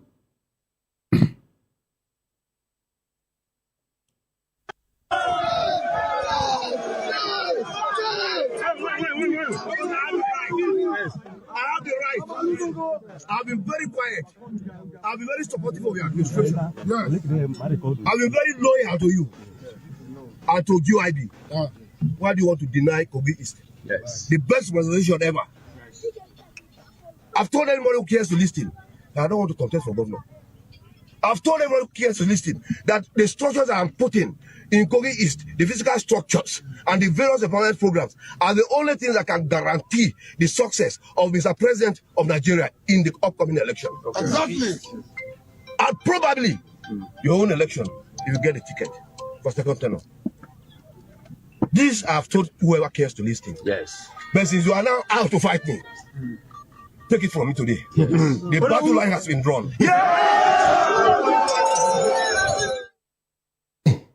Now, the battle line has been drawn from Senator Ochocho. Doctor, I'm coming with lots of conversation to you because it looks like we're now having 1001 crisis in the APC as we speak. He said, and I quote, he said, both the governor and the president. Now, he also mentioned Yahaya Bello, that he worked for him. And he now said it is the structure he has put in place as an APC senator that has made people to even, regard that party in that state. Because the other person that is working is Senator Natasha. No. Who is not in their party. Natasha is in Central, Kogi Central. That's what I'm saying. Who is not in their party. And he has mentioned now that he is doing fine in his own senatorial district. But the situation now is Adodo's loyalists just won it. So it is looking like battle of a loyalist. We also have another one looming in Lagos, which would happen on Wednesday in Surulere here, where Desmond Elliott will be going head-to-head with Honorable Barakat. She was the former councillor and also a special advisor to Governor Sanwo-Olu on lands. But today, Gbajabiamila, the chief of staff to the president, is saying, this is who we want for Surulere constituency 1. And Desmond is saying he wants the 4th term. Doctor, what can you say as regards to this APC's situation? It is your turn for you to react now, sir. Well, the issue is I never considered APC as a political party, but as a gang. They have never been a political party. APC has just 2 mandates to rule for 16 years because PDP ruled for 16 years. And then to steal and share Nigerian money.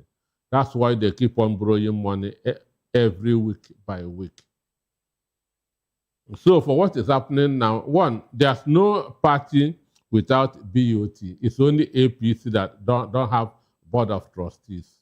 And the board of trustees is like an advisory council.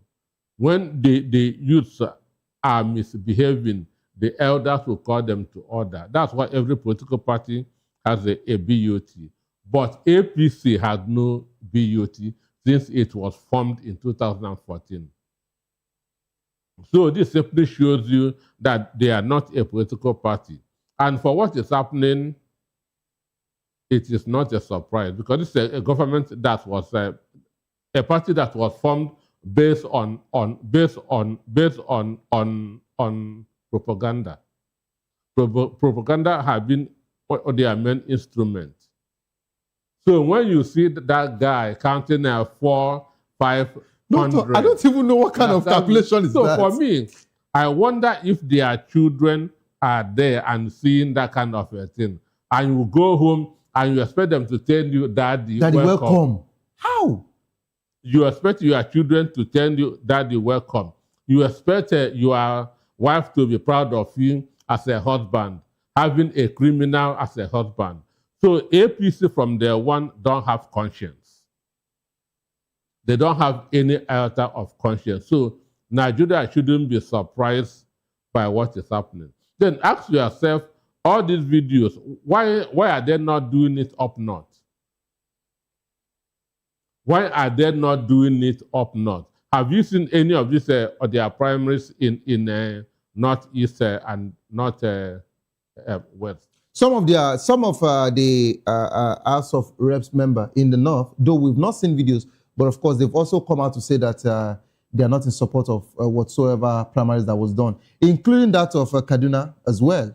We also have a particular honorable the Okada and yes, who is kicking against it by saying that a lot of irregularities as well. Those that defected and were not given tickets, it served them right. Served them right. Okay. It served them right. So no sympathy for those people. But if we must develop that as a democratic country, we shouldn't be having this kind of a thing. Doctor, you said and something. they are aware that people are recording this. Of course, we have different national TVs there. And on Sunday, you will see that guy in the church, and the pastor will welcome him. The one that counted 1 to 20, then 100. On Sunday, he will bath, dress, and go to church, and go and sit. And the pastor will count him as a member. If I'm a pastor, if that guy, I'll walk him out. You tell him, please, can you... Understand me? All right, doctor, you actually bring in a religious gathering to this. But just like I said, I don't think there's any child, that should, I don't want to say that should be proud of such, father. I don't think any of my daughter or my son would want to see me counting 1, 2, 3, 4, 5, 6, 7, 8, 9, 10, and I get to 20 days, I move to 100, and I kept to how?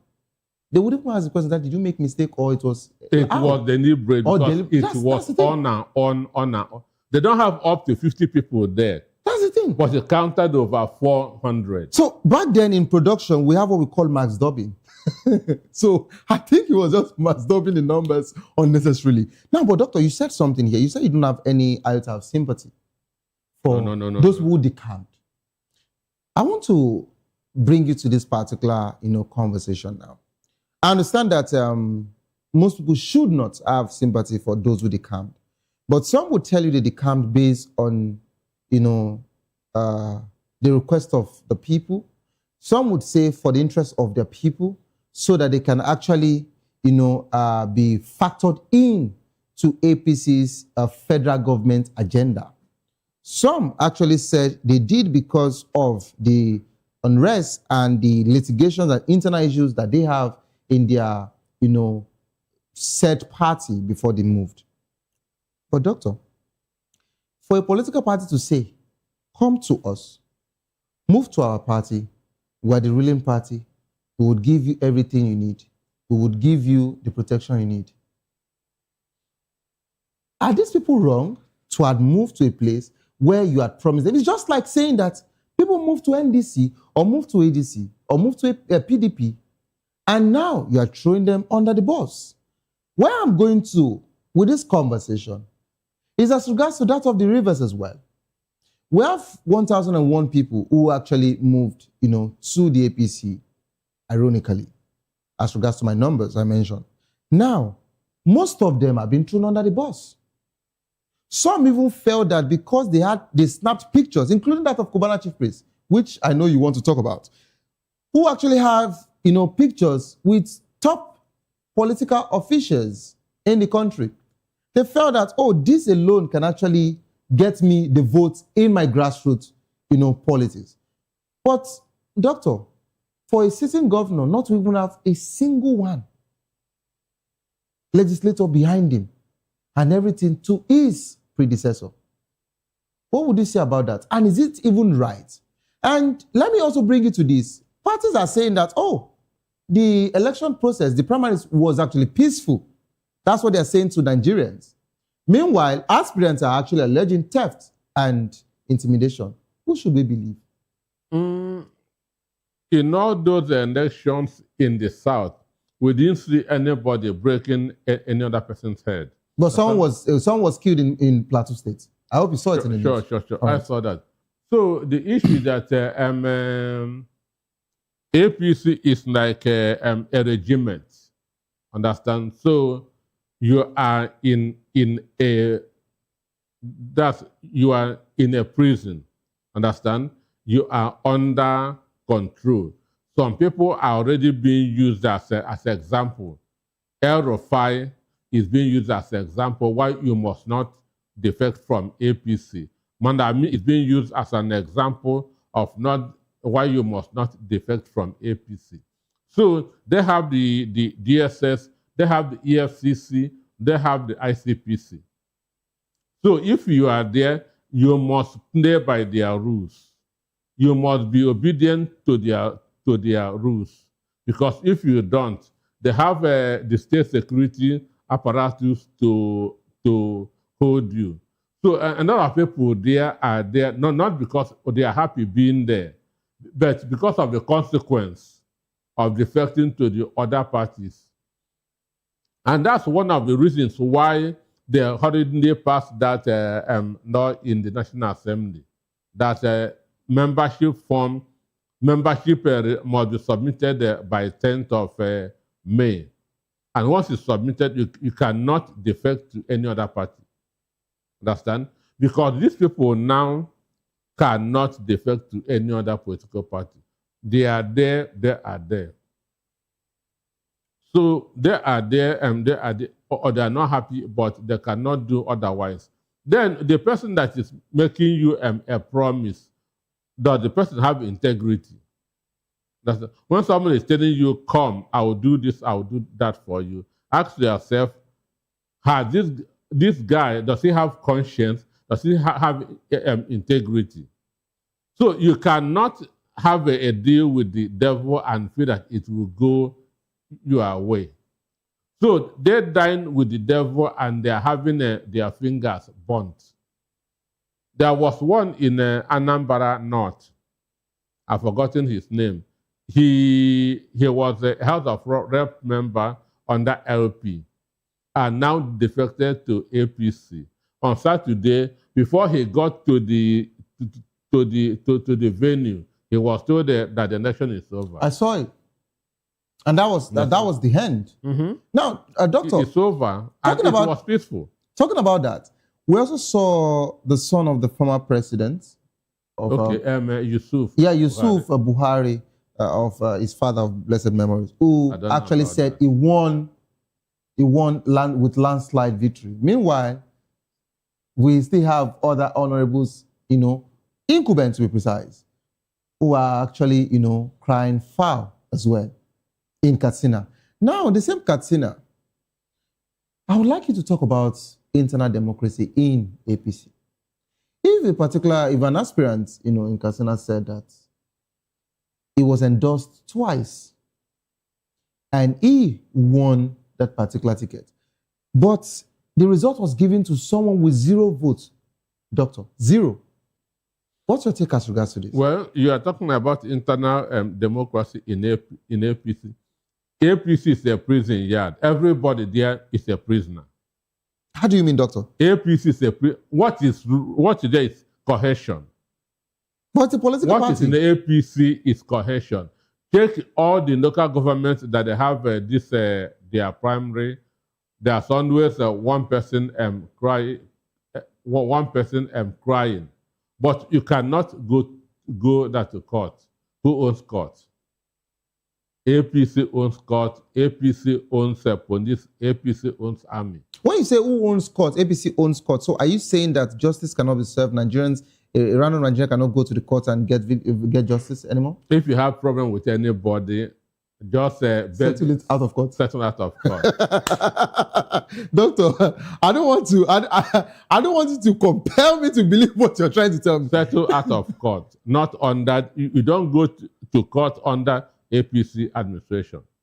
So, are you saying it is not even about having any case with any litigation with that of APC member, but anybody at all?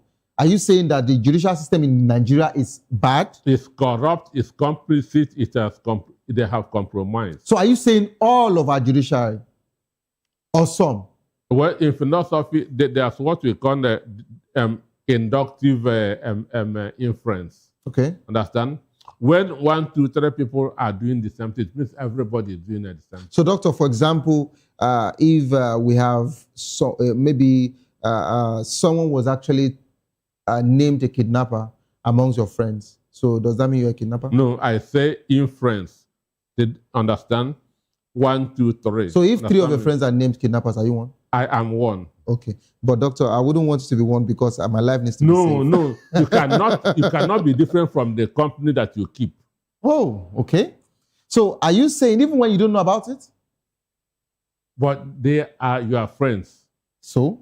That must be discussed within that group, within that So company. I think doctor is actually following the eye of the military system, where they tell you, even if you're not part of, the people that actually plotted the coup, if you heard it or you're present, fail to report. Even if you heard it or you saw them arranging themselves somewhere and you failed to report, then you're part of the coup.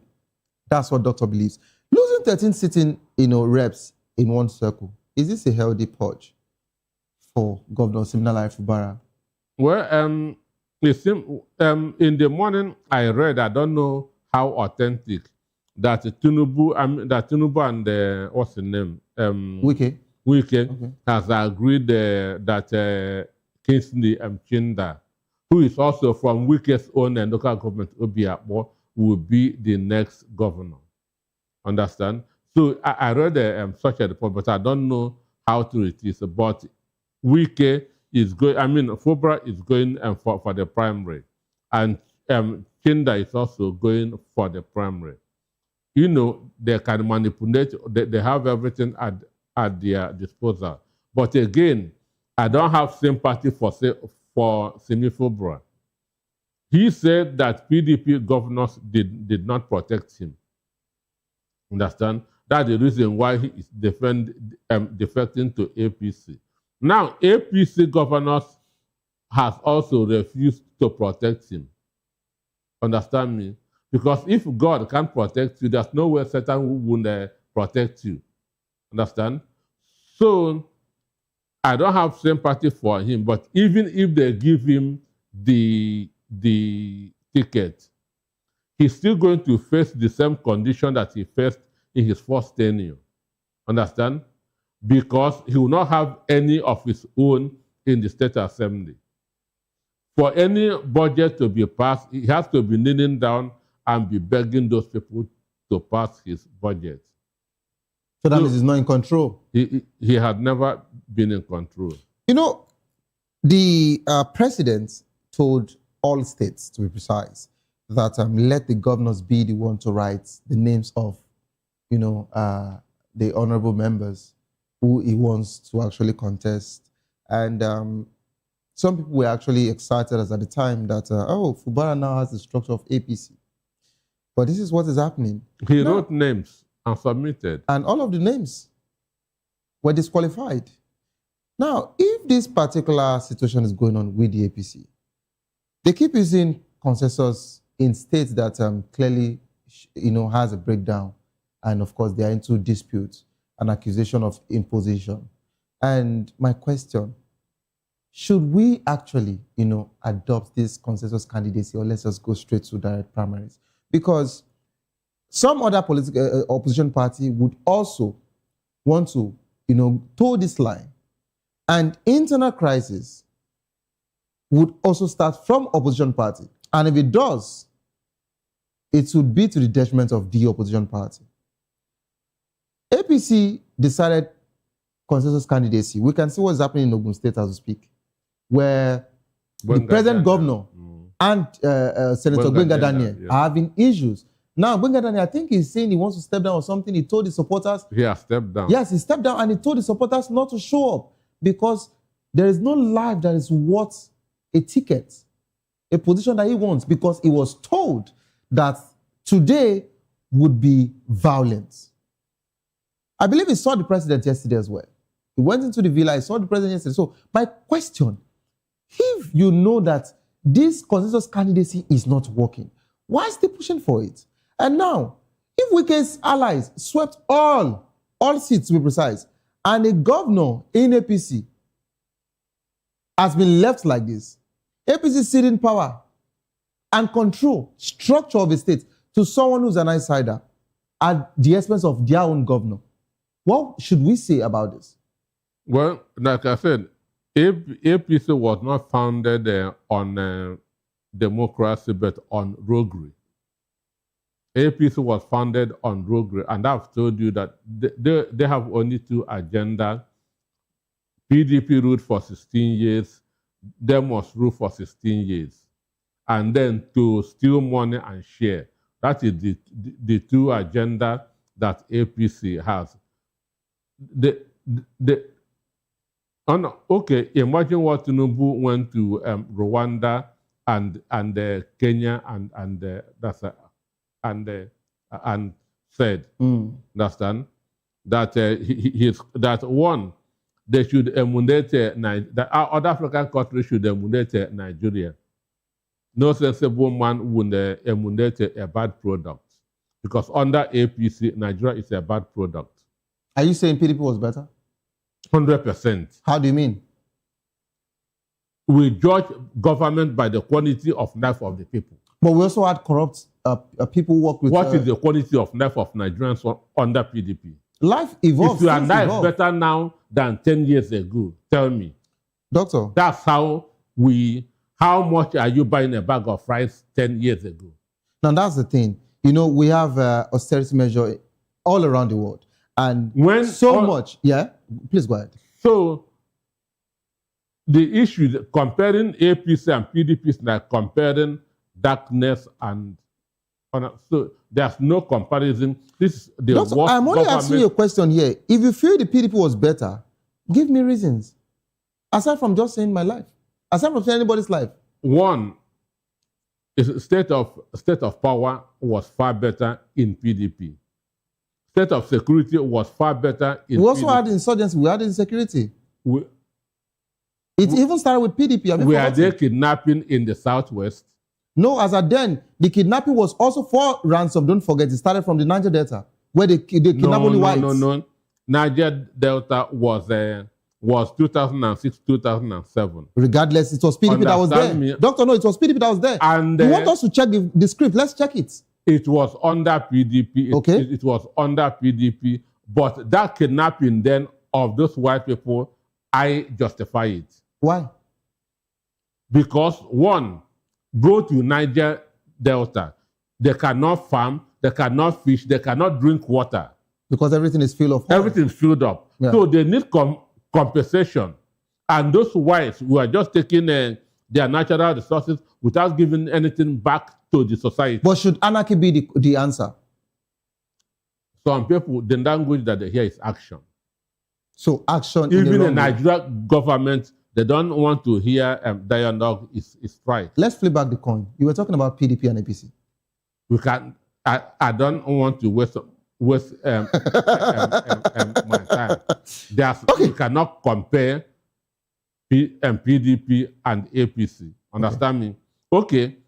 Under Buhari for 8 years, Buhari borrowed about 84 trillion. Trillion, yes. Tinubu has borrowed 153 trillion in 3 years. And they just wrote to the World Bank that they should not delay the next one that they have borrowed. Doctor, I believe you saw that particular one. They just wrote to World Bank asking why they have delayed in disbursing the next, loan. That show you somebody borrowing with arrogance. When a beggar begins to make a demand. Doctor, I think a beggar does not have a choice in this other climb. But regardless, I'm not throwing any shade to anybody, but this is what we have seen. I've never seen it. I've not also seen it anywhere where you have actually, requested for a loan facility and you reached out to the loan institution, telling them that they should not delay in disbursement and asking them why they have even delayed. I've never seen it before. That's arrogance. Arrogance. Understand me? Okay, doctor, we've actually touched the West, we've touched, and the North. Let's talk about a bit of, the East. Cubana Chief Priest, all of a sudden, he said, I didn't contest for this particular election. He said, oh, I spoke with the governor, my father, I spoke with my boss, and, I was told to step down. I was not even there at the primaries. But I'm surprised. He campaigned, not only campaigned, we saw him at the hall, we saw when they were assembling, except the picture where we saw him at the hall was not where, was not that particular primaries. But we're surprised now that he said he didn't campaign, and this is coming after the president's son actually sent in a motivational quote by saying, we lose fights to win war. We lose battle to win war. So, meaning that he lost the primaries by getting 14 votes, and he came out to say he didn't contest in this primaries. Doctor, I'd like you to respond to this. Cubana Chief Priest is not intelligent. He has never been and will not be. Even with being a businessman and he's been successful, his business is lucrative enough. The Malaysian deal he's doing is what any young guy can do. But he has businesses. From Malaysia, we know what he did. We are saying businesses here. He has clubs, he has restaurants that are working, doing fine. I say what he did is what any young guy can do. How do you mean, doctor? Someone has a business, as a business magnet, he has successfully, planted businesses in different parts of the country. And what else? I say, can you verify his source of income? Doctor, it's not in my purview to do that. Okay, you shouldn't understand. So maybe you should reach out to ICPC to call him again. I think EFC has actually invited him once, and he actually went there. Okay. So the truth is that, one, on Sunday, he issued a statement that he regrets trusting the elders in the community. I even saw a video that he said he gave them money. Money, shared rights. Yes. Understand? So that's why I said, one, in philosophy those days, we are taught if you start with yes, end with yes. If you start with no, end with no. Don't start with yes and in the middle begin that to say yes. It doesn't make sense. So the issue is this. One, Nigerians are not reading this thing right. It was not a Cubana that was thrown under the tire. Understand? It was not a Cubana. Cubana was just an envelope conveying a message. Understand? Cubana is like a product, and he's a product. And before people buy a product, they want to know who is behind this product. Understand? They want to know who is behind this product. So if they are satisfied, if they like the person behind this product, they will buy. An instance, you own a company. I sent you somebody. Savior, employ this guy. Understand? You are employing him because of me, not because of that person. Understand me? So they rejected the person that is behind that product, Cubana, which is Tinubu and Sheyi. Understand me? So the people are not reading this thing right. So if you say the president and his son, what about the governor? Because the governor also happens to be his political godfather. He has an appointment under the governor. Yes. But right now, APC Governors Forum is divided. The governor is the chairman of Renewed Hope Ambassadors. Last week, they formed the Renewed Hope Initiative with Yari of Zamfara. to counter the governor. So the governor is not happy with what is happening at the moment. He folded his hand. Understand? To show the president that he controls this state. Whatever he's not in support, that will not move. Understand me? So assuming that those people are satisfied with those behind that product, understand? Kobana chief priest would have won, understand? But what they just told him is like what they are saying in the north. Bama, so we don't want. So the focus shouldn't be on Kobana, but those behind him. Okay. Doctor, in running and again, you saw what happened there in Ebonyi State, Abakaliki, when P2B went there. The governor of Ebonyi was also there, and other dignitaries. But was any other name mentioned apart from P2B? That is the P2. That is the state that Dave Omahi came from. Kubana say he will give P2B 5 million votes. I mean, he will give Tinubu 5 million votes in the southeast. Omahi is saying that he's going to give 2.5 million votes to Tinubu. So this simply shows that these guys are fakes. Understand? The guy that wants to deliver Tinubu cannot even deliver himself. Okay, doctor, I will press for time in just 30 seconds. One party spokesperson actually claimed that primaries were, fair and credible. That's what is being paid to do. But losers actually call it a broad day light robbery. I'd like you to respond to that. And with all incumbents, losing, does that show that the APC should be careful as regards to 2027 that is coming? In just 30 seconds, please. So well, what saved them is this law that was passed. Understand that there's a stopping defecting from one party to the other. Apart from it, by Friday, APC would have been empty because all these people who understand their tickets will have gone to the other parties. Understand?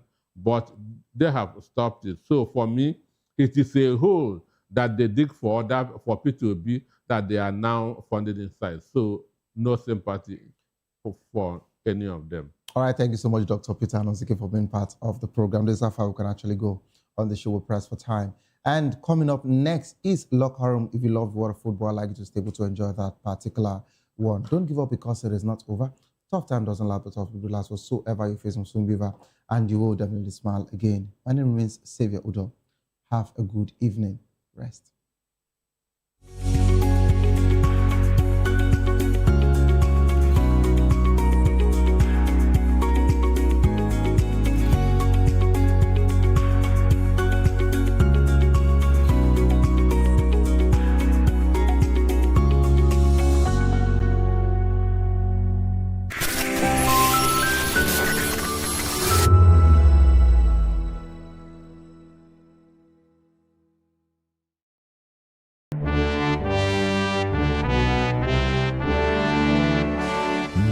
Nigeria, with its complex political atmosphere, divergent views and discordant views, better still, coming with bass bows. Only one question matters: who really has the best candidate? Something is here. 5 political camps, 1 stage, no filters. Join us in this clash as supporters of Bola Ahmed Tinubu, Peter Obi, Atiku Abubakar, Omoyele Sowore, and Adewale Adebayo go head-to-head in no-holds-barred town hall debate. No script, just raw, unfiltered conversation. This is more than politics. This is where opinions clash. Facts are tested and the truth fights to be heard. Happening live on May 22nd by 11 a.m. at Golden Tulip Terrace Hall, Ihoka Tower, 36 International Airport Road, Lagos. Don't miss it. Watch live on YouTube at VOP TV. Set your reminder, subscribe, join the conversation. My candidate is the best, or is it?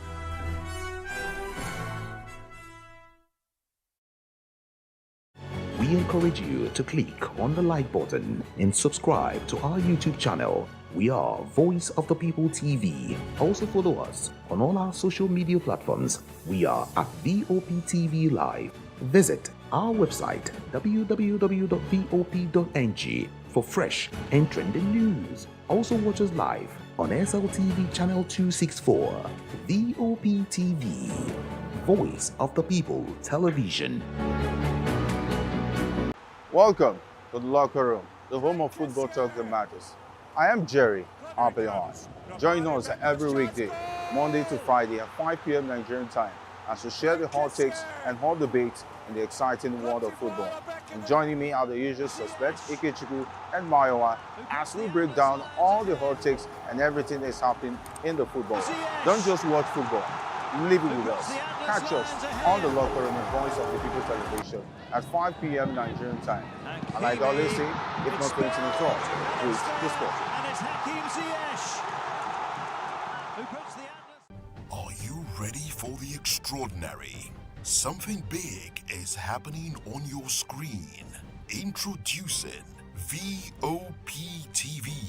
Now streaming on SLTV channel 264. From breaking news to captivating conversations, news analysis, giving you all sides to the story. We break in-depth discussions on the issues that matter, from politics to sports, entertainment, and lifestyle. VOP TV on SLTV channel 264. Join us as we redefine what television means to you. Voice of the People Television, VOP TV. Now you have more than a voice.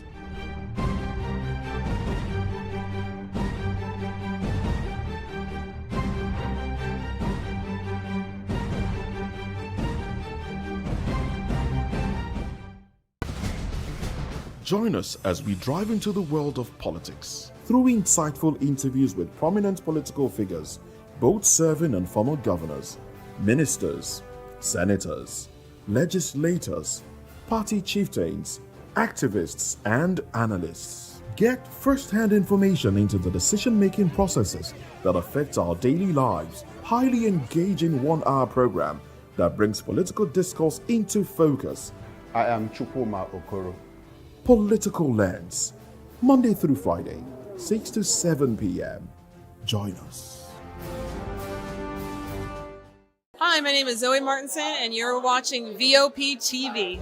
What's up, people? It's your boy Dulo checking in. I'm here with the fisherman, Dulo, aka Kubi. I want to shout out the VOP, the voice of the people. Make sure you guys tap in, tune into the voice of the people today, tomorrow, and every day. Hi, everyone. My name is Princess Fithian Nkrumah, and you keep watching Voice of the People TV. Rukomi ni Akweja. Ricky Adelada, the fisherman. Voice of the people. I'm part of the people. So go on and always watch Voice of the People. Wagwami people, it's your girl Endurance Grand, and I'm giving a special shout out to VOP TV. Keep listening, keep watching. My name is Akio Shota. This is VOP TV. Hi, my name is William Lamte. I'm an actor, and keep watching Voice of the People TV. Keep it locked. This is Health Check, your weekly guide to better living, smarter choices, and trusted answers. From everyday wellness to urgent health issues, we've got you covered. Health Check, only on Voice of the People Television, where your health has a voice.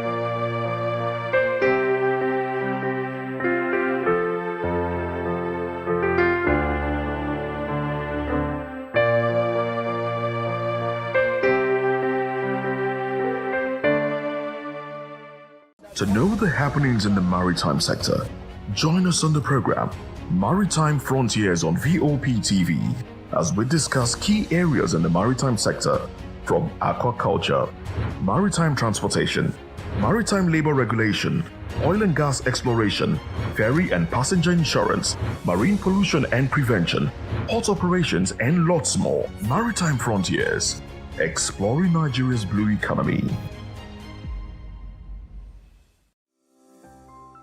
VOP TV. Now, you have more than a voice.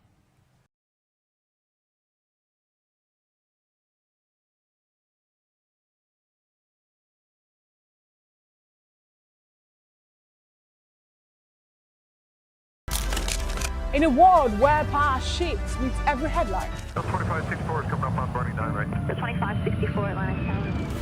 What happens in the hush behind hangar doors? Who signs the papers that gamble with lives? Which truths were grounded before they even ever had wings? If you've ever buckled a seatbelt at 30,000 feet, if you've ever stared out of that tiny window and wondered who's really in control of the skies, it isn't just flight, it's power, it's politics, it's pressure sealed in steel. We're peeling back the clouds from runway risks to sky-high secrets. We're diving deep where most dare not to look. Aviation Scope, every Sunday at 7 p.m. only on Voice of the People TV. We don't just report, we reveal. We don't just ask, we uncover. Because when it comes to the skies, ignorance is turbulence. Aviation Scope, the sky isn't the limit, it's just the beginning. Good evening, Africa. My name is Bamakore, actor, model, producer, and I'm giving a big shout out to VOP TV, man. Keep watching. Don't change the dial. Thank you and God bless you. My name is AY, and of course, I represent the voice of the people, and that's why I'm on VOP. AY say so. Hi everyone, it's your girl Miriam Tima from the Real Housewives of Lagos and the Real Housewives Ultimate Girls Trip Africa. Shout out to VOP, the voice of the people. You already know. Stay tuned, keep watching. And don't forget, VOP is the best. All right, hello, everyone. It's about that shaking the man fine back with Melanie Poppy Black Skin Boy. This is VOP TV. If you're not watching VOP, I don't know why you're watching. Maybe you're watching your weights. Hello, beautiful people. This is Wale Ojo, and you're watching VOP, Voice of the People. Hi, guys. You already know who it is. This is New Energy. Flyers boy ever live. Keep watching VOP TV. Thank you. Hi, people. Jenny Albano here. Guys, please keep watching Voice of the People. The red carpets, awards, the razzmatazz, music, fashion.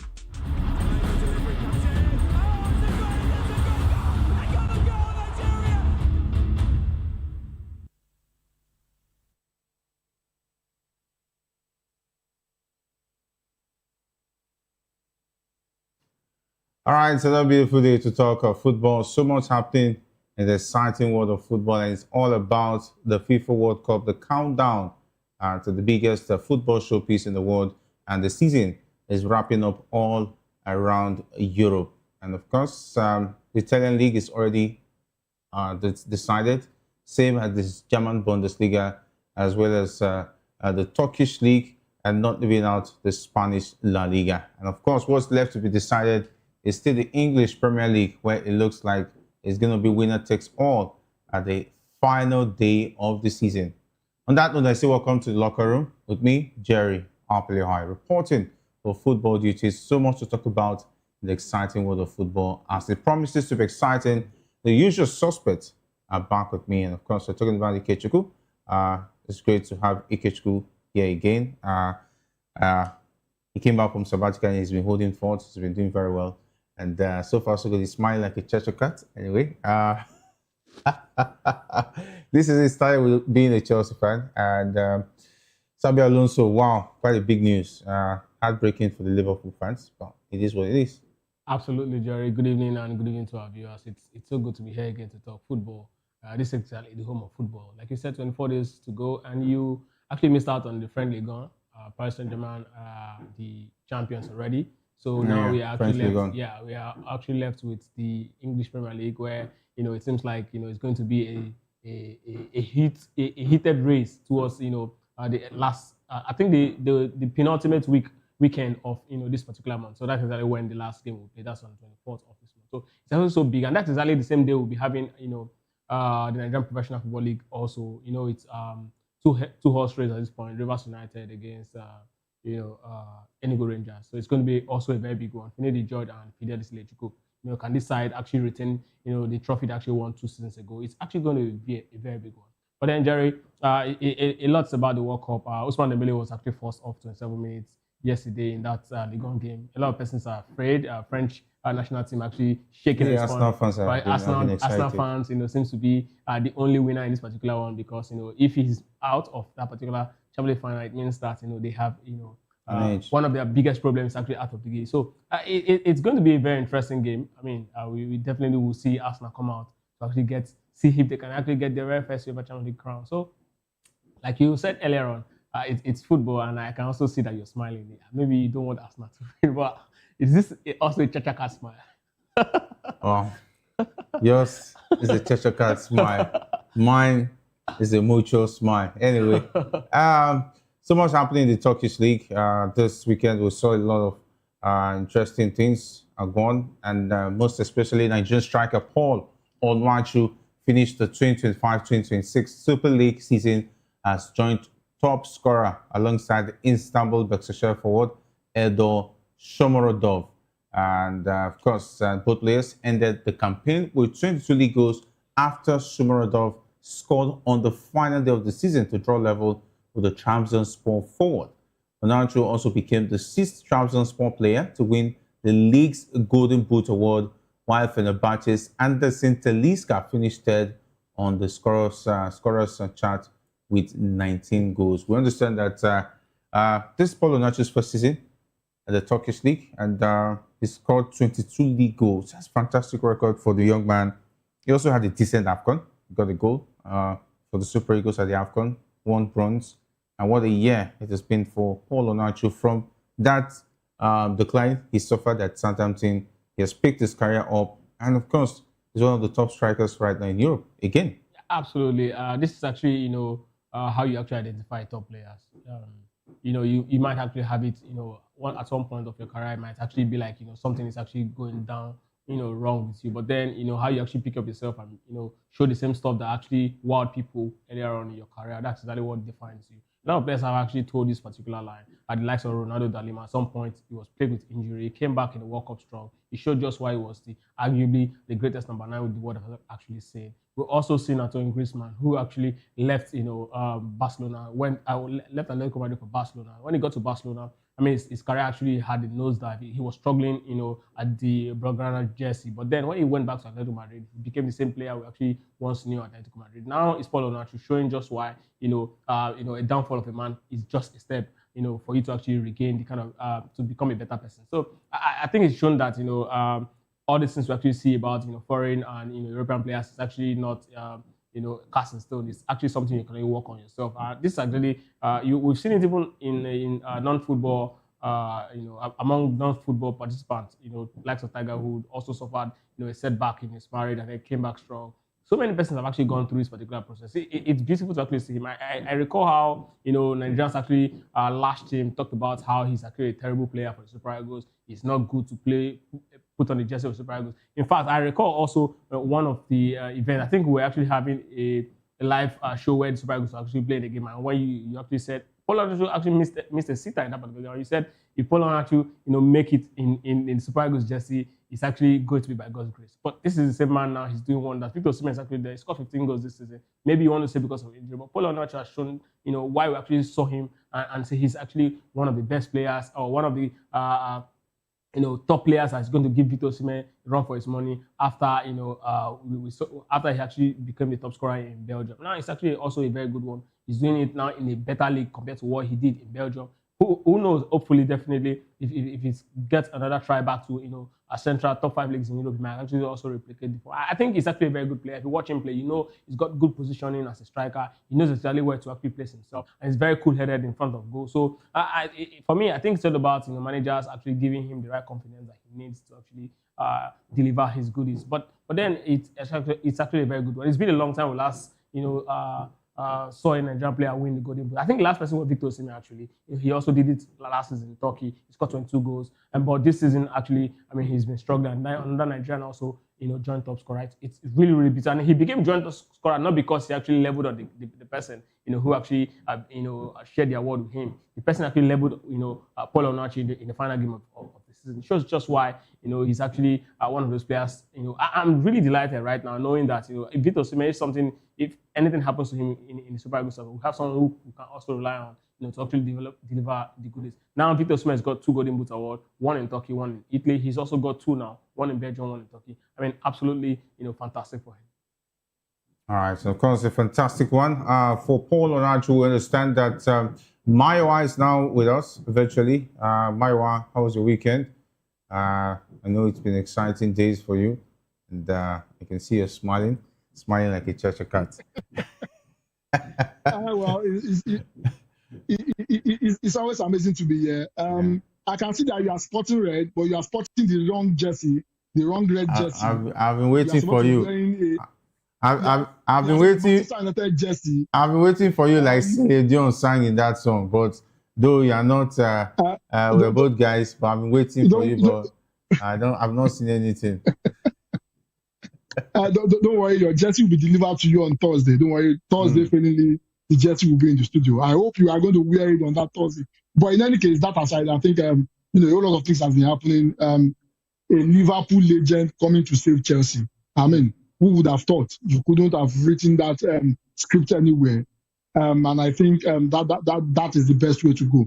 But the big question is this: are they going to give him the free hand for him to be able to handle signings and handle the team he wants? I think they might, the first season might go well, but sooner or later he goes with class and he'll probably, leave Chelsea angrily. For Paul Onachu, I think it's a good one. I remember on this same show, Jerry would not want to hear a name called Paul Onachu. Jerry, Paul Onachu should go and be playing basketball. He's not fit to be a footballer. But now, look at Paul Onachu. He has a bronze medal to his name. He's one of the top scorers in Turkey. And like Kechuku rightly said, he had a tough season with Southampton. Even throughout the World Cup qualifier, a whole lot of Nigerians threw stick at him. But he went back to the drawing board and he got himself, back on, and got himself back in shape. And now he's the top scorer in Turkey 2 leagues. That shows the kind of quality he possesses. And, he's saying that, he deserves a permanent place in the Super Eagles, and a sensible coach will probably be giving him a booking. Yeah, fantastic player eventually. If you ask me, the story of Paul Onachu, I think he has repented. He gave his life back to football, and that is why you see the best side of him. So the move to Southampton almost ruined his career, but he picked himself up and doing great things at Turkey. We've seen a lot of players decline from such season. I'm even wondering for the likes of Tolu Arokodare right now. I hope he will reach out to Paul Onachu and ask him what did he eventually do to bring his football career back on track. And of course, definitely, I would love Tolu to maybe leave that Wolves side and look for a decent club side, but not out of England. I don't know, because anyway, his transfer fee is going to be a very big issue, leaving the club, because for Paul Onachu, I think it was quite easier due to the fact that definitely the transfer fee getting him to Southampton was not that huge. And of course, there was a mutual agreement. But let's see how that pans out for Tolu Arokodare. And of course, let's talk about the team of the moment. Talking about Arsenal, their manager Mikel Arteta has urged his players to stay focused and take advantage of the opportunity to move closer to the Premier League title ahead of tonight's clash against Burnley. And the Gunners are currently 2 points clear of Manchester City and could extend the gap to 5 points with a victory at the Emirates Stadium. Arteta admitted Arsenal should have won more trophies in recent years, but said the team is now closer to achieving major success. Yeah, Burnley looks to be one of the teams that could be spoilers, but I expect Arsenal to run over them. They are finished. They are going back to the championship, but who says they might want to do one hooray and show that they still have what it takes to run the party. So in every battle, right, the most dangerous team the most dangerous people to fight. Those who have nothing to lose. Those who have nothing to lose. And I think this is where Arsenal should actually really sit down and have a conversation with themselves, because if you're actually playing against a side that has nothing to lose, definitely you're actually playing against a wounded lion. And Arsenal will be looking at two things. First, you want to be very careful because you have a Champions League final to actually compete. You're playing against a very strong PSG side. You don't want to get your team burned out. You don't want to get injured. You don't want to psychologically be dented. Going into that particular showpiece. That's actually the trophy they are yet to actually win, the Holy Grail for Arsenal. Now they're actually playing against a Burnley, and there's a pressure of Pep Guardiola behind you. If you go into a game, if Arsenal go into a game like this with the mindset of, we don't want to lose. If you go into this sort of game with this sort of mindset, one thing is likely going to happen. You most likely drop points. I think Arsenal should just go into this game like it's just one of those finals. Go into this game, take your chance. If you get one goal, you can now, be conservative in the game. Allow Burnley to actually come out. You have the quality to actually, hit them on the fast break. But if Arsenal actually approach the game just like any other game, it's going to be a very big problem for them. You have to be careful in this game. There's even being careful and being cautious. If you're too cautious, you're going to get burnt. But if you're careful, you definitely know that this is actually a high-stake game. And I think Arteta should actually really watch it. You should forget about every other game after this one. This is the only game that's important to them at this point. So let them actually go into this one. Even if it's a 1-0, as they've been grinding results all through season, let them just grind that, and then let's get to see what happens against Crystal Palace. Because Crystal Palace coach is also talking. Oliver Glasner is saying that he's going to field his very strong side against Arsenal. It's not going to be a walk in the park for them. They're not going to make it easy for the Gunners. Yes, he might actually be saying that to actually make people feel like the 10 million pounds is not important to them. But then again, you have to also understand that it's actually football, and sometimes players will just want to go into certain games because of pride. And if people actually go in a game because of pride, it's actually a very big problem. And that's exactly why Arsenal should be quite careful in this one. Yeah, Arsenal should be very careful. But Arsenal has proven to be a very strong side at the Emirates Stadium in a crucial game where they are just 2 points ahead of Manchester City. They need to win this match by at least a good scoreline to get the 3 points in the bag. Maiwa, no stone should be left unturned, most especially at the Emirates Stadium. Champions League at the back of their mind or not. I think Ikechukwu said something that's very, very important. Arteta should forget about any other game. This is the most important game in his life, and that's how it should be.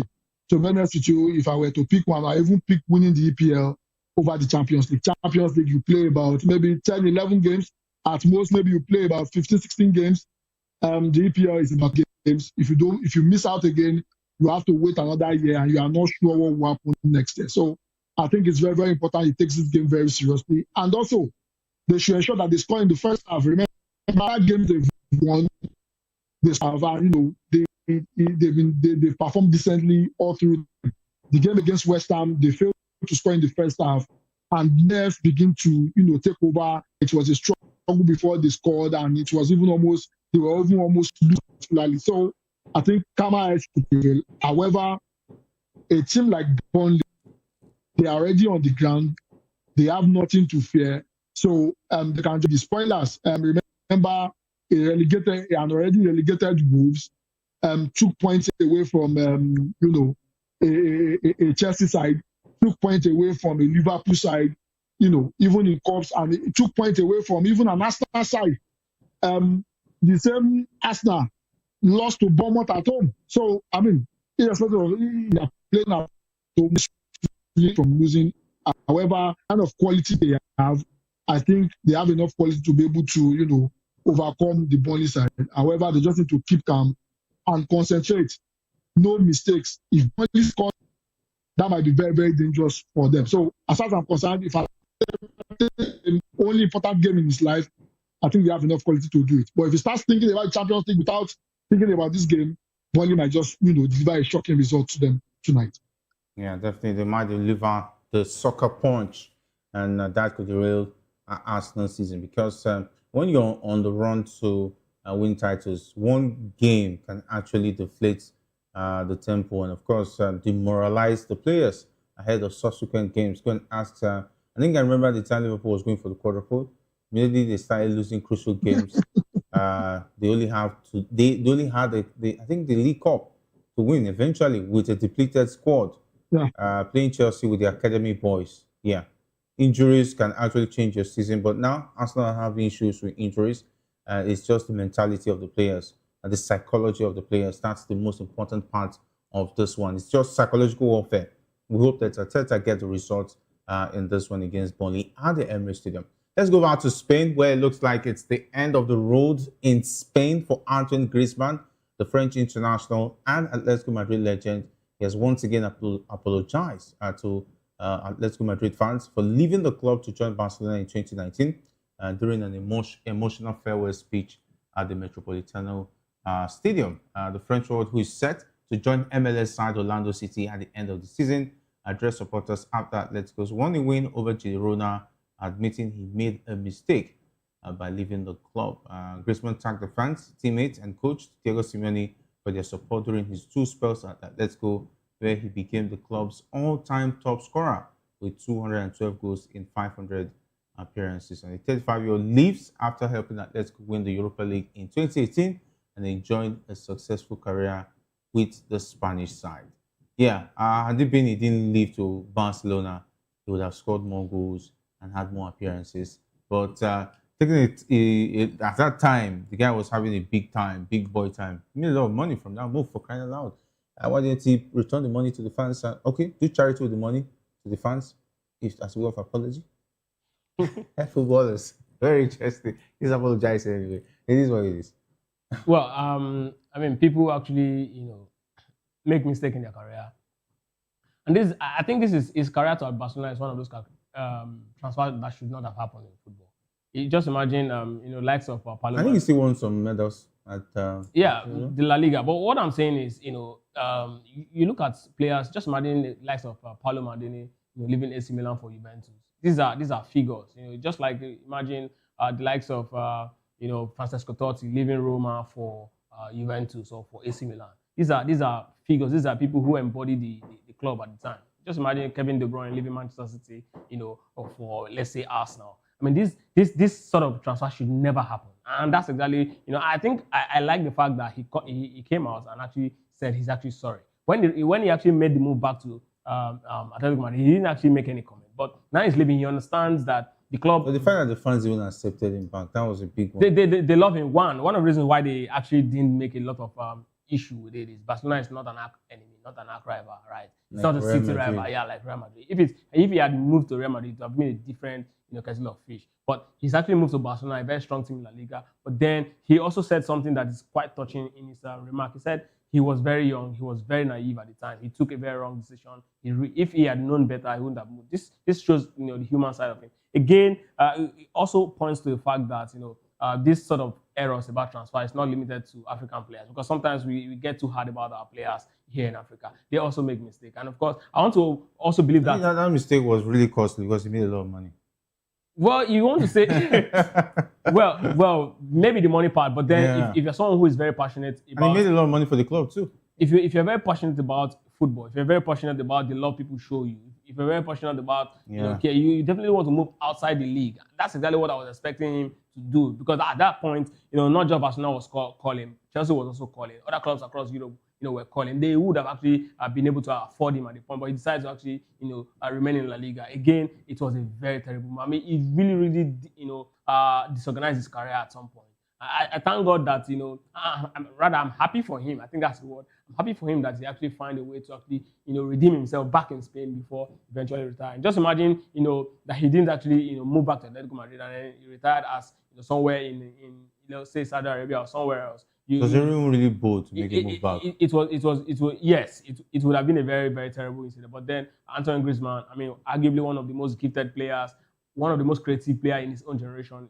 So good. And it's so good. I mean, another very big player. I don't know if Atletico Madrid will be able to replace him, or if it's going to be Cholo now, changing his style totally away from, giving a little the final thought creativity to one man who is Antoine Griezmann. How much of an influence will Ademola Lookman bring in? Because he's most likely going to be the man who's going to be stepping into, Antoine Griezmann's shoe. And a lot of interesting things. I mean, the Julian Alvarez was also a very creative player, but then all of them put together, they don't have the creativity of this man. I mean, we saw him at the 2018 World Cup. We also saw him at the 2016, Euros, where he actually won Player of the Season. Absolutely so good. So it's a beautiful end of another a beautiful career in La Liga. One of the big boys, who actually made La Liga in the early 2000, between 2010 and 2016. A beauty to watch. And it's one of those times, definitely every beautiful thing definitely will come to an end. And this is one of them. All right, of course, Survivor at 35, he leaves again. Is he going to return before he turns 40? Or maybe return as an assistant manager? Or as a manager, maybe sometime in the future?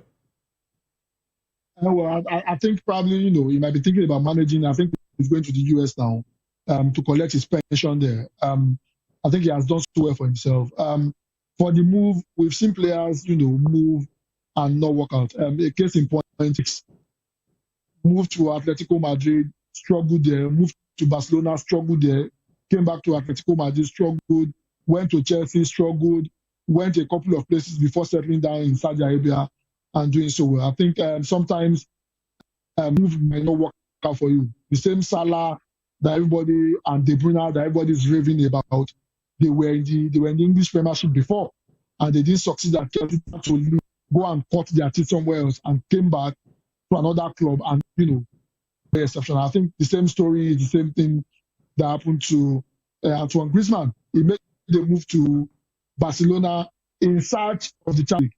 Let's be honest, he was going for the Champions League. He had already won. He was sure he was going to win the league with Atletico at some point. However, he was in search of the Champions League. Went to Barcelona. That did not work out. Came back to Atletico Madrid, and he was able to redeem himself. And he's living a legend. He didn't leave after Barcelona to go and retire in an obscure league. He came back, went back to Atletico Madrid, proved himself again, and showed that the move he made, yes, he's not work out to Barcelona, but he has a home in Atletico Madrid, and we can see what he can do.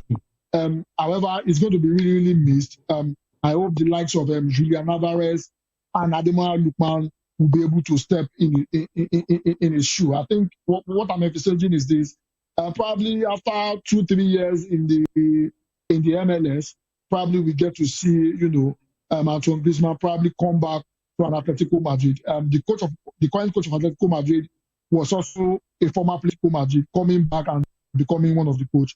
We might also see the same thing of Antoine Griezmann. I think he embodies the Atletico Madrid culture, and it will be a good thing to probably see him back maybe in the next 2, 3, 4 years, coming back to do something fantastic for that particular club. It's going to be greatly missed, and football is missing another legend again. All right, and of course, legends are out. Talking about Atletico Madrid and Griezmann.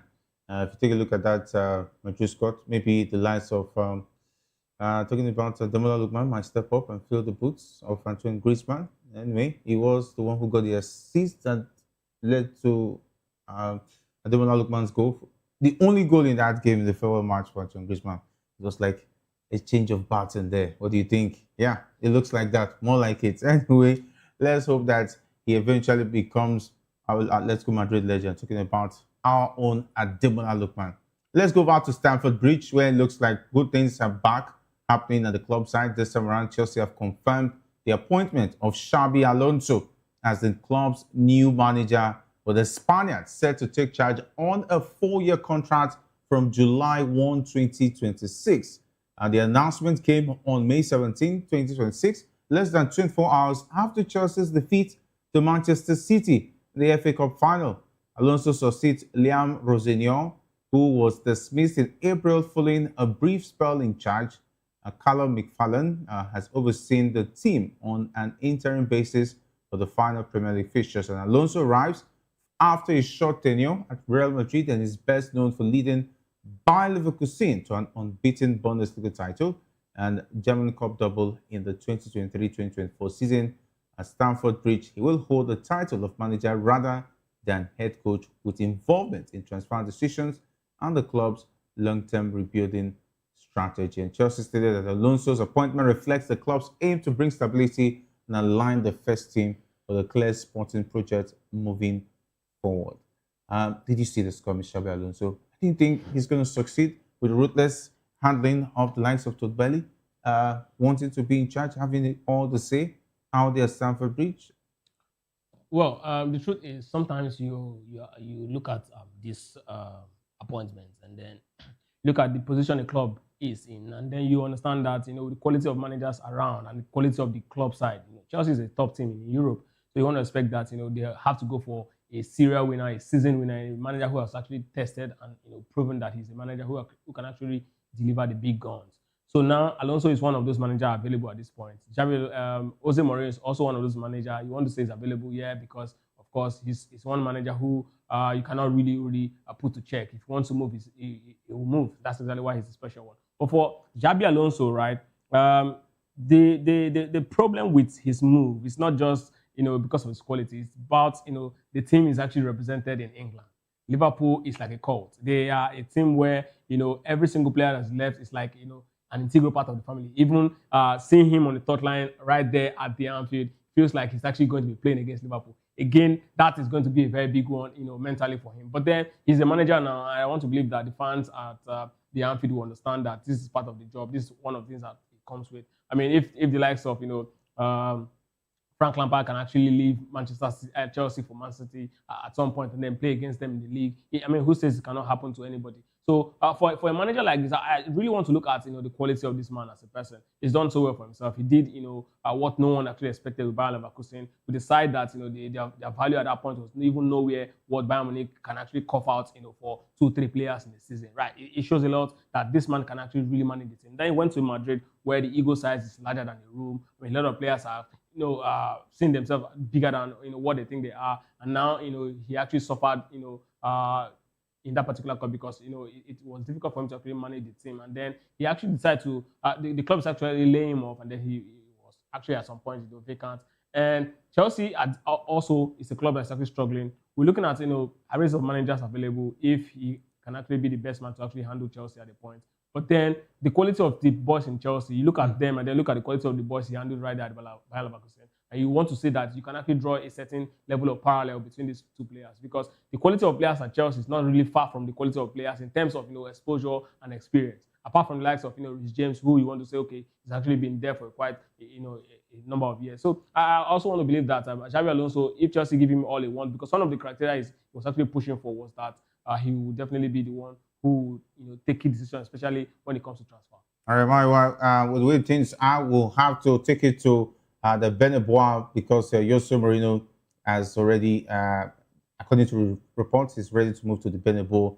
But we'll have to cut it short here, so we'll just take a quick breather and wrap things up here so that we can actually digest all of that. Big thanks, Maiwa, for being with us, but we'll still keep in touch. And of course, big thanks, Ikechukwu, and of course, the guys who have made the show a great one, because definitely it's always an exciting time having you guys. And I will look forward to your jerseys. That Thursday, I don't know about it, but it is what it is. And it is what it is. All right, big thanks to the guys behind the scene who made the show. And of course, up next is Political Lens with Chukwuma Okoro. Stay tuned.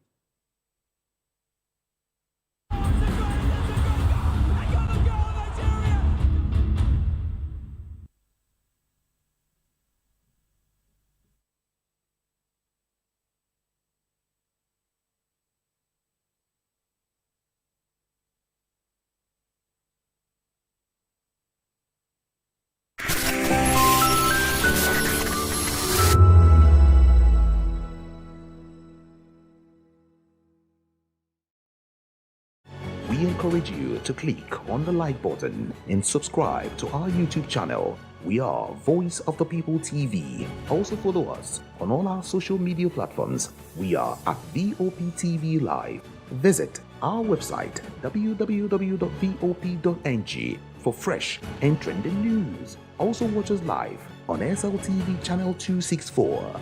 VOP TV, Voice of the People Television.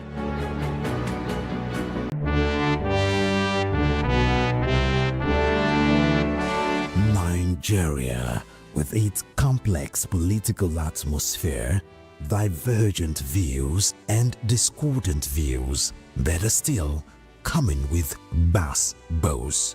Only one question matters: who really has the best candidate? Something is here. 5 political camps, 1 stage, no filters. Join us in this clash as supporters of Bola Ahmed Tinubu Peter Obi, Atiku Abubakar, Omoyele Sowore, and Adewale Adebayo go head-to-head in no-holds-barred town hall debate. No script, just raw, unfiltered conversation. This is more than politics. This is where opinions clash, facts are tested, and the truth fights to be heard. Happening live on May 22nd by 11 a.m. at Golden Tulip Terrace Hall, Ihoka Tower, 36 International Airport Road, Lagos. Don't miss it. Watch live on YouTube at VOP TV. Set your reminder, subscribe, join the conversation. My candidate is the best, or is it?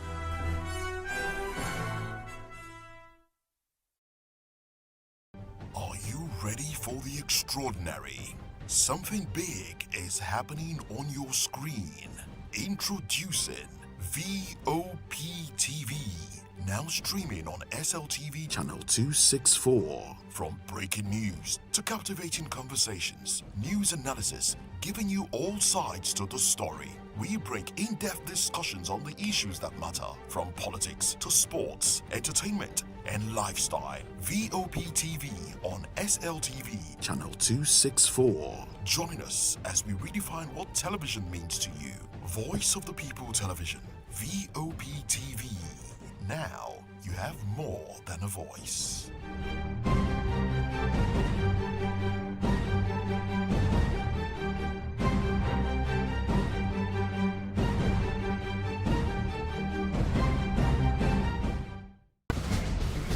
Join us as we drive into the world of politics through insightful interviews with prominent political figures, both serving and former governors, ministers, senators, legislators, party chieftains, activists, and analysts. Get first-hand information into the decision-making processes that affect our daily lives. Highly engaging one-hour program that brings political discourse into focus. I am Chukwuma Okoro. Political Lens, Monday through Friday, 6 to 7 p.m. Join us.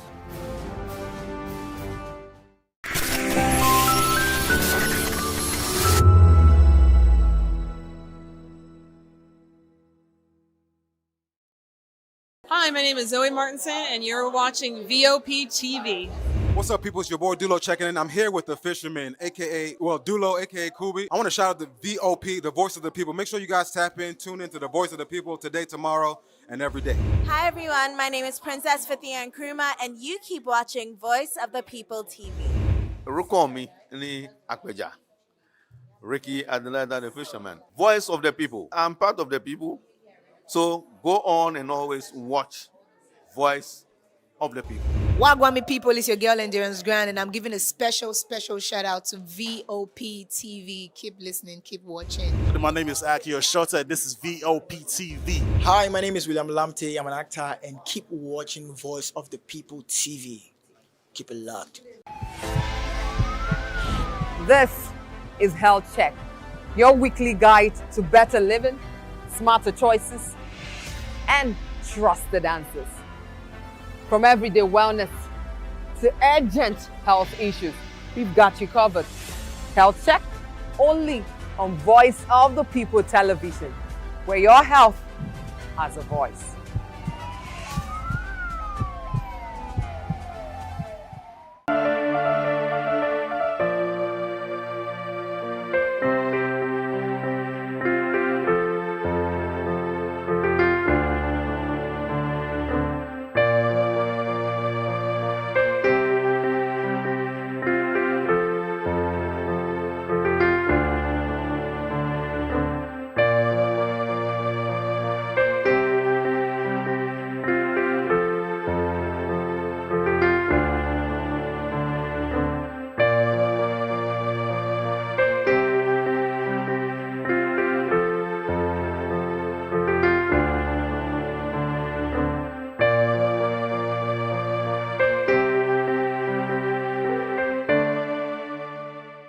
To know the happenings in the maritime sector, join us on the program Maritime Frontiers on VOP TV, as we discuss key areas in the maritime sector, from aquaculture, maritime transportation, maritime labor regulation, oil and gas exploration, ferry and passenger insurance, marine pollution and prevention, port operations, and lots more. Maritime Frontiers, exploring Nigeria's blue economy.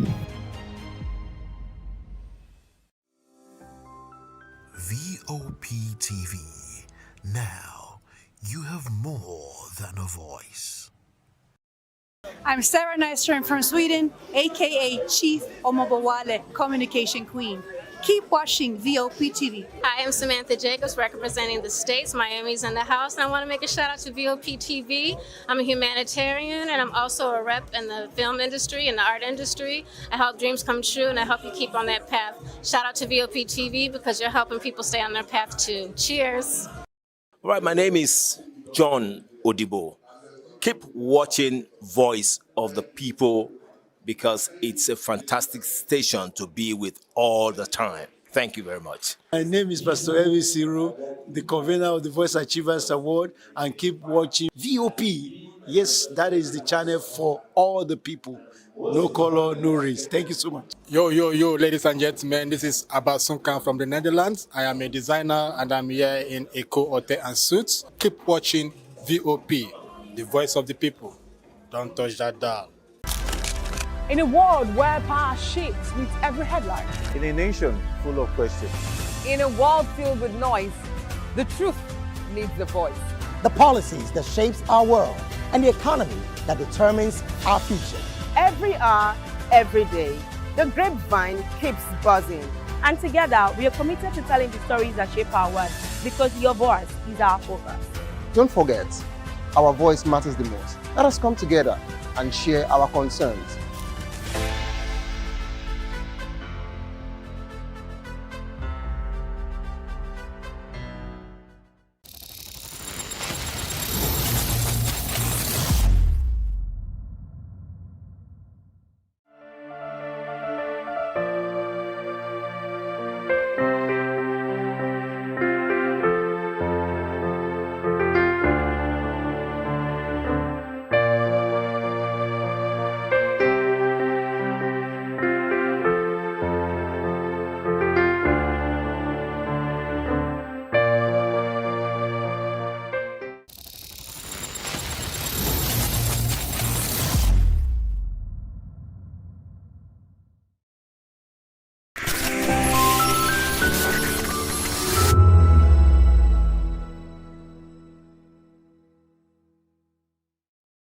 For many Korope and Kekemarawa drivers, fuel is the backbone of their daily operations. With the steady rise in fuel prices, drivers say sustaining their business has become increasingly challenging. They explain that the cost of running their vehicles has gone up significantly, leaving them with little or no profit at the end of the day. Many also say they have been forced to increase transport fares, a move they claim is necessary to stay afloat in the face of rising expenses. The fuel price is too exorbitant. We cannot abide to it. Look at us. Formerly, when we used to buy fuel at the rate of, let's assume we fill our tank with 1.5, 1.8, 1.9. Then when we come work, we can make 10,000 naira. If you make 10,000 naira and pay the agboro money for, let's assume, 2,000 naira buy fuel, at least when you get to home, you go with at least 6,000 or 5,000 naira. But for now, before you fill up this kekena, you spend almost 10 to 11,000 naira. Then let's assume you work 15,000 naira, you pay agboro, buy another fuel for tomorrow business. You see, when you get to home now, the money will not be okay again. Let them bring down the price now so that everybody will start enjoying. It's affecting us very bad because passengers don't enter transport anymore. They prefer using their leg, and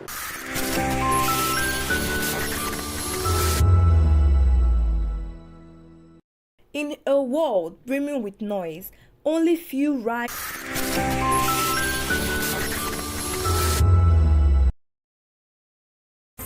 is Health Check, your weekly guide to better living, smarter choices, and trusted answers. From everyday wellness to urgent health issues, we've got you covered. Health check only on Voice of the People television, where your health has a voice.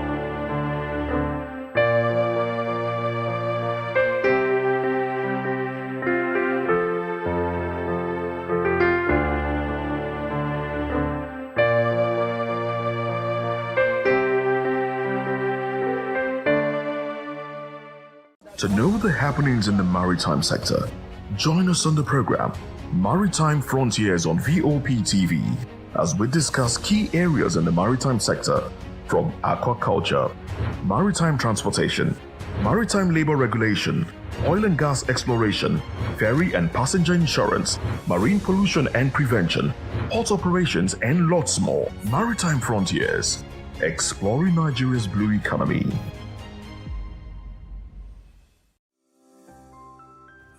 VOP TV.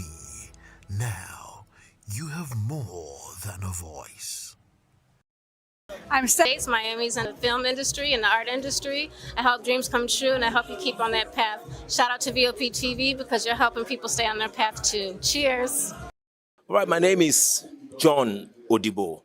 Keep watching Voice of the People because it's a fantastic station to be with all the time. Thank you very much. My name is Pastor Elvis Ciro, the convener of the Voice Achievers Award, and keep watching VOP. Yes, that is the channel for all the people. No color, no race. Thank you so much. Yo, ladies and gentlemen, this is Abasunkan from the Netherlands. I am a designer and I'm here in Eco Hotel and Suits. Keep watching VOP, the voice of the people. Don't touch that dial.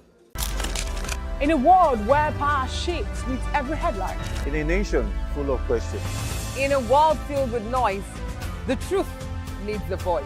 The policies that shapes our world and the economy that determines our future. Every hour, every day, the grapevine keeps buzzing.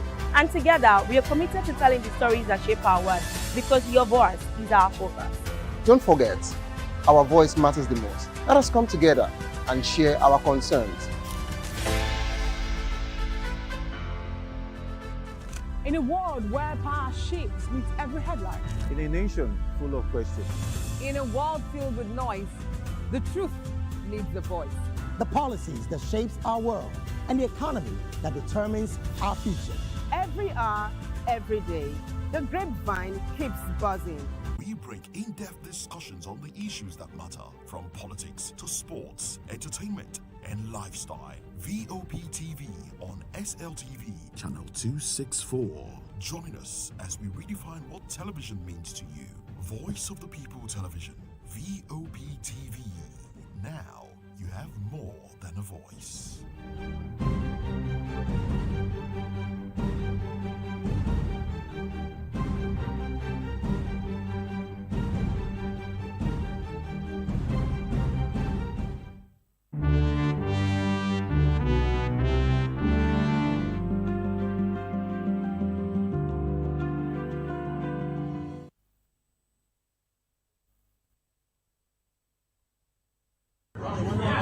Well, I had come to cast my vote minutes to 11.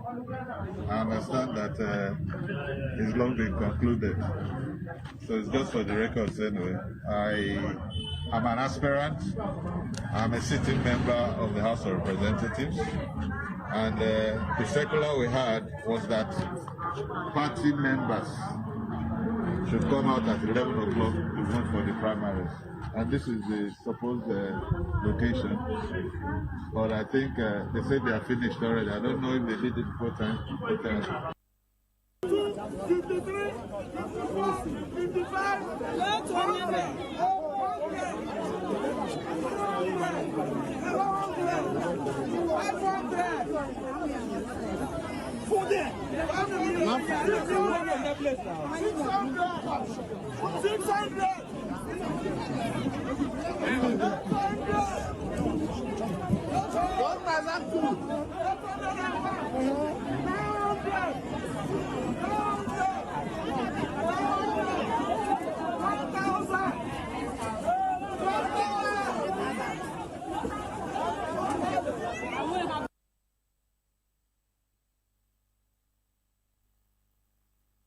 Well, the APC National Assembly primaries held on Saturday and Monday, that's today, with many surprises.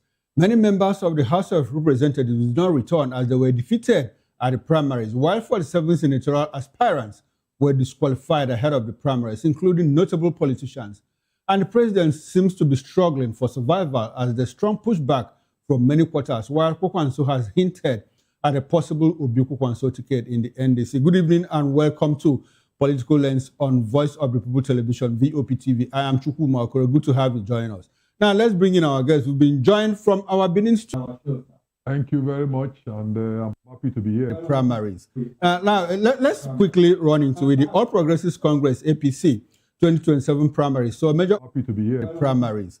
Now, let's quickly run into it. The All Progressives Congress, APC, 2027 primaries. So, major upsets in the House of Representatives races, with several incumbents losing their return tickets across states, including Edo, Imo, Kwara, Kebbi, and Jigawa. High-profile losses included House Majority Leader Julius Ihonvere, who lost the Owan federal constituency ticket to Andrew Ijebai. Overall, the contest reflected strong interest. Also featured notable individual cases, including the reported loss of Cubana Chief Priest Pascal Okechukwu in Imo, where he was defeated by incumbent lawmaker Kanis Nwachukwu. The primaries were further disrupted in parts of Lagos by violence, leading to police arrests after armed disturbances at voting locations. While separately, the APC disqualified 47 senatorial aspirants from its 2027 Senate primaries after a screening exercise. Prominent names affected include Ben Murray Bruce and Jack Rich Tien, with states like Zamfara, Rivers, Oyo, and Nasarawa recording the highest numbers of disqualifications. Well, despite this, some constituencies still produced new winners, including Olumuyiwa Daramola, who won a federal constituency ticket in Ondo State after defeating an incumbent. Basically, this report is about the House of Representatives primaries that held on Saturday. We are collecting results of the senatorial primaries, and one of the results we have is that Senator-to-be Pastor Osagie Ize Iyamu, who has joined us from our Benin outstation, is one of the winners. He wants to represent the Edo South constituency if he eventually wins at the main elections. Now, let me come straight to you, Pastor Ize Iyamu. It's been a tortuous journey for you, but it looks like victory is at the corner for you now. From governorship primaries, won and withdrawing at some point, how did you pull through this victory? Let us into all that happened today that culminated in your victory today. It's not been easy to give all the glory to God and to the people, those who were resolute in their support for me. And when it got to a stage when a lot of the powers that be were put pressure on me, my people were resolute. You can't step down. It's not about you. It's about us. And you must contest. And today they demonstrated that. They came out in very large numbers. And despite the threats and the intimidation, we won most of the wards, 77 wards in my senatorial district. And to the glory of God, we won most. I just think that people actually appreciate those who they believe have served them, and they are eagerly looking for how to ensure that this kind of people are also the ones to represent them. So I want to thank our people. The victory is to their credit, and it's been a very serious battle. I've done primaries before, but this one has been one of the most toughest, because I actually thought that it was going to be very easy, but somehow all kinds of forces came into play, and there I was now on the other side, and a lot of pressure on me to step down for people who ought to step down for me. But I thank God that at the end of the day, sanity has prevailed, and the voice of our people is loud and clear. and I'll be declared the winner.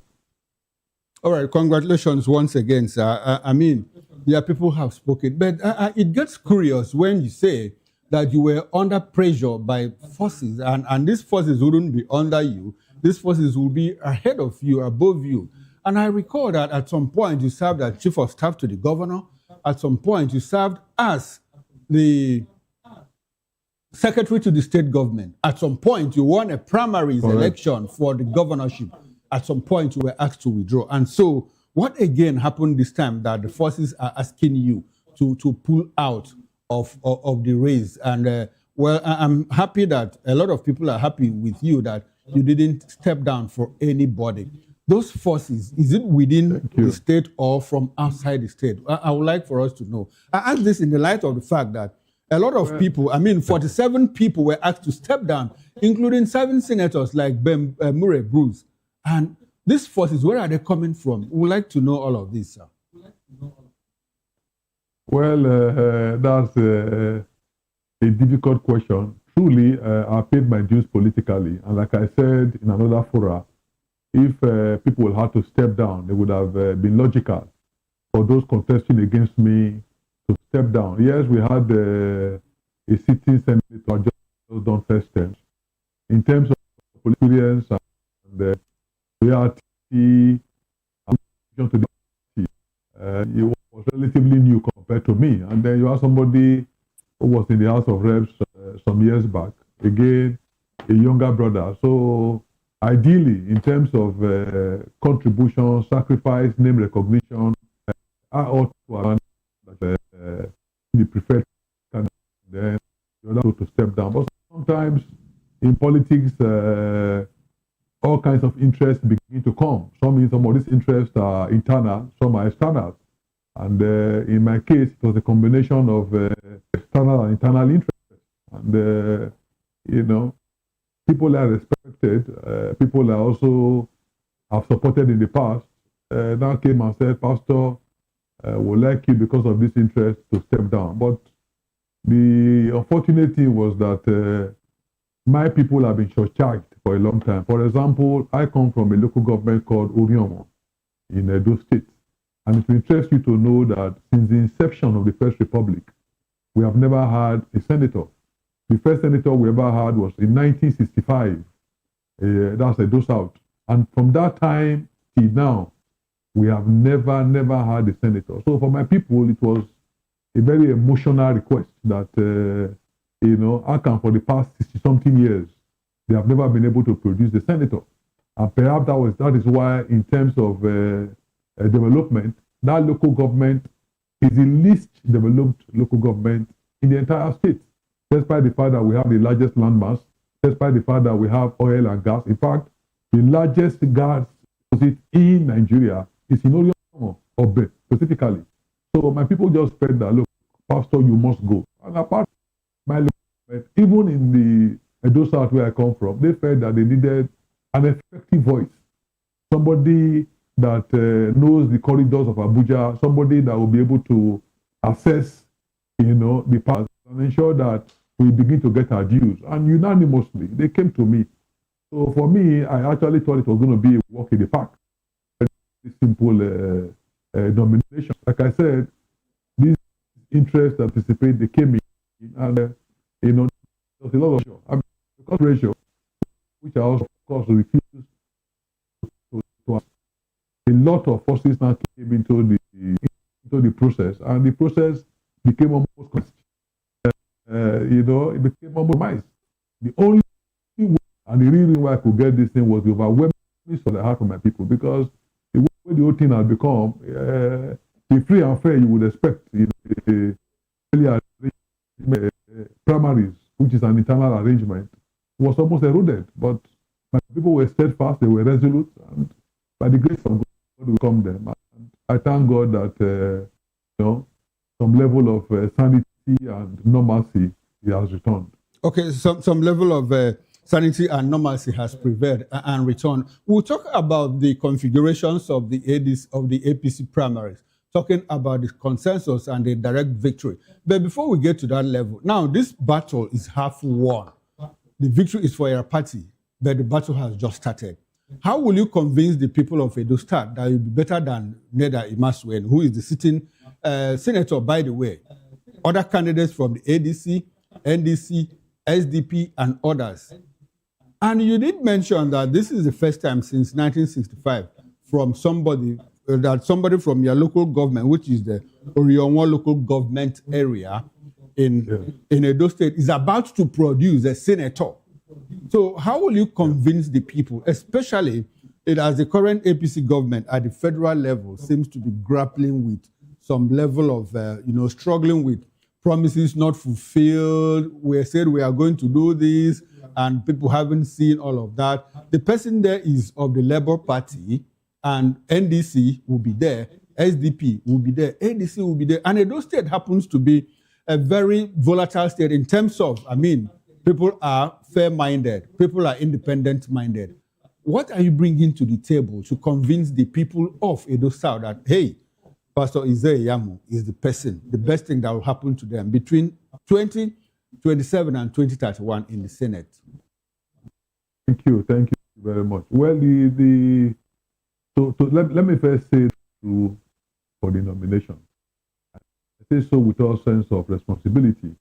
For the election, I'm bringing to Bena is name recognition. I've had the privilege to be this twice, and the two times I contested, nobody can say that I was a walkover. I'm very well known. I'm very well in the 77 wards in my Senate, and I'm somebody that they have known, somebody that they have a lot of respect and regard for, and somebody believes to be very effective in terms of performance. So the clamor that I should go for the Senate even beyond my senatorial, and it came from across the divide. In fact, when I started my campaign for the senatorial, somebody labeled it a unity ticket, which meant that this was a ticket that could actually harmonize the different parties. Because people will see me that they want it to matter whether I'm coming from the or whether it's PD or whether it's the ATC. Carry that level of acceptance. And again, you mentioned my local government. For my local government vote to be with, if you see crowd came out today just from my ward alone during the primaries, that will tell you a story. It was unprecedented. Those who came to count could not believe that number. And I don't think that there is any way they can see that kind of video evidence where they will see that large number, men and women, old and young, all lining up just because. And that is the emotion that I in my running. People know my track record. I've been fortunate, chief of staff, I've been SSG. And even though it's been a long time, I've been able to maintain a level of interaction. They trust me. And the period I was there, they also know that I was there for them. So I think it's going to be a lot easier than even the nomination I just went through. Okay, it's going to be a lot easier for you. That's from your own assessment of the whole situation. Now, let's move away from your personality and now talk about the party politics as a whole. Let's talk about the confusion in the APC.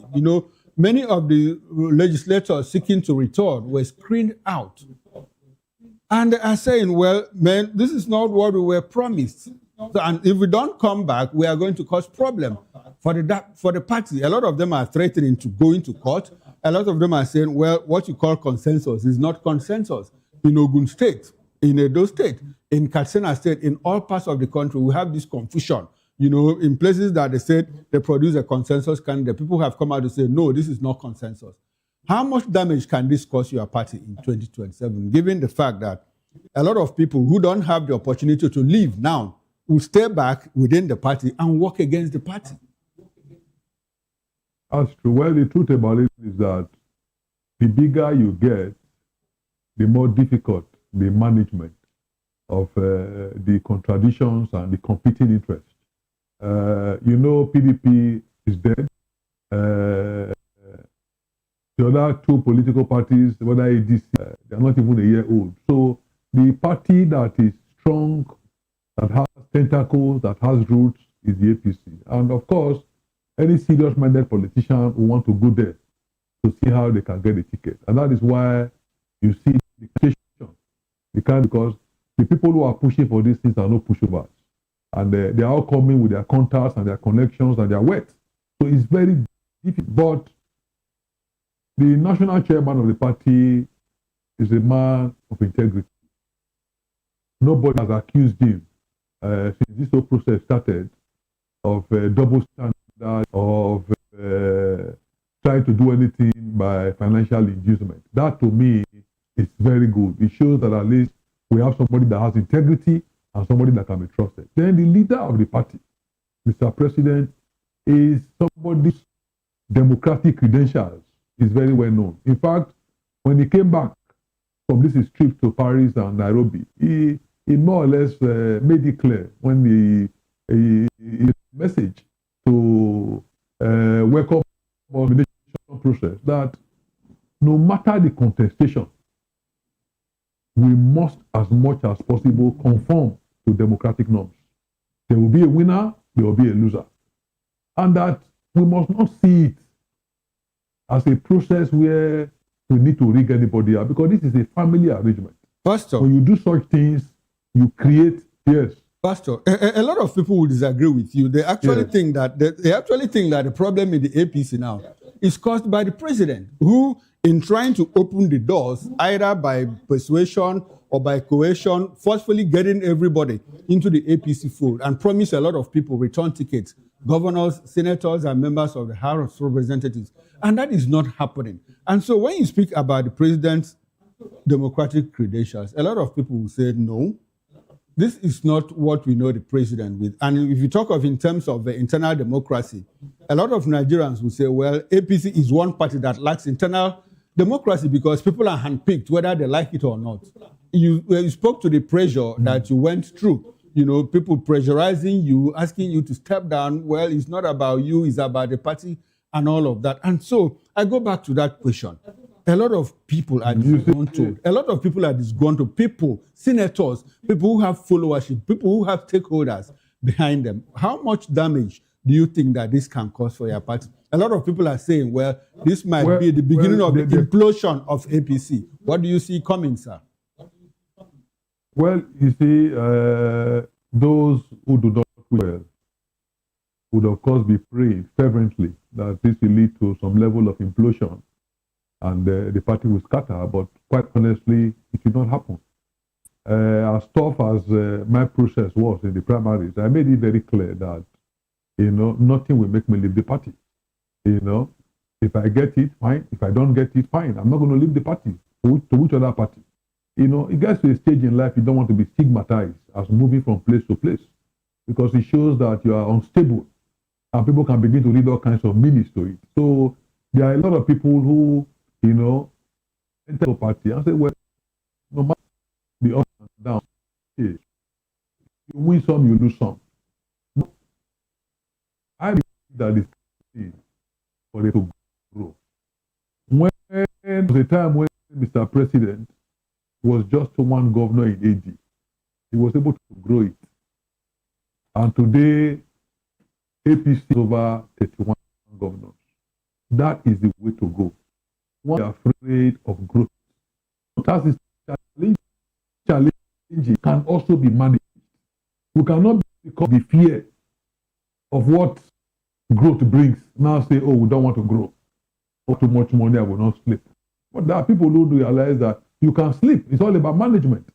So what we need in the APC is management, being able to manage these processes, giving everybody fair hearing, allowing people know that their rights will not be. The president is doing his best. Yes, there are challenges in so many people with conflicting interests, ideological interests coming into a party. But the job of the National Working Committee of the party, the job of Mr. President of the party, is to how they can have money. Okay. Party is big enough to accommodate. Okay, the party is big enough to accommodate a lot of people. Before we move on, I would like to ask, well, you said that lose or win that you'll have stayed, but a lot of people will say, hey, Pastor, you are staying because you won. A lot of people that lost, as a matter of fact, will not stay or will stay because they can't move. They will stay and work against the party. That is a given. I've heard a lot of people say that. And again, when you talk about what the president has done in terms of, Nigeria was almost bankrupt, and the level of insecurity, a lot of Nigerians will disagree with you. They think that Nigeria is worse off 3 years ago than now. If you look at our debt exposure between then and now, it has ballooned to almost 189 trillion naira, something that was left at over 87 trillion when he took office just about 3 years ago. That is the position of things, and that's the facts of the matter. But I would like for us to move on, because Nigeria's 2027 presidential race is shaping into a highly competitive contest as President Bola Tinubu, your party leader, faces growing opposition challenges across major regions. Well, new political alignments are emerging, including the Obieko Kwanso movement in the southeast, a potential Atiku Amechi ticket under the ADC, and Seyi Makinde's presidential ambition, all of which are testing APC dominance. Analysts say these shifts are driven by economic hardship, voter dissatisfaction, and increasing coalition building among opposition groups. In the southwest, Makinde's entry is seen as a major factor that could split Yoruba political loyalty and weaken Tinubu's traditional stronghold. While Tinubu still benefits from incumbency and strong party structures, opposition candidates are gaining traction in some areas, especially urban centers, where economic issues are influencing voter sentiment. The 2023 election already showed cracks in APC dominance in states like Lagos and Osun, suggesting a more fluid political landscape ahead.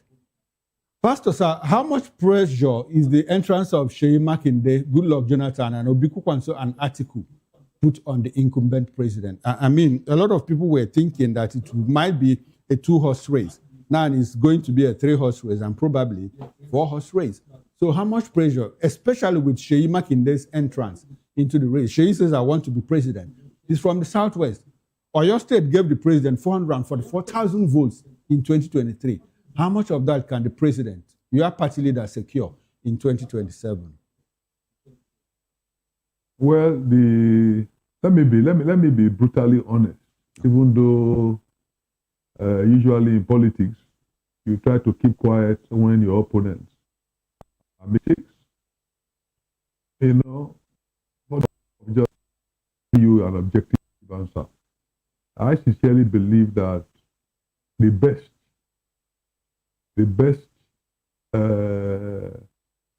option that the opposition would have had to have been able to unseat the president is to have been able to present a front. I remember when the dominance of the PDP, some of us sat down and said, no matter how much we lament about rigged elections, the way we are, we can never win the PDP. They are stronger on ground, they have more structures, they would always win. So the only way we can effectively challenge them and perhaps win them is we must drop our identities. We must drop our positions, we must come together, collectively elect one presidential candidate. That is what led to the formation of the APC. So when the ADC was being put together, I will tell you that many of us were a bit uneasy because it appeared as if they were from the template of the. It's like trying to pay us back. We're going back to history. How this guy said, those who were there before, let's the same label. But unfortunately, factor came back in. To subordinate your personal ambition for the collective interest. And they went their separate ways. So what you have today is a multiple opposition at an entrenched establishment. And you remember the last election, people tried to count and say, oh, if the votes of Atiku, if the vote of Kwankwaso, if the vote of Peter Obi together, they would have won. Yes, it's possible. It's possible. But what has changed? So today, the opposition, now you're talking for Peter Obi, and who knows, maybe vote for Amechi and some others that would arise. But you see, the votes for APC will remain consistent to a large extent because they are deeply rooted and they have more than enough to pacify those who are angry. By the time the, what they call it, PDC, what's the name, MPC, yes? By the time they begin to do their primaries, you will find out that as young as the party is, there's some that will take a walk. Because they just came there looking for a vehicle, a political vehicle that will take them to a given destination. The moment they cannot get it, they're not what is going to keep them there. So they have not even finished test. Their retest will be when they cannot give to those who have come for those positions. So they will leave, and that will weaken them further. Let us be realistic. The Yorubas know that Makinde cannot win the presidency. They're not going to waste their vote there. They're not going to waste their vote. And even as governor, if you look at his election as governor, it was never a landslide one. It was highly competitive. We know the politics of Oyo, Ibadan, Ogbomoso, and the rest of them. So it's not as if he's somebody that carries so much electoral advantage. So for me, he's just trying to be relevant. Okay. He's not even helping the opposition. Okay, he's just trying to be relevant and he's not helping the opposition. Pastor, you have raised a few talking points. Now, let me start with one quickly because we are running out of time. The first one is that, well, you think that the Ibadan declaration cannot happen again, where they gathered like 3 weeks ago and said that they were going to present a single presidential candidate. You think it can't happen again? Because they seem to be going apart and coming together again. What's your take on that briefly? You know why it cannot happen? It cannot happen.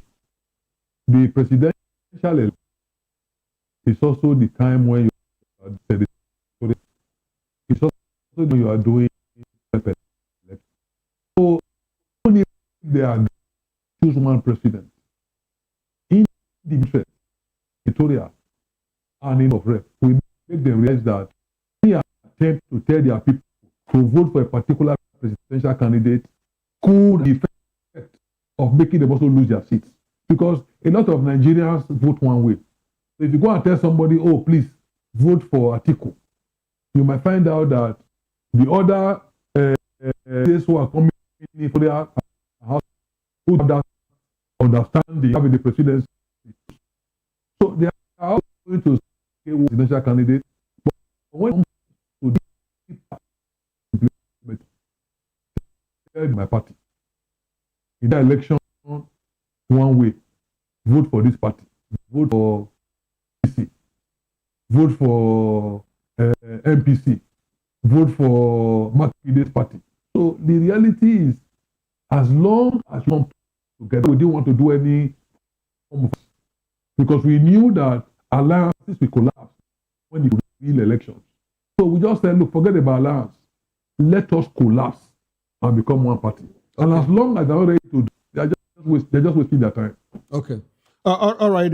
Before we leave now, sir, I would like you to talk briefly about you said that the APC is big enough to accommodate everybody.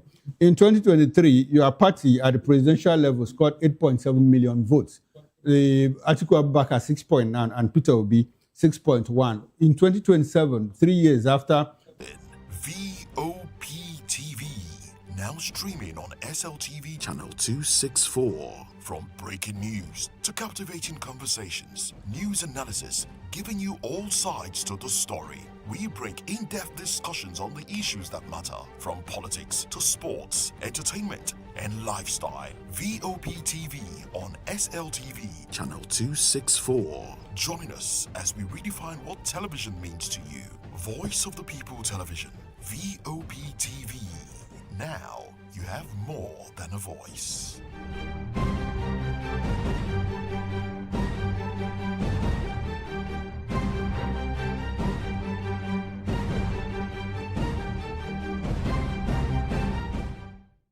We encourage you to click on the like button and subscribe to our YouTube channel. We are Voice of the People TV. Also follow us on all our social media platforms. We are at VOP TV Live. Visit on SLTV channel 264. VOP TV. Voice of the People Television.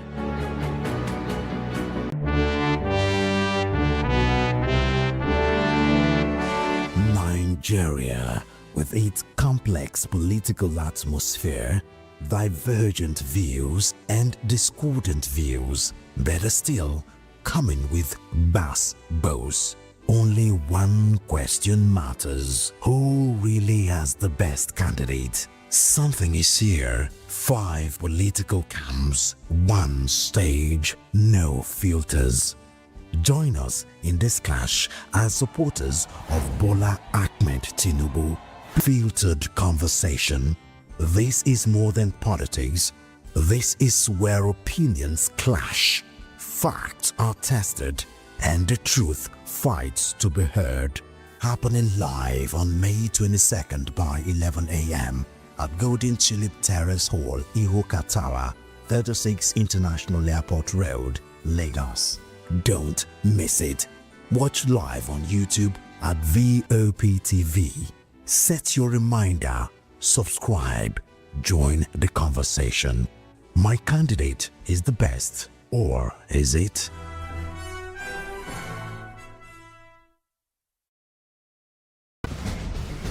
Join us as we drive into the world of politics through insightful interviews with prominent political figures, both serving and former governors, ministers, senators, legislators, party chieftains, activists, and analysts. Get first-hand information into the decision-making processes that affect our daily lives. Highly engaging 1-hour program that brings political discourse into focus.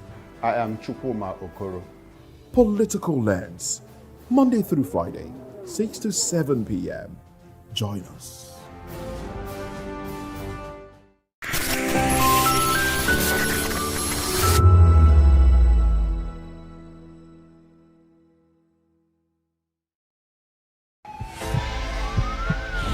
This is Health Check, your weekly guide to better living, smarter choices, and trusted answers.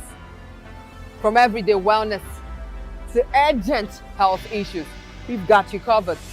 Health Check, only on Voice of the People television, where your health has a voice.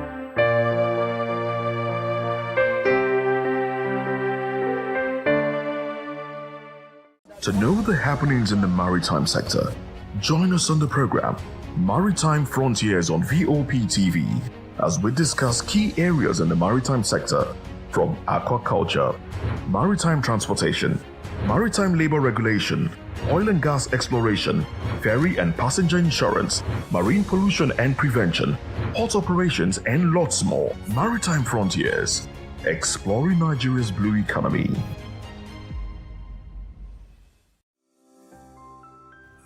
Vop TV now. From Sweden, aka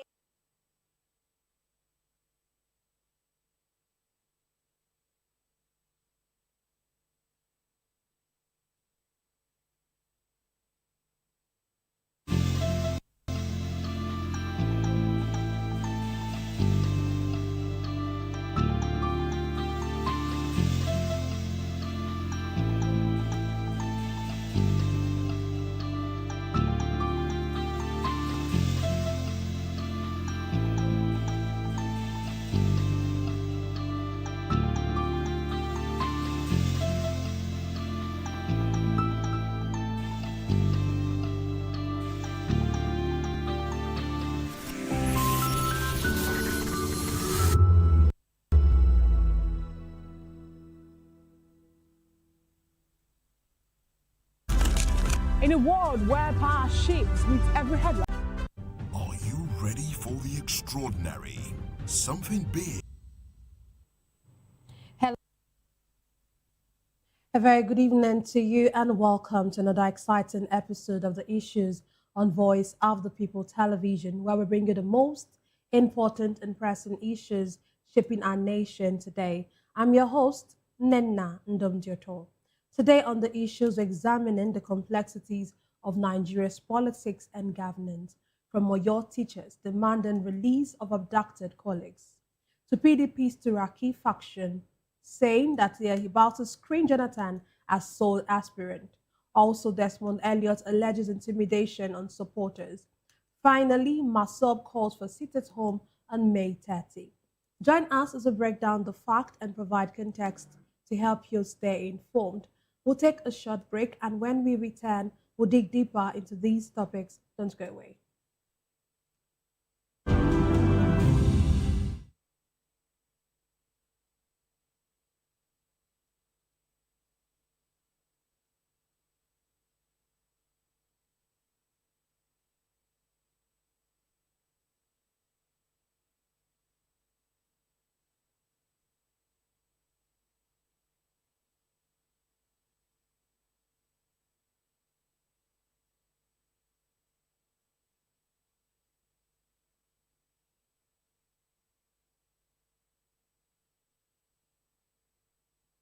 Glad to have you back. Let's dive straight into today's discussion. Teachers in Oyo State have staged a protest over the abduction and killing of their colleagues, demanding stronger security measures from the government. The demonstration followed the recent abduction incident in Orire local government area, which has continued to generate concern among stakeholders and residents across the state. Reacting to the incident, Governor Sheyi Makinde said efforts are ongoing to rescue the remaining victims, while also pledging continued collaboration with security operatives to tackle kidnapping and violent crimes in the state. In a related development, Chief of Army Staff Weido Shaibu disclosed the Nigerian troops have been deployed to neighboring Benin Republic to strengthen regional efforts against terrorism and cross-border attacks. The Army Chief said the deployment underscores Nigeria's resolve to strengthen regional security architecture, and enhance collective responses to emerging threats in the West African sub-region. Today, I'm delighted to be joined by two distinguished guests. Here in the studio, we have Dr. Peter Anosike. Dr. Anosike is a philosopher, a development economist, and best-selling author. He's also an erudite commentator on economy, finance, politics, and power. He's also the author of the most talked about book titled Abuse of Power, How Democracy Turned into Tyranny of the Few. Glad to have you join us. Thank you for having me. Also, we have joining us virtually, but later on in the show, Chika Nwoba. He is a political analyst and a social commentator. Dr. Anosike, when you look at this Oyo incident, it looks like the insecurity is getting closer to home. What we used to hear at first is the northwest, the northeast, southwest, closer to home. Also, I know where you're going to. Dr. Anosike, I know where you're going to. But really, this is I know where you're going to, Biafra and all of that. But that's not what I'm talking about right now. But really, closer to home, yes, this is Lagos. This is where we stay. This is where we do our businesses. This is where our families reside. And it looks like the insecurity is now getting closer. What do you make of this or your school attack? And I'm sure you've seen the videos online, the beheading of the teacher, the other teacher begging for the release, begging for government to do something about it. What do you make of it? Well, it is a very sad incident. And mind you, this was happening simultaneously with the kidnapping of children, 46 children in Borno State. And so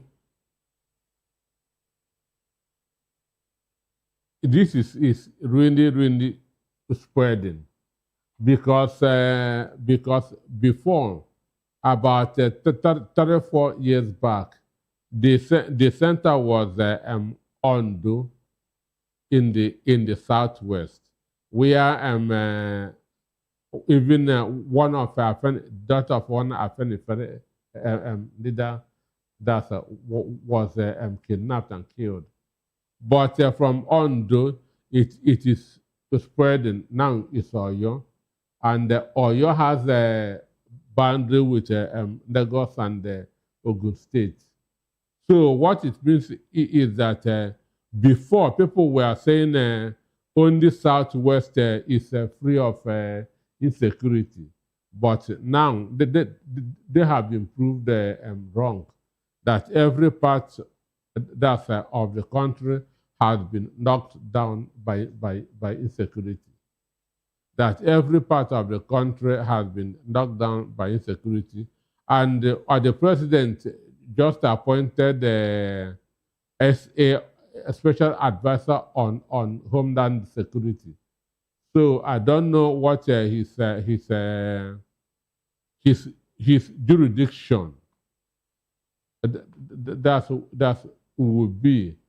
I keep on saying the appointment of Christopher Musa as a Minister of Defense has not yielded any fruit. Because once somebody is making one step forward and 5 steps backward, that person is not really moving. So that you killed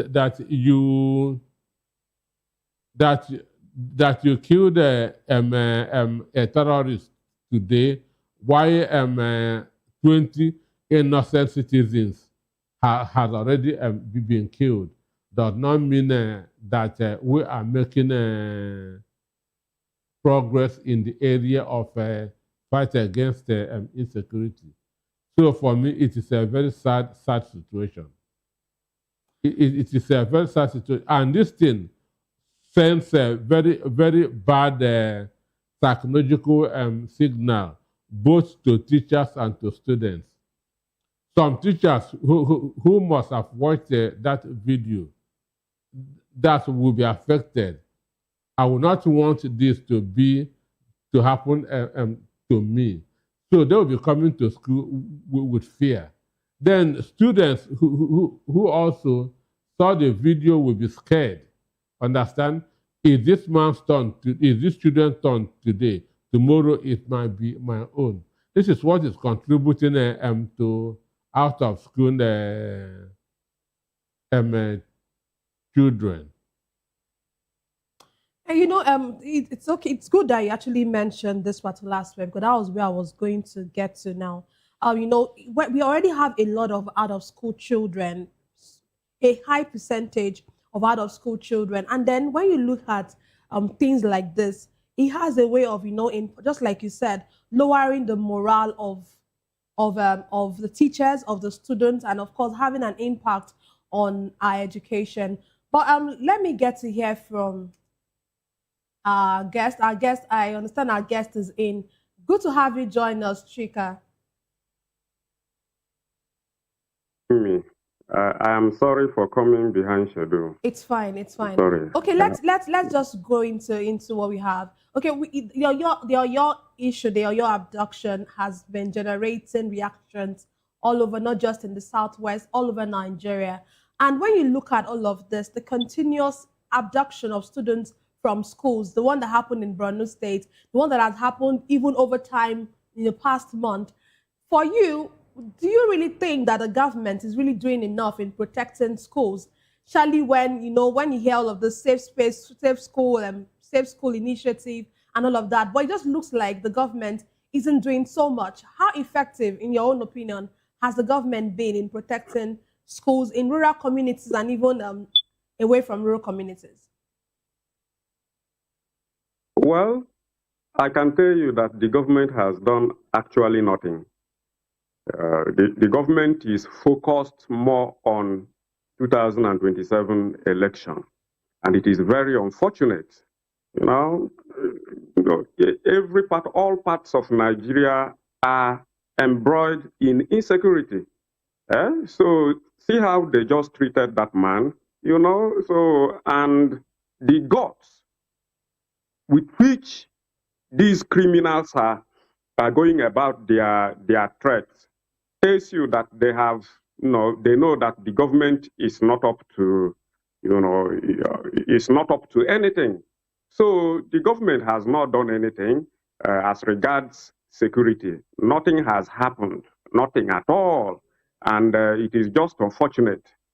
It is unfortunate because the only thing the government does is to tell you that they are getting to the root of the issue, and people keep dying every day. So for me, the government has not done anything at all. It has not done anything. It is rather focused more on 2027 elections, and it is just unfortunate. From Kwara State to Ekiti State, and those the next state in that side that will be a victim of these unknown gunmen, so to call. So the government has not done anything. The government is yet to come up with a proactive measure that will stamp out the insecurity we are encountering in Nigeria. So, and it is not about having state police. It's not about having state police because there are vigilantes in every state. So why are they not teaming together? Why are they not teaming up, to fight the insecurity? If you are going to Lagos today, then you are faced with a fate that is very, very bad in Edo State. You see, if you are going to Abuja, Kogi State is waiting for you. It is unfortunate. And the government, like I said earlier, has not done anything. And they don't think about doing anything to ameliorate or to stamp out this insecurity, that is dealing with us, because it can be anybody at all. Today, it was the teacher. Then tomorrow, it might be anybody at all, whether or not you are a politician, So it is very appalling that the federal government and the state governments are not doing anything rather than focusing more on 2027. And as a country, I don't think we are going to move forward with this kind of trajectory, So it has always been there, but this time around, it's very bad. It is worse this time around. Yes, Nigeria has always had insecurity, but I can tell you that it has quadrupled today. And the difference now, the difference between now and then is that the current government is not doing anything. But the former governments from 2015 downwards tried in ensuring that insecurity was fought headlong. So for me, I don't see anything good that the government has done to tackle the issue of insecurity in Nigeria. Thank you. Yeah, thank you very much. Let me come back to you, Tanosike. Tanosike, one of the things you talked about was state police, and we know that state policing has been a talk for so long, has been on the front burner, but it looks like it's just more about just lip service to state police. But I have a Motekun in the southwest. When you hear incident like this occurring, how effective would you say that or something a security outfit like a Motekun is when at the height of, as in your state, which is the heart of the West, or if I could call that the heart of the West, but you know what I'm talking about, and something like this could happen. Where does this leave a security outfit like a Motekun? So somebody was sworn in to protect life and property of the country. So are we now leaving that man and now talking of Amotekun? Is Amotekun among our security details? The issue is this. Oyo has a boundary with Kwara along the Obomosho Gambari area. Understand? So and this hoodlums, when you chase them, that's in this part of the state, they are likely going to seek refuge in another state. So if our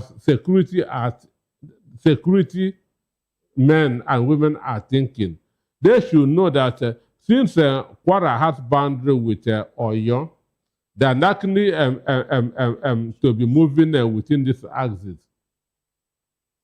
So there will have been border and patrol. There will have been border patrol on these boundary areas as a way of checkmating them. Okay, I heard that they have mounted road whatever around Oyo. Oyo is very vast. Oyo has about 33 local governments or so. And it has boundaries with just Ogun. That's Ogun, Lagos, even Oshun. So and in this, when they equipped people that's to do these things, but I don't see them. And this our politicians, they always pray when something happens. Within 2-3 days, let a bigger thing happen to cover all the one that happened the AD so that Nigerians would forget. Understand? I'm sure in the mind of Sheyi Makinde now, let a bigger kidnapping or abduction happen so that you will forget what happened in Oyo without knowing that there's no way these are human beings.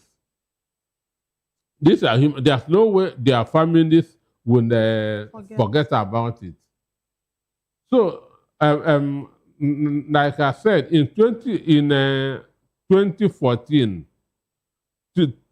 Tinubu called on Goodluck Jonathan to resign because he said that Jonathan was incapable of handling the security of the country. Therefore, he should resign. And we know that insecurity now is far more worse than what was happening that's in 2014. 2014, it was localized in the northeast because that was at the states that were under the state of emergency at the time. But today it has spread to every part of the country. And for me, I still wonder what Tinubu is still doing there. Understand? Because he swore to protect life and properties that's of the citizens of the country, and also to take care of our welfare. None of this that he had done even up to 10%. But some persons have actually said that the president, just to lend credence to what you're saying, some persons have actually said that this president has this, the body language he portrays is like he doesn't have tolerance for this security, like he doesn't even concern him. So when you look at even his actions, it seems that he takes priority in governance and actually in securing the lives of Nigerians or in security. But when you look at, let's even look at the US Army officials that are said to be in Nigeria. And yes, we could say that something happened over the weekend or last week about a collaboration between them, but between US officials and Nigerian officials. But do you really think that there's really any impact on the continued stay of the US officials in Nigeria? What they are doing basically is gathering and giving information. Understand? What they are doing basically is gathering information and giving information. Just like the number 2 ISIS man that was killed was a collaboration. Do you expect them that to carry gun and go to Oyo and Ondo? That is not their responsibility. Nigeria is a sovereign country. Nigeria is a sovereign country. All they need to do is to give them intel. This is where this guy is. This is where it's happening. Even the defense headquarters was boasting that no foreign soldier was involved. That's in the killing of number 2 swap. Understand? So they are taking all the glory. Understand? So that's what I said. When you are making 1 step forward and 5 steps backwards, you are not moving. So what they normally do is once they score a single goal, they will hype it, forgetting that 10 have been scored against them.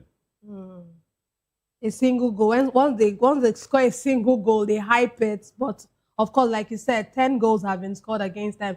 Let me come back to you, Chika. When you look at all of what is happening in our security, in the security situation of our country, would you say that Nigeria's policing and our intelligence system, would you say is overstretched by the scale of the insecurity nationwide?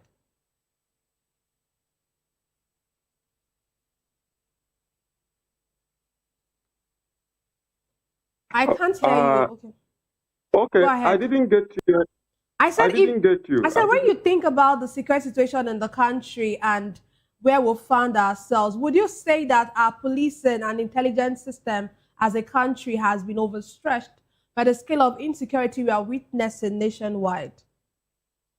Well, who then has overstretched them? They have not been overstretched, because I can tell you that if you post something on Facebook today or on X today, then something that seems to be against a member of the elite or something that is critical of the government, before you know what's happening, they will come and pick you up. So, but when criminals have done, something unimaginable, you see these same security agents, hiding from their responsibility of going after these criminals. You see, so they have not been overstretched. Nobody has overstretched them. You see, so if they are overstretched, let them recruit more people into the forces. It is very simple. Nobody has overstretched them. So long as I'm concerned, criminality is not being fought headlong. So they are still playing politics, and it is unfortunate. The police, they are trying their best, but I can tell you that they are majoring in the minor. They are majoring in the minor. When, as I said earlier, when you post something on social media that is critical of a politician or another class or any other class of VIP or critical of government, before you know what's happening, they have come after you. Why are they not using the same force? Why are they not having the same force on the non-criminals who have been making Nigeria ungovernable? Why are they not doing it? So this tells you that they are majoring in the minor. You see it? So nobody has overstretched them. Nobody has overstretched. It's just lack of willpower. It is lack of willpower and the lack of logistics, to fight insecurity in Nigeria that has just happened. So nobody has overstretched them. Are they fighting anywhere outside Nigeria?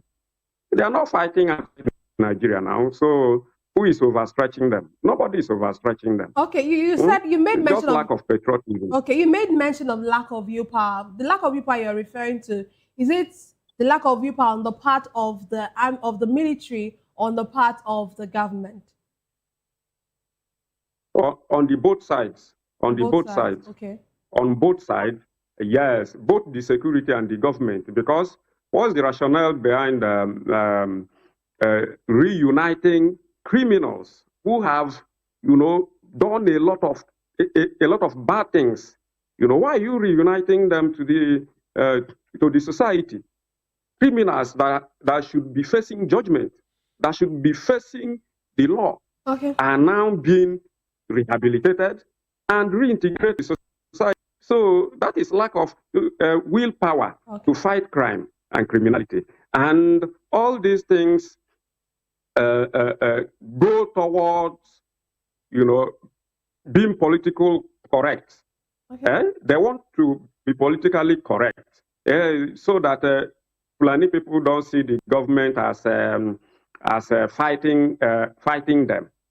So it is lack of willpower, both on the security let me come in here. The side of the government. Okay, let me come in here. While you were speaking earlier on, you said they are not going, that the army official, the military men rather, are not going out of the country to fight. But let me bring this to you. Of course, this is one of our topics of discussion. The army says troops have been deployed to Benin Republic to combat terrorism. So when you hear news such as this, wouldn't you say that this is a case of you've not removed the log in your eyes, or rather, yeah, we are trying to remove the speck in that person's eyes? Because we have a lot to contend with in Nigeria, but our troops are being deployed to Benin Republic to combat terrorism. What do you make of that? Well, what I make of it is that Nigeria's security or the Nigerian government is just joking. So long as I'm concerned, Benin Republic is more secure than Nigeria because I go there. I pass there to Ghana. So Benin Republic is more secure. I've used that road several times, and there were never security threats. You see, so I don't know why Nigerian government is trying to be, to be playing draft while its house is burning. So it is not it. Nigeria does not have any conscience, that should make it not to face what is facing it. Okay. So what are they doing in Benin Republic? They are not doing anything in Benin Republic. It's just to sound politically correct. They're not doing anything. Thank you for your submission there. Let me come back to the studio. Dr. Anosike, I'll need you to talk about this before we move on to our next conversation. Well, for me, I don't really know what to inform the defense headquarters sending soldiers to Benin. Unless I know that Sahel region is under fire.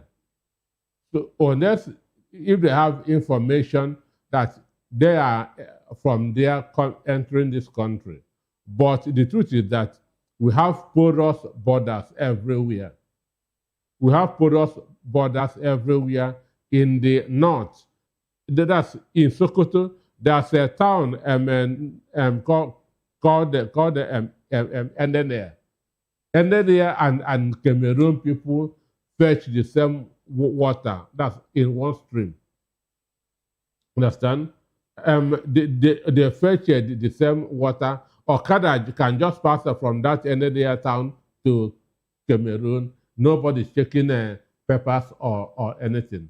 So many of these people that are riding Okada and doing this manual work are from Benin, Niger, and many of them carry our NIN.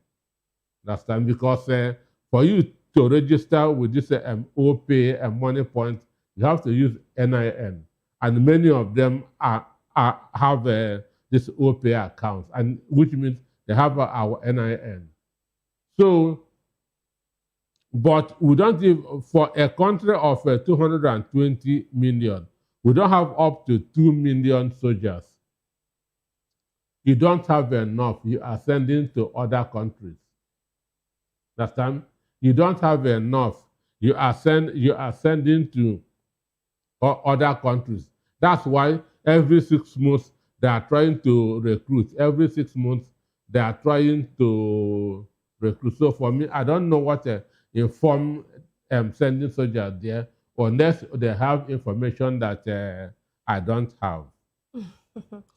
Okay, let's move on to our next conversation. Let's move on to politics. A faction of the People's Democratic Party led by Kabiru Turaki is set to screen former President Goodluck Jonathan as the party's sole presidential aspirant on Tuesday. The move comes amid ongoing internal divisions and leadership disputes within the party, with different blocs pursuing separate political strategies. Although former President Goodluck Jonathan has not publicly declared his intention to contest the presidency, the planned screening has already generated fresh debate within political circles. I beg your pardon. The faction is also expected to screen about 2,122 State House of Assembly members or aspirants, 748 House of Representatives, 198 senatorial, and 112 governorship aspirants. Now, that is, before I go to our virtual guest, I don't know, is this a kind of a joke? Because I don't even know which to believe. Okay, first, even when it comes to Jonathan, we don't even know what. If I see Jonathan anywhere there tomorrow, if I see Jonathan, and so for me, by mentioning Jonathan's name, tells me that that it's not true. Okay. Turaki and Makinde belong to the same faction. Yes. Understand? Then last week, Makinde declared to run for the presidency under PDP APM. Understand? And Turaki was also in Ibadan when they did their Ibadan this thing. The signing, this is signing they did. Understand me? So, and now Turaki is coming with his own. So, for me, the Wike they have not done his own. So that's why I say that nothing good will come out of PDP until 2027.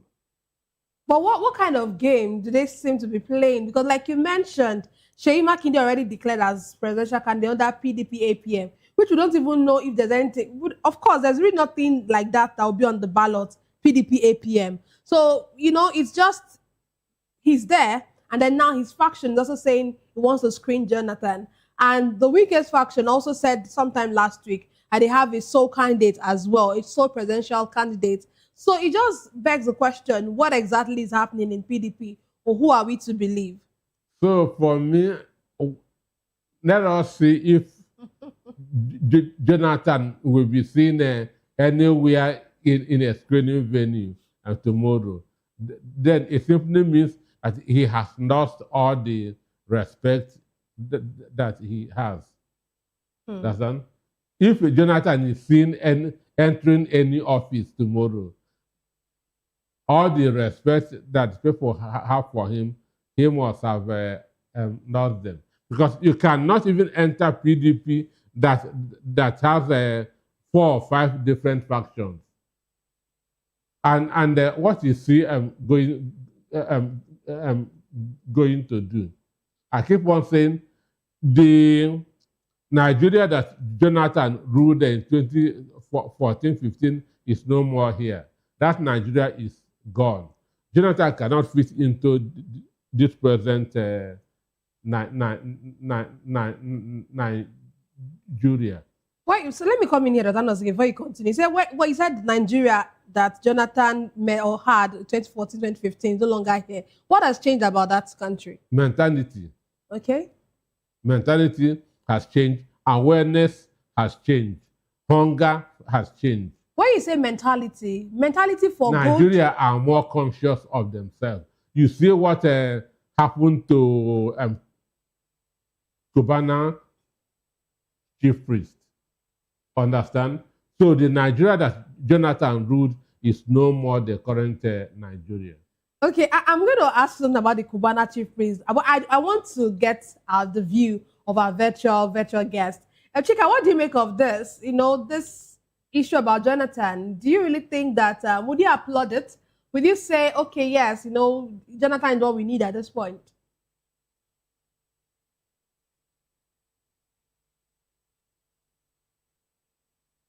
Can you hear me, please? Unmute your device if you can hear me. I can hear you. Yes, go ahead. I can hear you. Can you hear me now? Yes, please, go ahead. All right. Good luck. Jonathan has not told anybody that he's contesting for president.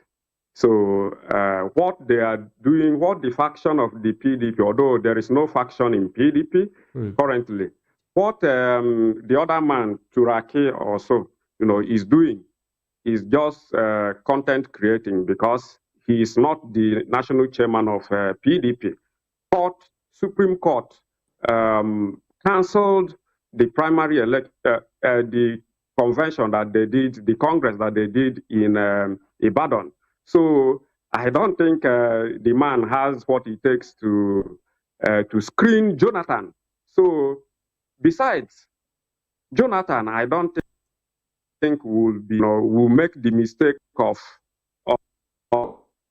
now trying to be used by Tinubu to distort, or to put or to divide the votes, the prospect. I am not sure if Jonathan is going to go that low, but if he decides to do, then it means that the respect that Nigerians, the respect the world have had, for him will crush. I don't think he's going to. If he finally does, then it means that we overrated him. If he could not win election when he was an incumbent president, then is it now that he is going to win election? It's not possible. Okay.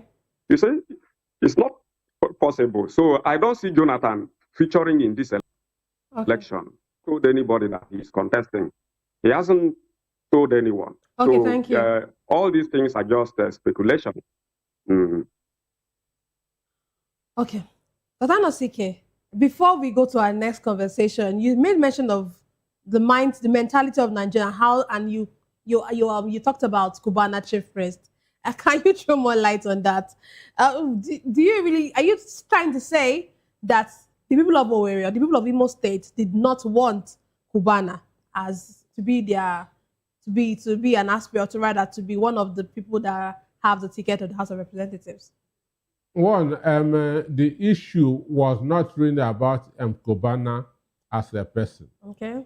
So Nigerians don't really understand what laid out in Ondo. Understand?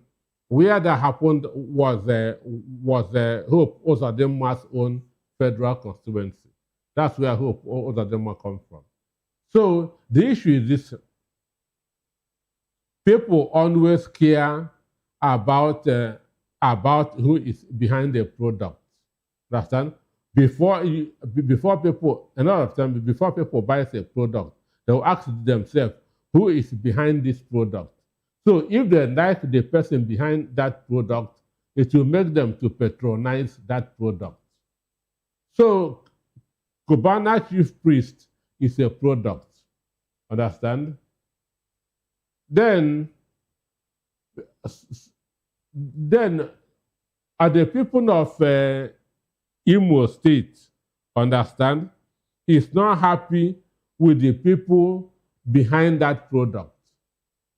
Understand? So that is why they rejected that product. It's not really because of Cubana as a person, but because of those behind him. Okay. Understand? So he came, forget his afterthought statement that he never really contested. But yesterday morning, he issued a statement regretting trusting the elders that's in his community. After all the money that he spent, all the bags of rice that he shared. Okay. Understand? People say we don't like those behind you. So it was not him that was rejected. It was a message to those behind, to those that sent him. Or the North will say, Bamaso, we don't want you. But can I come in here? You said it is about rejecting the people that sent him, but somebody actually won that primary. Isn't that person also, in line with the president? Is it not also APC? It's APC that held their the primary, yes. Understand? Then somebody who is the coordinator of the city boys have the backing of the president and the son of the president. Understand? Should have an edge over somebody who doesn't have that backing.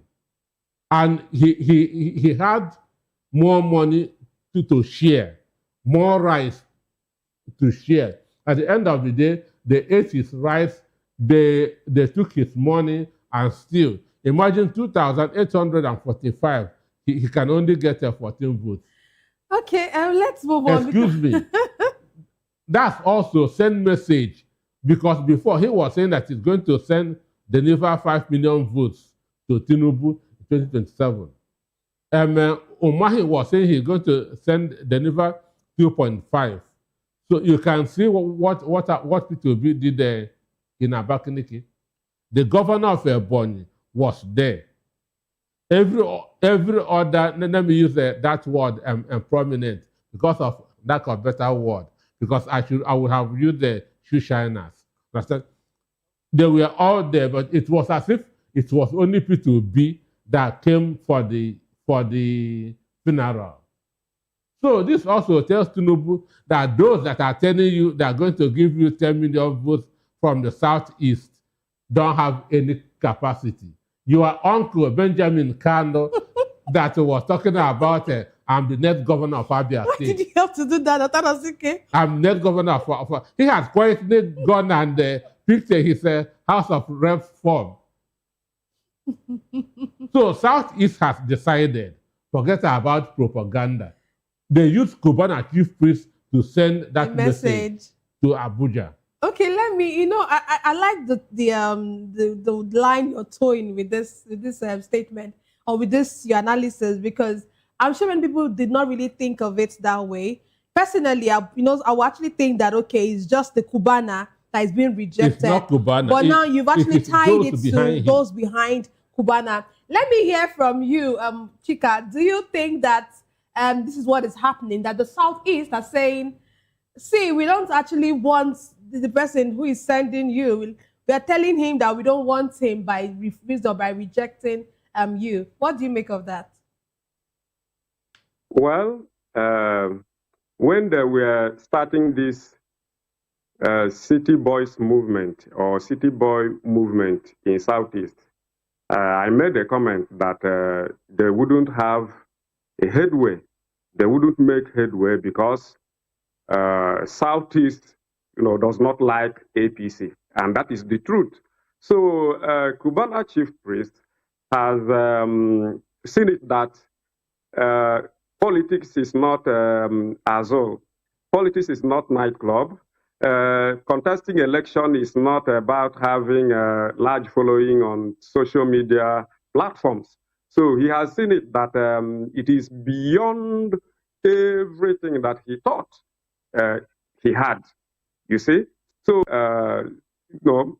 this defeat has further demoralized him. And this defeat is going to affect the performance of APC in the Southeast, or let me just say in Imo State, a great deal. So it is just a touch, what Igbo people, to what Southeast people are going to do to APC in 2027. So Cubana chief priest is just kind of testing the microphone. So he has seen it that he does not have the clout. Yes, no matter, they are saying that the governor stopped him, the governor because of thing. Okay. Did he not consider the zoning? Okay. Did he not possibility of zoning not favoring him before contesting? Did he resign? He did not resign, you see? So the issue is that chief priest and his colleagues are not going to have to make headway, kind of APC in Southeast in 2027. Let me come in here. So his loss is just a... That is it. Thank you very much, Chika Nwaba, for your intelligent analysis, and also thank you, Dr. Anosike, for your intelligent and detailed analysis as usual. That's all we have for today's episode of The Issues. We explore the challenges facing Nigeria's politics and governance. Thank you for being a part of it. Don't forget to tune in next time for more in-depth analysis and discussion. Follow us on social media to stay up to date on the latest news and insight. Until next time, stay informed. I am Nnenna Ndomdioto. This has been The Issues and Voice of the People television, where the future faces forward. Please don't forget to stay tuned for #Vivian by 8 p.m. Don't go away.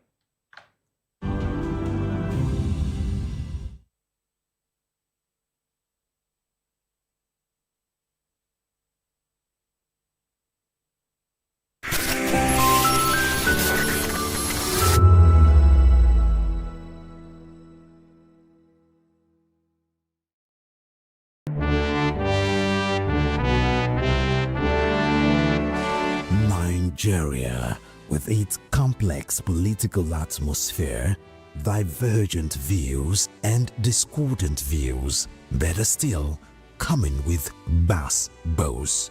Only one question matters: who really has the best candidate? Something is here. 5 political camps, 1 stage, no filters.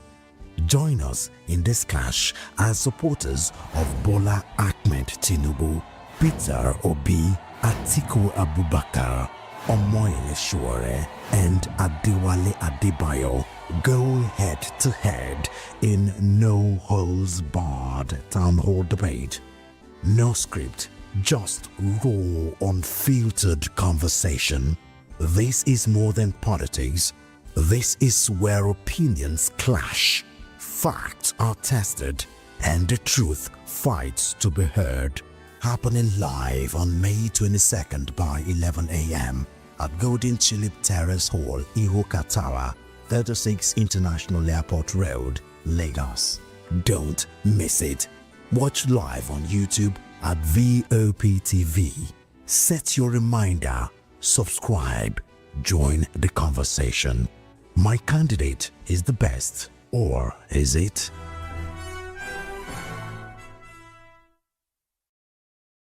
Hi, my name is Zoe Martinson, and you're watching Vop TV.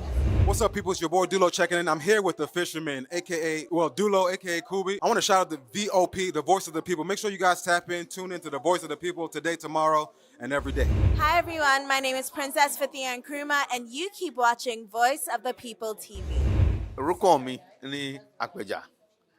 Ricky Adelaida, the fisherman. Voice of the people. I'm part of the people. So go on and always watch Voice of the People. Wagwami people, it's your girl Endurance Grand, and I'm giving a special shout out to VOP TV. Keep listening, keep watching. My name is Akio Shota. This is VOP TV. Hi, my name is William Lamte. I'm an actor, and keep watching Voice of the People TV. Keep it locked. Are you ready for the extraordinary? Something big is happening on your screen. Introducing VOP TV.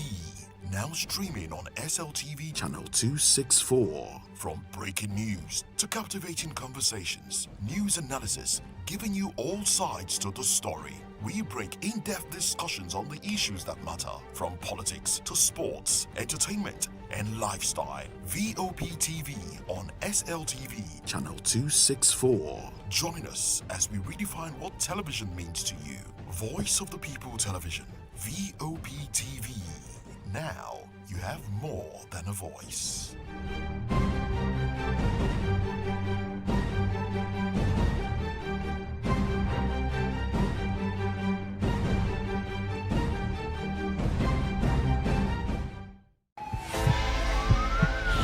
This is Health Check, your weekly guide to better living, smarter choices, and trusted answers.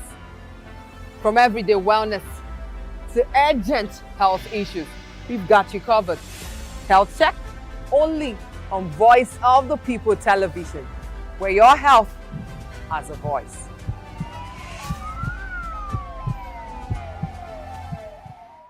We encourage you to click on the like button and subscribe to our YouTube channel. We are Voice of the People TV. Also follow us on all our social media platforms. We are at VOP TV Live. Visit our website www.vop.ng for fresh and trending news. Also watch us live on SLTV channel 264. VOP TV, Voice of the People Television.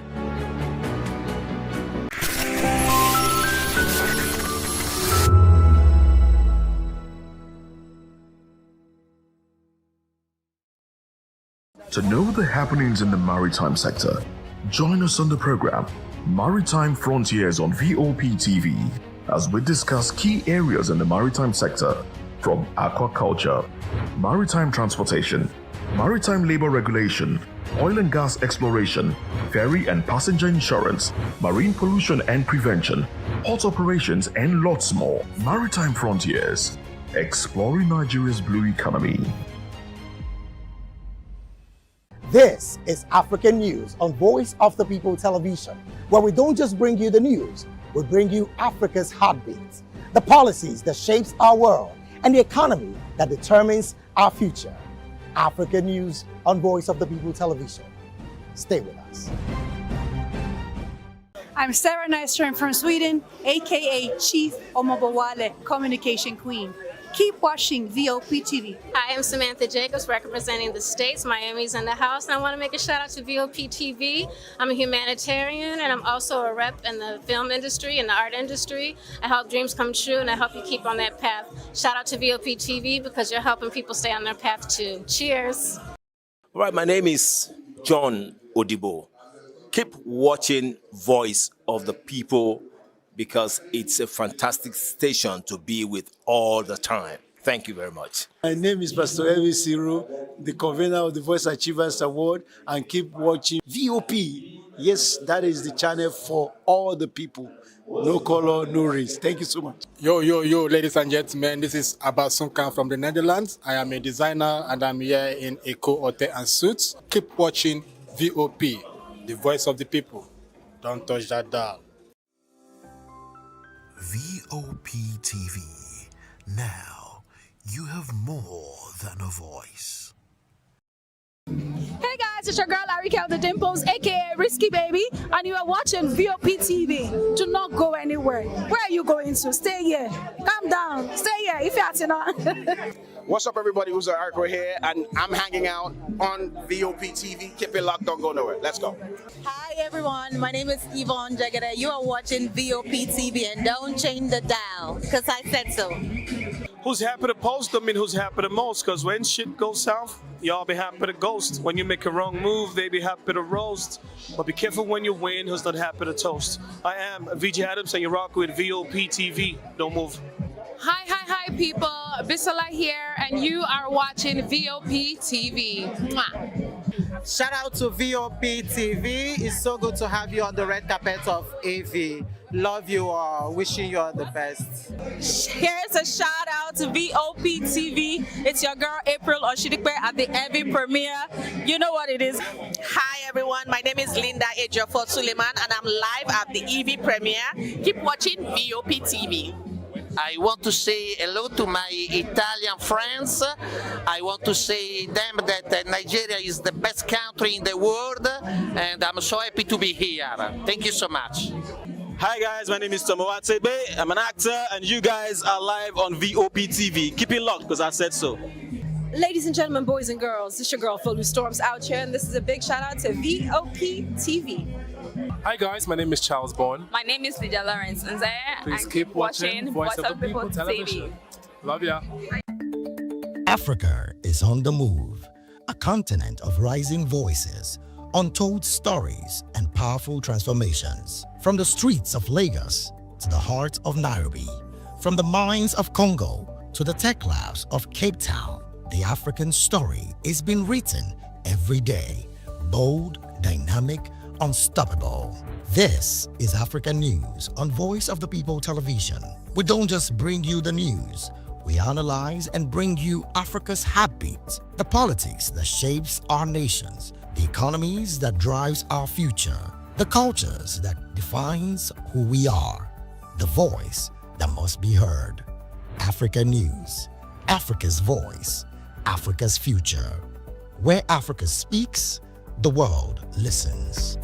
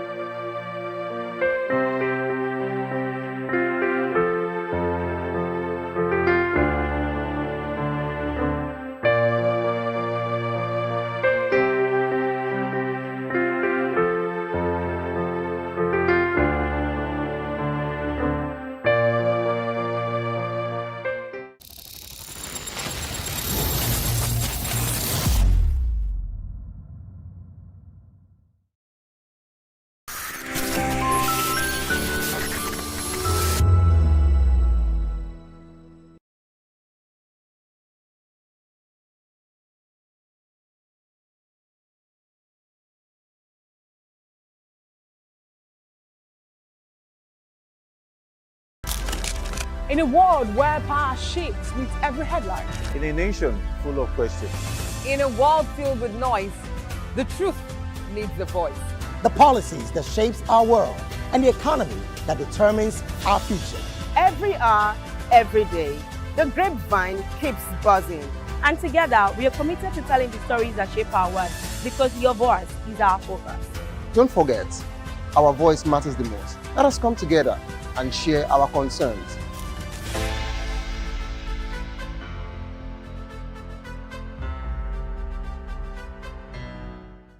Hi, my name is Zoe Martinson, and you're watching VOP TV.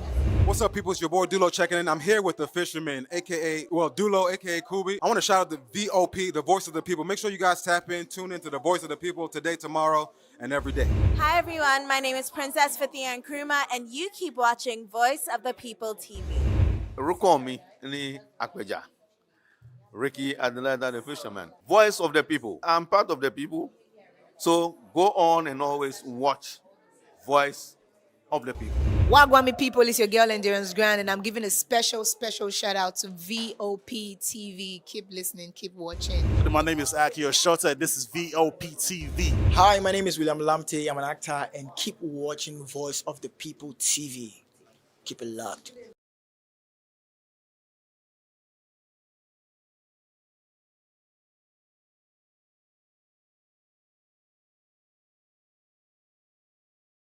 OPTV. Set your reminder, subscribe, join the conversation. My candidate is the best, or is it?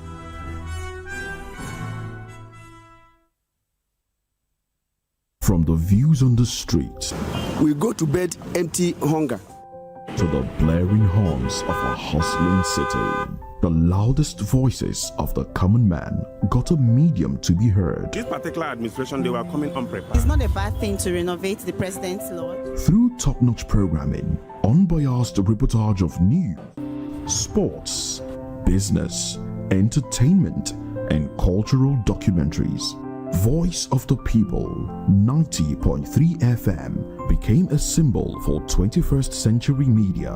And now, a new baby is born. Voice of the People Television, VOP TV, youthful, full of vigor and penchant for excellence in the continent's media space, exposing the wrongs, applauding the rights, dissecting the news without fear or favor, through factual and accurate stories and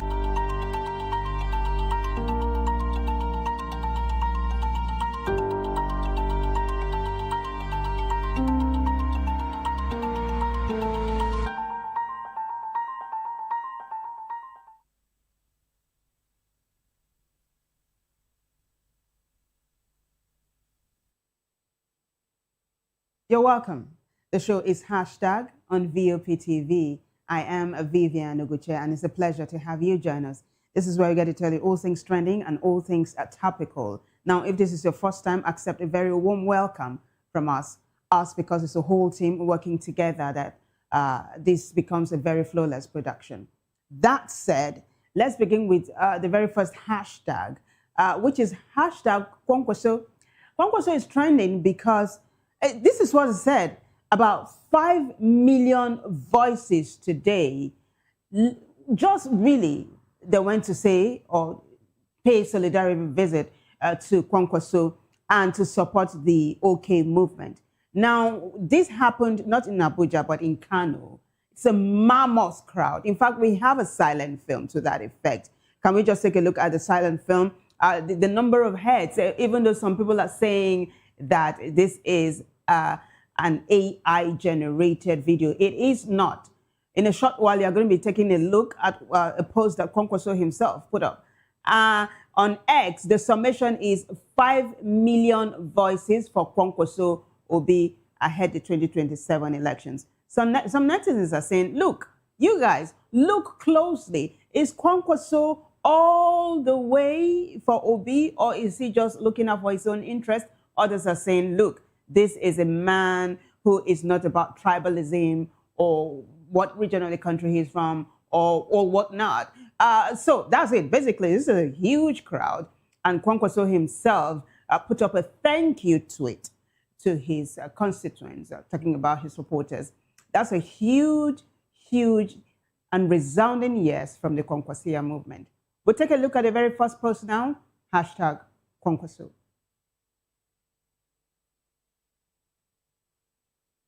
Supporters of Rabiu Musa Kwankwaso and National Democratic Coalition hold solidarity walk at his residence in Kano.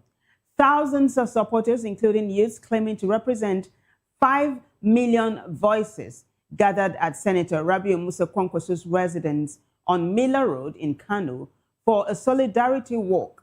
The event demonstrated support for Kwankwaso, Peter Obi, and the National Democratic Coalition ahead of the 2027 elections. Participants pledged to mobilize votes for the Obi Kwankwaso ticket. Now, you're going to see what Kwankwaso is saying about this. Say, oh, look, it's not just about solidarity. Go and register and let this translate into actual votes. This is Rabiu Musa Kwankwaso. Did I say two-time governor of Kano State, former NNPP presidential candidate, currently a NDC chieftain, and permutations Obi Kwankwaso 2027. I mean, permutations that's going to be Peter Obi's running mate.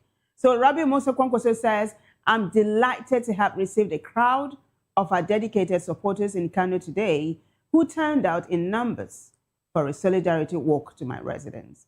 I sincerely thank them for this wonderful show of support and urge them to put this impressive turnout to good use by registering to vote in the upcoming elections. RMK. By the way, he put up this post just this evening, and it has garnered lots of responses and views, of course. I'm a winner is responding, and he says, this is an insane turn-up. He means it in a good way. And he says, this is not a crowd that has been bought. He said, it's not stage managed, that this is genuine because people are tired of bad governance, genuinely. Poor electricity, poor school, poor insecurity, or poor security, you were going to say, hardship in the entire country, and many more. And then he goes on to say, I strongly believe Obikwa, that will be Obi Kwankwaso, will surely make the slang that says Nigeria will be okay come through. And then Kings of Kogi says, please tell him that he should go out with Obi and become a good opposition candidate and lead a protest against the president. And they should do good SWOT analysis, or they should do a good SWOT analysis, okay? I wonder what that is all about. But there are more reactions. Let's continue to take a look at them. It is hashtag Kwankwaso. And of course, lots of breaking story today with the APC, the front banner. Can we take a look at the next one? So this is Al Sadiq. Al Sadiq says, we are looking forward to more of this grassroots mobilization and sensitization. We need KKK votes to win. Let's make Nigeria great again. Okay. KKK stands for Kano, Kaduna, Katsina. Swing votes when it comes to the general elections, or swing states when it comes to the general elections in Nigeria. Achibwe Sebel says, enemies of OK must not see this. And then he goes on to say heart attack is real. Ifeanyi Chukwu Michael says, now only Kano dey northern states. Try this in other northern states. I want to check something. Okay, so he wants to know or test the popularity of Kwankwaso in other northern states. Kosi says, I pray make APC see this multitude and for them not to panic, is what he's saying. Abakar Salisu says, sir, you are the greatest Kano state person or state person. You are the greatest Kano state person of all time. So that's how this hashtag is panning out at the moment. On that note, we go to the next hashtag, which is one of the most talked about stories right now. Ned Nwoko, Regina Daniels' estranged husband, has been edged out. I'm talking about the APC direct primaries by none other than the former governor of Delta State, Ifeanyi Okowa. This is a massive story online, especially on X right now. So I took you to the very first post, a couple of videos to lend credence to this particular one. Hashtag Okowa versus Ned Nwoko. Let's take a look at the first post now as we do justice to this story. Senator Ifeanyi Okowa defeats Senator Ned Nwoko in APC Delta North Senatorial District primary election. Senator Ifeanyi Okowa defeated Senator Ned Nwoko in the APC direct primary election for the Delta North Senatorial District. Pardon the repetition. In Utoku Ward 9 of Ika North East Local Government Area, Okowa received 6,922 votes, while Nwoko received, wait for it, 3 votes. How is this even possible? But hey, there's a video to show that it's actually a possibility. With Okowa's supporters, no, let's go back. With Okowa's supporters outnumbering Nwoko's significantly in queues, counted by INEC representative Mrs. Christina Mungi. Okowa secured overwhelming victories across multiple wards in the district. Let's take a look at the very first reaction before I show you the video now. So this is Yaba Left Online jumping on the story as well. Utoku Ward 9, Ika North East Local Government Area of Delta North Senatorial District APC primary. Senator Ned Nwoko 3 votes. Senator Ifeanyi Okowa 6,922 votes. Let's take a look. Christina to commence rep from INEC, Mrs. Christina Mongi. So we're about to commence the election. Now, this is the line for Senator Ned Nwoko, and this is the line for Senator Dr. Ifeanyi Okowa. Now we are going to commence by counting the line for Senator Ned before we count the other one. The line for Senator A.I. Okowa.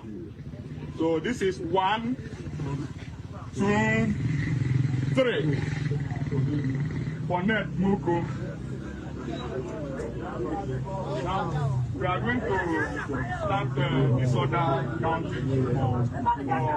Senator Ifeanyi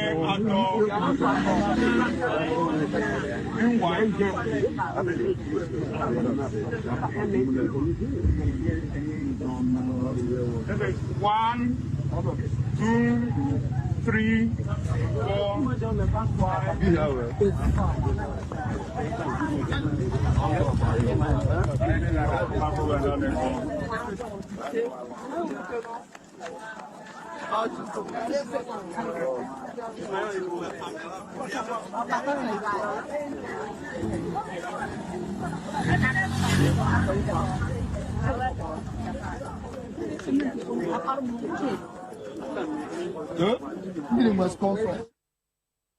And then the line goes on and on and on. Now, if this is not for real, if it just happened on that video, you think it's a Nollywood movie, but it's happening for real. It actually happened.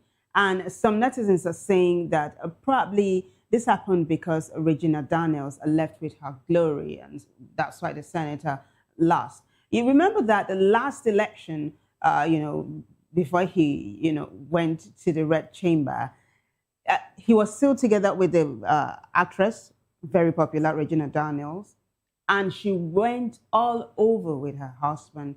You will see her dancing, you will see the people cheering whenever she came around, and people were saying, hey, she contributed to your victory. But could that really be the only reason? Others are saying this is all tied to Anyoma State, that the naysayers, people who do not want the Anyoma State to be, are the ones that voted against the return of Senator Ned Nwoko, who has been the one pushing for Anyoma State. Now, we'll go back to X so you take a look at how netizens are reacting to this particular one. There's one more video, but I'll show you that a little bit along the line. Let's take a look at the first post now. Netizens are responding to hashtag Okowa versus Ned Nwoko.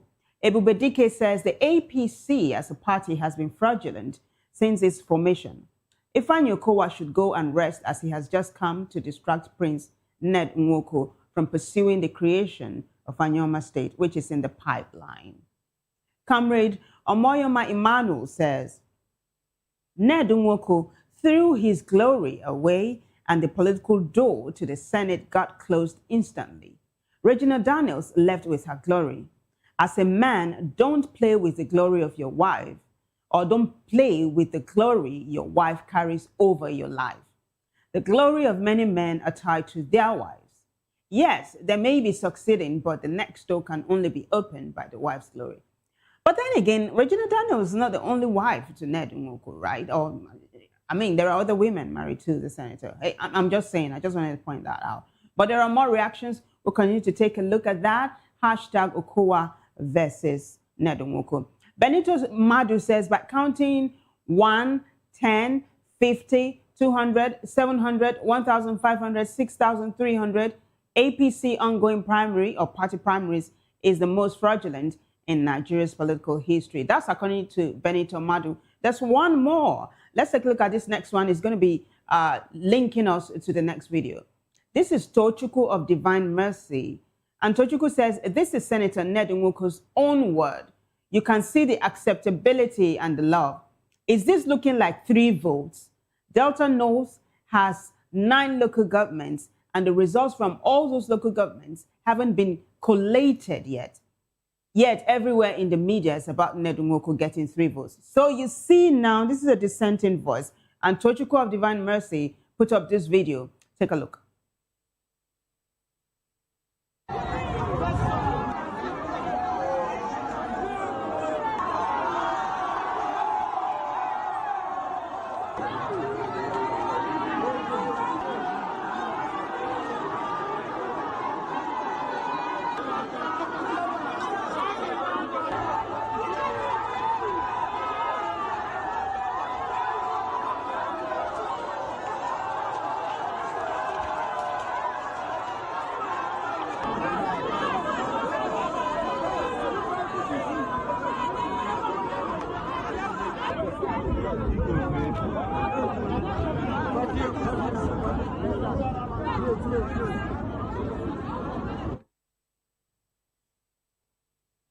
So Tochukwu of Divine Mercy is having none of it. He thinks this 3 votes narrative is just not for me. That's what he's saying. But at the end of the day, that is the gist. Senator Ned Nwoko has been edged out by former governor of Delta State, Ifeanyi Okowa. Landslide, I can say. On that note, let me take you to another story that is got tongues wagging massively on X at the moment. So hashtag is where we're going to tell you trending stories on social media, especially on X. So Desmond Elliott has got people talking. This story has been raging for days now, since last week. So last week, we saw how the Chief of Staff to President Tinubu, Femi Gbajabiamila, Desmond Elliott's godfather, came out to say that Desmond Elliott almost made him lose his job. In fact, in his words, he said, I almost lost my job because of Desmond Elliott. End of quote. He said the president almost fired him. Why? Because the president was pissed at Femi and Desmond because Desmond, according to the president and according to intelligence that got, was involved in the impeachment saga that involved the Speaker of the Lagos State House of Assembly, Mudashiru Obasa. Once upon a time, he was the former speaker because he was impeached. And then the very first female speaker was, brought on board. But hey, there was some swift turnaround to that, and Obasa is currently the Speaker of Lagos State. We thought that matter was done and dusted, but it resurrected with the president saying, no, call Desmond to order. So Femi Gbajabiamila said, look, Desmond, if you are involved in this, stop it. In fact, make a public apology and tell the people that you're not involved. But he said Desmond didn't do it. And so he put out a statement openly last week. This was months after this whole saga, to say that, no more. That was like an open withdrawal of his support for Desmond. Guys, as at that time, another candidate had been anointed. This just reminds me of what happened between former President Goodluck Jonathan and his protege. Oh, and should I say one of his godfathers? Yeah, former President Obasanjo, where you saw former President Obasanjo openly, publicly tear his PDP membership card. That was when, then President Goodluck Jonathan was trying to make a comeback. This sort of reminds me, even though there are totally different, scenarios. But hey, not to sermonize, the cable is jumping on this story. Let's take a look at the very first post. And then, of course, there's a video of Desmond himself, addressing his constituents. It is hashtag Desmond Elliot. Let's take a look. So the cable says, quote, "My supporters are being intimidated. Some have been fired from Surulere local government area and my security detail has been withdrawn." End of quote. Desmond Elliot. Desmond wants to come back for a fourth time to represent his constituents in the Surulere area, but it looks like the powers that be are saying no to him. There's a video, guys. Take a listen. My name is Desmond Elliot and I represent you at the Lagos State House of Assembly. While I want to appreciate the president of this great country, Asiwaju Bola Ahmed Tinubu, and of course the party leadership for allowing direct primaries to hold across the country, we say thank you so much, because this is meant to test the popularity of all the aspirants across board. But I want to bring to your notice that intimidation, coercion, arm twisting, and forcing people to follow their own candidate is what is existing today in Surulere. Telling them that they will not be beneficiaries of some empowerment that is coming some other time. Please, this is not done, should not be done. We are all members of the same party. We've been intimidated so much so that a lot of people from the local government are being fired because they follow me. That should not be allowed. It is bad enough that the LGA at the local government already took a side months ago. The local government already took a side to support a particular aspirant. I didn't say anything, but they were shocked to have seen the quantum number of people and supporters that we've had and have followed us because they believe in justice and they believe in fair play. More so, my security personnel was taken away from me yesterday for reasons best known to I don't know. Now I am left alone to myself. What have I done? They are coming out to fight us. They want to bring people from outside and from within to cause mayhem and to cause trouble. Please allow for a free, fair election on the 20th of May 2026. Come peacefully, stand behind your candidates, and by the grace of God, if I, Desmond Olushola, wins, Alhamdulillah. If I, Desmond Olushola, wins, Alhamdulillah. If I, Olushola Desmond Elliot, wins, Alhamdulillah, Rabbil Alameen. But please let it be under a free, fair election. I want to ask our party chieftains, please investigate this matter. To all you lovers of Desmond Olushola Elliot, who believe in accessibility, that yes, when you call him, he will answer. Those who know that when it comes to treating the widows, in health insurance, school for children, scholarship for kids, you believe in me. Do not be intimidated. Come out on that day because there will be maximum security guaranteed from the party. I am telling you this for sure. Do not forget, tomorrow the 18th, come out en masse and vote for Wasiu Eshinoku. On the 18th, which is tomorrow, Monday, please come out en masse for Wasiu Eshinoku. So he put up this video yesterday. That's why he was saying tomorrow. That tomorrow he was saying is actually today. So the election he's talking about probably would have taken place. So that's Desmond Elliot for you, right? Mind you, he publicly apologized to his godfather, Gbajabiamila, openly, as well as those who he felt he might have offended. Because he sounded like he didn't know whether he had offended anybody or not, or what exactly he had done or something. But it looks like that apology, the public apology, wasn't accepted. And now he's going head to head in what some people think is a daring move. Like, this is like him daring the president and, of course, the APC in Lagos, you know, and all of that. So there's another gist, right? The person that is actually taking the fight to him is a female. She used to be a commissioner under Governor Sanwo-Olu. But she's the one now they're, you know, should I say, dressing up to replace Desmond Elliot. She has a thing or two to say, but before we have her say something, let's take a look at the next post now. It is still hashtag Desmond Elliot. It looks like things are shaking up in the APC as we speak. This is Lagos Junction. And Lagos Junction is saying, quote, "The others stepped down and are supporting me and their role here. But the only person that didn't step down and insisted on going to the primaries is Honorable Desmond Elliot. I wish him all the best and I wish myself luck too. I'm praying that on Wednesday, I emerge as the APC candidate for the Lagos State House of Assembly Surulere Constituency 1, end of quote. And that's coming from Honorable Barakat Odunuga Bakari during her official declaration to contest for the Lagos State House of Assembly seat, Surulere Constituency 1. She was Lagos State Commissioner of Housing under Sanwo-Olu, the Governor Sanwo-Olu. So we'll take a listen to her now. Credit goes to Lagos Junction for that.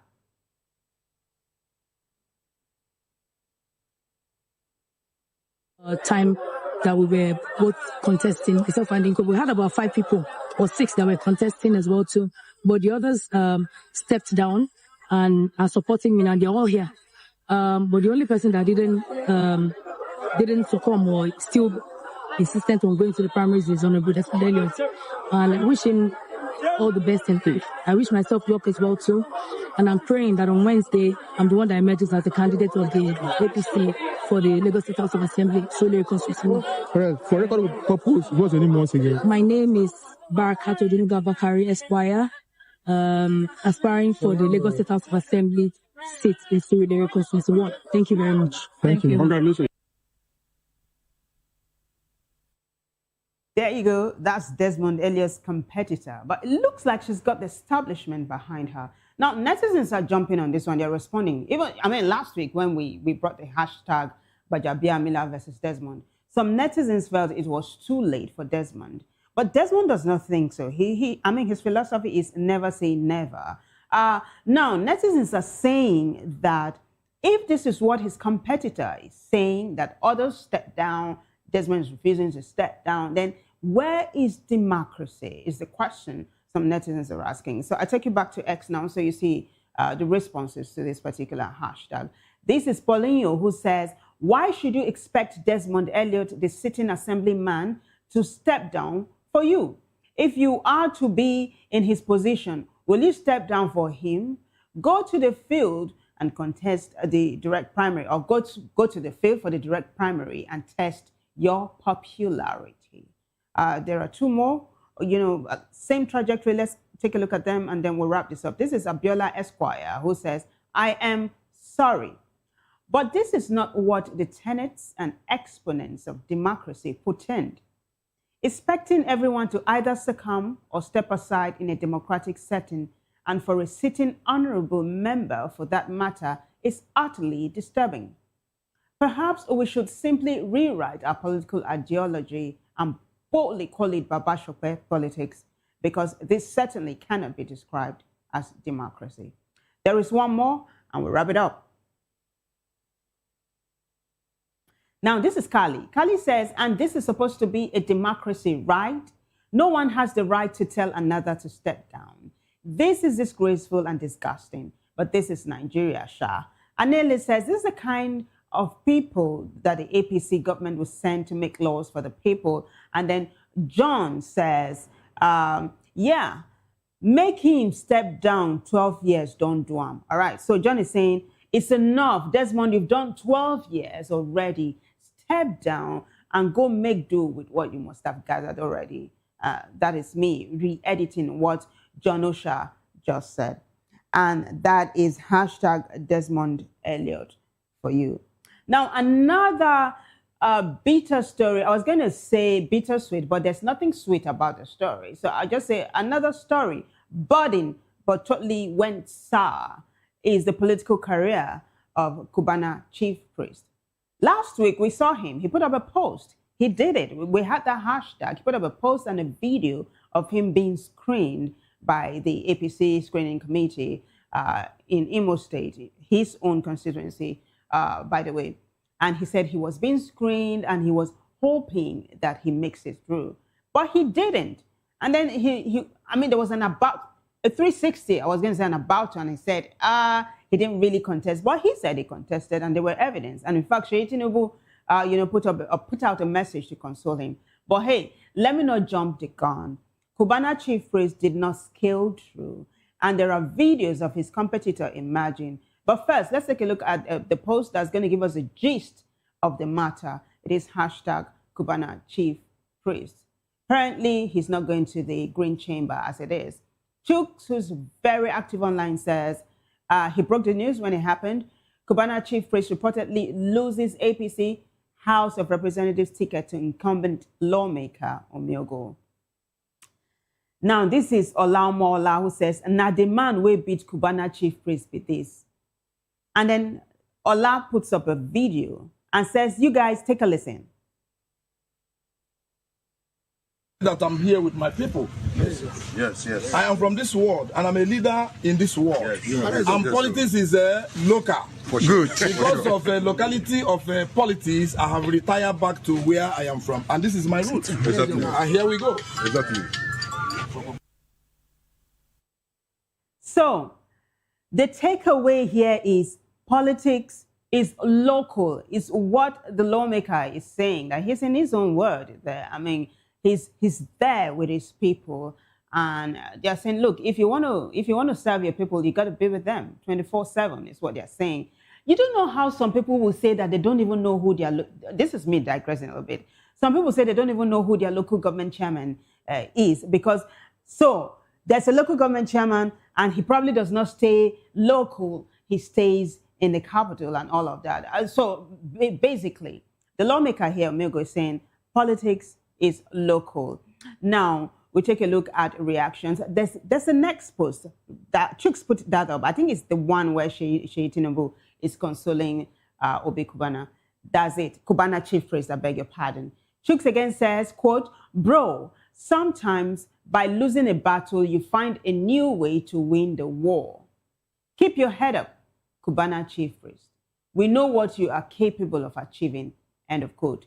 Sheyi Tinubu reacts after Cubana chief priest loses APC House of Representatives ticket in Imo State. By the way, Sheyi Tinubu put that post up on Instagram, and Cubana chief priest reposted it, and that really went viral. There's the next post. This is it. Kataife is even jumping on this. So he was on a live stream when the news came to him that Cubana chief priest had lost. So Oyindamola gives us this one.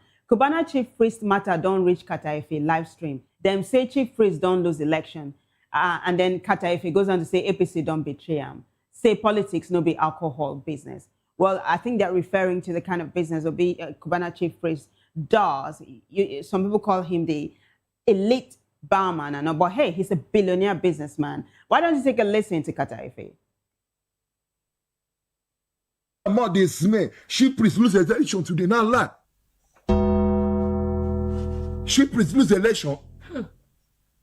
APC, they say APC don't betray chief priest. Jesus.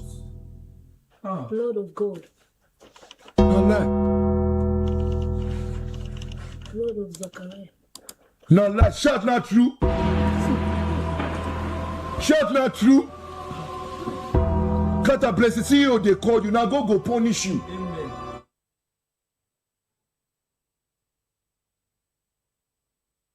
Pardon Kataife's language is unplugged. That's his live stream, and he was reacting to the news of Cubana chief priest losing out, in the race. So that's it.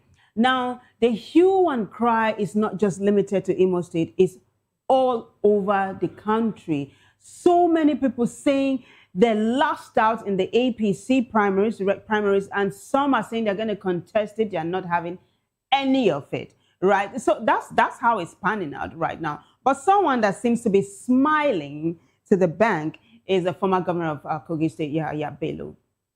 He won, right? Even though there were some publications that have said he had not scaled through, but he actually scaled through. And Larry Olayinka, who is Nyesom Wike's spokesperson, is even jumping on that.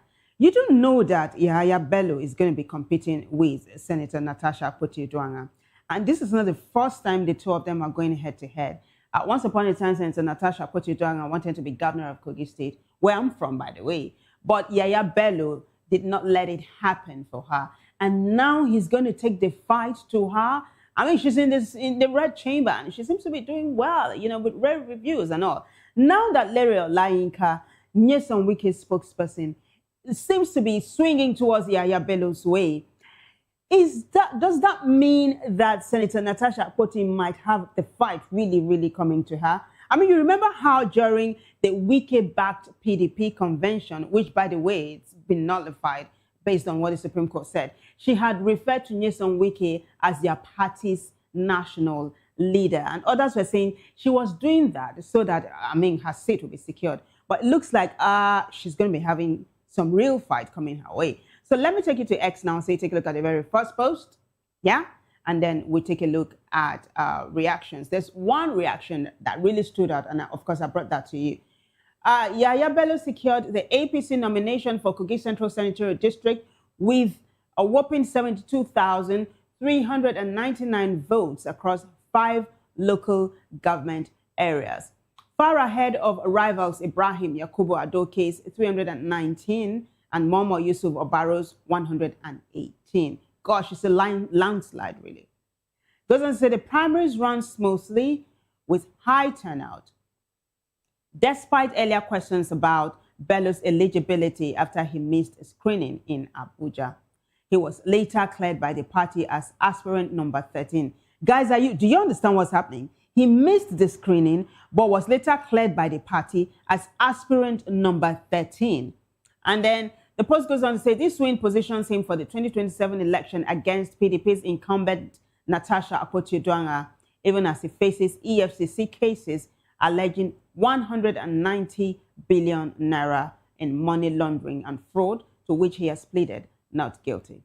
In a short while, one of the netizens is going to be saying, how is it possible that a man who is facing charges is still cleared to run for, a position to serve the people? And he just shook his head. But hey, we'll take a look at the next post now. It is still hashtag Yaya Bello.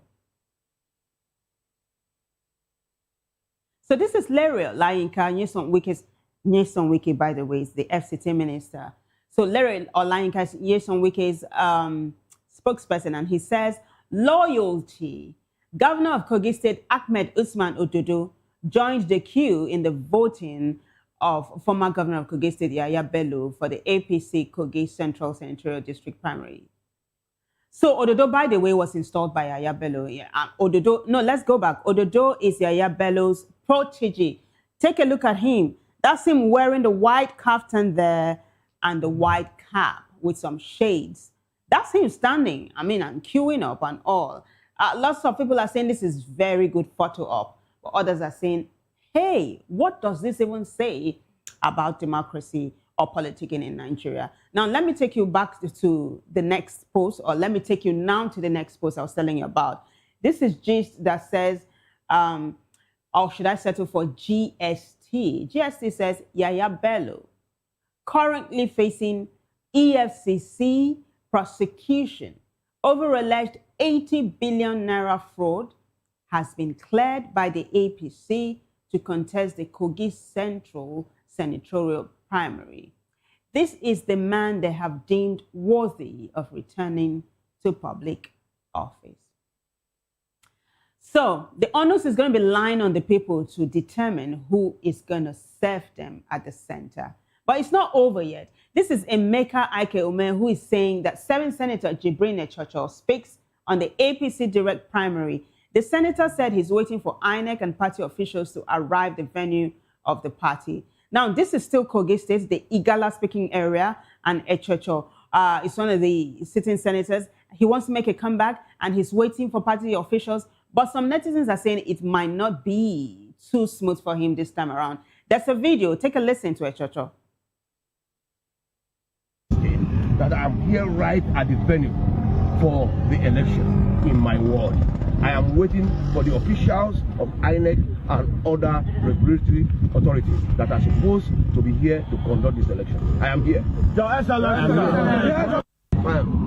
Everybody in Kogi East and Kogi State, including the governor of Kogi State, that I am here right at the venue for the election in my ward. I am waiting for the officials of INEC and other regulatory. So that's a church there representing Kogi East Central District. Like I said, the Igala speaking area. There are responses to this one. It's still how the APC screening played out in Kogi State. And there are responses to what Echocho just said. Some are saying he might not make it again. Olawale says he should just forget it and close the chapter. It has been given to Maritala Ajaka. Prince Matthew says they have played this senator handicap and over 1.5. And Emmy goes on to say, let him continue to wait. He will be shocked when they announce the results in Abuja. So they are saying the contest took place in Kogi, and then the results are going to be announced in Abuja. So many netizens are saying, gosh, this APC screening or this APC primaries, I beg your pardon, is the more you look, the less you see. On that note now, I take you to the next hashtag, which is hashtag Ben Bruce. He's from Bayelsa, you know him. He's the owner of Silver Battle Vision. And of course, he threw his heart in the ring. Now, Ben Bruce used to be a staunch Atiku supporter, staunch Atiku ally. And then he was in the PDP alongside Atiku. And then now he's defected to the APC and is now a staunch President Bola Ahmed Tinubu supporter. It looks to be paying off well for him, hey, but it looks like he scaled through. But there's a controversy here because some publications had said he did not scale through. But Ben Bruce himself went on Twitter to call out those publications. But before we get to that, let's take a look at the very first post. He wants to go back to the Red Chamber. He was once upon a time a senator, didn't make it, and then he's making a comeback. Is he going to go all the way? Who knows? He just might go the whole 9 years or not. We take a look at the first post now, hashtag Ben Bruce. Let's do it. Trending Explain says, Ben Murray Bruce. It's trending because earlier reports suggested that the Bayelsan and 46 other senatorial aspirants were disqualified by the APC. However, hours ago, Ben Bruce dismissed the reports, describing it as fallacious. The former Bayelsa East senator said he saw the news online and immediately phoned the party national chairman for clarification because he had neither withdrawn or was disqualified. However, the 40-man list of aspirants who were not cleared to participate in the Senate primary elections ahead of 2027 was released by the APC National Publicity Secretary, Felix Moka. So we take a look at the next post now. So this is Tell Another Bro saying, common sense where Ben Bruce they preach don't scatter for him own head. APC don't clear him like table. It's still the yarn. I call the chairman. Bro, sit down, I beg. 2027 stay far. And then this is Gitalian who says he just wants to make common sense. So you know this thing they're saying about common sense? It's a series that Ben Bruce used to run on STV where he'll say he just wants to make common sense and then he'll give the government some advice. Like once upon a time, he had asked the government to withdraw security operatives guarding VIPs and all of that. I think that really was one of the ones that stuck. Yeah, that's why netizens are talking about common sense. But let's take a look at the next tweet now, which is one coming from Ben Bruce himself, calling out the Punch newspaper. Still hashtag Ben Bruce. Let's take a look at that post now. So Ben Murray Bruce says, Dear Punch newspaper at Mobile Punch, this report is fallacious. I was surprised to see it on your platform. It prompted me to call the chairman of our great party, the All Progressives Congress, Professor Nathan Yilwata, to find out why you would report such a state of affairs. I have neither withdrawn nor been disqualified. These are very fluid times, and it will be in the best interest of journalistic excellence to exercise caution and verification rather than utilize speed in your reportage. May God bless the Federal Republic of Nigeria. And he put up a screenshot of the post by the Punch saying he had been disqualified as alongside other APC aspirants. Now, shortly after he put up that post, the Punch put up this post. APC makes U-turn, clears Ben Murray Bruce, 4 others for senatorial primary. And that was Ben Bruce himself again who put up this post saying APC clears Ben Murray Bruce for senatorial primary. So it looks like Senator Ben Bruce and the Punch have now settled things and they're on the same wavelength. That is it at the moment. And I think that wraps it up for us as regards the APC screening and, of course, direct primaries. We move on now to another story that's got tongues wagging online. This time, Omoyele Sowore is jumping on it. El Rufai, former FCT minister, former Kaduna State governor, former Bola Tinubu ally, currently ADC chieftain, who has been cooling his feet in jail over, according to the authorities, a breach of security, allegations investigating that. He's been granted bail, I should say, whopping 100 million naira. Gosh.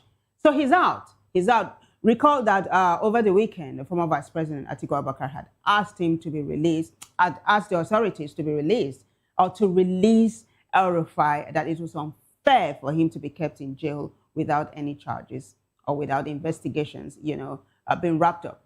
So Omoyele was in court today and he met with El-Rufai and they had a chat. Let's take a look at the post first and then we'll take a look at the video that Sowore put up. It is #El-Rufai. Omoyele Sowore says at the Federal High Court with former Kaduna Governor Nasir El-Rufai after he was granted bail in another case. Take a listen.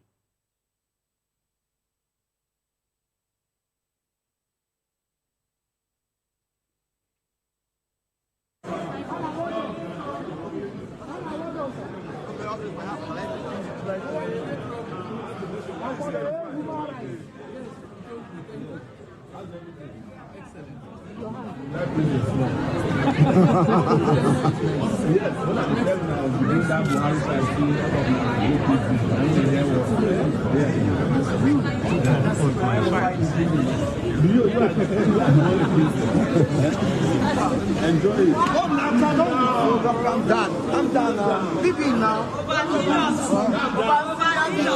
That's how you go to Boko Haram. Is that how you are going to Boko Haram? When you sit there on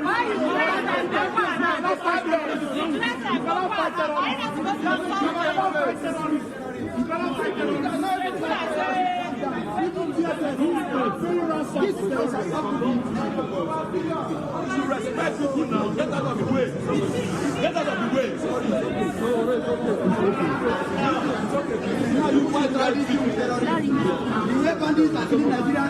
You people cannot tackle them, but you are tackling Nigerians anyhow. Because they don't like political choice. Because they don't like choice. So in case you don't understand what just happened, that fracas there was just something really. The security operatives were trying to restrain Sowore from getting too close to El-Rufai, who had just been granted bail and was trying to make his way out. And Sowore was saying that you guys go fight Boko Haram, go fight the terrorists and don't pour your aggression on Nigerians. And then we had some netizens saying overzealous and all. Basically, that's just what that whole fracas was about at the tail end of it. But we saw Sowore even putting his hands on El-Rufai, round him and all, and they smiled. And that's not the first time he's doing it. Not too long ago, we saw him do the same thing with Malami. Is there a message Sowore is trying to pass across? Is he trying to say these are just ordinary Nigerians? Or is this, how will I say it, optics? I'm telling you, this is how the debate is panning out online at the moment. Now, for the sake of time, we're not going to take responses. We'll quickly take a look at another huge story on X, which is #JusticeCrack. The human rights activist Justice Crack, who has been in jail for days now, weeks, because he had put up a post about the brass not taking care of soldiers properly, saying welfare was zero. Well, he was picked up. He went to court on Friday, but his lawyers couldn't decide on what they wanted to say on behalf of their client. So his case was adjourned. He was in court today and he has been released on bail. Now, let me take you to X now. You take a look at the very first post. And then there's a video of Justice Crack arriving in the court. And of course, another one of another human rights activist saying, hey, justice for real, that justice has gotten justice. This is Justice Crack, granted 5 million naira bail in cybercrime case. A federal high court in Abuja granted bail to social media activist Justice Chidebere Mack, known as Justice Crack, after the DSS presented its first witness. Arrested by the Nigerian army in late April for sharing claims of poor feeding for frontline soldiers in his X account, he faces cybercrime charges alleging he aimed to stir hatred and unrest. Supporters say it as retaliation for highlighting troop welfare issues, with the trial set to resume on May 25. Online, many celebrated with puns like, justice did not crack. I hope we get to that one because there's a video like that. Let's take a look at the first one now quickly. A video of justice arriving in the court. Yeah. Let them enter. You have to let them enter.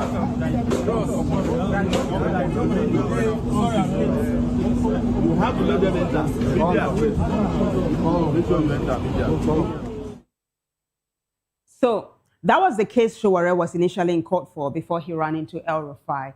He was one of the activists that really stood with Justice Crack. Let's quickly take a look at what Zachary has to say, Director, just 1 minute, where he talked about justice not cracking. Let's quickly take a look at that video now. It is Justice Crack.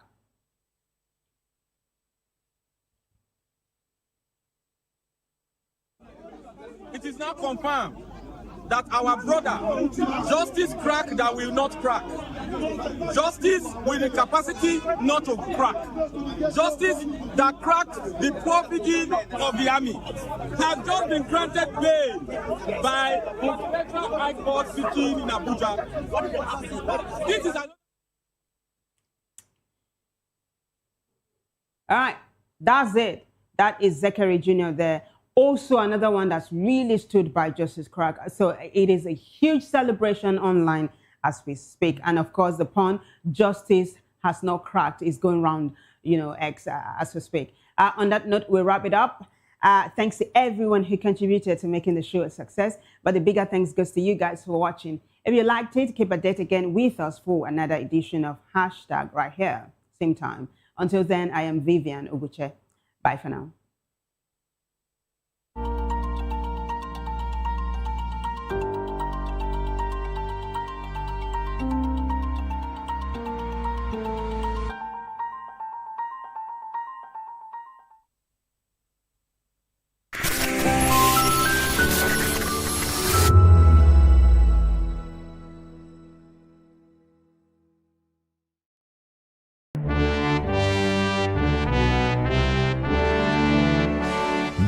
Nigeria, with its complex political atmosphere, divergent views and discordant views, better still, coming with bass bows. Only one question matters: who really has the best candidate? Something is here. 5 political camps, 1 stage, no filters.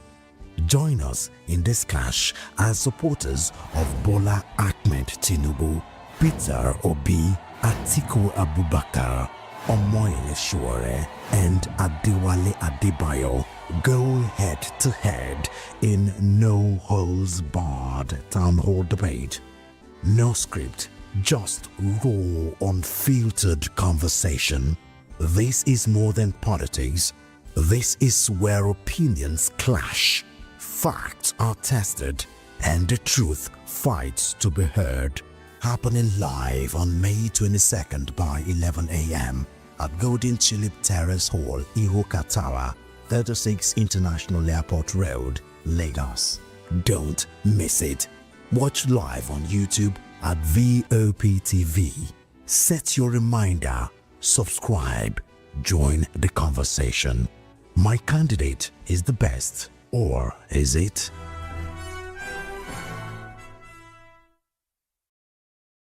Hi, my name is Zoe Martinson, and you're watching Vop TV. What's up, people? It's your boy Dulo checking in. I'm here with the fisherman, Dulo, aka Kubi. I want to shout out the VOP, the voice of the people. Make sure you guys tap in, tune into the voice of the people today, tomorrow, and every day. Hi, everyone. My name is Princess Fathia Nkrumah, and you keep watching Voice of the People TV. Rukomi ni Akpeja. Ricky Adelada, the fisherman. Voice of the people. I'm part of the people. So go on and always watch Voice of the People. Wagwami people, it's your girl Endurance Grand, and I'm giving a special shout out to Vop TV. Keep listening, keep watching. My name is Akio Shota. This is Vop TV. Hi, my name is William Lamte. I'm an actor, and keep watching Voice of the People TV. Keep it locked. Are you ready for the extraordinary? Something big is happening on your screen. Introducing VOP TV. Now streaming on SLTV channel 264. From breaking news to captivating conversations, news analysis, giving you all sides to the story. We break in-depth discussions on the issues that matter, from politics to sports, entertainment, and lifestyle. VOP TV on SLTV channel 264. Join us as we redefine what television means to you. Voice of the People Television, VOP TV. Now you have more than a voice.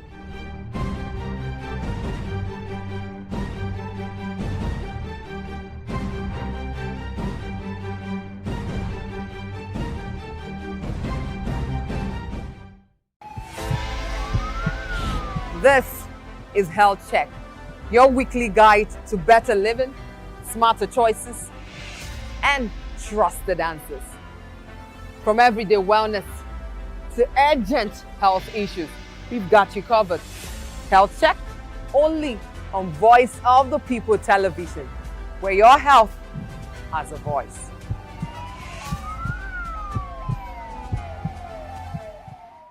We encourage you to click on the like button and subscribe to our YouTube channel. We are Voice of the People TV. Also follow us on all our social media platforms. We are at VOP TV Live.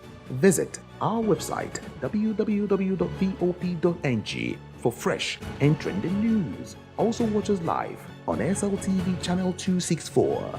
VOP TV, Voice of the People Television.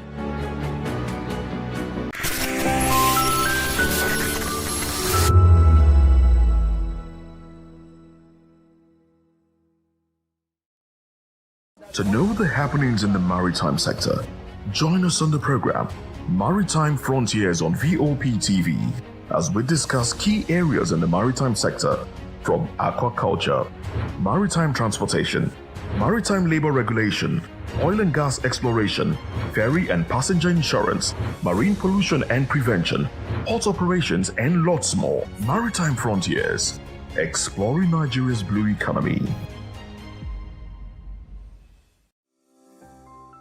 VOP TV. Now you have more than a voice. Hey guys, it's your girl Larry Kel the Dimples, aka Risky Baby, and you are watching VOP TV. Do not go anywhere. Where are you going to? Stay here. Calm down. Stay here if you're not. What's up, everybody? Who's Arco here, and I'm hanging out on VOP TV. Keep it locked, don't go nowhere. Let's go. Hi everyone, my name is Yvonne Jagade. You are watching VOP TV, and don't change the dial, because I said so. Who's happy to post? I mean, who's happy the most? Because when shit goes south, y'all be happy to ghost. When you make a wrong move, they be happy to roast. But be careful when you win, who's not happy to toast. I am VJ Adams, and you rock with VOP TV. Don't move. Hi people, Bisola here, and you are watching VOP TV. Mwah. Shout out to VOP TV. It's so good to have you on the red carpet of AV. Love you all. Wishing you all the best. Here's a shout out to VOP TV. It's your girl April Oshidikwe at the AV premiere. You know what it is. Hi everyone, my name is Linda Ejiofor Suleiman, and I'm live at the EV premiere. Keep watching VOP TV. I want to say hello to my Italian friends.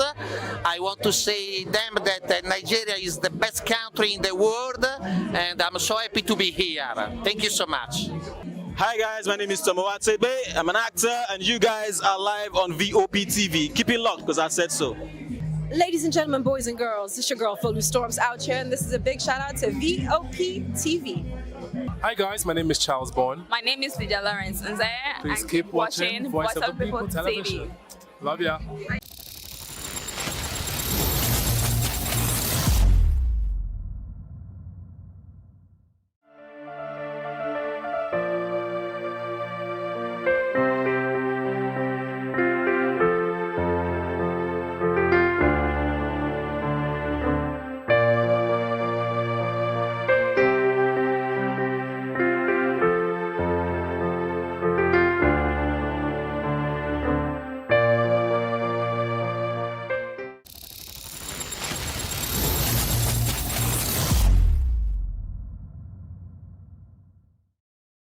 Click on the like button and subscribe to our YouTube channel. We are Voice of the People TV. Also follow us on all our social media platforms. We are at VOP TV Live. Visit our website www.vop.ng for fresh and trending news. Also watch us live on SLTV channel 264.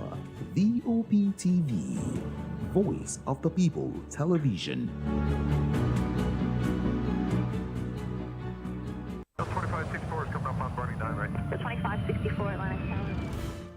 happens in the hush behind hangar doors? Who signs the papers that gamble with lives? Which truths were grounded before they even ever had wings? If you've ever buckled a seatbelt at 30,000 feet, if you've ever stared out of that tiny window and wondered who's really in control of the skies, it isn't just flight, it's power, it's politics, it's pressure sealed in steel. We're peeling back the clouds from runway risks to sky-high secrets. We're diving deep where most dare not to look. Aviation Scope, every Sunday at 7 p.m. only on Voice of the People TV. We don't just report, we reveal. We don't just ask, we uncover. Because when it comes to the skies, ignorance is turbulence. Aviation Scope, the sky isn't the limit, it's just the beginning. Good evening, Africa. My name is Mamakore, actor, model, producer, and I'm giving a big shout out to VOP TV, man. Keep watching. Don't change the dial. Thank you and God bless you. My name is AY, and of course, I represent the voice of the people, and that's why I'm on VOP. AY say so. Hi everyone, it's your girl Miriam Tima from the Real Housewives of Lagos and the Real Housewives Ultimate Girls Trip Africa. Shout out to VOP, the voice of the people. You already know. Stay tuned, keep watching. And don't forget, VOP is the best. All right, hello, all right, it's about shaking the man fine back with Melanie Poppy Black Skin Boy. This is VOP TV. If you're not watching VOP, I don't know why you're watching. Maybe you're watching your weight. Hello, beautiful people. This is Wale Ojo, and you're watching VOP, Voice of the People. Hi, guys. You already know who it is. This is New Energy. Flyers Boy Ever Live. Keep watching VOP TV. Thank you. Hi, people. Jenny Albano here. Guys, please keep watching Voice of the People. The red carpets, awards, the razzmatazz, music, fashion, interviews, and more. Spotlight on Voice of the People television. Let's feed you with all the juicy stories in the global entertainment space, bringing you the glitz and glamour as they hot. Stay tuned to Spotlight, 1 p.m. Monday to Friday. Spotlight on VOP TV. Entertainment like never before.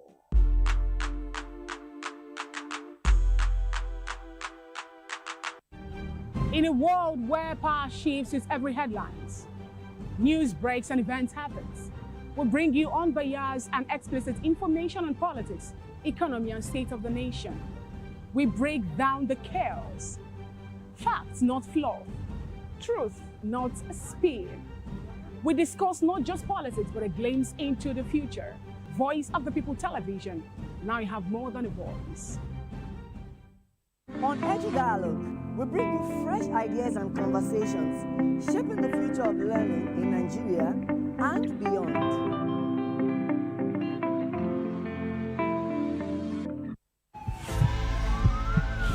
This is Health Check, your weekly guide to better living, smarter choices, and trusted answers.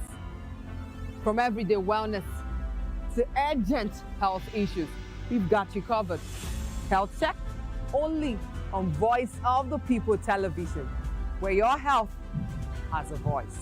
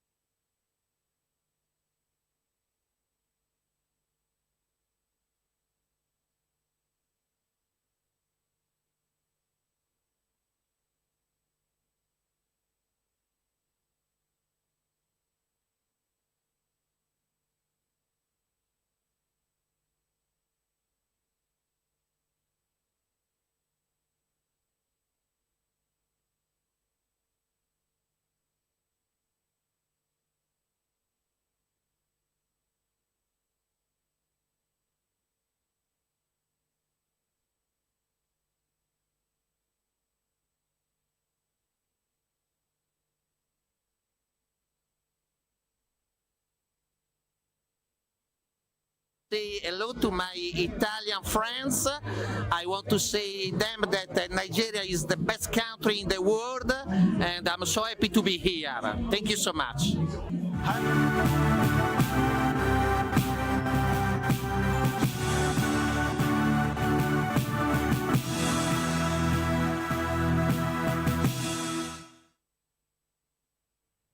Well, hello and welcome to News Hour on Voice of the People TV. I am Vivian Oguche. And I am Nenna Ndomdioto. Before we begin the news, kindly visit our website www.vop.ng for fresh and trending news. Here are the headlines. Tinubu vows rescue of abducted Oyo pupils and teachers. Nigerian Army deploys troops to Benin Republic and expands formation in 6 states. Akpabio, Kalu, Bello, Okowa, and Uzodinma win APC's Senate tickets.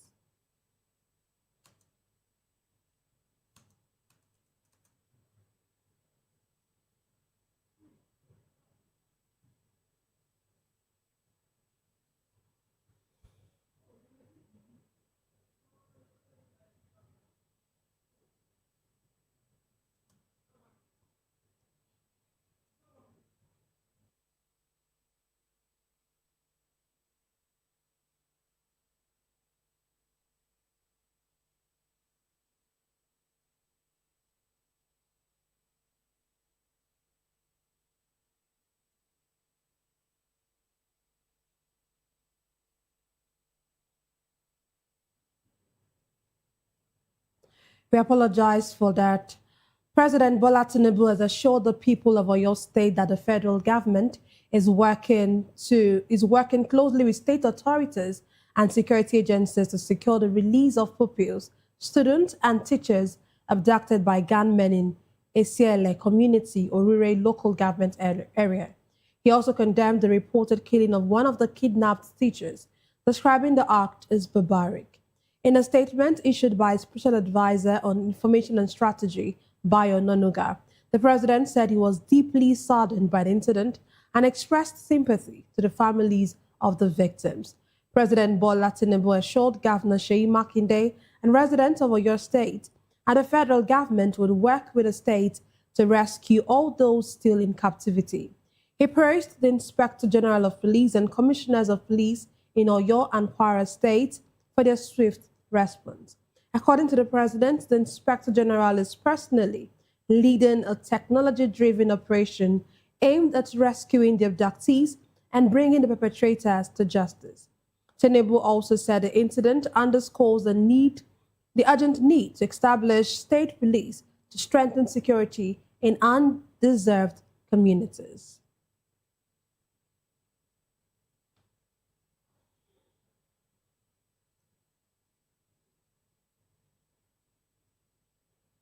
Meanwhile, teachers in Ogbomosho, Oyo State, have protested the abduction of some teachers and students by suspected bandits last Friday. The protesters marched through major streets in Ogbomosho, carrying placards and demanding the immediate release of the victims, as well as improved security in schools across the area. During the protest, the teachers sang solidarity songs and expressed concern over rising insecurity. Some of the protesters said the demonstration was aimed at drawing the attention of authorities to the plight of the victims and the urgent need to secure their release. They, however, assured parents and students that academic activities would continue, adding that candidates writing the ongoing West African Senior School Certificate examination would sit for their remaining papers without disruption.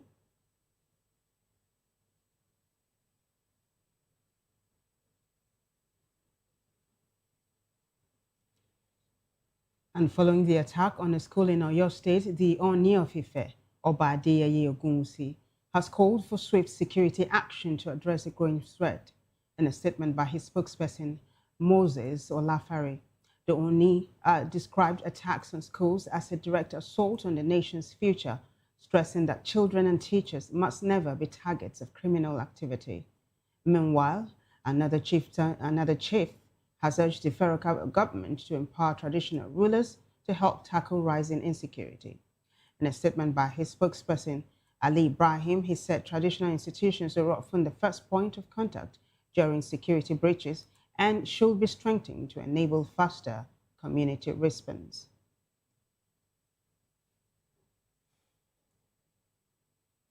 Moving on, the Chief of Army Staff, Wade Shaibu, has announced the deployment of Nigerian Army troops to the Benin Republic as part of efforts to combat terrorism and transnational crimes across West Africa.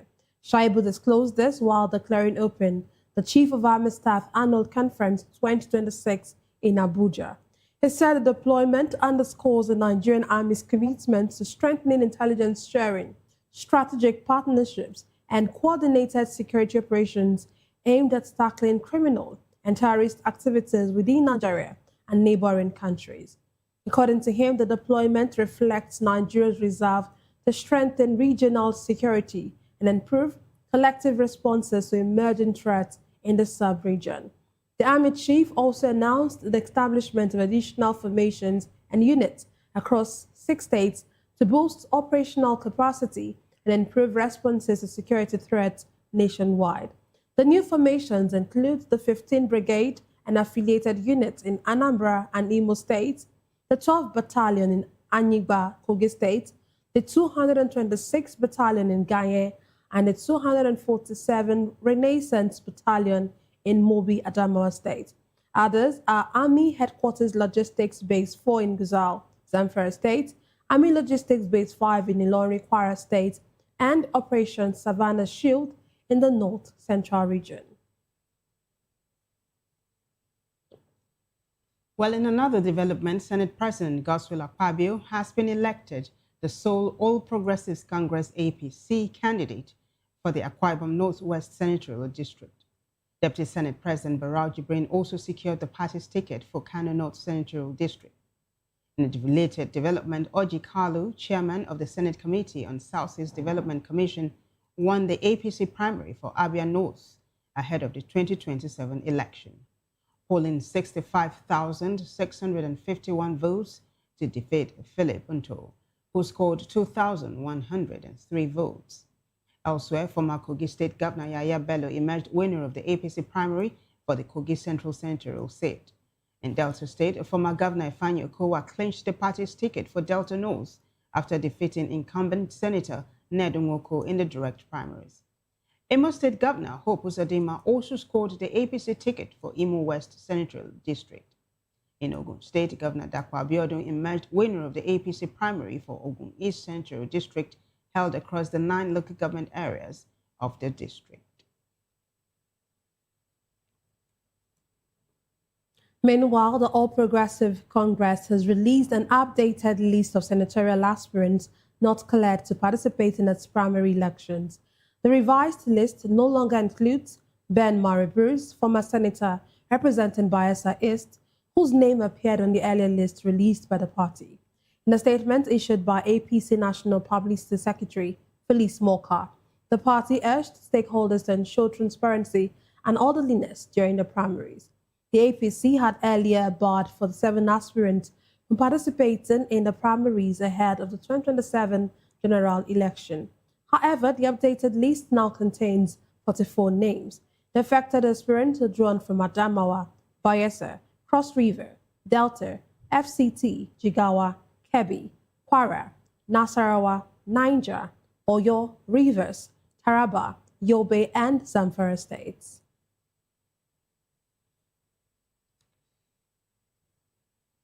And now, the race for the All Progressives Congress governorship ticket in Lagos is gathering momentum as Olarinwaju Jim Kamal secured his nomination form ahead of next Thursday's primary election. Jim Kamal will run alongside Abiola Okoya, daughter of Eleganza founder Razak Okoya.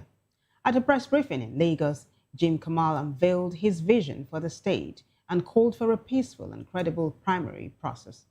We have more in this report. Primary election in Lagos. Governorship aspirant Olarinwaju Olalekan Jim Kamal has unveiled a 5-point agenda focused on free education, healthcare, road development, youth empowerment, and support for women and the elderly. I call my agenda 5-point agenda. Number 1, I said, once elected, we are going to have an automated free education at all levels. We are coming to this country with a bus that will move passengers, 300 passengers at a time, all seated. Yes, we are bringing it from Turkey. The aspirant says security, poverty reduction, and family welfare will be central to his administration, with plans for mass housing, road rehabilitation, and agricultural development. I'm going to police Lagos. All the entrances and exits, there must be gates. We are going to start from the home. That was why I said all the youth, we will have to take them from their parents. That go and register. Leave your parents. While we will not neglect the parents in their homes, they will receive 150.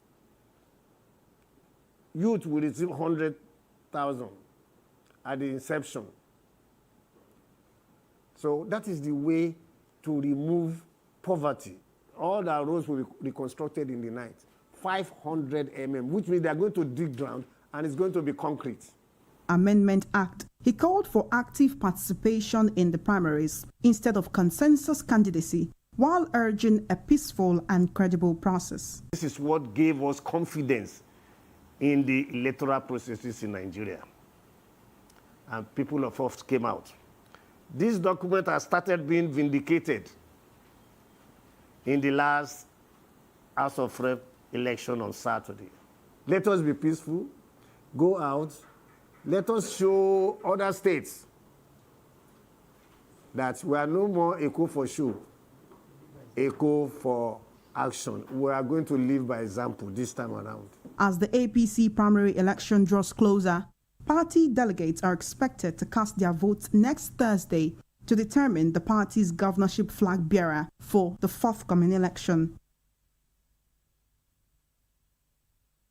Still on a political note, the Accord Party has raised alarm over what it described as a second attack on Imole House, the Shogbo campaign office of Osun State Governor Ademola Adeleke, alleging that armed men opened fire on the premises and damaged parts of the building ahead of the August 15 governorship election. The allegation comes amid rising political tension in the state ahead of the poll, with concerns over potential electoral violence. In a statement, Accord National Chairman, Barrister Maxwell Mbuden, said the attack occurred on Sunday night. He alleged the glass windows were shattered and offices inside the building, including that of the state's chairman, Victor Akonde, were damaged. He also claimed that the phrase, "Say no to automatic ticket," was written on the wall within the premises. The party said it had earlier alerted security agencies to possible unrest ahead of the election and called for a full investigation. Accord is urging the Inspector General of Police and the Department of State Services to identify and prosecute those responsible. Well, away from political matters, the Independent Corrupt Practices and Other Related Offences Commission, ICPC, says Nasir El-Rufai was not denied access to medical or family care while in detention. The former Kaduna State Governor has been in ICPC custody since February 19 over alleged financial impropriety during his tenure between 2015 and 2023. The anti-graft agency arraigned El-Rufai before the Kaduna High Court on April 13 on an amended 9-count charge bordering on alleged fraud and abuse of office. On Friday, Mohammed Bello, a member of the House of Representatives representing Kaduna North Federal Constituency and son of the former governor, alleged that ICPC officials prevented El-Rufai's wife from bringing him food and also barred a doctor from seeing him. Speaking at a news conference, ICPC spokesperson Oko Ode described the allegations as false and misleading. Ode said the Commission's access protocol permits visits between 9 a.m. and 6:30 p.m., adding that El Rufai's wife arrived outside the approved visiting hours.